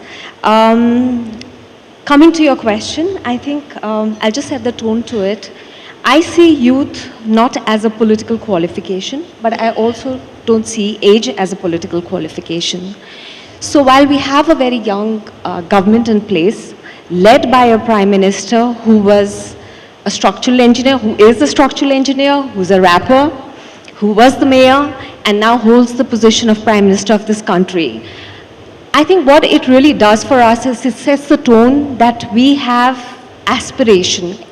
You know, people are multi-skilled, they can multitask, and they can be who they want to, including running the government. Now the challenge for them, it is a very young government. I think 40% of the youth is represented in the cabinet. So, but what is the real challenge is having, being able to do politics of continuity. Now we've had, all along, I think what we've had is politics of personalities. We were really voting for people that we liked or did not like. This also, Balin, our Prime Minister, Honorable Prime Minister, he has amazing following, but he needs to go beyond that and now actually institutionalize politics that has a level of continuity to it. And the difficulty for them is being a youth-focused government. They are being judged in real time. Our generation had the privilege of having press conferences and news coming filtered to us, but here they are being judged in real time, so that's a challenge. Okay, Paras, I see that smile and also the advantage and disadvantage of social media, of being a celebrity cricketer, being known to everyone, yet not having the advantage of social media. Do you feel that the present generation has that advantage, especially the cricketers, the stardom that they have? You've had enough stardom, but maybe social media was one sprinkle that could have added to the glitter? There are two sides to it. When we were growing up as a young cricket team, people had no expectations of what a cricket team or a national cricket team in this country could do. Back then, growing up, there's no social media, let's be very fair. And the only thing that drove us was that passion to win. We came from different parts of Nepal. When we got together, our only ambition was to make sure that Nepal wins. And over a period of time, I still remember from 2010 when we first won our senior championship until 2014 when we played our first World Cup. That 2014 was an important moment for us. Why? Because it took the national cricket team to reach the World Cup for people to realize that we had a cricket team. We qualified for the World Cup. As we were coming back, we got calls from then Prime Minister to Sports Minister to everyone, then announcing prizes to all of these things. And that was probably the first phase of social media was slowly penetrating into the Nepali diaspora. And from then until now to 2026, we are probably one of the most followed cricket teams in the world. Why I say this is because we've won 2 ICC Digital Engagement Awards over the last 4 years. So which means the organic viewership for Nepal cricket has grown phenomenally. I would say for Nepal as a young nation, we've always been known as the Himalayas, Buddha and all of that. But cricket has now slowly started to become part of the social fabric.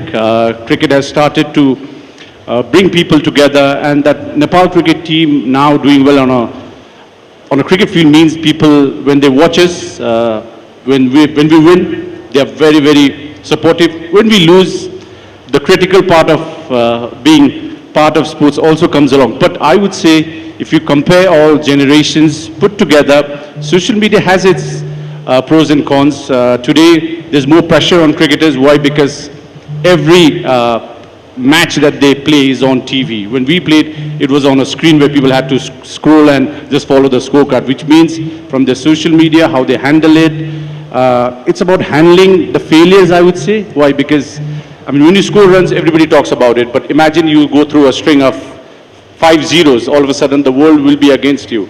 Then how do you come up as a cricketer is probably the most challenging thing, not just for cricket, I would say for every one who's in sports. But for Nepal cricket, I would say social media has been a very strong element for us to make that impact. Okay, Asta, do you agree to it on the forefront, especially when you talk about both body shaming and body positivity and the social media, the way they respond to people in your sector, be it cosmetics, be it beauty pageant winners, be it women of substance who've made it on their own on multiple platforms. How difficult has it been, and what would you say to both the positivity as well as the toxicity? So body shaming, it's a real problem. And like you said, social media has its advantages, but it exposes you a lot to all these toxic things, right? So, and makes you really vulnerable.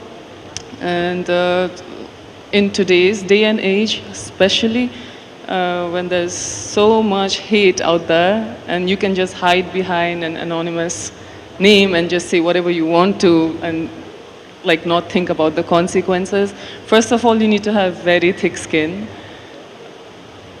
We've been saying that, but even if I believe I have thick skin, I might have down days, you know, I may not be feeling so strong that day, and some comment can get to me. And so the only defense against body shaming is, I think, radical self-acceptance. I rephrase it. Is it about body positivity also? Does that also add to it? And have you ever had a meltdown that, okay, why did someone post like this? Sorry, have you ever had a meltdown? Why did someone write like this about you on any of the social media platforms? A comment might have bothered me here and there, but no, I've not had a meltdown as such, but I do wish like people were more sensitive, and I do wish there were stricter rules so that people would think twice before writing nonsense on the internet just because you can. Okay, Paras, give us an idea. The NPL has been a massive success in its own way, especially for a country like Nepal, where Nepal Premier League has been making waves literally in mountains, to say so. But when you see the performance, do you see that there is more need of finance and exposure into sports per se, vis-a-vis other countries, maybe BCCI and other countries, just to be speaking Nepal about? Nepal cricket's grown on its own, which means now world cricket is talking about us. I was there in Scotland last month. Everyone's speaking about this, especially, you know, we lost to South Africa in 2024 by 1 run, and we came very close to beating England, and when we lost by 4 runs, which means that now for us, people really want Nepal to do well. What Nepal cricket needs, obviously we've been saying this and endorsing this for years, has been exposure. We've been talking to test playing nations. I think next year there will be a lot of big names that will be coming to our part of the world. The Nepal Premier League, I would say in the last 2 seasons, has managed to ignite a lot of good waves inside Nepal as well as outside, especially with the investment part. Why? Because before the first season of the NPL, there wasn't much investment. Why? Because people always looked at sports as almost, it was a thing that when people won, they celebrated, but nobody actually invested into it. As part of Cricket Association of Nepal, when we went out into the market and said that this is what we are, we have 20 years of history of what Nepal cricket's managed to achieve, and when we got hold of the sponsors and the team owners, what it meant was we put on a spectacle. I think for the first season, I remember TU International Cricket Ground.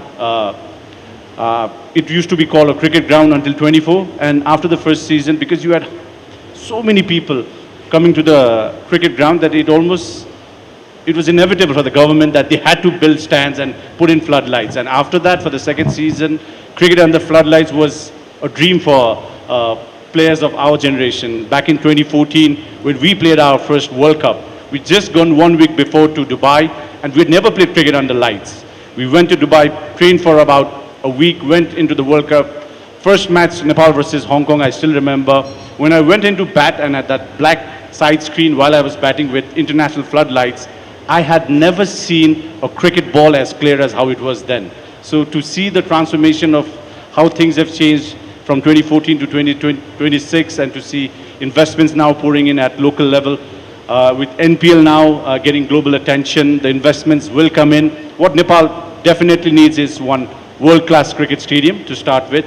We've always been speaking about hosting the Asia Cup, where the India-Pakistan rivalry has always been a very strong factor in cricketing terms. But I believe in the next 3 years, 4 years, with the government really keen to invest into infrastructure, once we have a couple of proper infrastructure cricket grounds, Nepal cricket with its own investment can sustain on its own, and we're heading in the right direction.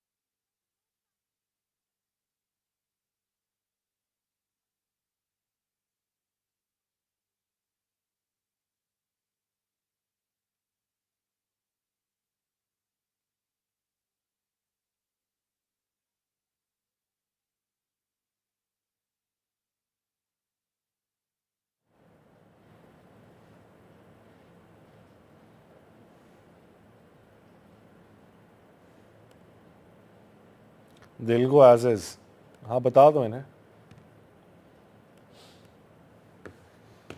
Text उठा कर दे यार।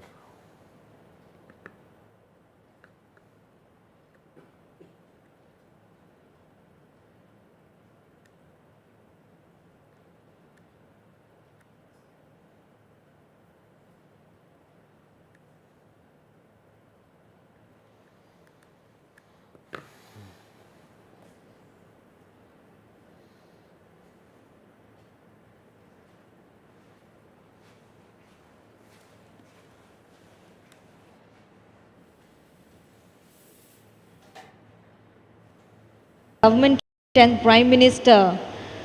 I think they're doing a good job. They've got the experts on their side in terms of handling, they've got digital strategies in place. I think we would be having our finance minister speaking later in the day. So we'll hear a lot more in terms of how we are going to take that forward. From my side of things, I think we cannot really, because it comes down to freedom of expression again versus regulation. So it's a very tightrope to walk. I think even for the journalists sometimes. Even for the journalists, Absolutely, for the without journalists. mincing words today for sure. Asa, give us Absolutely. an idea when you talk about content creators and people who have influence. Does it or has it arrived as a full-time job opportunity for people? And is that influence enough for both their survival and making an impact in society? As a content creator, yes. but you have to be committed to it. And there's a lot of competition, and you have to catch a niche, and if it's already saturated, then you're going to have a tough time. So I think you should give your best, but also know that it might not turn out 100% like you expected it to. But I have seen many examples where people have and are making a living out of it. And it's amazing because even 10 years ago, I don't think that would be a viable career option, especially if you're based in Nepal. But now it is, and you can be a content creator, you can be a full-time influencer, a streamer, basically the online sphere, that's where your career exists. And there are lots of people I can look at and say, okay, they have made a career out of this. And even if you're not fully a content creator, you can do that on the side, and it's going to supplement your career, and I think it's a positive thing. I just wish everybody did it responsibly, because once you have a voice... But there's the other side of it, including cyberbullying, targeted approach of not just maligning your image, but also online harassment. How do you think that women of Nepal are, especially in strong positions, are they prepared for it, or does it also question the format of the society and the changes in it? We have to be strong enough, like I said before. Whether or not you're prepared for it, though, people are going to be cruel, and it's there. But you have to handle it sensitively, intelligently. Don't let it get to you, but also take action where you have to. When there's harassment and cyberbullying, it's not something I take lightly, but also it's so rampant that you cannot go after every little commenter who says something, who posts something. Where the government needs to be more involved, more stricter. But if you post a photograph of yours, why would the government come in picture? Because it's not just about my post and somebody, it's the whole picture. It doesn't even need to be glamorous. It's a tricky one on who decides on what you post and how people For respond. you to get a hate comment on the internet as a woman, it doesn't even need to be a glamorous picture of you. Can just be enjoying yourself. You can just be expressing an opinion that somebody disagrees with. You can just be successful in whatever you're doing, and there will be somebody who has something to say. Disagreements and other things you can take, but when it becomes personal and vulgar and violent, ask the cricketers. Then government needs to do something. Ask the cricketers who have all the photographs to be posted and then answered also. So give us an idea on what are the steps being taken for women in cricket in years to come. Do we see them in the next gen agenda? Nepal's co-hosting the Women's Under-19 World Cup next year. So for Nepal to host World Cup will probably be the biggest event that Nepal's ever hosted. So for Under-19 women's team that we have, I think it's a start. Yes, men's cricket obviously gets all the attention, all the sponsorship, and everything around it. It takes time. I kept being asked, even by our fellow female cricketers, saying, is there going to be a women's Premier League? When are we going to play franchise cricket? What women's cricket in Nepal right now needs is more exposure to international cricket, which we got back 20 years ago. For that, we are putting in all the efforts, and there'll be a time when there will be franchise cricket for our fellow cricketers as well. But for now, we contract around 20 cricketers, female that is, and they've been paid to play cricket. I'm using this term why? Because for boys as well as men, all of the money that comes into Nepal cricket is on the performance of men's senior cricket. So when the national cricket team performs, we have this ICC structure where the ODI cricket structure means when you're an ODI country, that's where money comes in. And with the money, as part of Cricket Association of Nepal, we have almost managed to pull in around 90 cricketers from provinces to districts to combined with men and women. That also brings me to the next question. What is your roadmap for next 5 years, and how do you see fresh talent coming in and winning over Nepal and the world on the 22 yards? we need to build a proper domestic structure. Your production line of cricketers has to be premium. Nepal cricket has been lucky because we've had great generation of cricketers over the last 30 years, backed by good coaching, and somehow, against all the odds, I would say Nepal cricket's always punched above its weight. But you only can rely to all of these things to a certain level. As of now, the Nepal Premier League, which attracts a lot of eyeballs, is a key index to this. Why? Because with more money coming into a tournament or number of tournaments that we organize, that gives us the cushion to then put in more money into our districts and provinces. Next 5 years, I see Nepal cricket growing. Why? Because back in the day, people hardly invested. Now, if the infrastructure part, which I've mentioned earlier as well, gets taken care of, we have online viewership, our international matches are sold way days in advance, and with the current setup of young cricketers, boys and girls that we have, if we manage to put up a proper grassroots structure where our school cricket and college cricket and our districts and provinces have cricketers and coaches and everybody who's part of the cricket ecosystem being paid to perform and all of those things, I believe we will become a strong force to be reckoned with. When you started, cricket was never a full-time job. Now, a cricketer is a full-time job. We have 3 suggestions to the youth watching you. It's getting there. I mean, 1980, Sri Lanka got test eras, and 16 years down the line, they won the World Cup in 1996. 1983, India won the World Cup, and we all know what happens after that. For Nepal, we played our first World Cup in 2014 to 26. We have played 3 World Cups. Now, after having played 3 World Cups, what next is maybe to win a World Cup. Can we win it? I don't know. But if we have a plan 20 years down the line, we can dream of, because our generation, when we dreamt of the fact that we wanted to reach the World Cup, it happened for us. But now, the goal is to have bigger ideas, bigger vision. And as of now, for the young boys and girls, on behalf of Cricket Association of Nepal, we're trying to put a structure in place.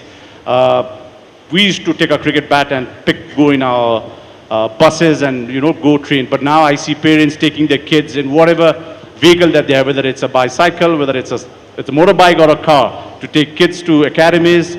That whole story around Nepal cricket is that things have changed. Parents want their kids not just to study, but to play cricket as well. So in the next 5 years, 10 years down the line, there has to be a plan in place. We are putting that in place.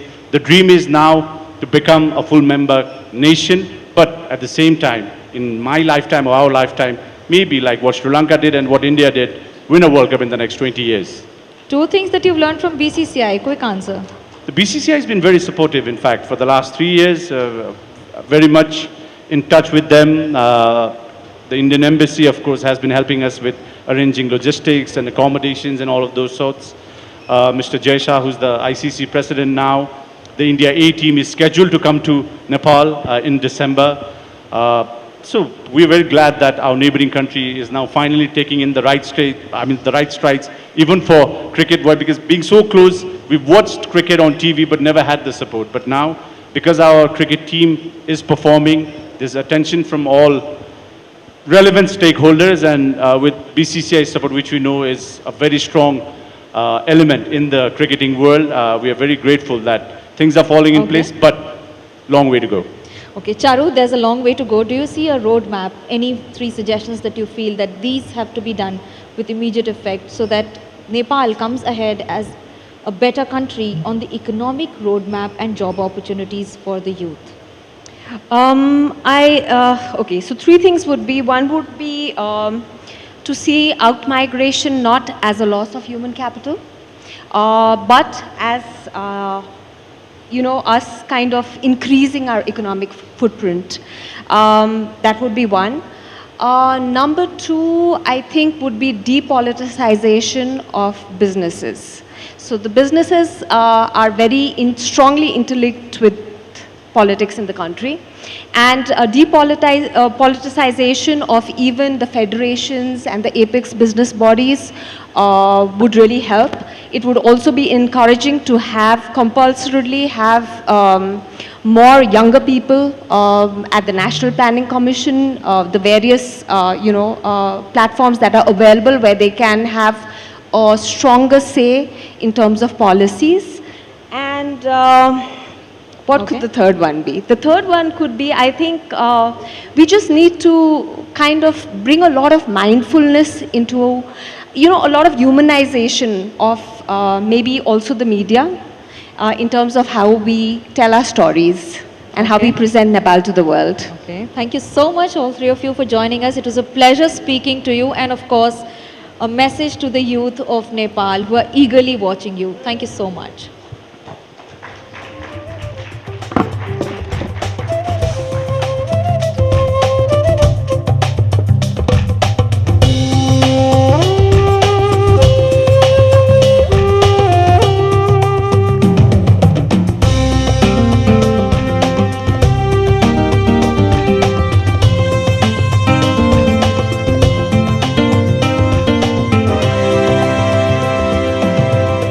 Thank you very much to the trendsetters of Nepal, Paras, Asta and Charu. Thank you very much for joining us at NDTV Anviksha. And for the next session, ladies and gentlemen, this is a fireside with Varun Chaudhary, Brands Without Borders, the Managing Director of the Chaudhary Group Corp Global, joining us here. Thank you very much, Varun. Please, the stage is yours.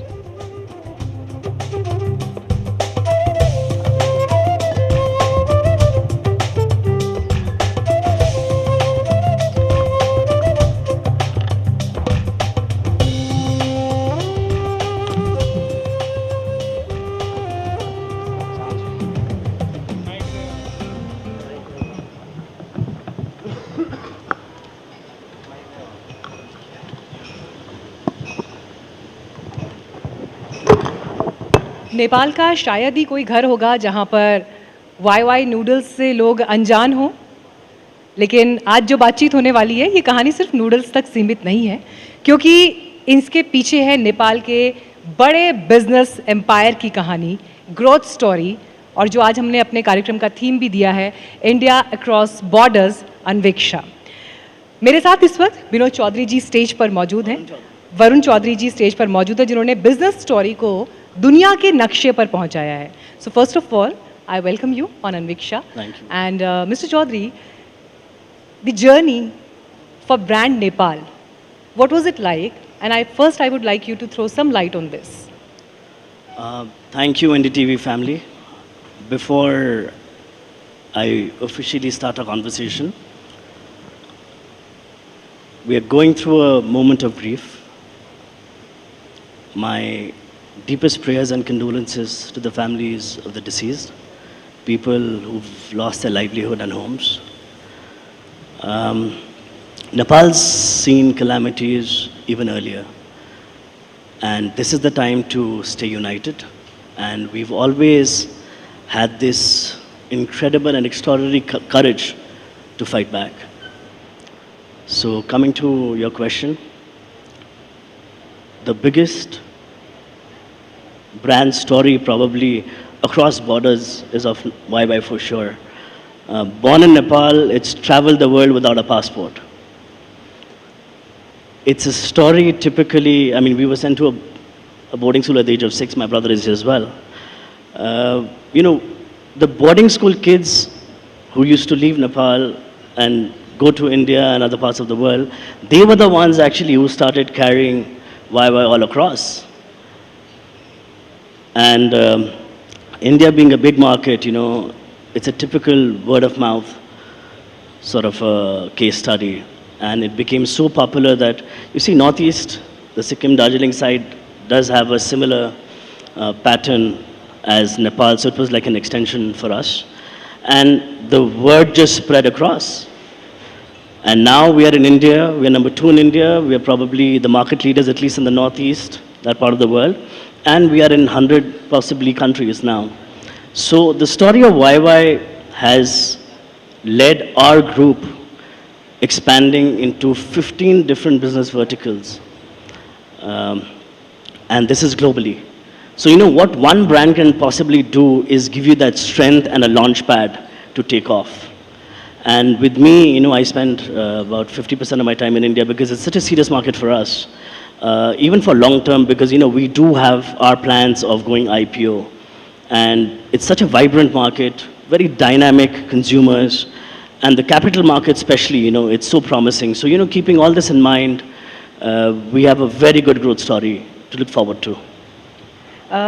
In fact, a few hours back, Mr. Gagan Thapa was here, President Nepali Congress, and he specifically mentioned about the economic opportunities between India and Nepal, that they are underutilized. So from a business leader perspective and your point of view, I would like to know on this matter. When we talk about brand Nepal and when you take these opportunities on the global map, so specifically about India and Nepal, do you also believe that these opportunities are underutilized and there is a lot more that can be done and that needs to be done? No, absolutely.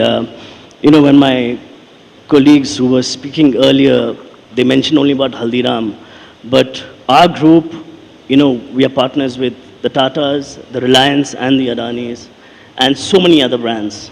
So for any Indian company that sort of wishes to come to India, we really encourage them and we end up partnering with them.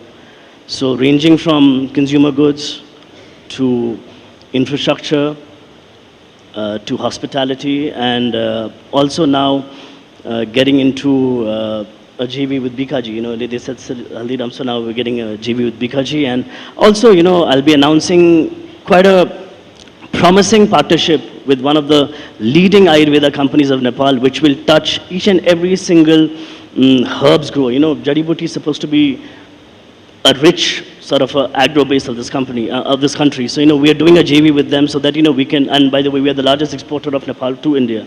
So, there's so many opportunities out here. It's just that you got to have the right optics and right eye to it. And as far as the Nepali brand going abroad, like I said earlier, it's fantastic. We are, apart from India, we are also in Kazakhstan, we're in Serbia, Bangladesh, and now we'll be starting our operation in Egypt. So it's a true testimony of how a brand from Nepal travels all across the world with so much of confidence and trust. So you are Forbes listed billionaire from Nepal, and as you just mentioned, you're everywhere, in India also. I was doing some research on you and some of your Instagram posts that I have gone through. So I saw you in Kedarnath, I saw you in Kashi Vishwanath, I saw you in many other spiritual places in India.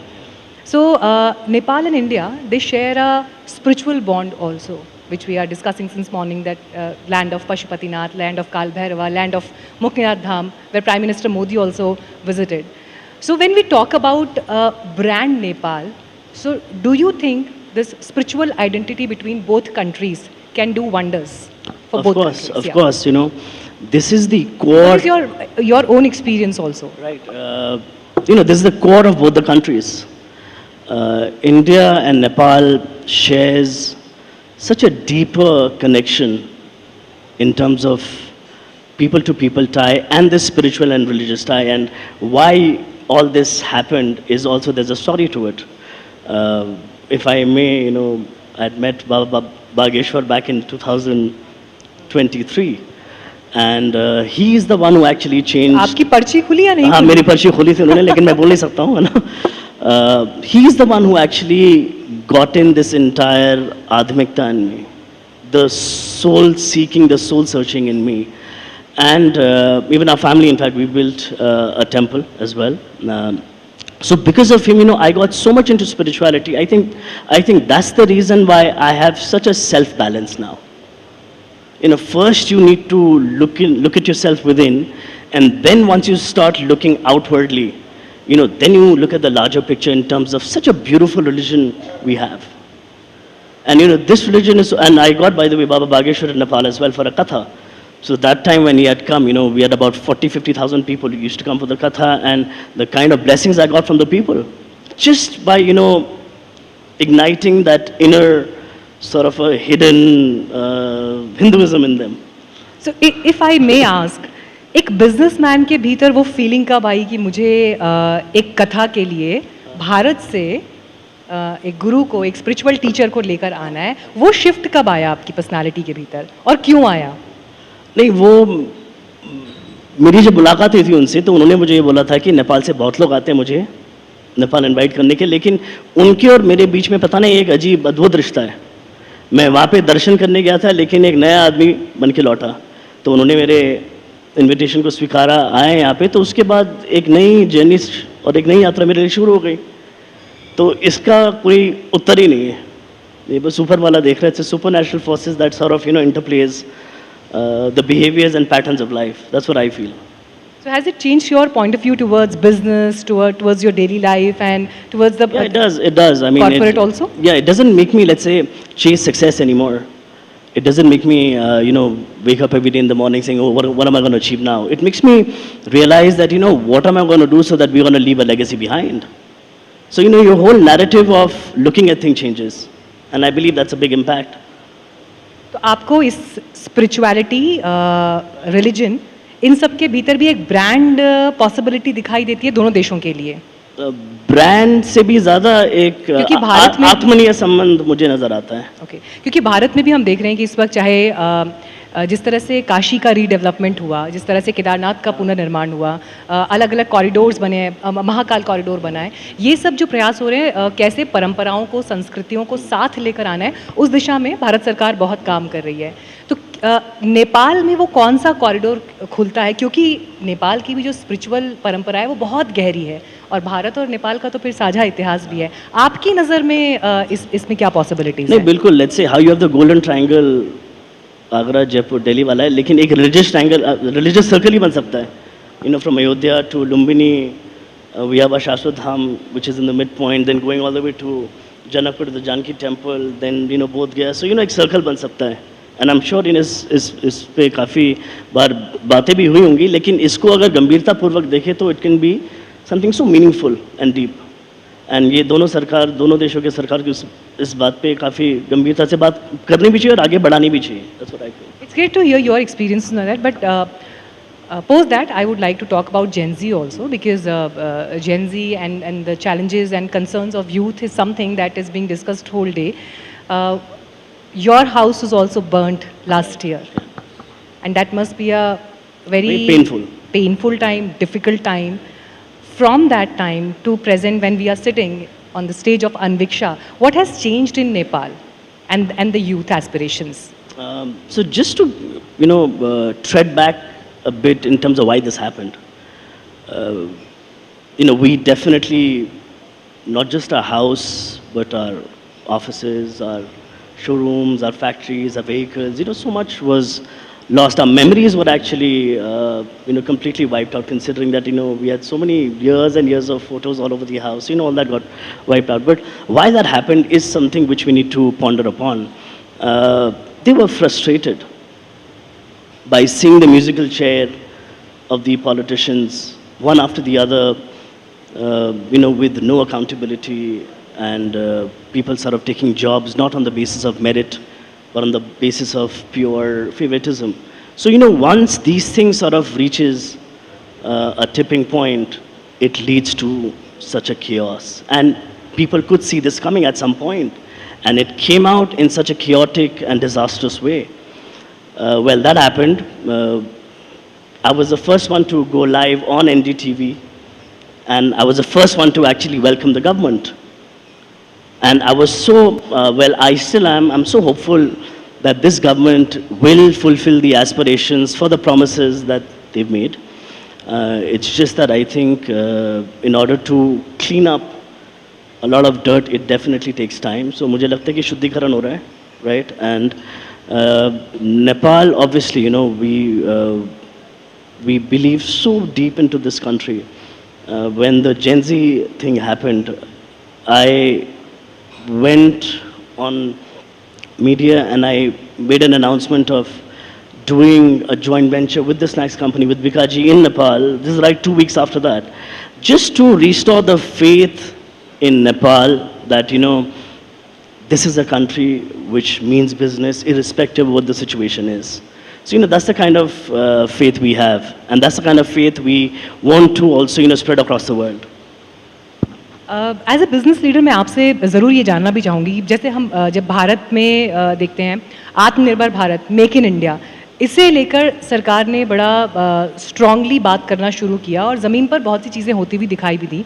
Nepal में youth के लिए migration एक problem है, आप रोज़ी रोटी की तलाश में बाहर जाते हैं या अपॉर्चुनिटीज़ की तलाश में जाते हैं।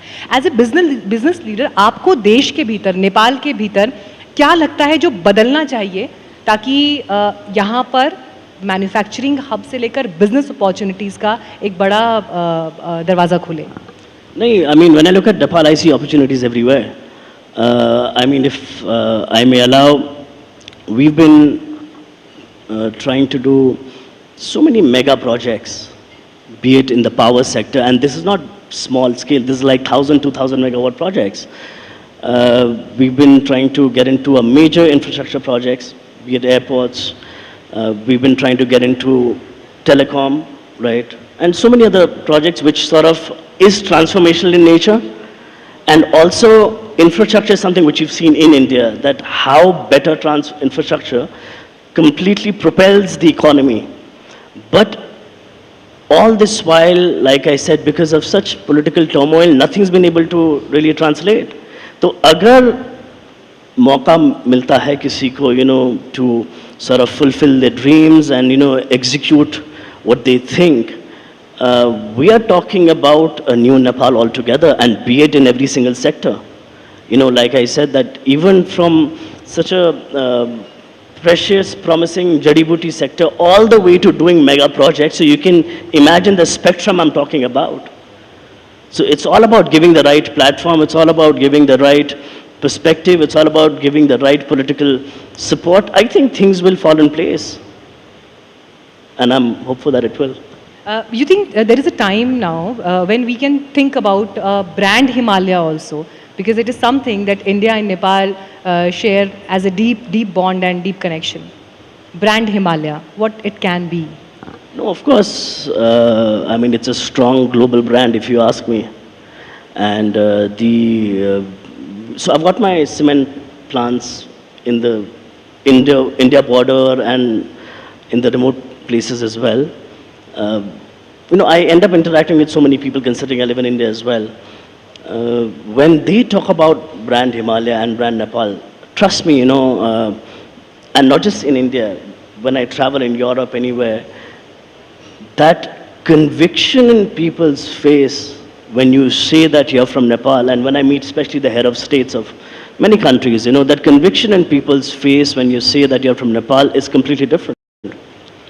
They know that people from Nepal are known to be super loyal, super credible, and a happy nation. So just imagine you're clubbing all this together, what you can achieve. I'm sure आपकी इन बातों ने youth को ज़रूर बहुत सारा motivation दिया है, लेकिन जाते जाते आखिरी सवाल आपसे ज़रूर पूछूंगी, आपको मोटिवेशन कहाँ से मिलता है to keep going? So definitely my father. Even at the age of 70, he's at it. And we are blessed to have a father like him. Beyond Borders is a total dedication to him, and considering that he's actually put our company, Nepal, on the global economic map. Apart from him, in fact, Mr. Gautam Adani, I would say, is my mentor as well. I'm also alive because of him, because of the incident that I had. You are alive because of him? Yeah, I had a massive accident in Maldives, and if it wasn't for him sending a private jet with doctors to evacuate me, I don't know where I would be. And also because, he's such a simple human being. My interactions with him have always been so pleasant and always been so encouraging. Because, he is doing business at a scale which one can't imagine. So when you dream so big, and if you have a mentor like him, I think sky is just the beginning. चलिए, हमारी भी कोशिश ये थी कि आपकी ideas के ज़रिए कैसे भारत नेपाल के संबंध बिजनेस की दिशा में नई ऊंचाइयों को छू सकते हैं, वो आइडियाज़ ज़रूर एक मंच पर सम्मिलित हों. Thank you so much Varun ji हमारे साथ जुड़ने के लिए और अपने थॉट्स आइडियाज़ हमारे साथ शेयर करने के लिए. Thank you Meenakshi. Thank you so much. Thank you.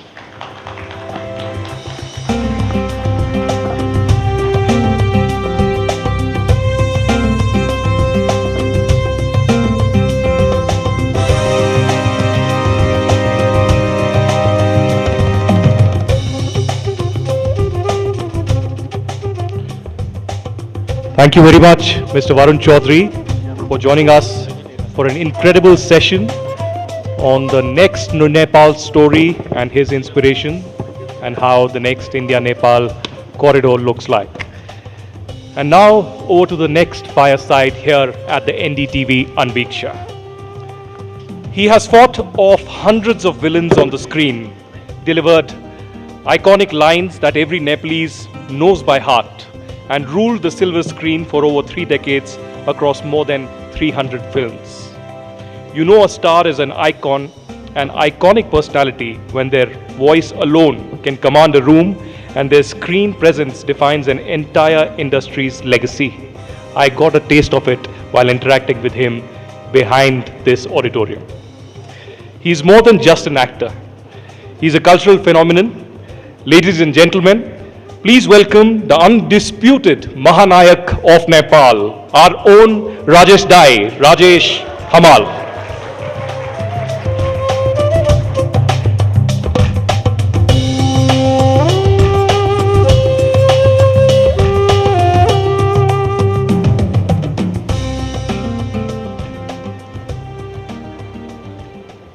Rajesh ji, such a pleasure. As I told you and confessed, behind this auditorium, 2 months ago when I came to Nepal, we know politicians, people from other industries, etc. But one name that everybody recommended, suggested, and pleaded and forced us to bring to NDTV Anviksha is Rajesh Hamal. So that is the kind of love that people have for you. But Rajesh ji अगर stage पर हो तो इतनी कम तालियों से तो काम नहीं चलेगा. तालियां तो ज्यादा होनी चाहिए. जब तक तालियां थोड़ी ऐसी नहीं आएंगी बातचीत का मजा नहीं आएगा. हाँ, ये हुई ना बात. You are an undisputed Mahanayak, and we will discuss your journey. We will of course have a take from you on different issues about Nepal and India. But while for the people of Nepal you might be a Mahanayak for years together, many people who introduced me to you said that you are the Amitabh Bachchan of Nepal. But my first glimpse and that handshake that we did somehow gave me Imran Khan vibes.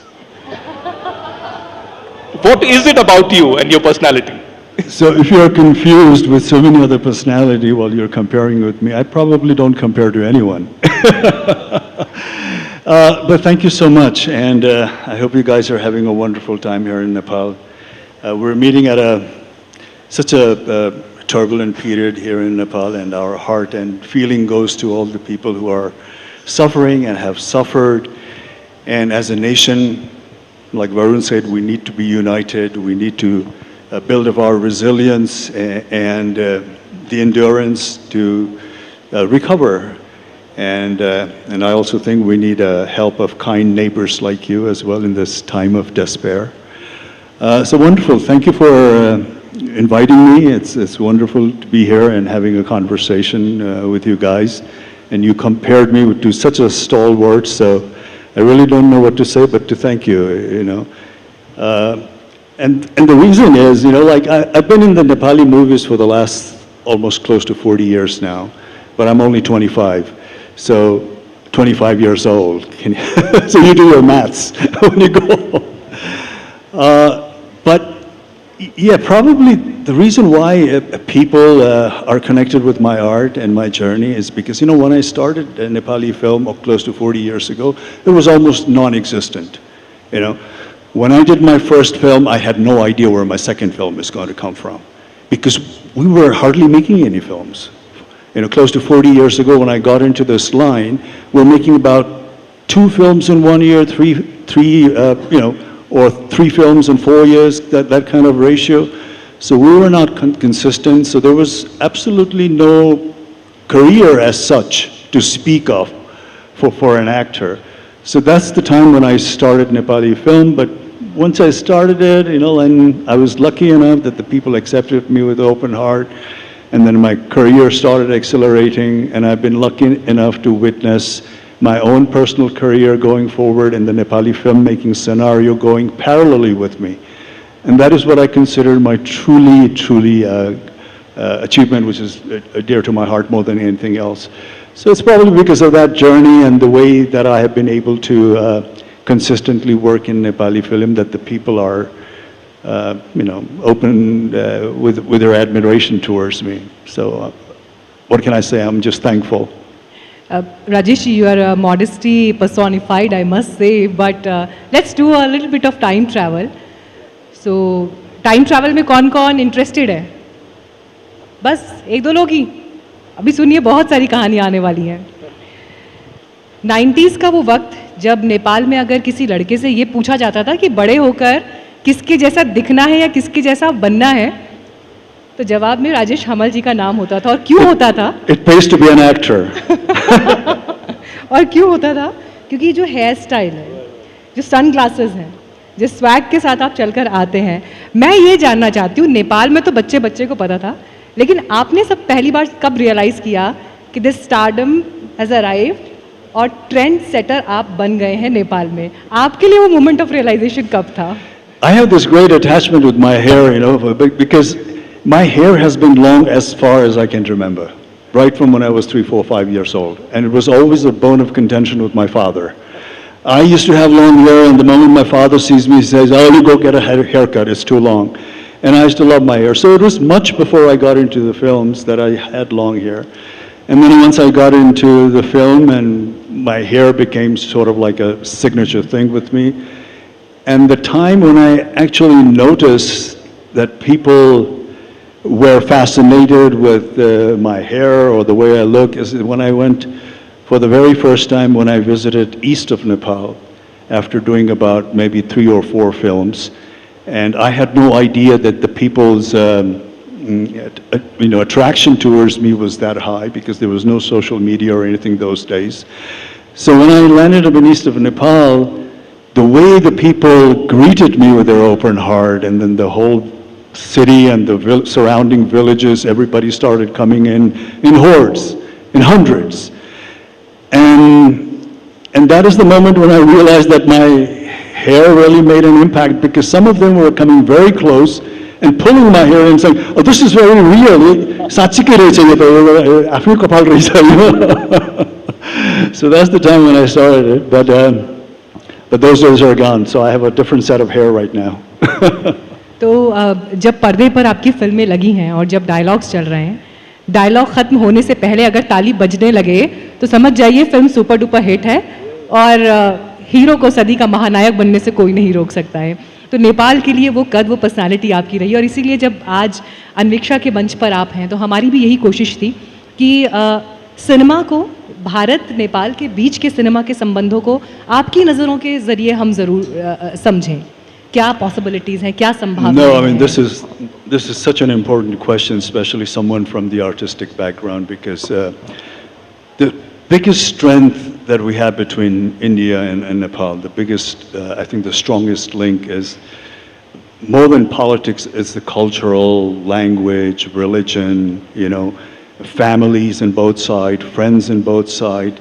And that kind of connection is so unique. I don't think so it happens in any other 2 countries like it is.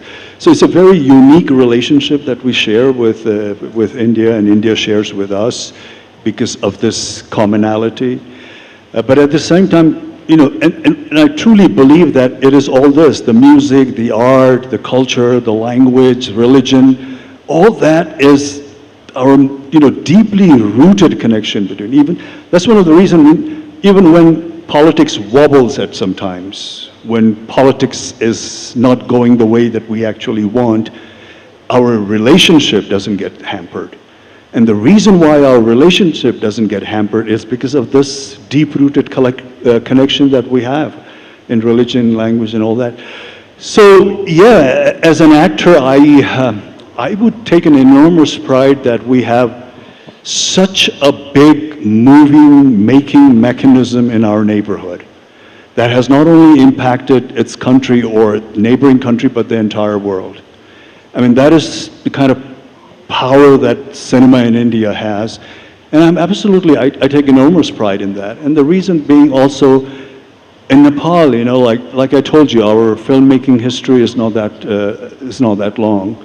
Our first film was made way back, almost about like 70 years ago, but then we were not consistent. We were hardly making films, There were a period of 10 years, 15 years where we were not making any films at all. And then, like I said, when I came in, we were just making about 2 films in a year or 3 films, in 4 or 5 years. So our people got introduced to film not through our language. They got introduced to film through Hindi language or maybe English language sporadically, but mostly it's Hindi language. So that was the introduction to our people. So the school of watching a film, the school of filmmaking was all, it started from Hindi film. So that is undeniable. I mean, that is the fact. And then when we started making our own film, of course, I mean, in those days, especially in this subcontinent, what we used to call a masala film, that kind of persisted not just in India, not just in the, states of India, but around this, South Asian contest, whichever country is making a film, we had that kind of a film. But interestingly, what we did with our film is that even though we were inspired by the biggest film-making, mechanism in our neighborhood, we tried to put our own elements into the film. We tried to put our culture in it. We tried to put our, organic music, ethnic musics in it, so that it would be relatable to the people, so the people will identify with that. Because that was the only unique selling point that the Nepali film could give, that other films couldn't give, is that kind of closeness, that they get from Nepali films, something that is so much identifiable to the normal audience. So even if our films was motivated and inspired by elsewhere, we try to put that element, the taste of the Nepali. When I say Nepali, I mean general Nepali people, The general Nepali audience, their taste, their outlook, their family situation, what angers them, what pressures them, all that element we used to put in the film, and that's where the lines come in, Those effective lines sort of like lays the frustration that they have in their hearts, like a hero comes in and probably vocalizes the voice that has been suppressed in them, or highlights all kinds of issues and problems that they're facing in a very, let's say, a little bit dramatic way, but nevertheless, it's an issue that hits home. What you spoke about was your journey and about the big screen, but something similar has been happening in Nepal. There is a Mahanayak that came in after the Gen Z protests. And Balin Shah is the Prime Minister after being the mayor in Kathmandu. And there are a lot of aspirations, a lot of expectations from him as well. What are your thoughts on the kind of churning that Nepal is going through, the kind of frustrations that the youth had with the government, the corruption, etc. But also, I want to ask you, since you come from this particular domain, do you think cinema can do much more than entertain? Do you think cinema can narrate the story of the Nepali youth, Nepali Gen Z, and overall the Nepali society and what they think about and what they demand from the government? I mean, before I get into your first part, let me just answer. Cinema can deliver so many things. Cinemas are like books. You can write in various subjects. You have books in history, you have books in politics, you have books, just light books that entertains you, you have novels, you have non-fictions. Cinema are like that in a way, We make cinema in various issues and various subjects.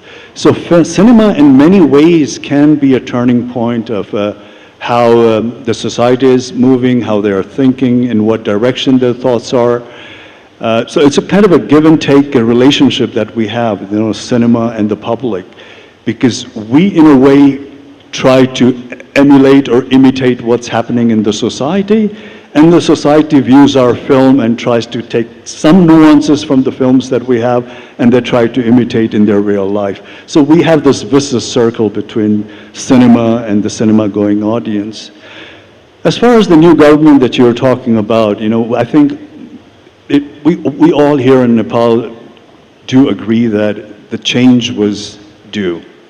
Matter of fact, much before the Gen Z revolt, I had my book come out. This was like maybe a year before the Gen Z revolt happened, and I have mentioned in that book, in my book, that not the last election, but the election before that, I was in a meeting with a prominent leader of a very prominent party.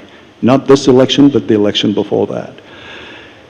And while we were having conversation, in course of conversation, what I told him was that, you know, there's always been a generation gap in every generation, but the gap between your generation and the generation that's coming up is enormous at this stage, you know.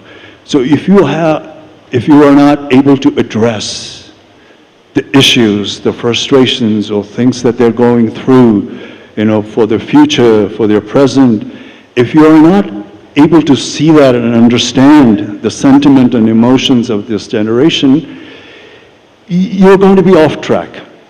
This is exactly what I told him. And I also told him that I didn't say Gen Z, but what I said was, if there's going to be another revolt or another uprising in this country, it will not be under the banner of any narration or ideology. It's not going to be behind any prominent leaders who have struggled for years and years. If there's going to be a revolt, the revolt will be voluntarily. People will come out on the street out of frustration and ask for core issues like end of corruption, job opportunities, better education, better health, for those kind of issues. It's not going to be under any ideology or behind any leaders like the previous revolutions or so-called upheavals that we had in the history of Nepal. I didn't say Gen Z. I just said the people are going to come on the street, the young people are going to come. And this is exactly what happened. So I wasn't really surprised because the frustration was really venting in. And I noticed that because it was shimmering. I don't know why our politicians didn't recognize that. वर्तमान में जो राजनीतिक परिस्थितियां हैं उन पर आपने बड़ा खुलकर बात की और आज पूरे दिन भर यूथ को लेकर बाकी जो नेपाल में चेंजेस हुए उन पर सब पर बात हुई। भारत में हम एक परिस्थिति देखते हैं जहां पर आर्टिस्ट हों, एक्टर्स जो सिनेमा से जुड़े हुए हैं, म्यूजिशियंस हैं, एक डिवाइड दिखाई देना शुरू हो गया है।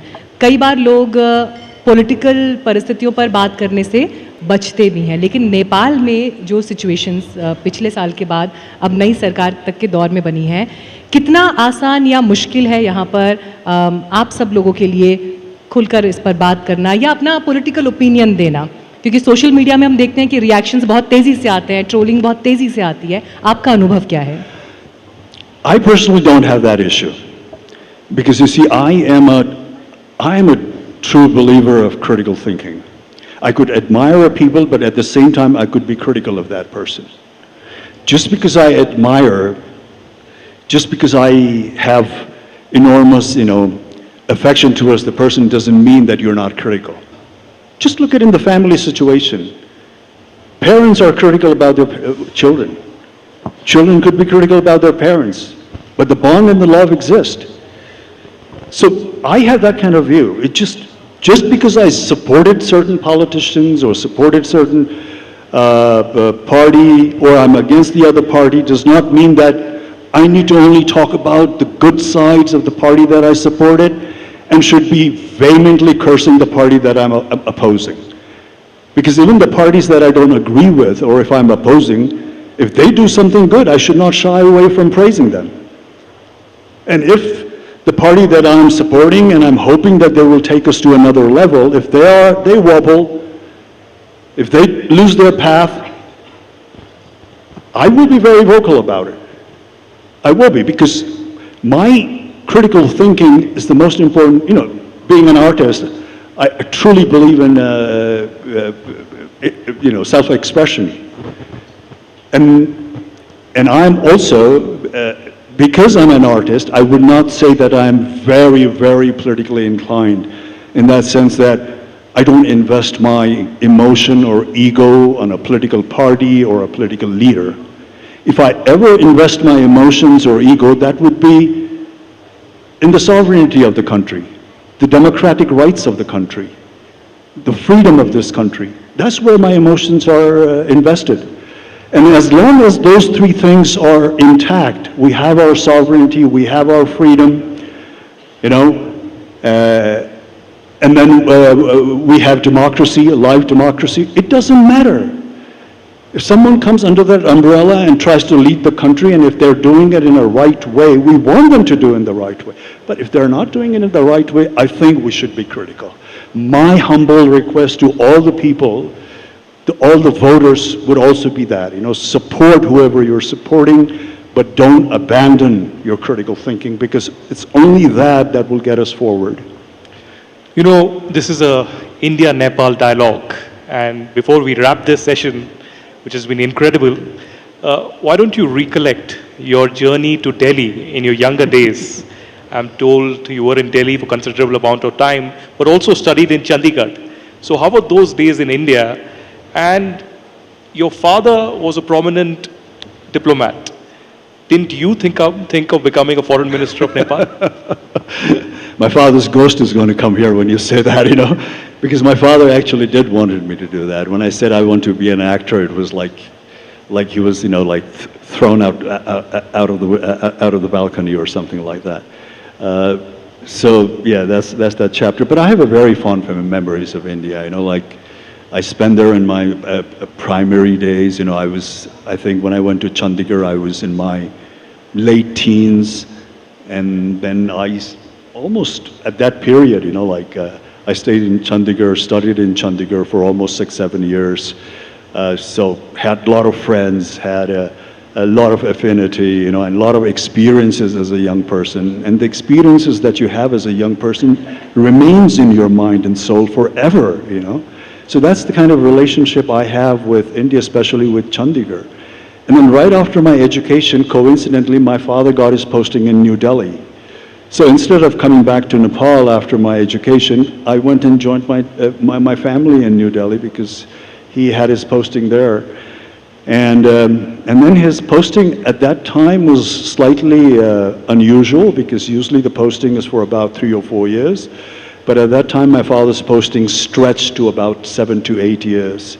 So right after education in Chandigarh, went and lived with my parents, stayed in New Delhi for 7-8 years. So I have that Delhi experience, Delhi people. Like I said, in South Extension used to be a happening place. Go and spend time there with friends. And then Chanakya, we used to go there and watch some English movies those days, unfortunately. So I have a very fond memories of लेकिन दिल्ली के आपके अनुभव तब तक अधूरे रहेंगे जब तक हम आपसे ये नहीं पूछेंगे कि दिल्ली का आपका फेवरेट फूड क्या था. दिल्ली मतलब खाना भी है. I tell you what, my favorite food in India, it's either North Indian food, which is Delhi's part of it, or South Indian. Not so much in between. I love South Indian foods. I love their vegetarian varieties and all that, and it's very healthy. And North Indian, I love Rajma chawal used to be my staple diet, aloo ka paratha and this huge glass of lassi in Amritsar or Jalandhar. I still have fond memories of Delhi के that. Chole bhature खाए आपने या नहीं? Chole bhature, I did. But the reason why I hesitate to say this was I was a health freak from my early 20s. So I was very careful on chole bhature. But I used to love tandoori items because they were very safe, not oily.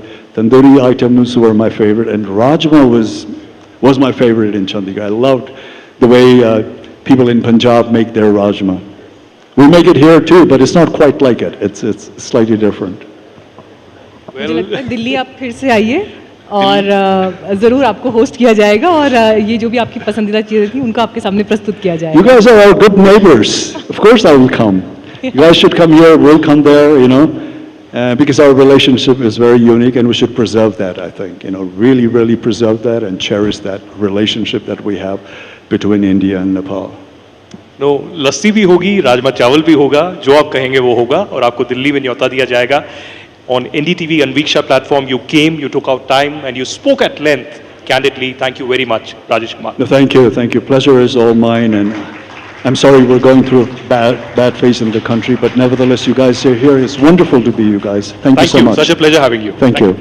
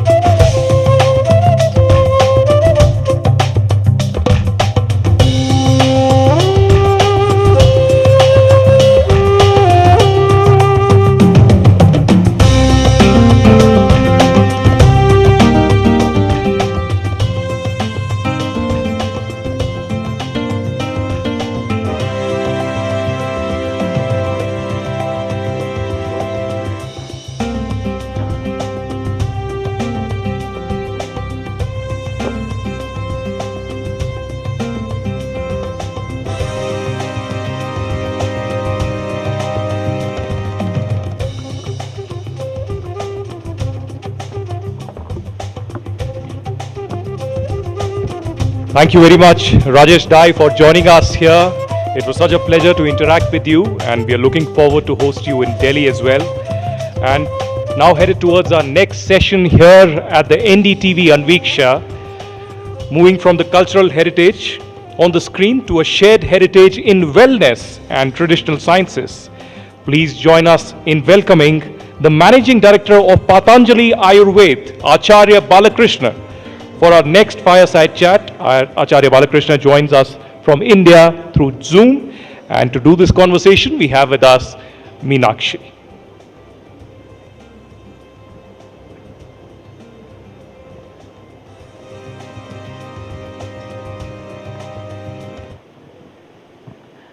आचार्य जी नमस्ते, स्वागत है आपका NDTV world summit अनविक्षा में। और इस वक्त नेपाल से बहुत सारे मित्र सीधे आपको लाइव देख रहे हैं, सुन रहे हैं, लेकिन मैं थोड़े पुराने वक्त में लेकर जाऊंगी क्योंकि आपका तो नाता है नेपाल से और आपने अपना बिजनेस एम्पायर खड़ा किया है इंडिया में। तो यहाँ पर जो रोटी बेटी के रिश्ते की जिसकी हम सवेरे से बात कर रहे हैं, वो तो आपके केस में नई ऊंचाइयों को छूता हुआ दिखाई देता है।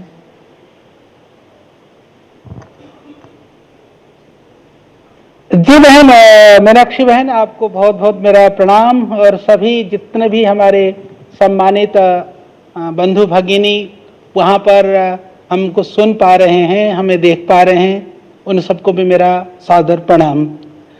बहन, बात शुरू करने से पहले जो कल परसों जो त्रासदी हुई वहाँ पर जो हमने देखा, तब से मन बहुत ही द्रवित है, उद्वेलित है, अंदर से मन रो रहा है, बहुत ही इतनी पीड़ा हो रही है। आप बात कर रहे हो बहन रोटी बेटी का संबंध, रिश्तों की बात, सही बात है। वहाँ पर घटना नेपाल में घटित हो रही है, दिल यहाँ रो रहा है, पीड़ा यहाँ हो रही है, समाधान हम यहाँ ढूंढ रहे हैं। हमारा संबंध तो कुछ ऐसा ही है। भारत के अन्न जल से जीवन बना बड़ा आगे, पर जो संस्कार और जो हमें कहीं ना कहीं से जो विचार मिले, वहाँ उस नेपाल का अन्न जल का भी इस देह पे बहुत ही ऋण है। इसीलिए जो मैं सोचता हूँ वह, मैं भारत और नेपाल को सिर्फ ये मानता हूँ, राजनैतिक दृष्टि से हमारी सीमाएं अलग अलग हैं, परंतु बाकी इसके अलावा कुछ भी पृथक नहीं है। संस्कृति हो, समाज हो, मान्यता हो, लोग हों, भावना हो या हमारे विचार हों, किसी भी तरह से कोई भिन्नता नहीं है। जहाँ संस्कृति की हम बात करें तो आपने कहा कि आप और जुड़ा महसूस करते होंगे। मैं एक निवेदन करना चाहता हूँ। सबको पता है कि भगवान जो गौतम बुद्ध थे, गौतम बुद्ध वह लुम्बिनी से थे। उन्होंने नेपाल में जन्म लिया पर ज्ञान भारत में पाया। सारनाथ में उन्होंने प्रवचन दिया, गया में वह गौतम बुद्ध बने, सिद्धार्थ गौतम बुद्ध बने।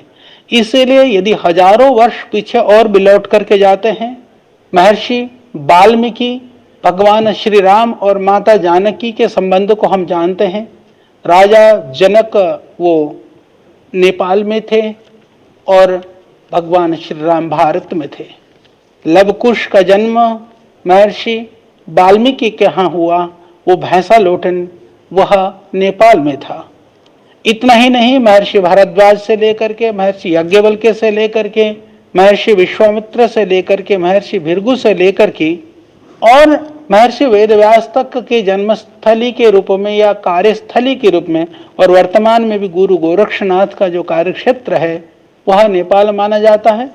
और वर्तमान में यदि आचार्य श्रीचंद जो गुरु नानक देव जी के शिष्य पुत्र रहे, उनके 2 पुत्र थे, तो उनमें से जिन्होंने उदासीन संप्रदाय का जिन्होंने बड़े दुनिया में एक स्थापना की, उनका भी कार्यक्षेत्र साधना और तपस्थली वह नेपाल भूमि रही। इस तरह से प्राचीन काल से लेकर के अर्वाचीन या अब तक भी, चाहे हम अतीत की बात करें, चाहे हम वर्तमान की बात करें, चाहे हम भविष्य की लिए सोचें, हम कभी भी नेपाल और भारत को अलग अलग दृष्टि से, अलग अलग आंखों से नहीं देख सकते हैं। इसीलिए भारत और नेपाल की जो मैत्री है, उसका जो संबंध है, उसको दृढ़ करने के लिए जो ये एनडीटीवी के माध्यम से जो ये आयोजन हुआ है, ये बहुत ही महत्वपूर्ण है। क्योंकि आज कुछ कुछ जो विघटनकारी तत्व हैं, किसी तरह से जो आपस में मतभेद या चाहे वह सरकारी स्तर पर हो, चाहे आपस के लोगों के संबंधों के स्तर पर हो, किसी भी रूप में विभेद पैदा करने का प्रयास करते हैं, उनके लिए एक बड़ा समाधान बनेगा, यह मुझे पूरा विश्वास है। जहां तक पतंजलि की बात रही, मैं आपको निवेदन पूर्वक ये बताना चाहता हूं कि लगभग 77 जिले में हमारे पास 1 लाख से ज्यादा योग शिक्षक नेपाल में अभी निःशुल्क स्वास्थ्य सेवा, योग सेवा प्रदान कर रहे हैं। उसके माध्यम से हम सैकड़ों करोड़ जो राजस्व है, जो स्वास्थ्य के लिए शायद लोगों का खर्च होता, उसको प्राइमरी और सेकेंडरी प्रिवेंशन के साथ में लोग रोकने का काम कर रहे हैं। इसके अतिरिक्त एकमात्र जो आयुर्वेदिक प्राइवेट आयुर्वेदिक कॉलेज है, वो पतंजलि का है, जो नेपाल में चलता है। और जड़ी बूटी को लेकर के, कृषि को लेकर के हम बहुत सारी गतिविधियां नेपाल में कर रहे हैं। और हमारी सोच यह भी है, हमने यहाँ पर प्रतिवर्ष हजारों नेपाल के भाई बहनों को निःशुल्क योग का प्रशिक्षण, कृषि का प्रशिक्षण, आयुर्वेद का प्रशिक्षण देने का कार्य भी यहाँ पर होता है नेपाल के भाई बहनों के लिए। और नेपाल में जब महाभूकंप आया था 12 बैसाख को 2072 यानी 25 अप्रैल को 2015 को, तब पूज्य स्वामी जी और हम काठमांडू में ही थे, हमारा योग शिविर चल रहा था। उसको मैं बहुत ही अभी भी याद करके ही बहुत रोंगटे खड़े होते हैं। हजारों लोगों ने अपने प्राण गंवा दिए और बहुत सारे रोड पर आ गए। उस समय पर भी पतंजलि ने सबसे आगे बढ़ करके हमने बहुत सारे संगठन के भाई बहनों को वॉलंटरी जो बहुत बड़ी जो फोर्स थी हमने लगाया और हमने सब जगह पर तुरंत क्या उपाय किया जा सकता है, पका हुआ भोजन सब जगह उपलब्ध कराने का काम, उनके लिए तिरपाल आदि का काम किया। बाद में 100 से ज्यादा बच्चों को हमने वहीं पर ही आश्रम में रख करके उनको शिक्षा दीक्षा पढ़ाने का कार्य हम लोगों ने किया।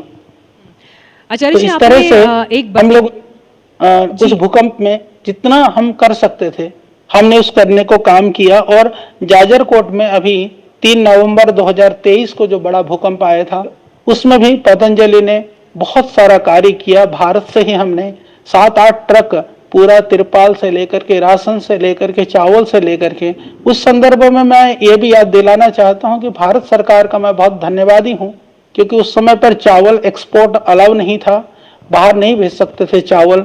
हमने ट्रकों में चावल भर दिया था वहां लोगों को देने के लिए, निःशुल्क वितरण के लिए।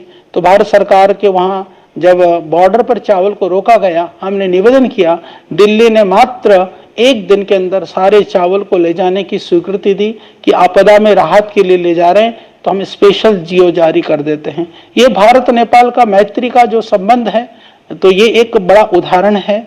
और आज भी क्योंकि जब बात कर रहे हैं कि क्योंकि हमारा प्रोग्राम पहले से आपका सब निर्धारित था, पर इस बीच में जो आपदा आन पड़ी है, विपदा की घड़ी में हम बैठ करके नेपाल के संबंधों की बात कर रहे हैं, तो निश्चित रूप से भारत के लोग बहुत दुखी हैं, पीड़ित हैं। आदरणीय सदगुरु जी के तो बहुत बड़ी जो वॉलंटियर्स की, जो उनके भक्तों की, डिवोटीज की टीम थी, वो भी इसमें पीड़ित हो गया है।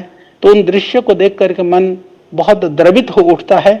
तो हम वहाँ पर चाहे स्वास्थ्य चिकित्सा की जैसे मैंने बात कही, आज करीबन हमारे 1600 से ज्यादा निःशुल्क योग कक्षाएं नेपाल के हर जिले में कई जगह पर चल रही है।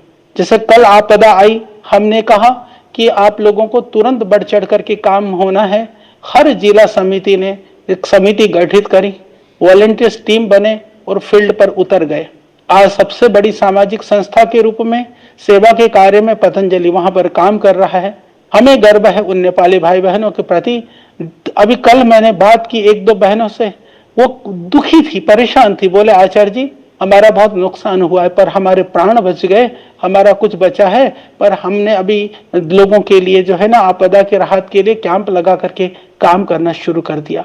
धन्य है ऐसे भाई बहन जो पीड़ा में भी अपनी पीड़ा को कम समझ करके दूसरे के पीड़ा के लिए काम करने के लिए, ये प्रेरणा श्रद्धेय स्वामी जी के उससे पतंजलि के कारण से उनको प्राप्त हो रही है। हम व्यसन मुक्त नेपाल की आज एक जो बड़ी विकट समस्या है, जैसे भारत में भी जो नशा की लत युवाओं में बहुत ज्यादा है, नेपाल में भी बहुत ज्यादा बढ़ रही है। उसको रोकने के लिए हम लोगों ने युवा नेपाल समिति के माध्यम से बहुत बड़ा अभियान हम लोगों ने नेपाल में शुरू किया हुआ है। और इसी तरह से हमने वहां पर जितने भी तरह के जो रक्तदान है, जन जागरण के अभियान के कार्य हैं, वृक्षारोपण का कार्य है, वो सब हम लोगों ने पूरे ढंग से वहां पर बड़े स्तर पर प्रारंभ किया हुआ है। उन सब कार्यों के माध्यम से जहां जहां पर भी नेपाल भारत के संबंधों को लेकर के नकारात्मकता की बात होती है, कहीं कोई किसी भी तरह से विघटन की बात करता है, तो सकारात्मकता, सृजनात्मकता और कार्य से हम उसको ठीक करने का प्रयास करते हैं। और श्रद्धेय स्वामी जी और हमारे कारण से वहां पर जो पर्यटन के लिए जो लोगों के लिए वहां पर जाएं, वहां पर उनकी संख्या बढ़े, उसके लिए जहां हम प्रयास कर रहे हैं। ऑर्गेनिक कृषि के लिए, जैविक कृषि के लिए और नई नई तकनीक के माध्यम से किस तरह से लोगों को कृषि कार्यों के साथ जोड़ सकते हैं, अलग अलग स्किल के माध्यम से कैसे हम उनको रोजगार से जोड़ सकते हैं, किस तरह से रोजगार का सृजन कर सकते हैं। तो वहां पर वेलनेस भी हमारा चलता है और हम उसको और बढ़ाने वाले हैं। तो इस तरह से नेपाल और भारत के संबंधों की प्रगाढ़ता के लिए बहन, जैसा आपने कहा था कि पतंजलि महत्वपूर्ण भूमिका निभा रहा है और जितना बन पाएगा। श्रद्धेय स्वामी जी का एक बड़ा संकल्प है नेपाल को लेकर के। हमने भारत से बहुत सारे, जैसे नेपाल में योग शिविर हमने लगाया। आचार्य जी, अगर आपको मेरी आवाज मिल रही है, दिया तो 1 रुपया हम भारत में लेकर के नहीं आए। जी, अगर आपको मेरी आवाज मिल रही है, अभी आ रही है? जी जी, आपको सुन पा रहे हैं, लगातार सुन रहे हैं। मैं कुछ सवाल भी आपके सामने रखना चाहती थी, वो इसलिए क्योंकि बहुत से लोग जब यहाँ पर बैठे हैं, आपका जो नेपाल से संबंध रहा है आज, क्योंकि यहाँ पर पीपल टू पीपल कनेक्ट, लोगों के आपसी रिश्ते, इन रिश्तों की मधुरता कैसे दोनों देशों के बीच के रिश्तों को मजबूत करती है, थोड़ा इस पर भी बात करना चाह रहे थे। नेपाल से जुड़ी हुई आप जो समय आपने यहाँ पर बिताया, उसकी कुछ अगर यादें या उससे जुड़े हुए कुछ किस्से आप साझा करना चाहें तो ज़रूर सुनना चाहेंगे आपसे। जी बहन, बिल्कुल, हमें वह बचपन की काफी यादें हमारे जेहन पर है, मस्तिष्क में है। हम क्योंकि देखिए बचपन में जो अभ्यास और आदत पड़ती है, आज भी मैं हिमालय की बड़ी बड़ी ऊंचाइयों में चोटियों पे चढ़ता हूँ और इस आयु में भी आज जो अनाम और अनारोहित चोटियों पर चढ़ने का सामर्थ्य है तो लोग देखते रह जाते हैं। तो मैं ये कहता हूँ कि बचपन में जो पहाड़ियों में ऊपर से नीचे हम कूदते रहे, उसके सामर्थ्य से आज हम कार्य को कर पा रहे हैं। और संयोग मानिए या दैवीय कृपा मानिए, आज आयुर्वेद में लोग जानते हैं कि हमें आयुर्वेद का बहुत ज्ञान है। मैं इस संदर्भ में निवेदन करना चाहता हूँ कि मेरी माँ, वह अक्षर ज्ञान का बोध तो नहीं है, उन्होंने कभी स्कूल में पढ़ाई नहीं करी, पर मेरी माँ को इतनी सारी जड़ी बूटियों का पता है। तो बचपन में जो मेरा जो समय नेपाल में कटा, उस समय पर हमने इतनी जड़ी बूटियों का बोध, एक तो माँ के कारण से, दूसरा क्योंकि इस पहाड़ी क्षेत्रों में विविध तरह के पेड़ पौधे वनस्पतियां होती हैं, उन वनस्पतियों के कारण से आज मुझे वनस्पति के एक्सपर्ट होने का जो नींव जहां से पड़ी, जो फाउंडेशन जहां से बना, वह निश्चित रूप से वो नेपाल की धरती है। तो वो सारा सब कुछ मुझे स्मरण है। और हमने कभी भी, मैंने जैसे कहा कि मेरे को कभी भी भारत का ऋण इसलिए है क्योंकि यहाँ जन्म भी लिया और बाद में भी सारा जीवन भी यही है। नेपाल का ऋण इसलिए है क्योंकि जो माता पिता का खून था, ब्लड था, उसका मूल वहां पर है। तो इसीलिए वो सारी स्मृतियां याद आती हैं और नेपाल में हमें अच्छा लगता है कि जहां पर भी जाते हैं लोगों को लगता है कि ये हमारे हैं। और एक जैसे बहन आपने कही, एक बात कह देता हूं वैसे। जी जी, बोलिए बोलिए बोलिए। जी जी बहन, मैं एक बात और बताना चाह रहा था, आपने कहा कोई विशेष बात।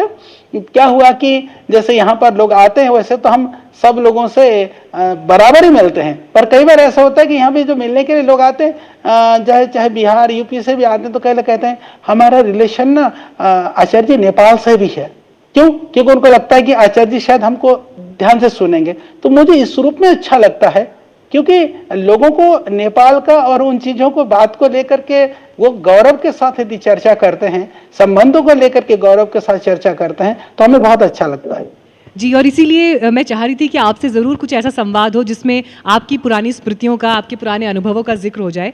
लेकिन आज जब पूरे दिन अन्वीक्षा कार्यक्रम के तहत हम अलग अलग सेक्टर से जुड़े हुए लोगों से बात कर रहे थे, उनके अनुभवों को जान रहे थे, नेपाल में बीते 1 साल में जो बदलाव हुए हैं उसमें नेपाल के भीतर ये सवाल भी गूंज रहे हैं, हमारी पहचान क्या हो और भारत के साथ हमारा रिश्ता कैसा हो। ये दोनों सवाल साथ साथ चल रहे हैं। आपको क्या लगता है, भारत को लेकर नेपाल की इस नई आइडेंटिटी कॉन्शियसनेस को कैसे समझना चाहिए?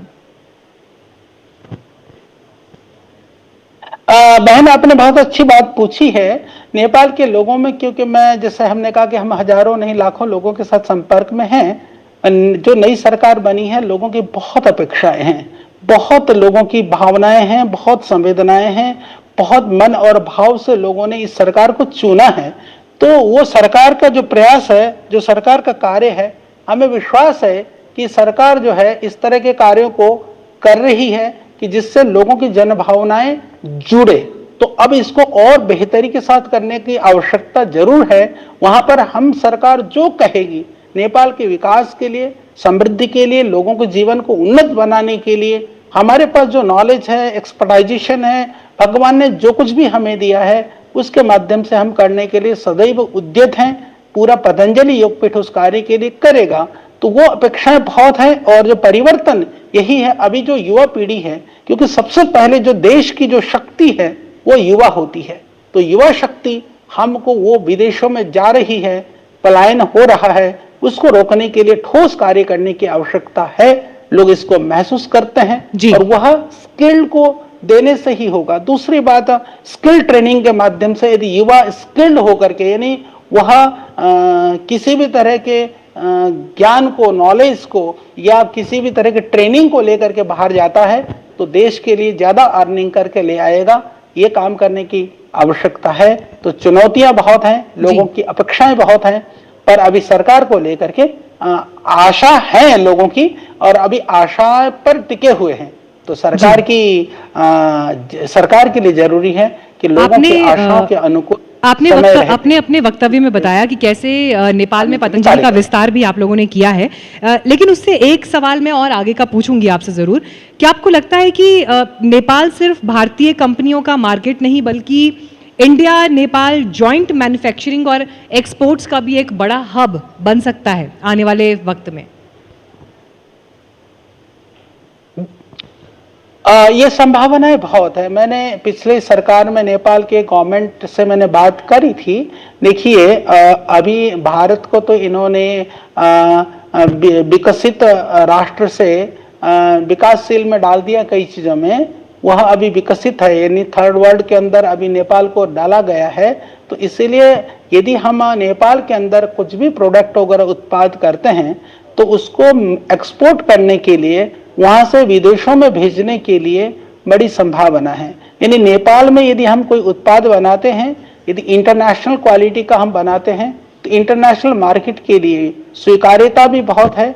और हिमालय स्टेट होने के कारण से नेपाल के अंदर हम हर्बल या हम ऑर्गेनिक जो प्रोडक्ट्स बनाने की जो संभावनाएं हैं वहां से बहुत है। और दुनिया की आज सबसे बड़ी चुनौती है कि उनको बहुत शुद्ध आहार मिले, शुद्ध उत्पाद मिले।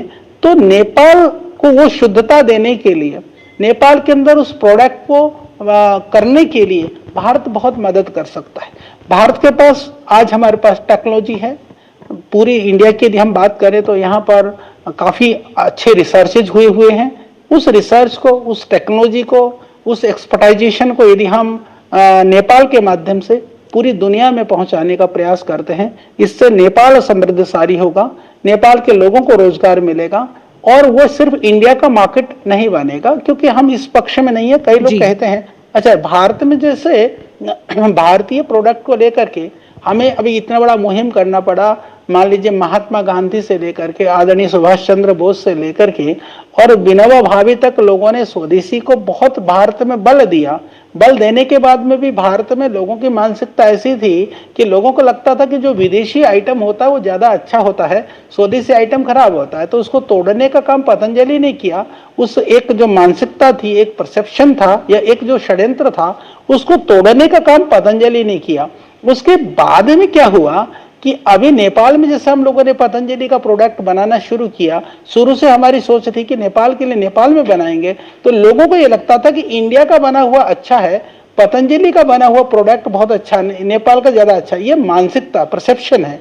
तो नेपाल के लोगों को भी नेपाल में बनी हुई चीजों के प्रति, नेपाल राष्ट्र के प्रति और नेपाल की उसके प्रति जो स्वदेशी की जो भावना है, वहां अभी बलवती होने की आवश्यकता है, बलवती करने की आवश्यकता है। और सरकार की नीतियां भी ऐसी बने कि लोग गुणवत्ता युक्त उत्पाद वहां पर बनाएं, गुणवत्ता युक्त उत्पाद के लिए वो लोग कार्य करें, इसकी आवश्यकता जरूर है। तो ये भारत की जो मेधा है, प्रतिभा है, मैं आपको निवेदन करना चाहता हूं, भारतवर्ष के अंदर नेपाल के बहुत सारे लोग, बहुत अच्छे साइंटिस्ट भी भारत में हैं, बहुत सारे अच्छे एडमिनिस्ट्रेटर भी भारत में हैं, विभिन्न क्षेत्रों में लोग काम कर रहे हैं। विदेशों में मैंने देखा कि यूके में, यूएसए में, अलग अलग रशिया में, बहुत सारे देशों के अंदर नेपाल के लोग बहुत अच्छा काम कर रहे हैं। आचार्य जी, आज मौका मिलेगा, बड़े विस्तार में वातावरण मिलेगा, आपने इन सभी संभावनाओं की चर्चा की, समृद्धशाली बनाने में अपना योगदान देंगे। जी, आपने विस्तार में इन सभी संभावनाओं पर चर्चा की और बहुत सारे लोग जो आपको लाइव यहाँ बैठकर सुन रहे थे, मुझे लगता है बहुत सारी बातों से अग्री भी करेंगे। बहुत धन्यवाद अन्वीक्षा में हमें समय देने के लिए और भारत से हमारे साथ जुड़ने के लिए। थैंक यू सो मच, बहुत धन्यवाद आपका। Thank you. जी जी बहन, बहुत बहुत प्रणाम आप सबको और सभी जो जिन्होंने सुना, और सबको मेरा बहुत बहुत प्रणाम।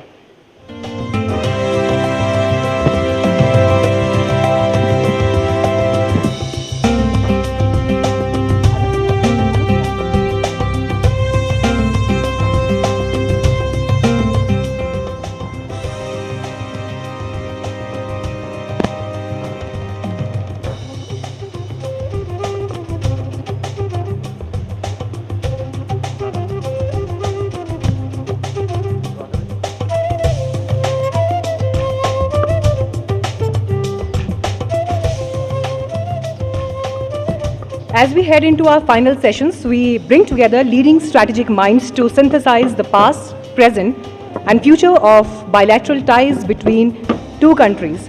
For the next session, please welcome Dr. Vijay Chothaiwale, in charge of Foreign Affairs, BJP India, Major General Binoj Basant, Nepalese Army and Strategic Analyst, Ambassador Manjeev Singh Puri, former Ambassador of India to Nepal, Dr. Nishchal N. Pandey, Director, Center for South Asian Studies, Kathmandu. And for this session, I would like to invite my colleague Aditya Rajkor.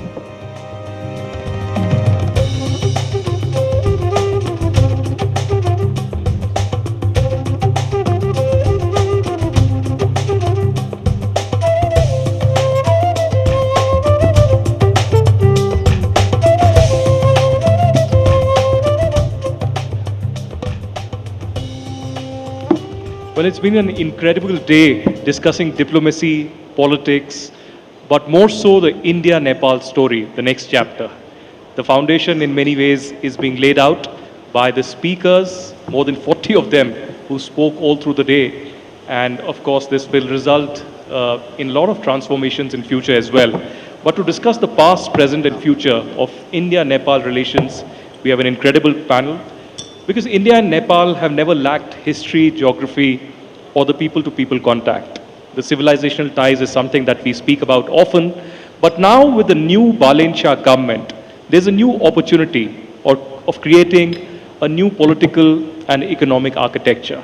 All through the day today, from the foreign minister to the Indian ambassador to other prominent speakers, spoke about this new vision of Balensha government and the Modi government speaking to each other, and perhaps that handshake moment that could happen in the next few weeks. But to begin with, Major General Binoj Basant, if I can speak to you first, you know, we are still coming to terms with what happened 24 hours ago.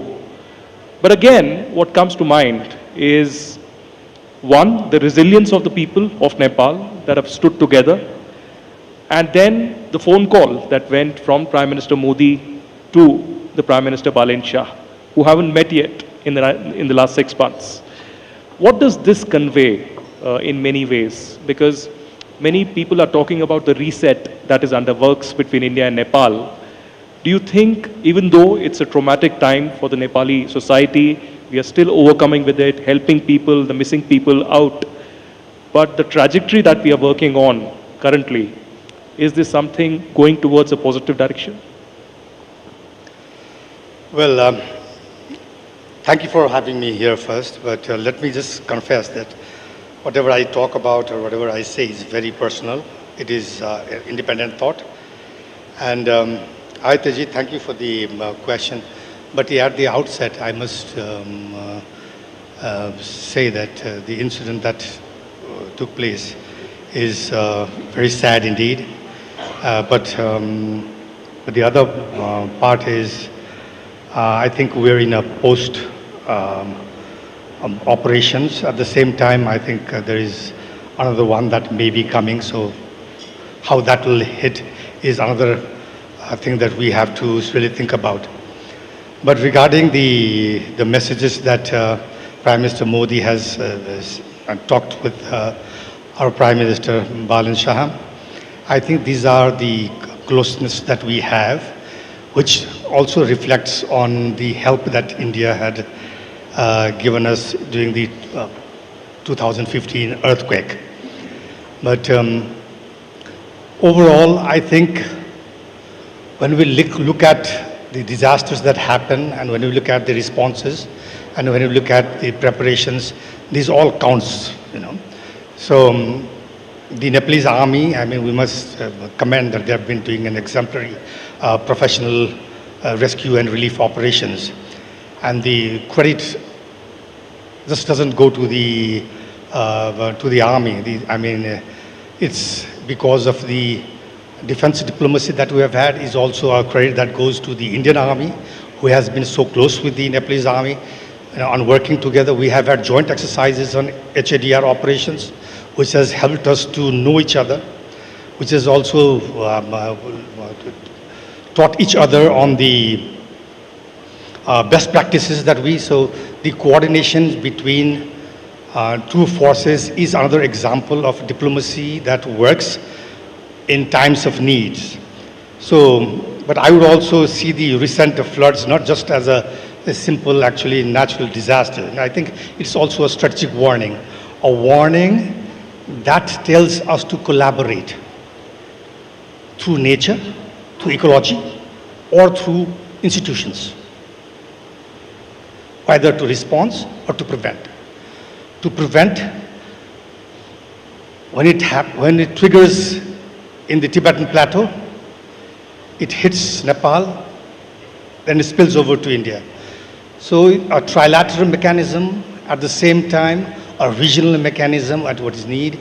I think nature doesn't have borders. We do have borders, but a collaboration, a strategic warning means a collaboration, a trilateral collaboration, or a regional collaboration, maybe through a BIMSTEC.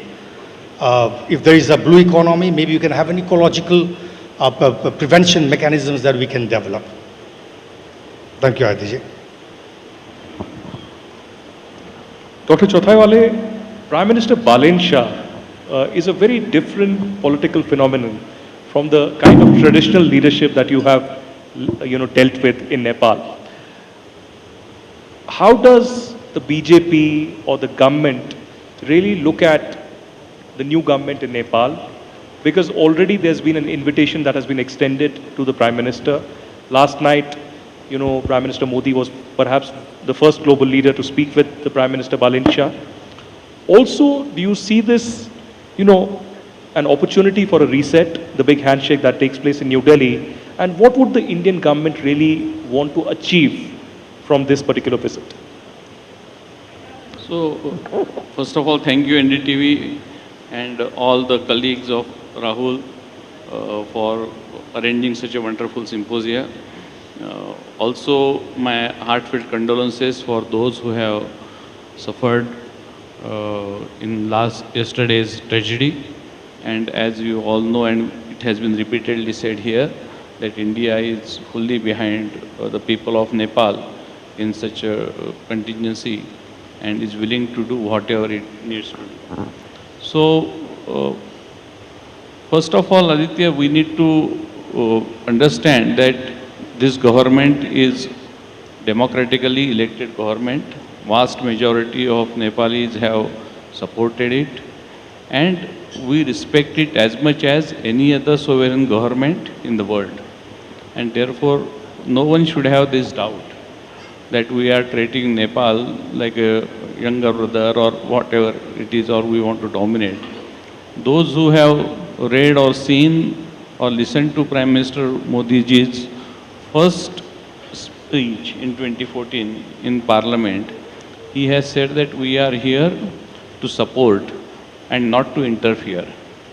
And India's foreign policy towards Nepal remained like that on this steadfast principle. And there were so many changes of the government in last 12 years since Modi ji has come to power. But we have dealt with every government with equal respect and equal desire to work with them. So, Mr. Balen Shah's government is not going to be any different than this. And it has been seen now, yesterday also, when Modi ji called Mr. Balen, about the visit, etc., all these logistic details will be worked out at a diplomatic level. But as the indications are that the visit will happen sometimes in this calendar year, it will also impact a lot. But before that, many people have visited India, many ministers, including the foreign minister, army people have visited India. From our side, BJP has invited Shri Ravi Lamichhane a couple of months ago, and he has spent a lot of good time with our party president. He met Dr. Jaishankar, he met Home Minister Shri Amit Bhai Shah, and also Prime Minister, which was quite a rare phenomenon. If you allow me, I want to butt in here, because the kind of reception that Ravi Lamichhane received in Delhi, it's been unprecedented. You know, global leaders come to Delhi usually, but the kind of reception that was given to him at the BJP headquarters, then with the Home Minister, with other ministers and leaders as well, was this one would assume that this was a strategy, but was this really a warm reception planned to convey a message that India is an equal partner? Yes, your second assumption is correct.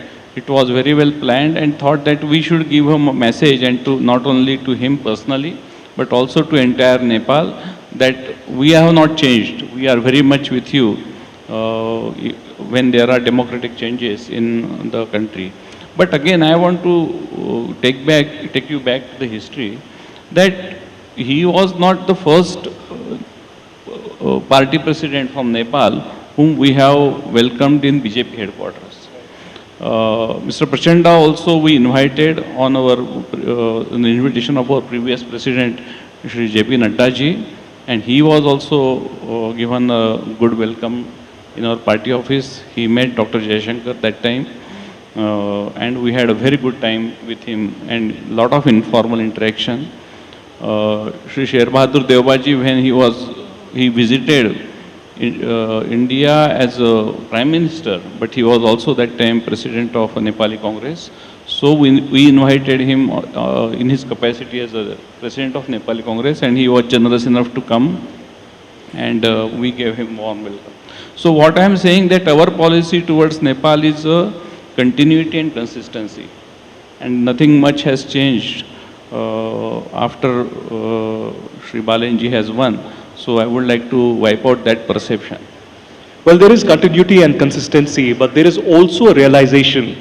And Ambassador Puri, you've been here, when the previous natural disaster, the earthquake happened, and you post that, you were there for the reconstruction phase.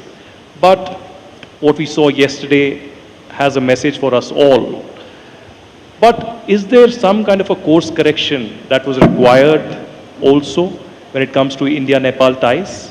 Something from your diplomatic experience that Many people have written about it. What has been your experience and your message? Aditya, thank you. And thank you very much to NDTV for inviting me.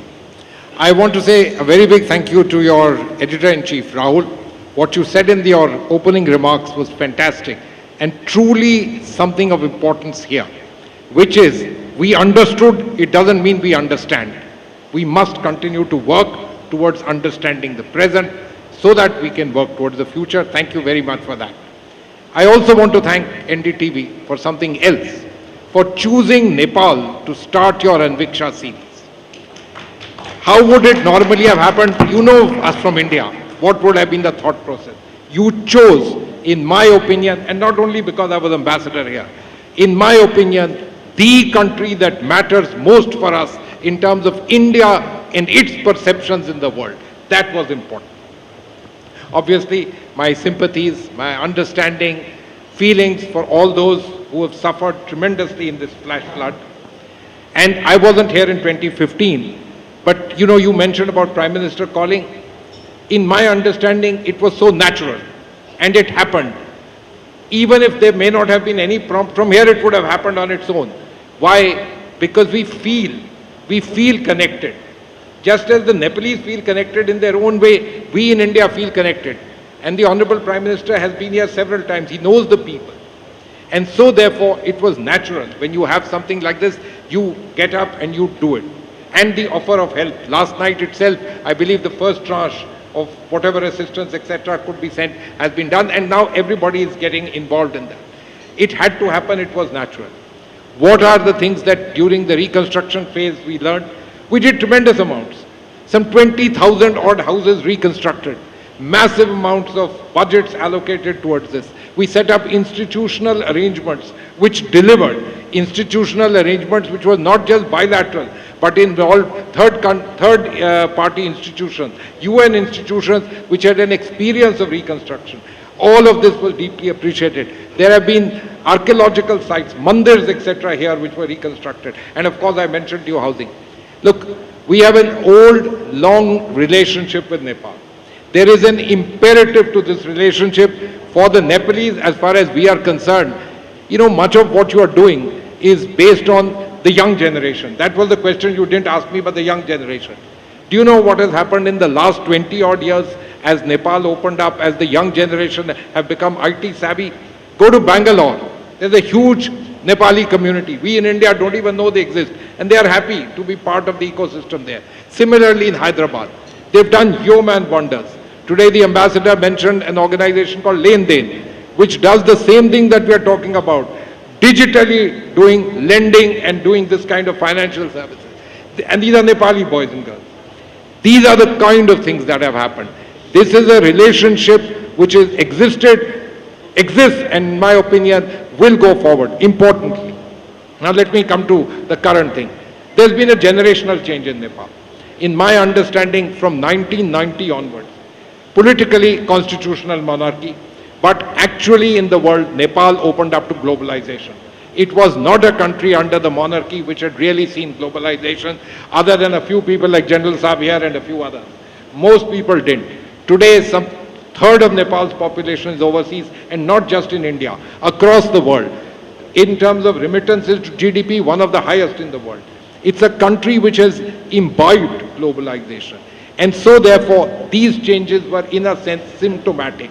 The trigger resulted in what happened, including the Gen Z things of September, the monarchy leaving in 2008. All of these things are in that sense. In a sense, it's Nepal's modernization, becoming more into the modern world, the professional world that we all know, which we in India, I am hesitant to say this, but colonization got us into this modern world. You and I are having this discussion in English, feeling perfectly comfortable in it. And that's the nature of this particular change. And this, Rahul, takes me to your point, and I'll stop there. We understood, and of course, our relations on religion, our relations on people, our relations on roti beti, what we like, what we do, none of these will change, they haven't changed. But in terms of understanding, we need to understand it isn't the country that my parents kind of knew, and do they know the changing India? They also need to do. And so therefore, the most important thing is dialogue, interaction. Business, particularly important. People at their own level do things. Can governments facilitate it? And very, very important, keep up the dialogue at the highest levels in politics, in military, in bureaucracy, in the police services. All of that is important. It's this particular connect which, believe me, in terms of the relationship that we have, the geography that we have and the history that we have, allows many things to be done without it being the set course in a standard operating procedure. What needs to be done gets done. Thank you. No, I must confess, those were very important recommendations, perspectives, and speaking from experience, what is really required on ground. And I'm pretty sure that the government, the private sector, individuals who are invested deeply will take this forward. And also, every second question today has been about the Gen Zs and the youth, and we'll take that thread forward to Dr. Pandey, who's been invested in this Nepal-India ties as well. What are the structural and policy changes that you really feel? Because the foundation has been set, the meeting will happen now, to really embark on this new chapter of Nepal-India ties, because a lot of expectations are there, but there needs to be some structural and policy changes which you can possibly recommend. Thank you, Aditya. I think what has come out pronounced since morning here is that there has been a generational change in Nepal. Foreign policy is successful when there is a government backed by the people. And I think we have that government today here in Nepal. You know, there was a time when, as Varun Chaudhary just mentioned, there was a musical chair. Coalitions would be formed and coalitions would be dismantled. But there would be the same people coming in and getting out of power, the same persons. We have a complete different change in this context. And the youth did not even feel that politics would lead them to anything positive. And therefore they migrated in mass numbers. The ambition of a young person of Nepal till last year was to go into Australia, Canada, United States and get a PR. That was his sole ambition in life. Now for the first time, look at the cabinet today in our country. We have a Prime Minister who studied in Bengaluru, returned back to serve his country. We have a Finance Minister who studied in Australia. He could have got a job anywhere in the world. He returned back to serve his country. We have a Foreign Minister who studied in the United States, returned back to serve his country. So there is a generational phenomenon change that has taken place in our society. I think we must be proud of it. India needs to embrace this change, not only in Nepal, but entire South Asia. This will give you long-term dividend. This will give you benefits in the future. I think the best days of Indo-Nepal relations is yet to come. Well, certainly it's yet to come, and, you know, sky's the limit. But if there is a realization, then certainly we will head towards a positive direction. Major General Basneyat, I want to also understand from you, recently we had the Indian Army Chief as a tradition, you know, come here, get the honorary rank, and that's been followed for years together.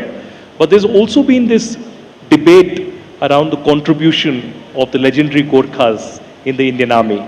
And we saw some visuals of the Gorkhas also saluting the Indian tricolor during the Independence Day. Is there a conscious decision or a kind of a conversation that's happening in Nepal around the Agniveer? And what is your opinion around that? Yes, I think, I believe Nepal and India can and should separate the larger strategic relationship from Agnipath disagreement.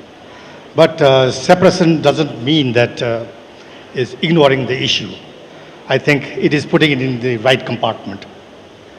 So it actually reminds me of a statement by Prime Minister Modi at the Constituent Assembly in 2014, and he said, quote, Hindustan ने कोई भी लड़ाई ऐसी नहीं जीती है जिसमें किसी नेपाली का रक्त न बहा हो, जिसमें किसी नेपाली ने भारत की रक्षा के लिए शहादत नहीं दिए हो, unquote.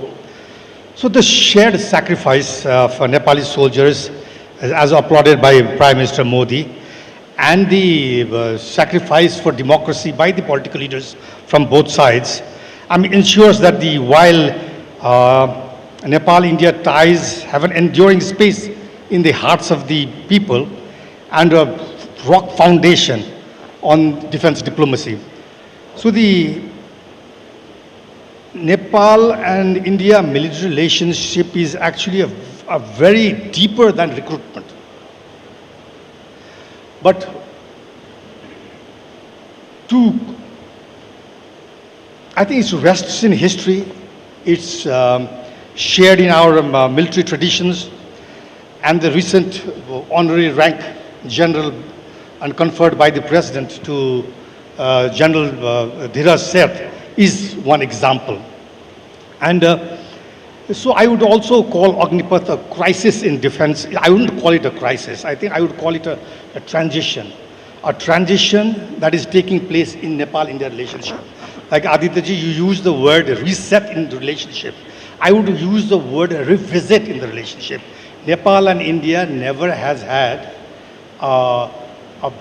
it has had ups and downs in relationship, but we have always had sound relationship. So I think it is revisiting the relationship rather than resetting. So India has changed its military recruitment system, but I mean, and there are disagreements here, but the larger question is, what should Nepal and India defense cooperations look like in the 21st century?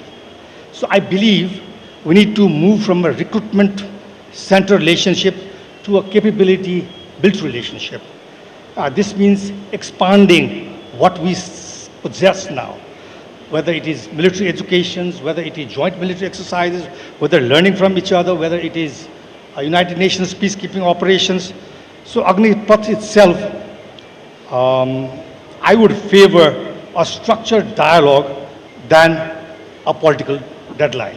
So maybe a middle path that we could take is form a small committee that will look into the matters, what the concerns of Nepal, at the same time the Agnipath scheme, then find out a solution so that we can continue the traditions. Because what I believe on is as these geopolitical environments are changing and the regional dynamics are shifting, I think there is a principle that Nepal must stand for. It is to continue and make Nepal-India relationship stronger with new avenues and new opportunities. So this should be the theme of how we move forward. And military diplomacy, of course, plays a vital and important part on this. It is a channel that creates a space in New Delhi that we need. It's a platform that we have hearts in the hearts of the people of both our countries. Dr. Chothawale, India and Nepal have had, of course, civilizational ties that we have been speaking on, but India is also the biggest economic and development partner of Nepal. Now, traditionally, the diplomacy has been around, grants for roads and infrastructure, the line of credit, and also better connectivity.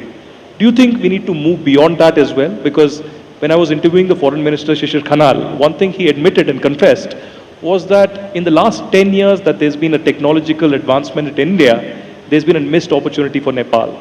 So could this be a growth story, not just of India, but Nepal and India together? And is the Indian government, the BJP as well, ready to offer any kind of that support, that infrastructure, and that guidance in that direction? I think what we have seen in last 10 years is just a beginning. For example, it has been repeatedly said even on this platform that there is a potential of generating 10,000 megawatts hydropower from Nepal, and a lot of that will be consumed by Indian customers. Right now, we are buying only, I guess, close to 1,500 megawatts. So there is huge potential in that sector. Similarly, on the rail link, road link, and better communication, physical communication, that's another area where both the countries can work together. Third aspect is, of course, the digital connectivity. And that you also had a session about it. And a very seamless transaction through the digital interfaces will be a great opportunity for several hundred thousands Nepalis who are staying in India, as well as several thousand Indians who visit Nepal every year, and also for business-to-business transactions. So these are kind of some of the low-hanging fruits which we should work upon, and then we should go at a high-tech area where India has now tremendous stride, especially in the banking system, etc., where we can have a knowledge sharing with Nepal and continue to work with them. Master Puri, a panelist earlier in the day from the Surya group here spoke about how there are several opportunities that lie in the Indian industry. A very small example is the destination weddings that happen, and that could happen in Nepal. The second point is also a very natural that comes from the civilizational roots is the pilgrimage corridor that hasn't really shaped till date. There might be few people going, but an official pilgrimage route corridor between Nepal and India hasn't shaped yet. Your advice, your points in that direction? Aditya, let me quote you what the foreign minister said at the opening session. A record number of people from India came to Nepal in the month of July. Yes. Believe me, these things have happened. When Prime Minister Modi went to Muktinath, everybody in India started going to Muktinath. The problems now are they're somewhat different. It's going to be the young fold mountains and their abilities to be able to hold this kind of, let me say, pilgrimage tourism. Otherwise, let me give you so many examples. If any of you had come by road, the best place to cross over is near Gorakhpur, and you come across to this place called Bhairava. There's this massive, lovely, palatial hotel out there. For the last 10 odd years that I know, they are packed to capacities. And who are there? Good Indians coming across the border. In fact, the more our states become restrictive on sale of alcohol, the better it is out here. Life's like that. And let these things happen. In the old days, people used to come because the casinos were available here. They still do come, nothing wrong in that. They come for pilgrimage. People know this. They come for destination weddings. We are sitting in a hotel owned by the Hyats. Their own hotel, the Hyatt Hotel, is the #1 wedding destination hotel in this country. And so people do come. That's happening. What we need to do as governments is to facilitate and make that easier if we can. People know all about that. Nepal has some infrastructural limitations. It's very easy to say you do it. For example, you want to do, what should I say, the most well-known weddings which we talk about in India. You would need to bring 10, 15, 20 aircraft here. Where are you going to land them here? So, keeping in mind the geography of this place, there's something pristine about the geography, there's something delicate about it. So we need to understand this. But the fact of better connectivity, the roads that are being built up to the border and beyond that in Nepal, it's changing this immensely. And believe me, actually, if you ask the people who are in the business, they'll tell you, I wouldn't like to say the word, it's rocking, but it's doing well. So the last word is to Dr. Pandey, and taking cue from what Ambassador Puri said, should we begin with the infrastructure? Is infrastructure something that needs a complete overhaul, and India-Nepal partnership can shape that, from the government to the business houses to the private sector, and investing in a new Nepal? In all our conversations, in all our development activities, I think now we have to focus on climate change and climate mitigation in whatever we do, in all our conversations, because what has time and again proven, the mountain is giving you a signal that you have to be climate friendly. During the 2015 earthquake, India was again the first responder. Our Prime Minister at that time, late Sushil Koirala, was out of the country, and Prime Minister Modi in fact called him and said that there has been a disaster in your country and we are sending the first, in fact the Indian Air Force aircraft landed within a few hours.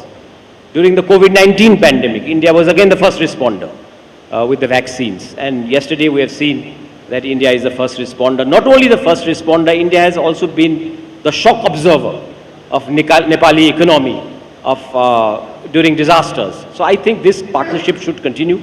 This relationship should find new avenues. But we should be always mindful that the mountains are telling you a story, that they are giving you a message that we have to be climate friendly. In all our activities, we have to look into this whole thing about mitigation, adaptation.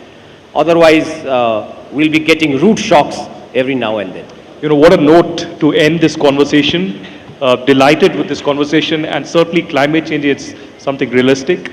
We need to be mindful, and the mountains are calling, mountains are telling us a story, and we need to wake up. Thank you very much, gentlemen, for joining us at the NDTV Anviksha.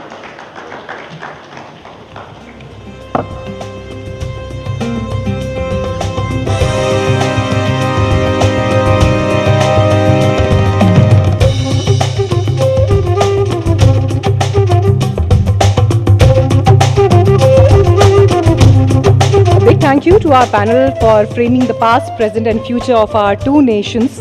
Thank you so much. Thank you, Aditya.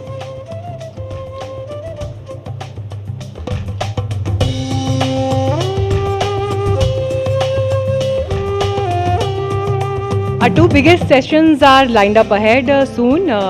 Finance Minister will be with us. But before that, I would like to inform you that NDTV World Anviksha will be followed by dinner. So stay till then. Building directly on that strategic vision, our next fireside chat brings one of India's most prominent parliamentary voices to discuss the historical depth and modern ambitions of our partnership. Please join us in welcoming Mr. Ravi Shankar Prasad for India and Nepal Ancient Connect Shared Future. You're most welcome, sir, in conversation with NDTV's Vishnu Som.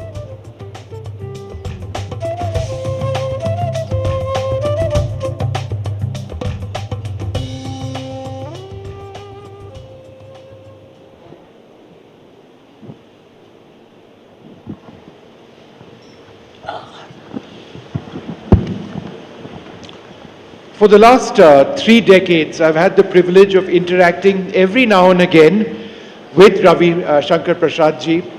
Quite besides his political sort of prowess, all of what he's achieved, I can confess that it's him as a lawyer that has impressed me most.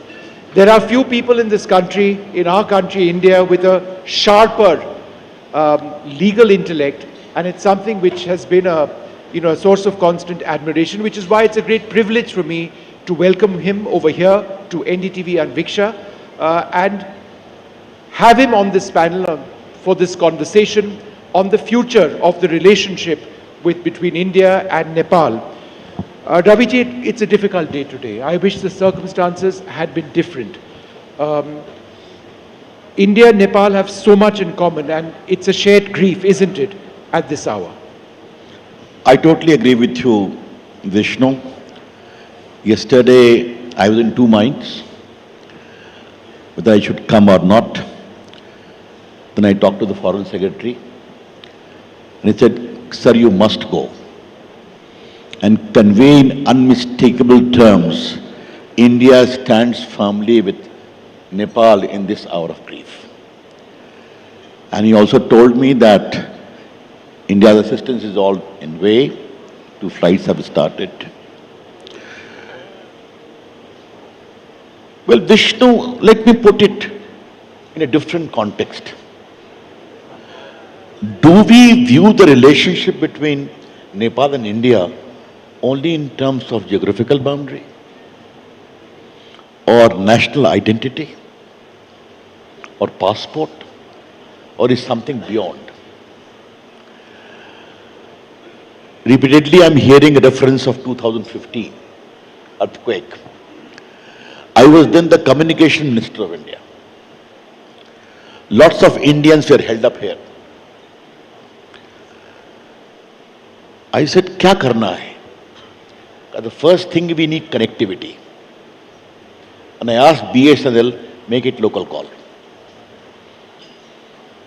And I also persuaded the other channels, तुम भी कुछ करो. It was a great help. And lighter note, the private mobile channels only kept it domestic for 2 days, and many of the journalists who have come to Nepal to cover it were fastened with heavy bills. But that is beside the point. I know, sir. You know it now. Vishnu, what I'm trying to say is, कि रोटी बेटी का संबंध ऐसे ही नहीं कहते हैं. You become the first responder in the hour of crisis. And that is quite natural. And the second thing is, this is across the board. Indian democracy is well known for its mercurial divide, if I can use that expression. But when it comes to the issue of Nepal, there is consensus. The second thing, while I compliment the new government, they have been elected with massive majority. But never forget one thing. Indians always have a groundswell of support for democratic urges of Nepal. Let us not name anyone. And if I can say it a little poetically, so long as Pashupati Nath is there in Nepal and Kashi Vishnath is there in India, this relationship is going to endure. But Raviji, let me ask you this. It's a historic relationship, it's a cultural relationship. You've referred to that. You've referred to how we have stood by our brothers and sisters in this country. But there is a new generation over here, a generation driven by Instagram and Twitter. There's been a Gen Z revolution in this country. And the language that they speak is a language which is perhaps different from what an older generation of Nepali citizens spoke. Therefore, how important is it for us to understand what drives a newer generation of young Nepali? I'll reply to your question in two ways. Lord Ram is revered in India, and Lord Ram is the son-in-law of Nepal. Mata Janki is the mother. Recently, when the Ram Janbhoomi temple was consecrated, lot of bhar came. What is bhar? Gift to the son-in-law. And many young people send it from Madhesh area, I know for sure. So many tens of crores people have visited Ayodhya Vishnu. If we set up a proper rail link, which I think must be, between Ayodhya and Janakpur, you see the kind of tourism potential it is there.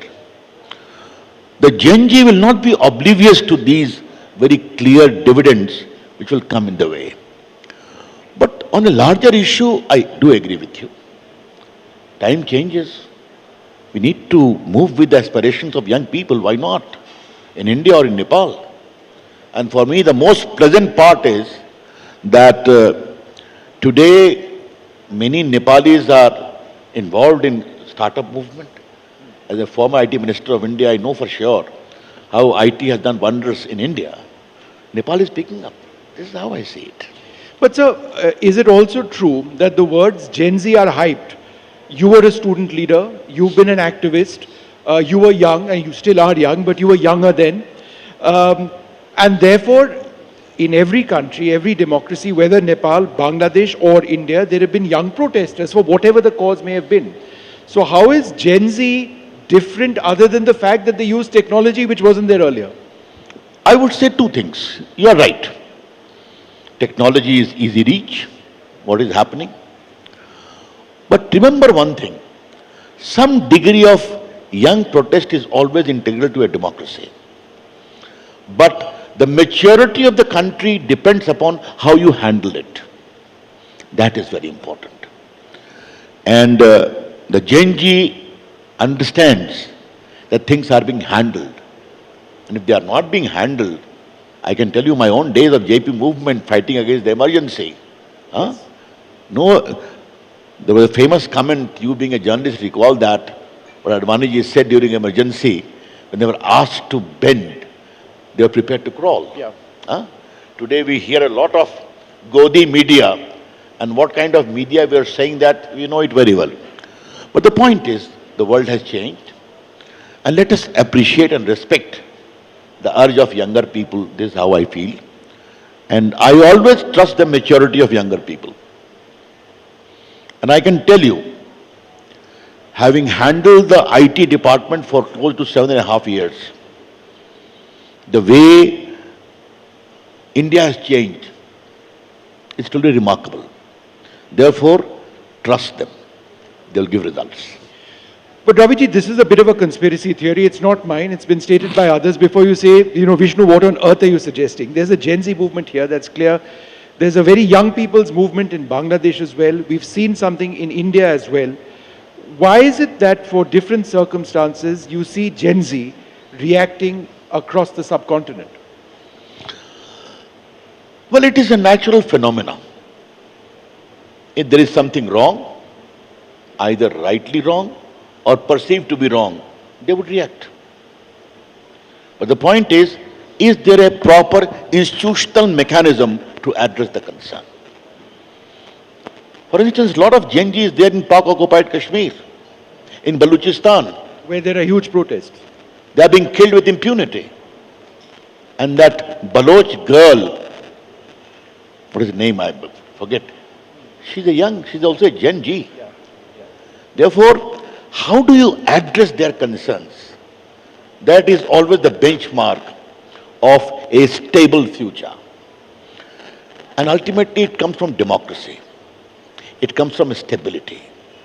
It comes from being understanding of their concerns. If you take it that way, therefore you cannot compare what is happening in Bangladesh and particularly in Pakistan with India or in Nepal. After all, Nepal, I'm sorry for making a political comment, before the present government came to power, there was Ayaram, Gayaram here there as well. You know it very well or not? Yeah. That great phenomena. No, but sir, I think the larger point that needs to be asked is, and you was talking a little bit about Pakistan as well, that remains a constant scourge for us in India, for terrorism and other factors as well. Would you like to elaborate a little bit more about the dangers that we face from Pakistan on one side as we try and negotiate friendly relationships with a host of other nations in the subcontinent?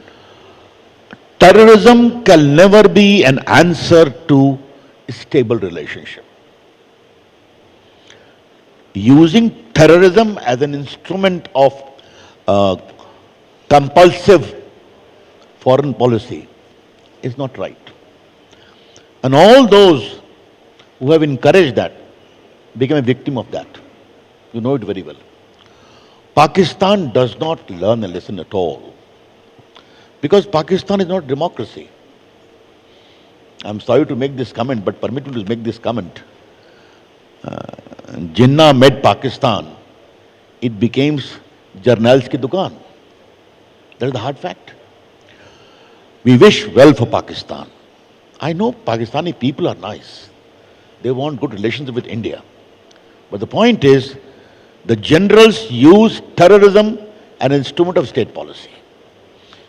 And you may have seen what happened in SARC. One of the failures of SARC is that only. Yes. Now coming to Nepal, I must tell you something more.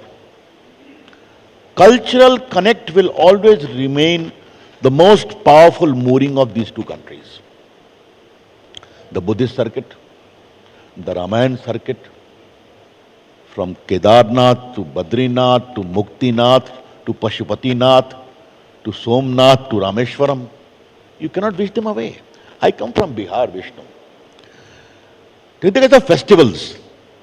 Chhat is celebrated with gusto in Bihar, the biggest festival. Yes. So it in Madhesh areas. Then the Upasana of Devi Shakti, the Parvati, the Kali, the Bhairavi, common to both. Therefore, this great commonality of Tirth shared by the two countries for generations and generations will remain the biggest mooring and unwavering connect for the prosperity of the two countries. But let me make an observation, sir. And we see this very often on social media. Also address the concerns. And the biggest thing I would like to share with you today, since we are also talking of future, environmental concern will have to be addressed. I see Himalayas in two respects. Himalaya is Tapabhumi, both for Nepal and also for India. But Himalaya is also becoming a very big area of uncertainty in terms of environmental challenges. I would today recommend from your platform that the biggest scope for relationship between India and Nepal should be on proper management of climate issues in the hilly areas, how we can exchange notes, learn from each other. And I think we have a lot to learn from Nepal. And Nepal also has to learn from India. And I want to make it very clear, we don't at all eye any big brotherly attitude. That was my question. And I can anticipate your question. I have been suffering for so long, therefore I can anticipate your questions. I want to make it very clear from NDTV platform today in Kathmandu, and I compliment NDTV for inviting me. We don't eye any big brother. The comment of Prime Minister which we heard in the previous panel, that not even a single war of India is there in which some Nepali has not shed blood. This is a very powerful statement. Therefore, the instinct for help, the instinct for sharing is quite natural between the two countries. And that will remain the biggest foundation. I always say that. What other issues we should look for future?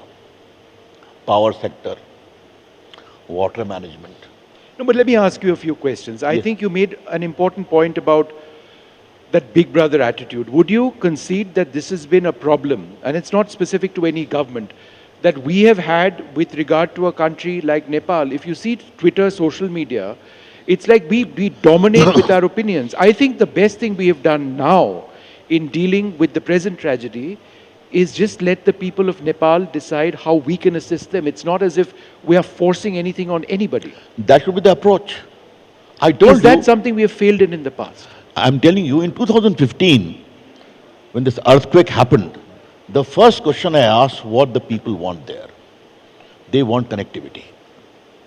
I said provide that at a domestic rates.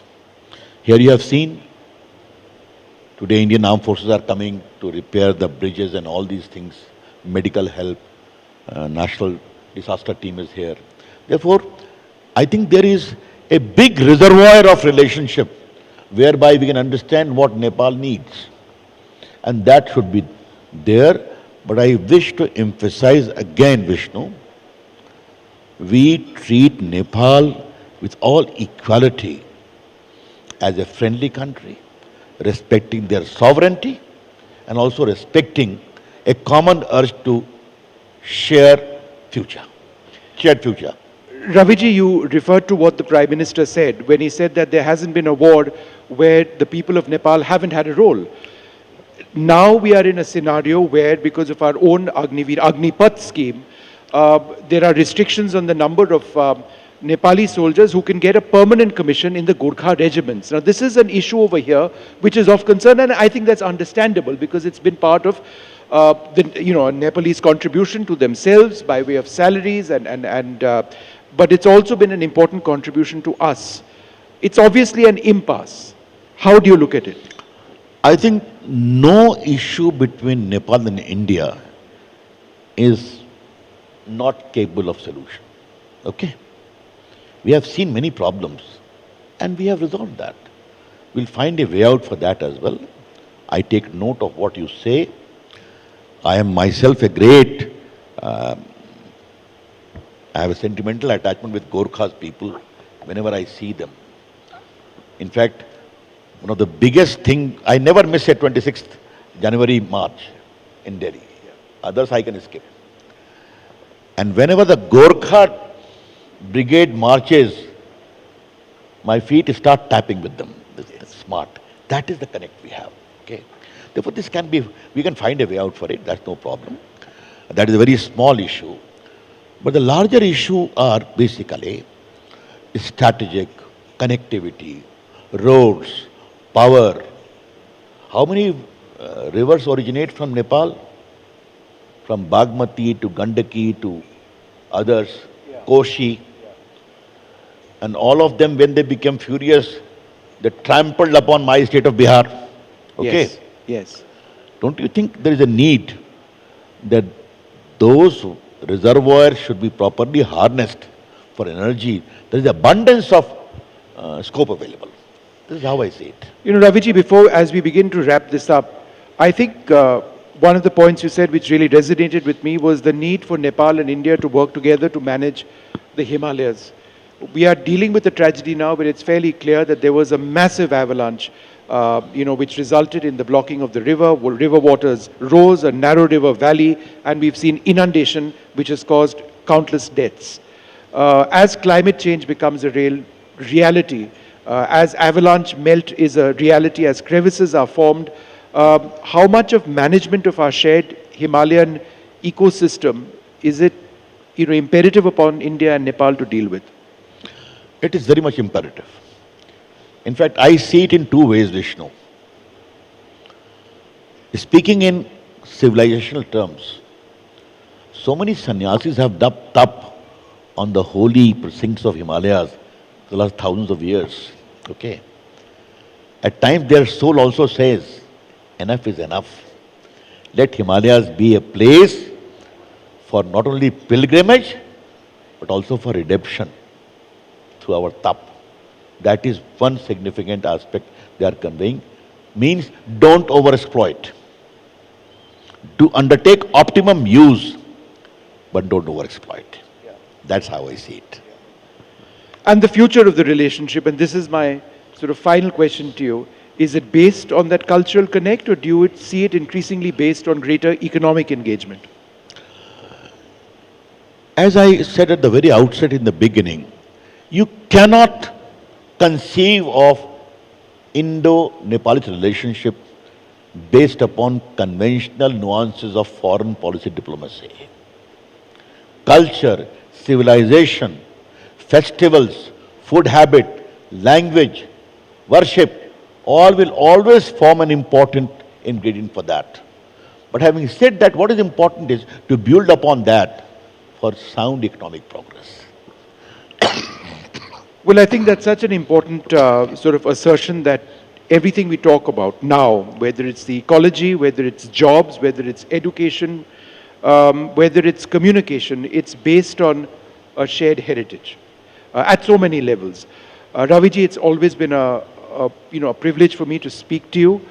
This conversation is at a difficult time, and hopefully the people in Nepal who we sort of feel for in this hour of need can overcome this incredible tragedy. Thank you, sir. Well, my very sincere condolence. We all share their agony.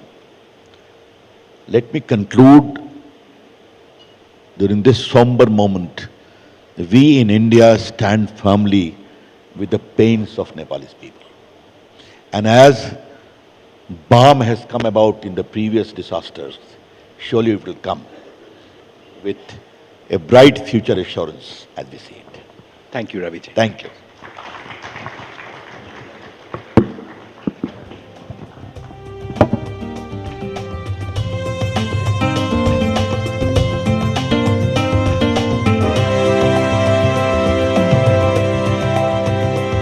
Thank you so much, Ravi sir, for sharing your thoughts with us. Thank you so much. Finance Minister Dr. Swarnim Wagle is here with us. I extend you a warm welcome, sir. But before we move on to our concluding session, joining me, Senior Executive Editor, Mr. Mohit Roy Sharma, for a vote of thanks.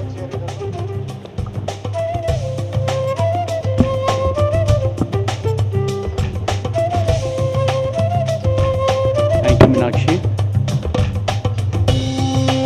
Ladies and gentlemen, first, my heart goes out to everyone affected by yesterday's devastating floods. The fact that so many people still chose to be here with us in such a difficult moment means a great deal.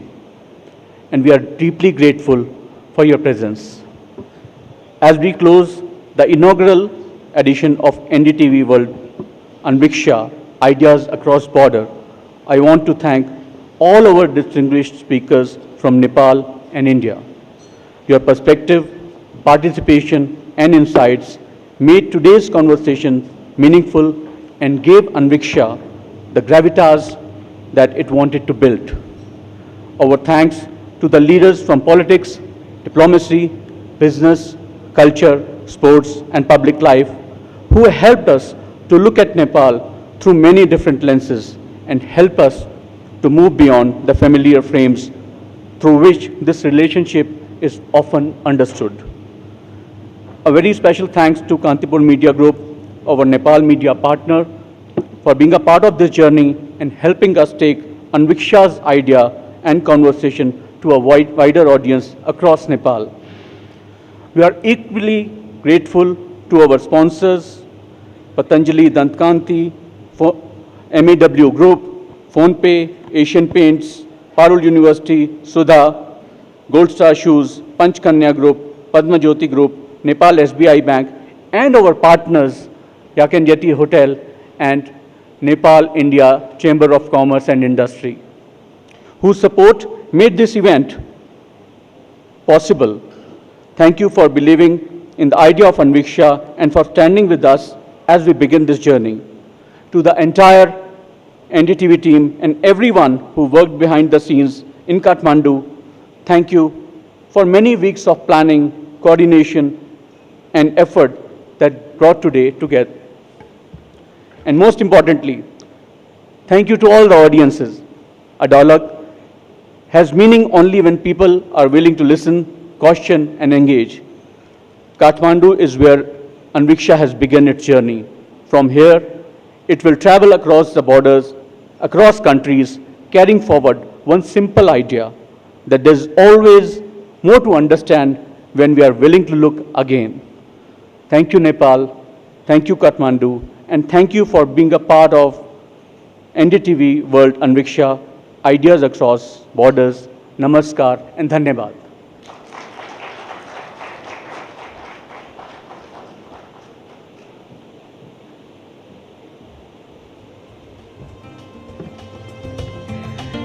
To wrap this extraordinary summit, we turn to the economic bedrock powering Nepal's next decade for our culminating session at NDTV World Anviksha, Ideas Across Border. It is a privilege to invite on stage Nepal's Finance Minister, Dr. Swarnim Bagle. He is in conversation with NDTV's Editor-in-Chief, Rahul Kanwal and Aditya Raj Kaur.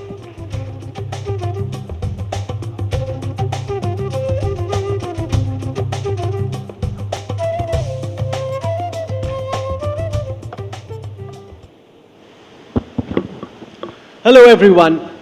For our concluding session at the NDTV World Anviksha Summit, we have a guest who's far from being a conventional politician or what you'd imagine the background of a typical finance minister to be.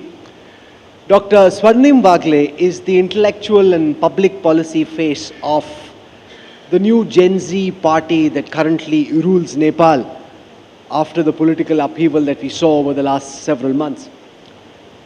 He studied economics at the London School of Economics, did his master's in public administration and international development at Harvard University, completed a PhD in economics at the Australian National University, worked at the World Bank and the UNDP, and served as vice chair of Nepal's Planning Commission. He spent a lifetime diagnosing from the outside what is wrong with Nepal's economy and what needs to be done to fix it. And unlike most career economists, he's now in the unique position of actually having a shot at trying to fix Nepal's economic problems. He's also the vice chair of the party that's currently in power and therefore one of the founding pillars of the RSP. Dr. Swarnim Bagle, thank you very much for taking out time and joining us here at NDTV Anviksha. Your presence means the world to the entire NDTV team. Thank you so much, Rahul. I hope Kathmandu is treating you well and the whole NDTV crew and the distinguished guests who are here. It's been a rather unfortunate time, but I think you were able to pivot excellently to cover all the humanitarian When we aspects met yesterday, of the soon after landing in Kathmandu, we weren't sure whether we'd be able to put this program together in the aftermath of the massive tragedy that had just befallen Nepal. For helping make this possible, thank you. It really does mean a lot to us.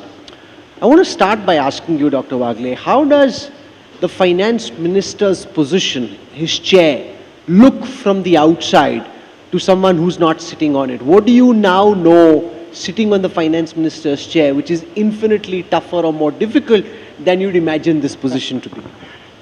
Well, I'm aging very fast, as you can see. From the outside, of course, you know, the finance minister is the custodian of everyone's wish list, right? I want this, I want that. There's no limits to the resources at the minister's disposal. He or she can, has a mysterious magic wand, can meet all these wants and all that. But as students of economics know, there are unlimited wants and limited resources, and that's where the balance has to be struck. The real politic of day-to-day, governing, managing alliances, handling trade-offs, and that leads to a lot of political friction, both inside the government, among the many entities therein, and also with the external constituencies. And that balancing act is really what is very tough to manage. Minister Magle, Nepal stands as a very defining moment. You know, last entire year we've seen a journey that's been unprecedented. The protests, the young government that's in power, and your economic vision really is to ensure that the youth of Nepal do not wander off to other countries, but stay in Nepal in building a new Nepal. What's the vision of the Balen Shah government in this direction, and how are you different from the previous governments in power? Well, we're very mindful of the circumstances that led to the birth of this new generation of politicians, a new brand of politics that has taken over the polity at this point in time. The revolt was really over the disgust associated with the kind of political economy that had been practiced, particularly over the last 20-25 years. And so the rot in the system, the unhappiness with constricting economic opportunities, the general feeling among the young people, and this is a very young country, and the median age is only 25, that to build a happier, better life, you have to go abroad, right? So that general sentiment was what led to that unprecedented outburst on the streets of Kathmandu almost exactly a year ago. So we're mindful of what led to the electoral outcomes, what led to the demand for people like Balen Shah, Ravi Lami Chhane, and a very new outfit like the RSP, which is barely 4 years into existence, to command 52 lakh votes, almost 48% of the electorate. 1 in 2 voters, voted us in. So we're mindful that this is a thirst, a hunger for an aspirational society, that a young Nepali can, actually fulfill his or her dreams right here in the country. That migration need not be a compulsion; it could be a matter of choice. I went abroad and studied and worked and came back, so it could very well be a matter of choice, but it need not be a compulsion. And the circumstances, the ambience that we build here, the economic opportunities that we create here, have to be of such quality that people are, hopeful and optimist about, living right here in the country, and even if they are global in the way they are seeking opportunities, they don't give up on the opportunities, on the life that they can build right here in the country, right? So that's the sort of the amorphous vision that we have, but concretely, so what are those engines of growth that Nepal can power itself on? And that's where we're trying to open up, be very liberal, attract investment, create a level playing field for young entrepreneurs. And to do all that, you need not be associated with any political party. You don't need your uncle to be the minister. This is, you can just pursue your dreams, and the laws of the land will be there to buffet those dreams and aspirations. And that's the kind of society that we have in mind. Dr. Bagley. Yeah. One of the critical concerns for any party that comes out of a movement, comes out of political upheaval, is the very natural inevitability of power turning it into the establishment. How does the Balen Shah government and how does the RSP intend to ensure that it stays as anti-establishment now that you are the establishment? How do you ensure power doesn't corrupt you? Because we've heard these promises earlier in several states of India, in other countries of the world where we've seen similar Gen Z movement. The rhetoric of the protest and the activism is much rosier than the reality of governance.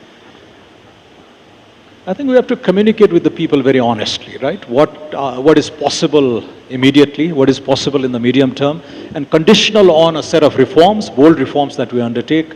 What's that destination that we want the country to reach over the next 3, 5, 10 years, right? So we have to be very candid about the possibilities and the constraints. Now, until about a few weeks ago, I was the oldest member of the cabinet. I don't look too old, but I was the oldest member of the cabinet. So that tells you something about the composition of the current government, the polity, the direction that we want to go. And we've learned from the mistakes of the past, but we also want to build on the achievements that the earlier generations have secured for us. A vibrant multi-party democracy, for example, right? But we want to clean up the mess from within, right? So there's a lot of talk about, amending the constitution, etc. And I keep telling my own friends and allies in the party that, whatever you need to amend in the constitution, it's already enshrined in it. You step on the articles therein to revise the constitution and take it in the direction that you want. You don't need to do away with the current constitutional order, because this has been secured rather painstakingly over the last 50, 60, 70 years. And many older politicians actually sacrificed a lot to give this platform to us. And the polity that we are functioning in was hard-earned. The remaining achievement is on the economic front, and that's where we're focusing on. The economic momentum, the economic acceleration that we want to secure has to be on the bedrock of good governance. And that's been our solid commitment. That's been our pledge during the elections. I think that's why the people of Nepal voted us in. The RSP has been championing the governance cause. The current Prime Minister, when he was Mayor of Kathmandu, he had a record of sorts to go on. And that's what we're trying to live on. So, the past 5 months, this is a 5-month-old government, we've been very strict on these very issues. The elite capture of institutions that had happened in the earlier reigns, we've done away with that. The politicization of the organs of state, we've tried to minimize that. And this meritocratic order that we want to pursue is what is born out of this search for an aspirational society. Economic catch-up with very strict zero tolerance to corruption, and overall building the foundations for good governance. And on those, the challenges, sometimes even if the intent is very clear and very noble, our inexperience may show. And those are the moments when we really have to own up and say, okay, we goofed up here, but we are ready to course correct, and move in a certain direction. So the current handling of the disaster, you might, there have been a few episodes in the past when there was a lot of public angst, expectation of a certain nature that the government or the Prime Minister or the ministers would behave in a certain way. But I haven't seen any notable criticism of the way we've handled the current disaster that we're living through right now. Because we've partly learned what ought to be done to allay the anxieties of the common people. And I think the Prime Minister has been back from Nuwakot, where the site of the disaster, and I was sitting with him for almost 90 minutes reviewing what more could we do, where could we improve, the next phase of the disaster handling. So I think the honesty, the transparency, the overall integrity surrounding the art of governance has been relatively new, and this is what we want to uphold for the remainder of our tenure. Minister Wagle, social media has played an incredible role in pushing the narrative of this new government, a young government of which you've been a part. But the Prime Minister and the government has also been using the social media. Now, some may argue that the Prime Minister has a new way of interacting with the public or new way of functioning. Why don't you give us a sneak peek into the Prime Minister Balen Shah? Because a lot of people here and millions other watching NDTV all across the globe want to know this rapper, a young rapper who became a sensation and then a Prime Minister. And then the Nepali media also spoke about you recently and your internal workings in the government, because some people want to know how's the government functioning, what is the agenda, and perhaps what is the roadmap in the next few months. You know, Balan Shah is 36 years old. He's the youngest serving prime minister in the world. And I checked that up. I thought, you know, there would be some random minister in Iceland or Vanuatu or Samoa who was probably younger, but I double checked and he is indeed the youngest prime minister in the world. And he comes from a different generation. He's a structural engineer with roots in the Madhes, but he grew up in Kathmandu. He was a highly popular and a successful mayor of the richest city in the country. And that's where the paradox is, right? He's now presiding over the poorest government in Asia, but he ran the richest city in Nepal. And some of these constraints that we talked about at the outset on, you know, these trade-offs that one has to make in government is a difficult one. He's incredibly popular with the young people, and I think their dreams and their aspirations. So I keep on using the word aspirational, and he embodies that dream of the younger generation. I think they want to give him a chance. But he has, you know, very logical. He asks the right questions, very inquisitive, he wants to communicate through action rather than words. So a conventional politician would be giving 3 or 4 speeches a day, but Balan Shah, you know, avoids that, and he wants, and is on record for saying that, you know, I want my actions and the results to speak for themselves. But when necessary, he has stepped up. He has addressed the country. He communicates very effectively through the social media.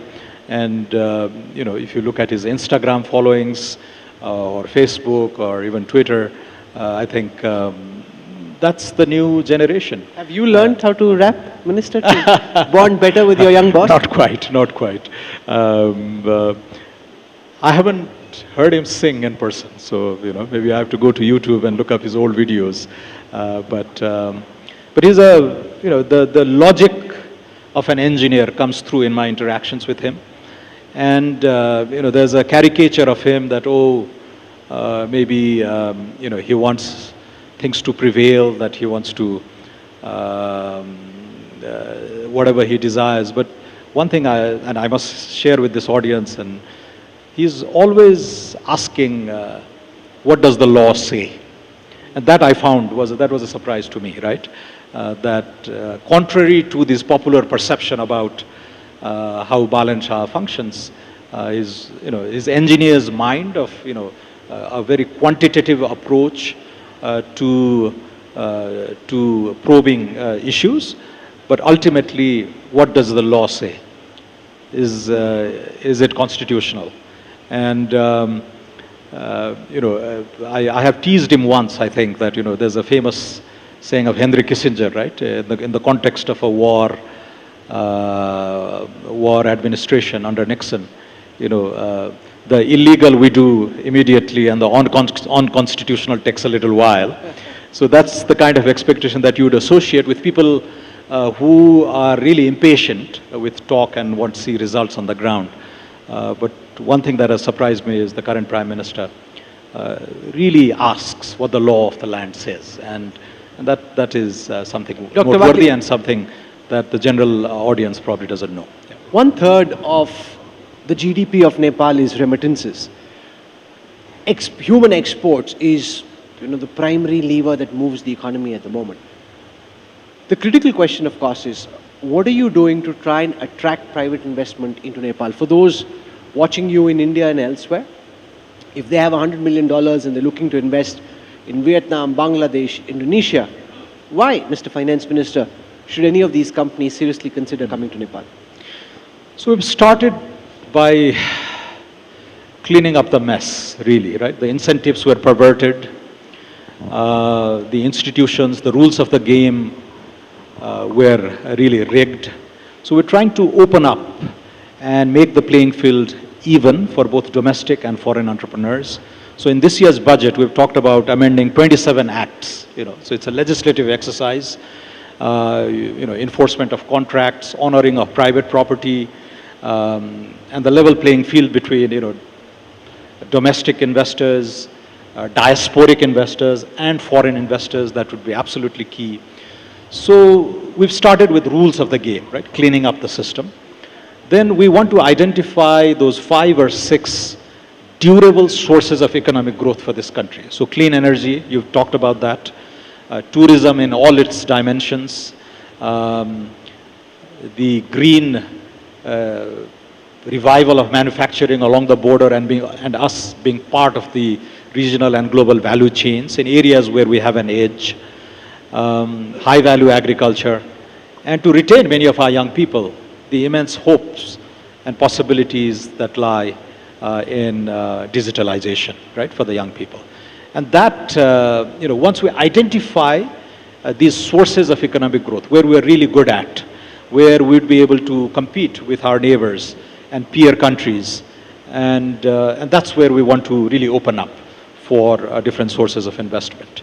And I think once investors see possibilities, and it's not just risk, but they also calculate the returns, I think we would be able to tempt them. And one fact that we're really aware of is, rather than going and attracting investment in very abstract terms, we want the lived experience of current investors to really communicate and, through word of mouth, say that, it's a wonderful experience. So 2 weeks ago, I convened the largest taxpayers of Nepal, many of which are foreign FDI companies. Many of them are Indian, actually. So from Unilever to ITC to lots of others. All of them pledged, rather informally, that they plan to double their investment here. And some were unconditional. Against all odds, they've done reasonably well. But others conditional on reforms that the government plans to undertake. They're willing to augment their investment here. And I think that will be the most credible way to spread the word. I see Dr. Shashi Tharoor sit in the audience, and I must tell our viewers who are here in person and watching across our platforms that one of the things that popped in my inbox when we were coming to Nepal was this meme which was going viral, which had bombastic words used by you, and you were squaring off in that meme with Dr. Shashi Tharoor. And I heard from people as I came here कि आपको यहाँ का नेपाल का शशि थरूर कहते हैं? No, not at all. You also use these words. I'm a big fan of Shashi Tharoor, and it's a great inspiration, and there's a lot to learn from him. And the career path that he has taken, I think the UN, the distinguished stint at the UN, a young PhD from Tufts, isn't it? Fletcher School. So, I'm following in his footsteps, but great inspiration. So tell us about some of the most bombastic words you've used. Now we'll compare with Dr. Tharoor and see who uses the more bombastic language. Yes. No. There can be no competition. No, play along. I saw some of the words that you were using, and in the context of the politics of Nepal, they said, "Yaar, wo dictionary leke aao, ye pata nahi kya bol raha." So I've been focusing quite a bit on the good governance agenda for the last 3-4 years. And I think this phrase, grand larceny, has been quite mimicked and popular, and also give us more. Well, I think along those lines. Dr. Tharoor, grand larceny, have you used this? Can I have a mic brought across to Dr. Tharoor, please? India ka real Shashi Tharoor talking to the Nepal ka Shashi Tharoor. Mic lao, bhai, mic lao, jaldi se. Okay, while they mobilize, let me only take the mic. Okay, Dr. Tharoor, grand larceny. Do you guys do this deliberately to try and throw everyone off? No, I think grand larceny is a very good one. Of course, better from a finance minister than from an opposition politician. But one word that I'm fond of using, which I would commend to you, Mr. Finance Minister, is defenestrate, because you defenestrated the previous Prime Minister. Defenestrate. Defenestrate means to throw out of the window, which is a metaphor for rejecting, defenestrating, discarding. Where did you, in the morning when you came for the session, you didn't have the headgear on? I just got it from my last event. So I thought coming to Nepal for my last event of this trip, I would at least wear the cap and demonstrate that I've gone native. Thank you for that. The joke about Dr. Tharoor is that he uses a thesaurus and decides how he wants to throw everyone off. Do you do that as well, or is this coming naturally? Well, but I must, the other day I did see something. It used to be said that there's a German word which doesn't exist in English, Schadenfreude, taking pleasure at somebody else's pain, which is, but I think I saw somewhere, Mr. Tharoor, that you found an English word that conveyed the exact same meaning in English. So I thought that was a new discovery. Now he's warming up. Now he's getting into the groove. I can't pronounce that. We must have you just explain that because, yeah, that's the mic. Finally, and about time. Yes. No, Schadenfreude is the German for malicious pleasure at somebody else's misfortune. But there is a word in English that even the English don't use. It's called epicaricacy. Okay. And they all prefer to say Schadenfreude. Sometimes a French or a German word comes more naturally to an English speaker in England than the English word. But there is a word. Right.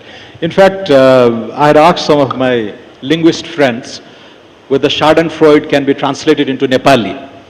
And actually we couldn't come up. Some people suggested parapidak and all this with roots in Sanskrit. But parapidak, etc., veers more on sadism. It's not really Schadenfreude. But anyway, that's good to know. This was fun. Thank you for that. I want to come back to economics now. Because one of the things, Finance Minister, in your manifesto, which you took to the voters, is that you wanted to revisit the currency peg with the Indian rupee. I'm wondering how you're seeing this now that you're in government. 1.6 Nepalese rupee to 1 rupee is the way it's been for a very long time. In opposition, while you were canvassing, you wanted to change that. You still want to do it. What are the risks? What are the rewards? How do you see it now that you're sitting on the hot chair? No, it was just a topic mentioned in the manifesto that we may need to review. We didn't pledge to change it. We said we would conduct a study to review. And the Rashtra Bank has actually, the Central Bank of Nepal, has undertaken a few studies. And at any point in time, you would have a dozen PhD students working on this topic. What I was pointing at was basically, we haven't changed the peg since 1993. So it's been 33 years. Over the last 33 years, the Indian productivity, the Indian manufacturing prowess has marched in a very different direction. Ours has remained a stagnant economy, pretty much a remittance-driven economy. We don't produce much. So the productivity differential has in some way got to be correlated with the peg. And so the peg that held in 93 may not be relevant in 2026. But having said that, is it the right time to change, etc.? The conditions have to be way more conducive.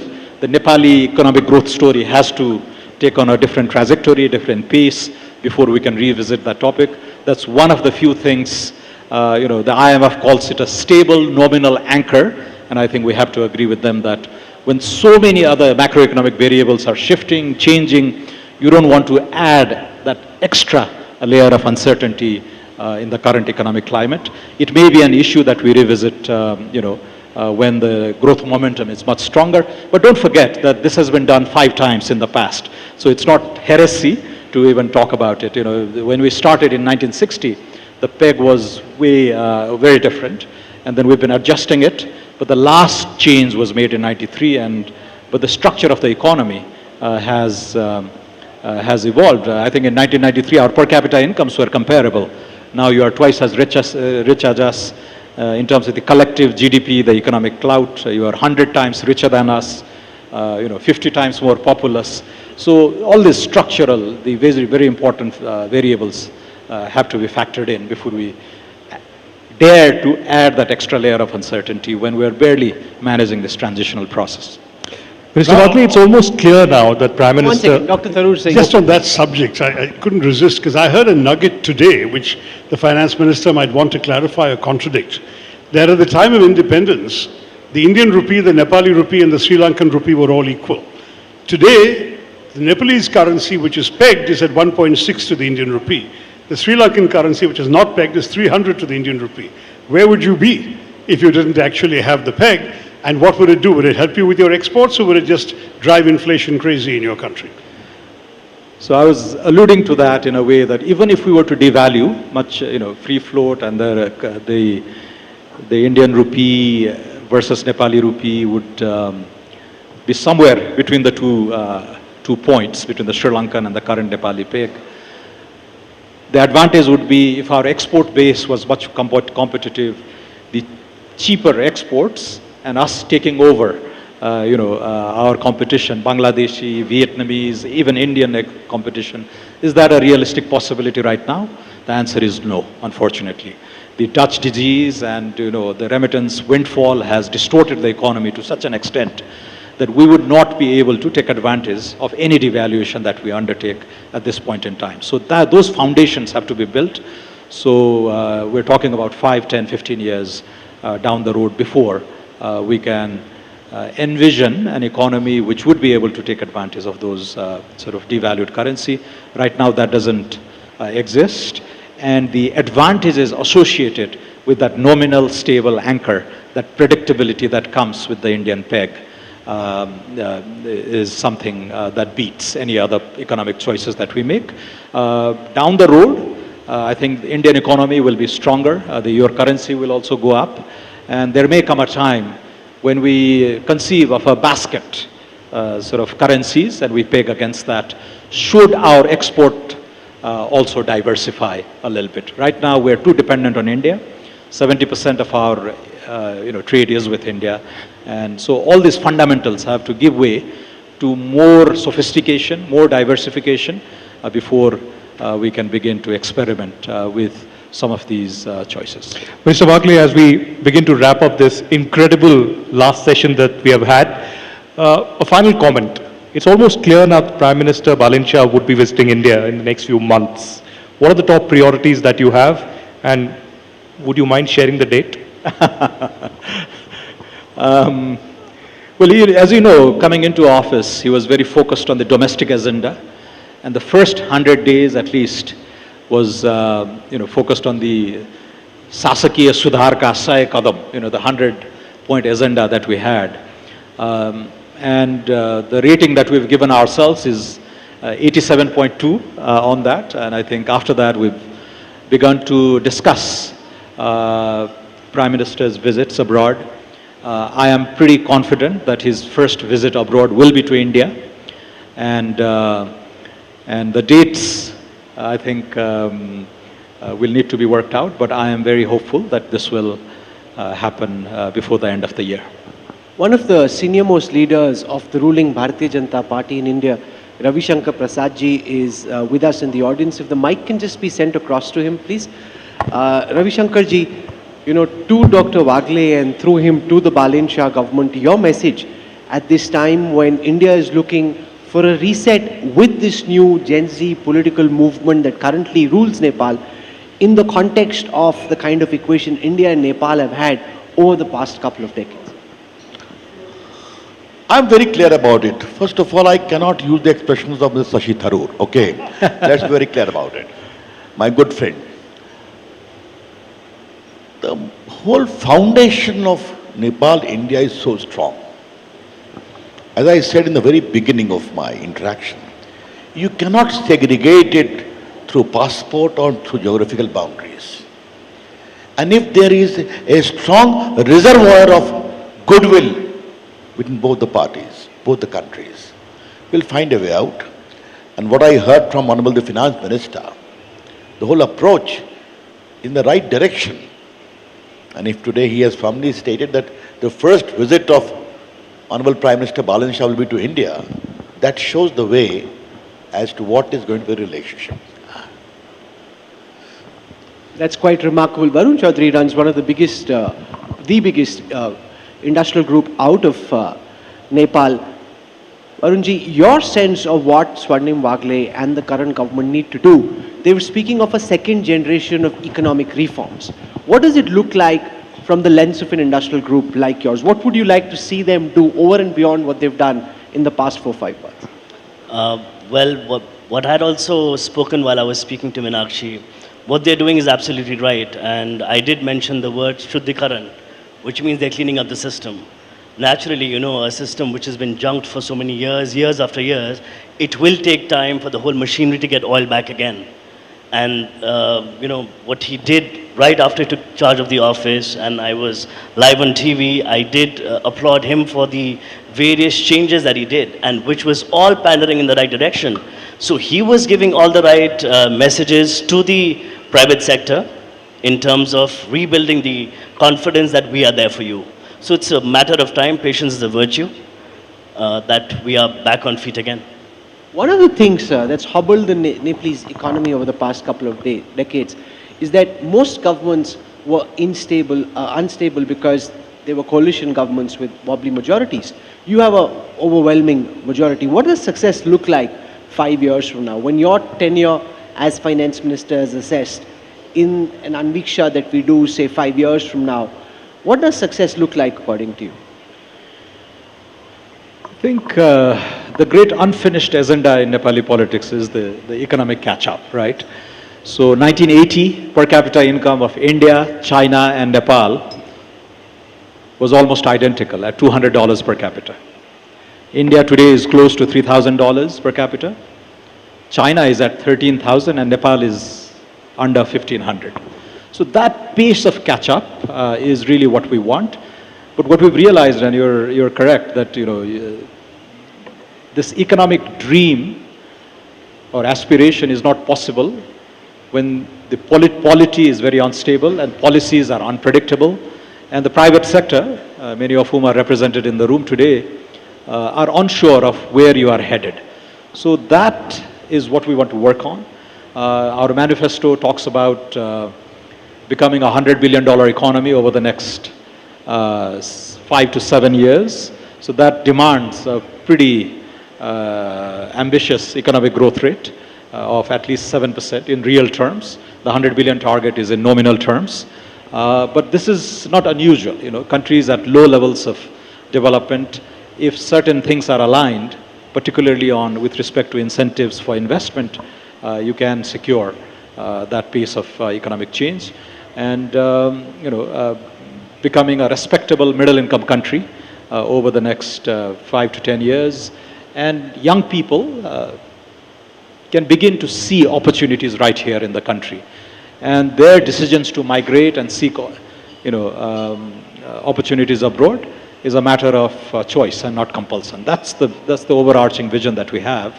And but all that cannot be secured without good governance in place. So we've been very religious in the pursuit of clean, good governance. And I hope if we sustain this for the next few years, the economic incentives will also be forced to align with the political incentives that we are trying to embed in the current polity. Dr. Swarnim Wagle, for taking out time and joining us on what's been a very long day for you. Thank you very much. And with that, ladies and gentlemen, we come to the end of the first ever NDTV World Anviksha. Ideas across borders will travel across the world, but this will always be a very memorable day for the NDTV team because we started in a place very close to our hearts. We started from Kathmandu, and this day will remain etched in Anviksha's journey. For having taken out time, for joining us, and from helping make this possible, Dr. Swarnim Wagle, thank you very much. Can we have, ladies and gentlemen, a very warm round of applause. We wish you all the best. And I invite you all to join us for dinner, and thank you for being such a fantastic audience and for being so alert, so alive and so awake all through the sessions. We've had a long day. Your participation means the world to us. Thank you. Thank you very much, sir.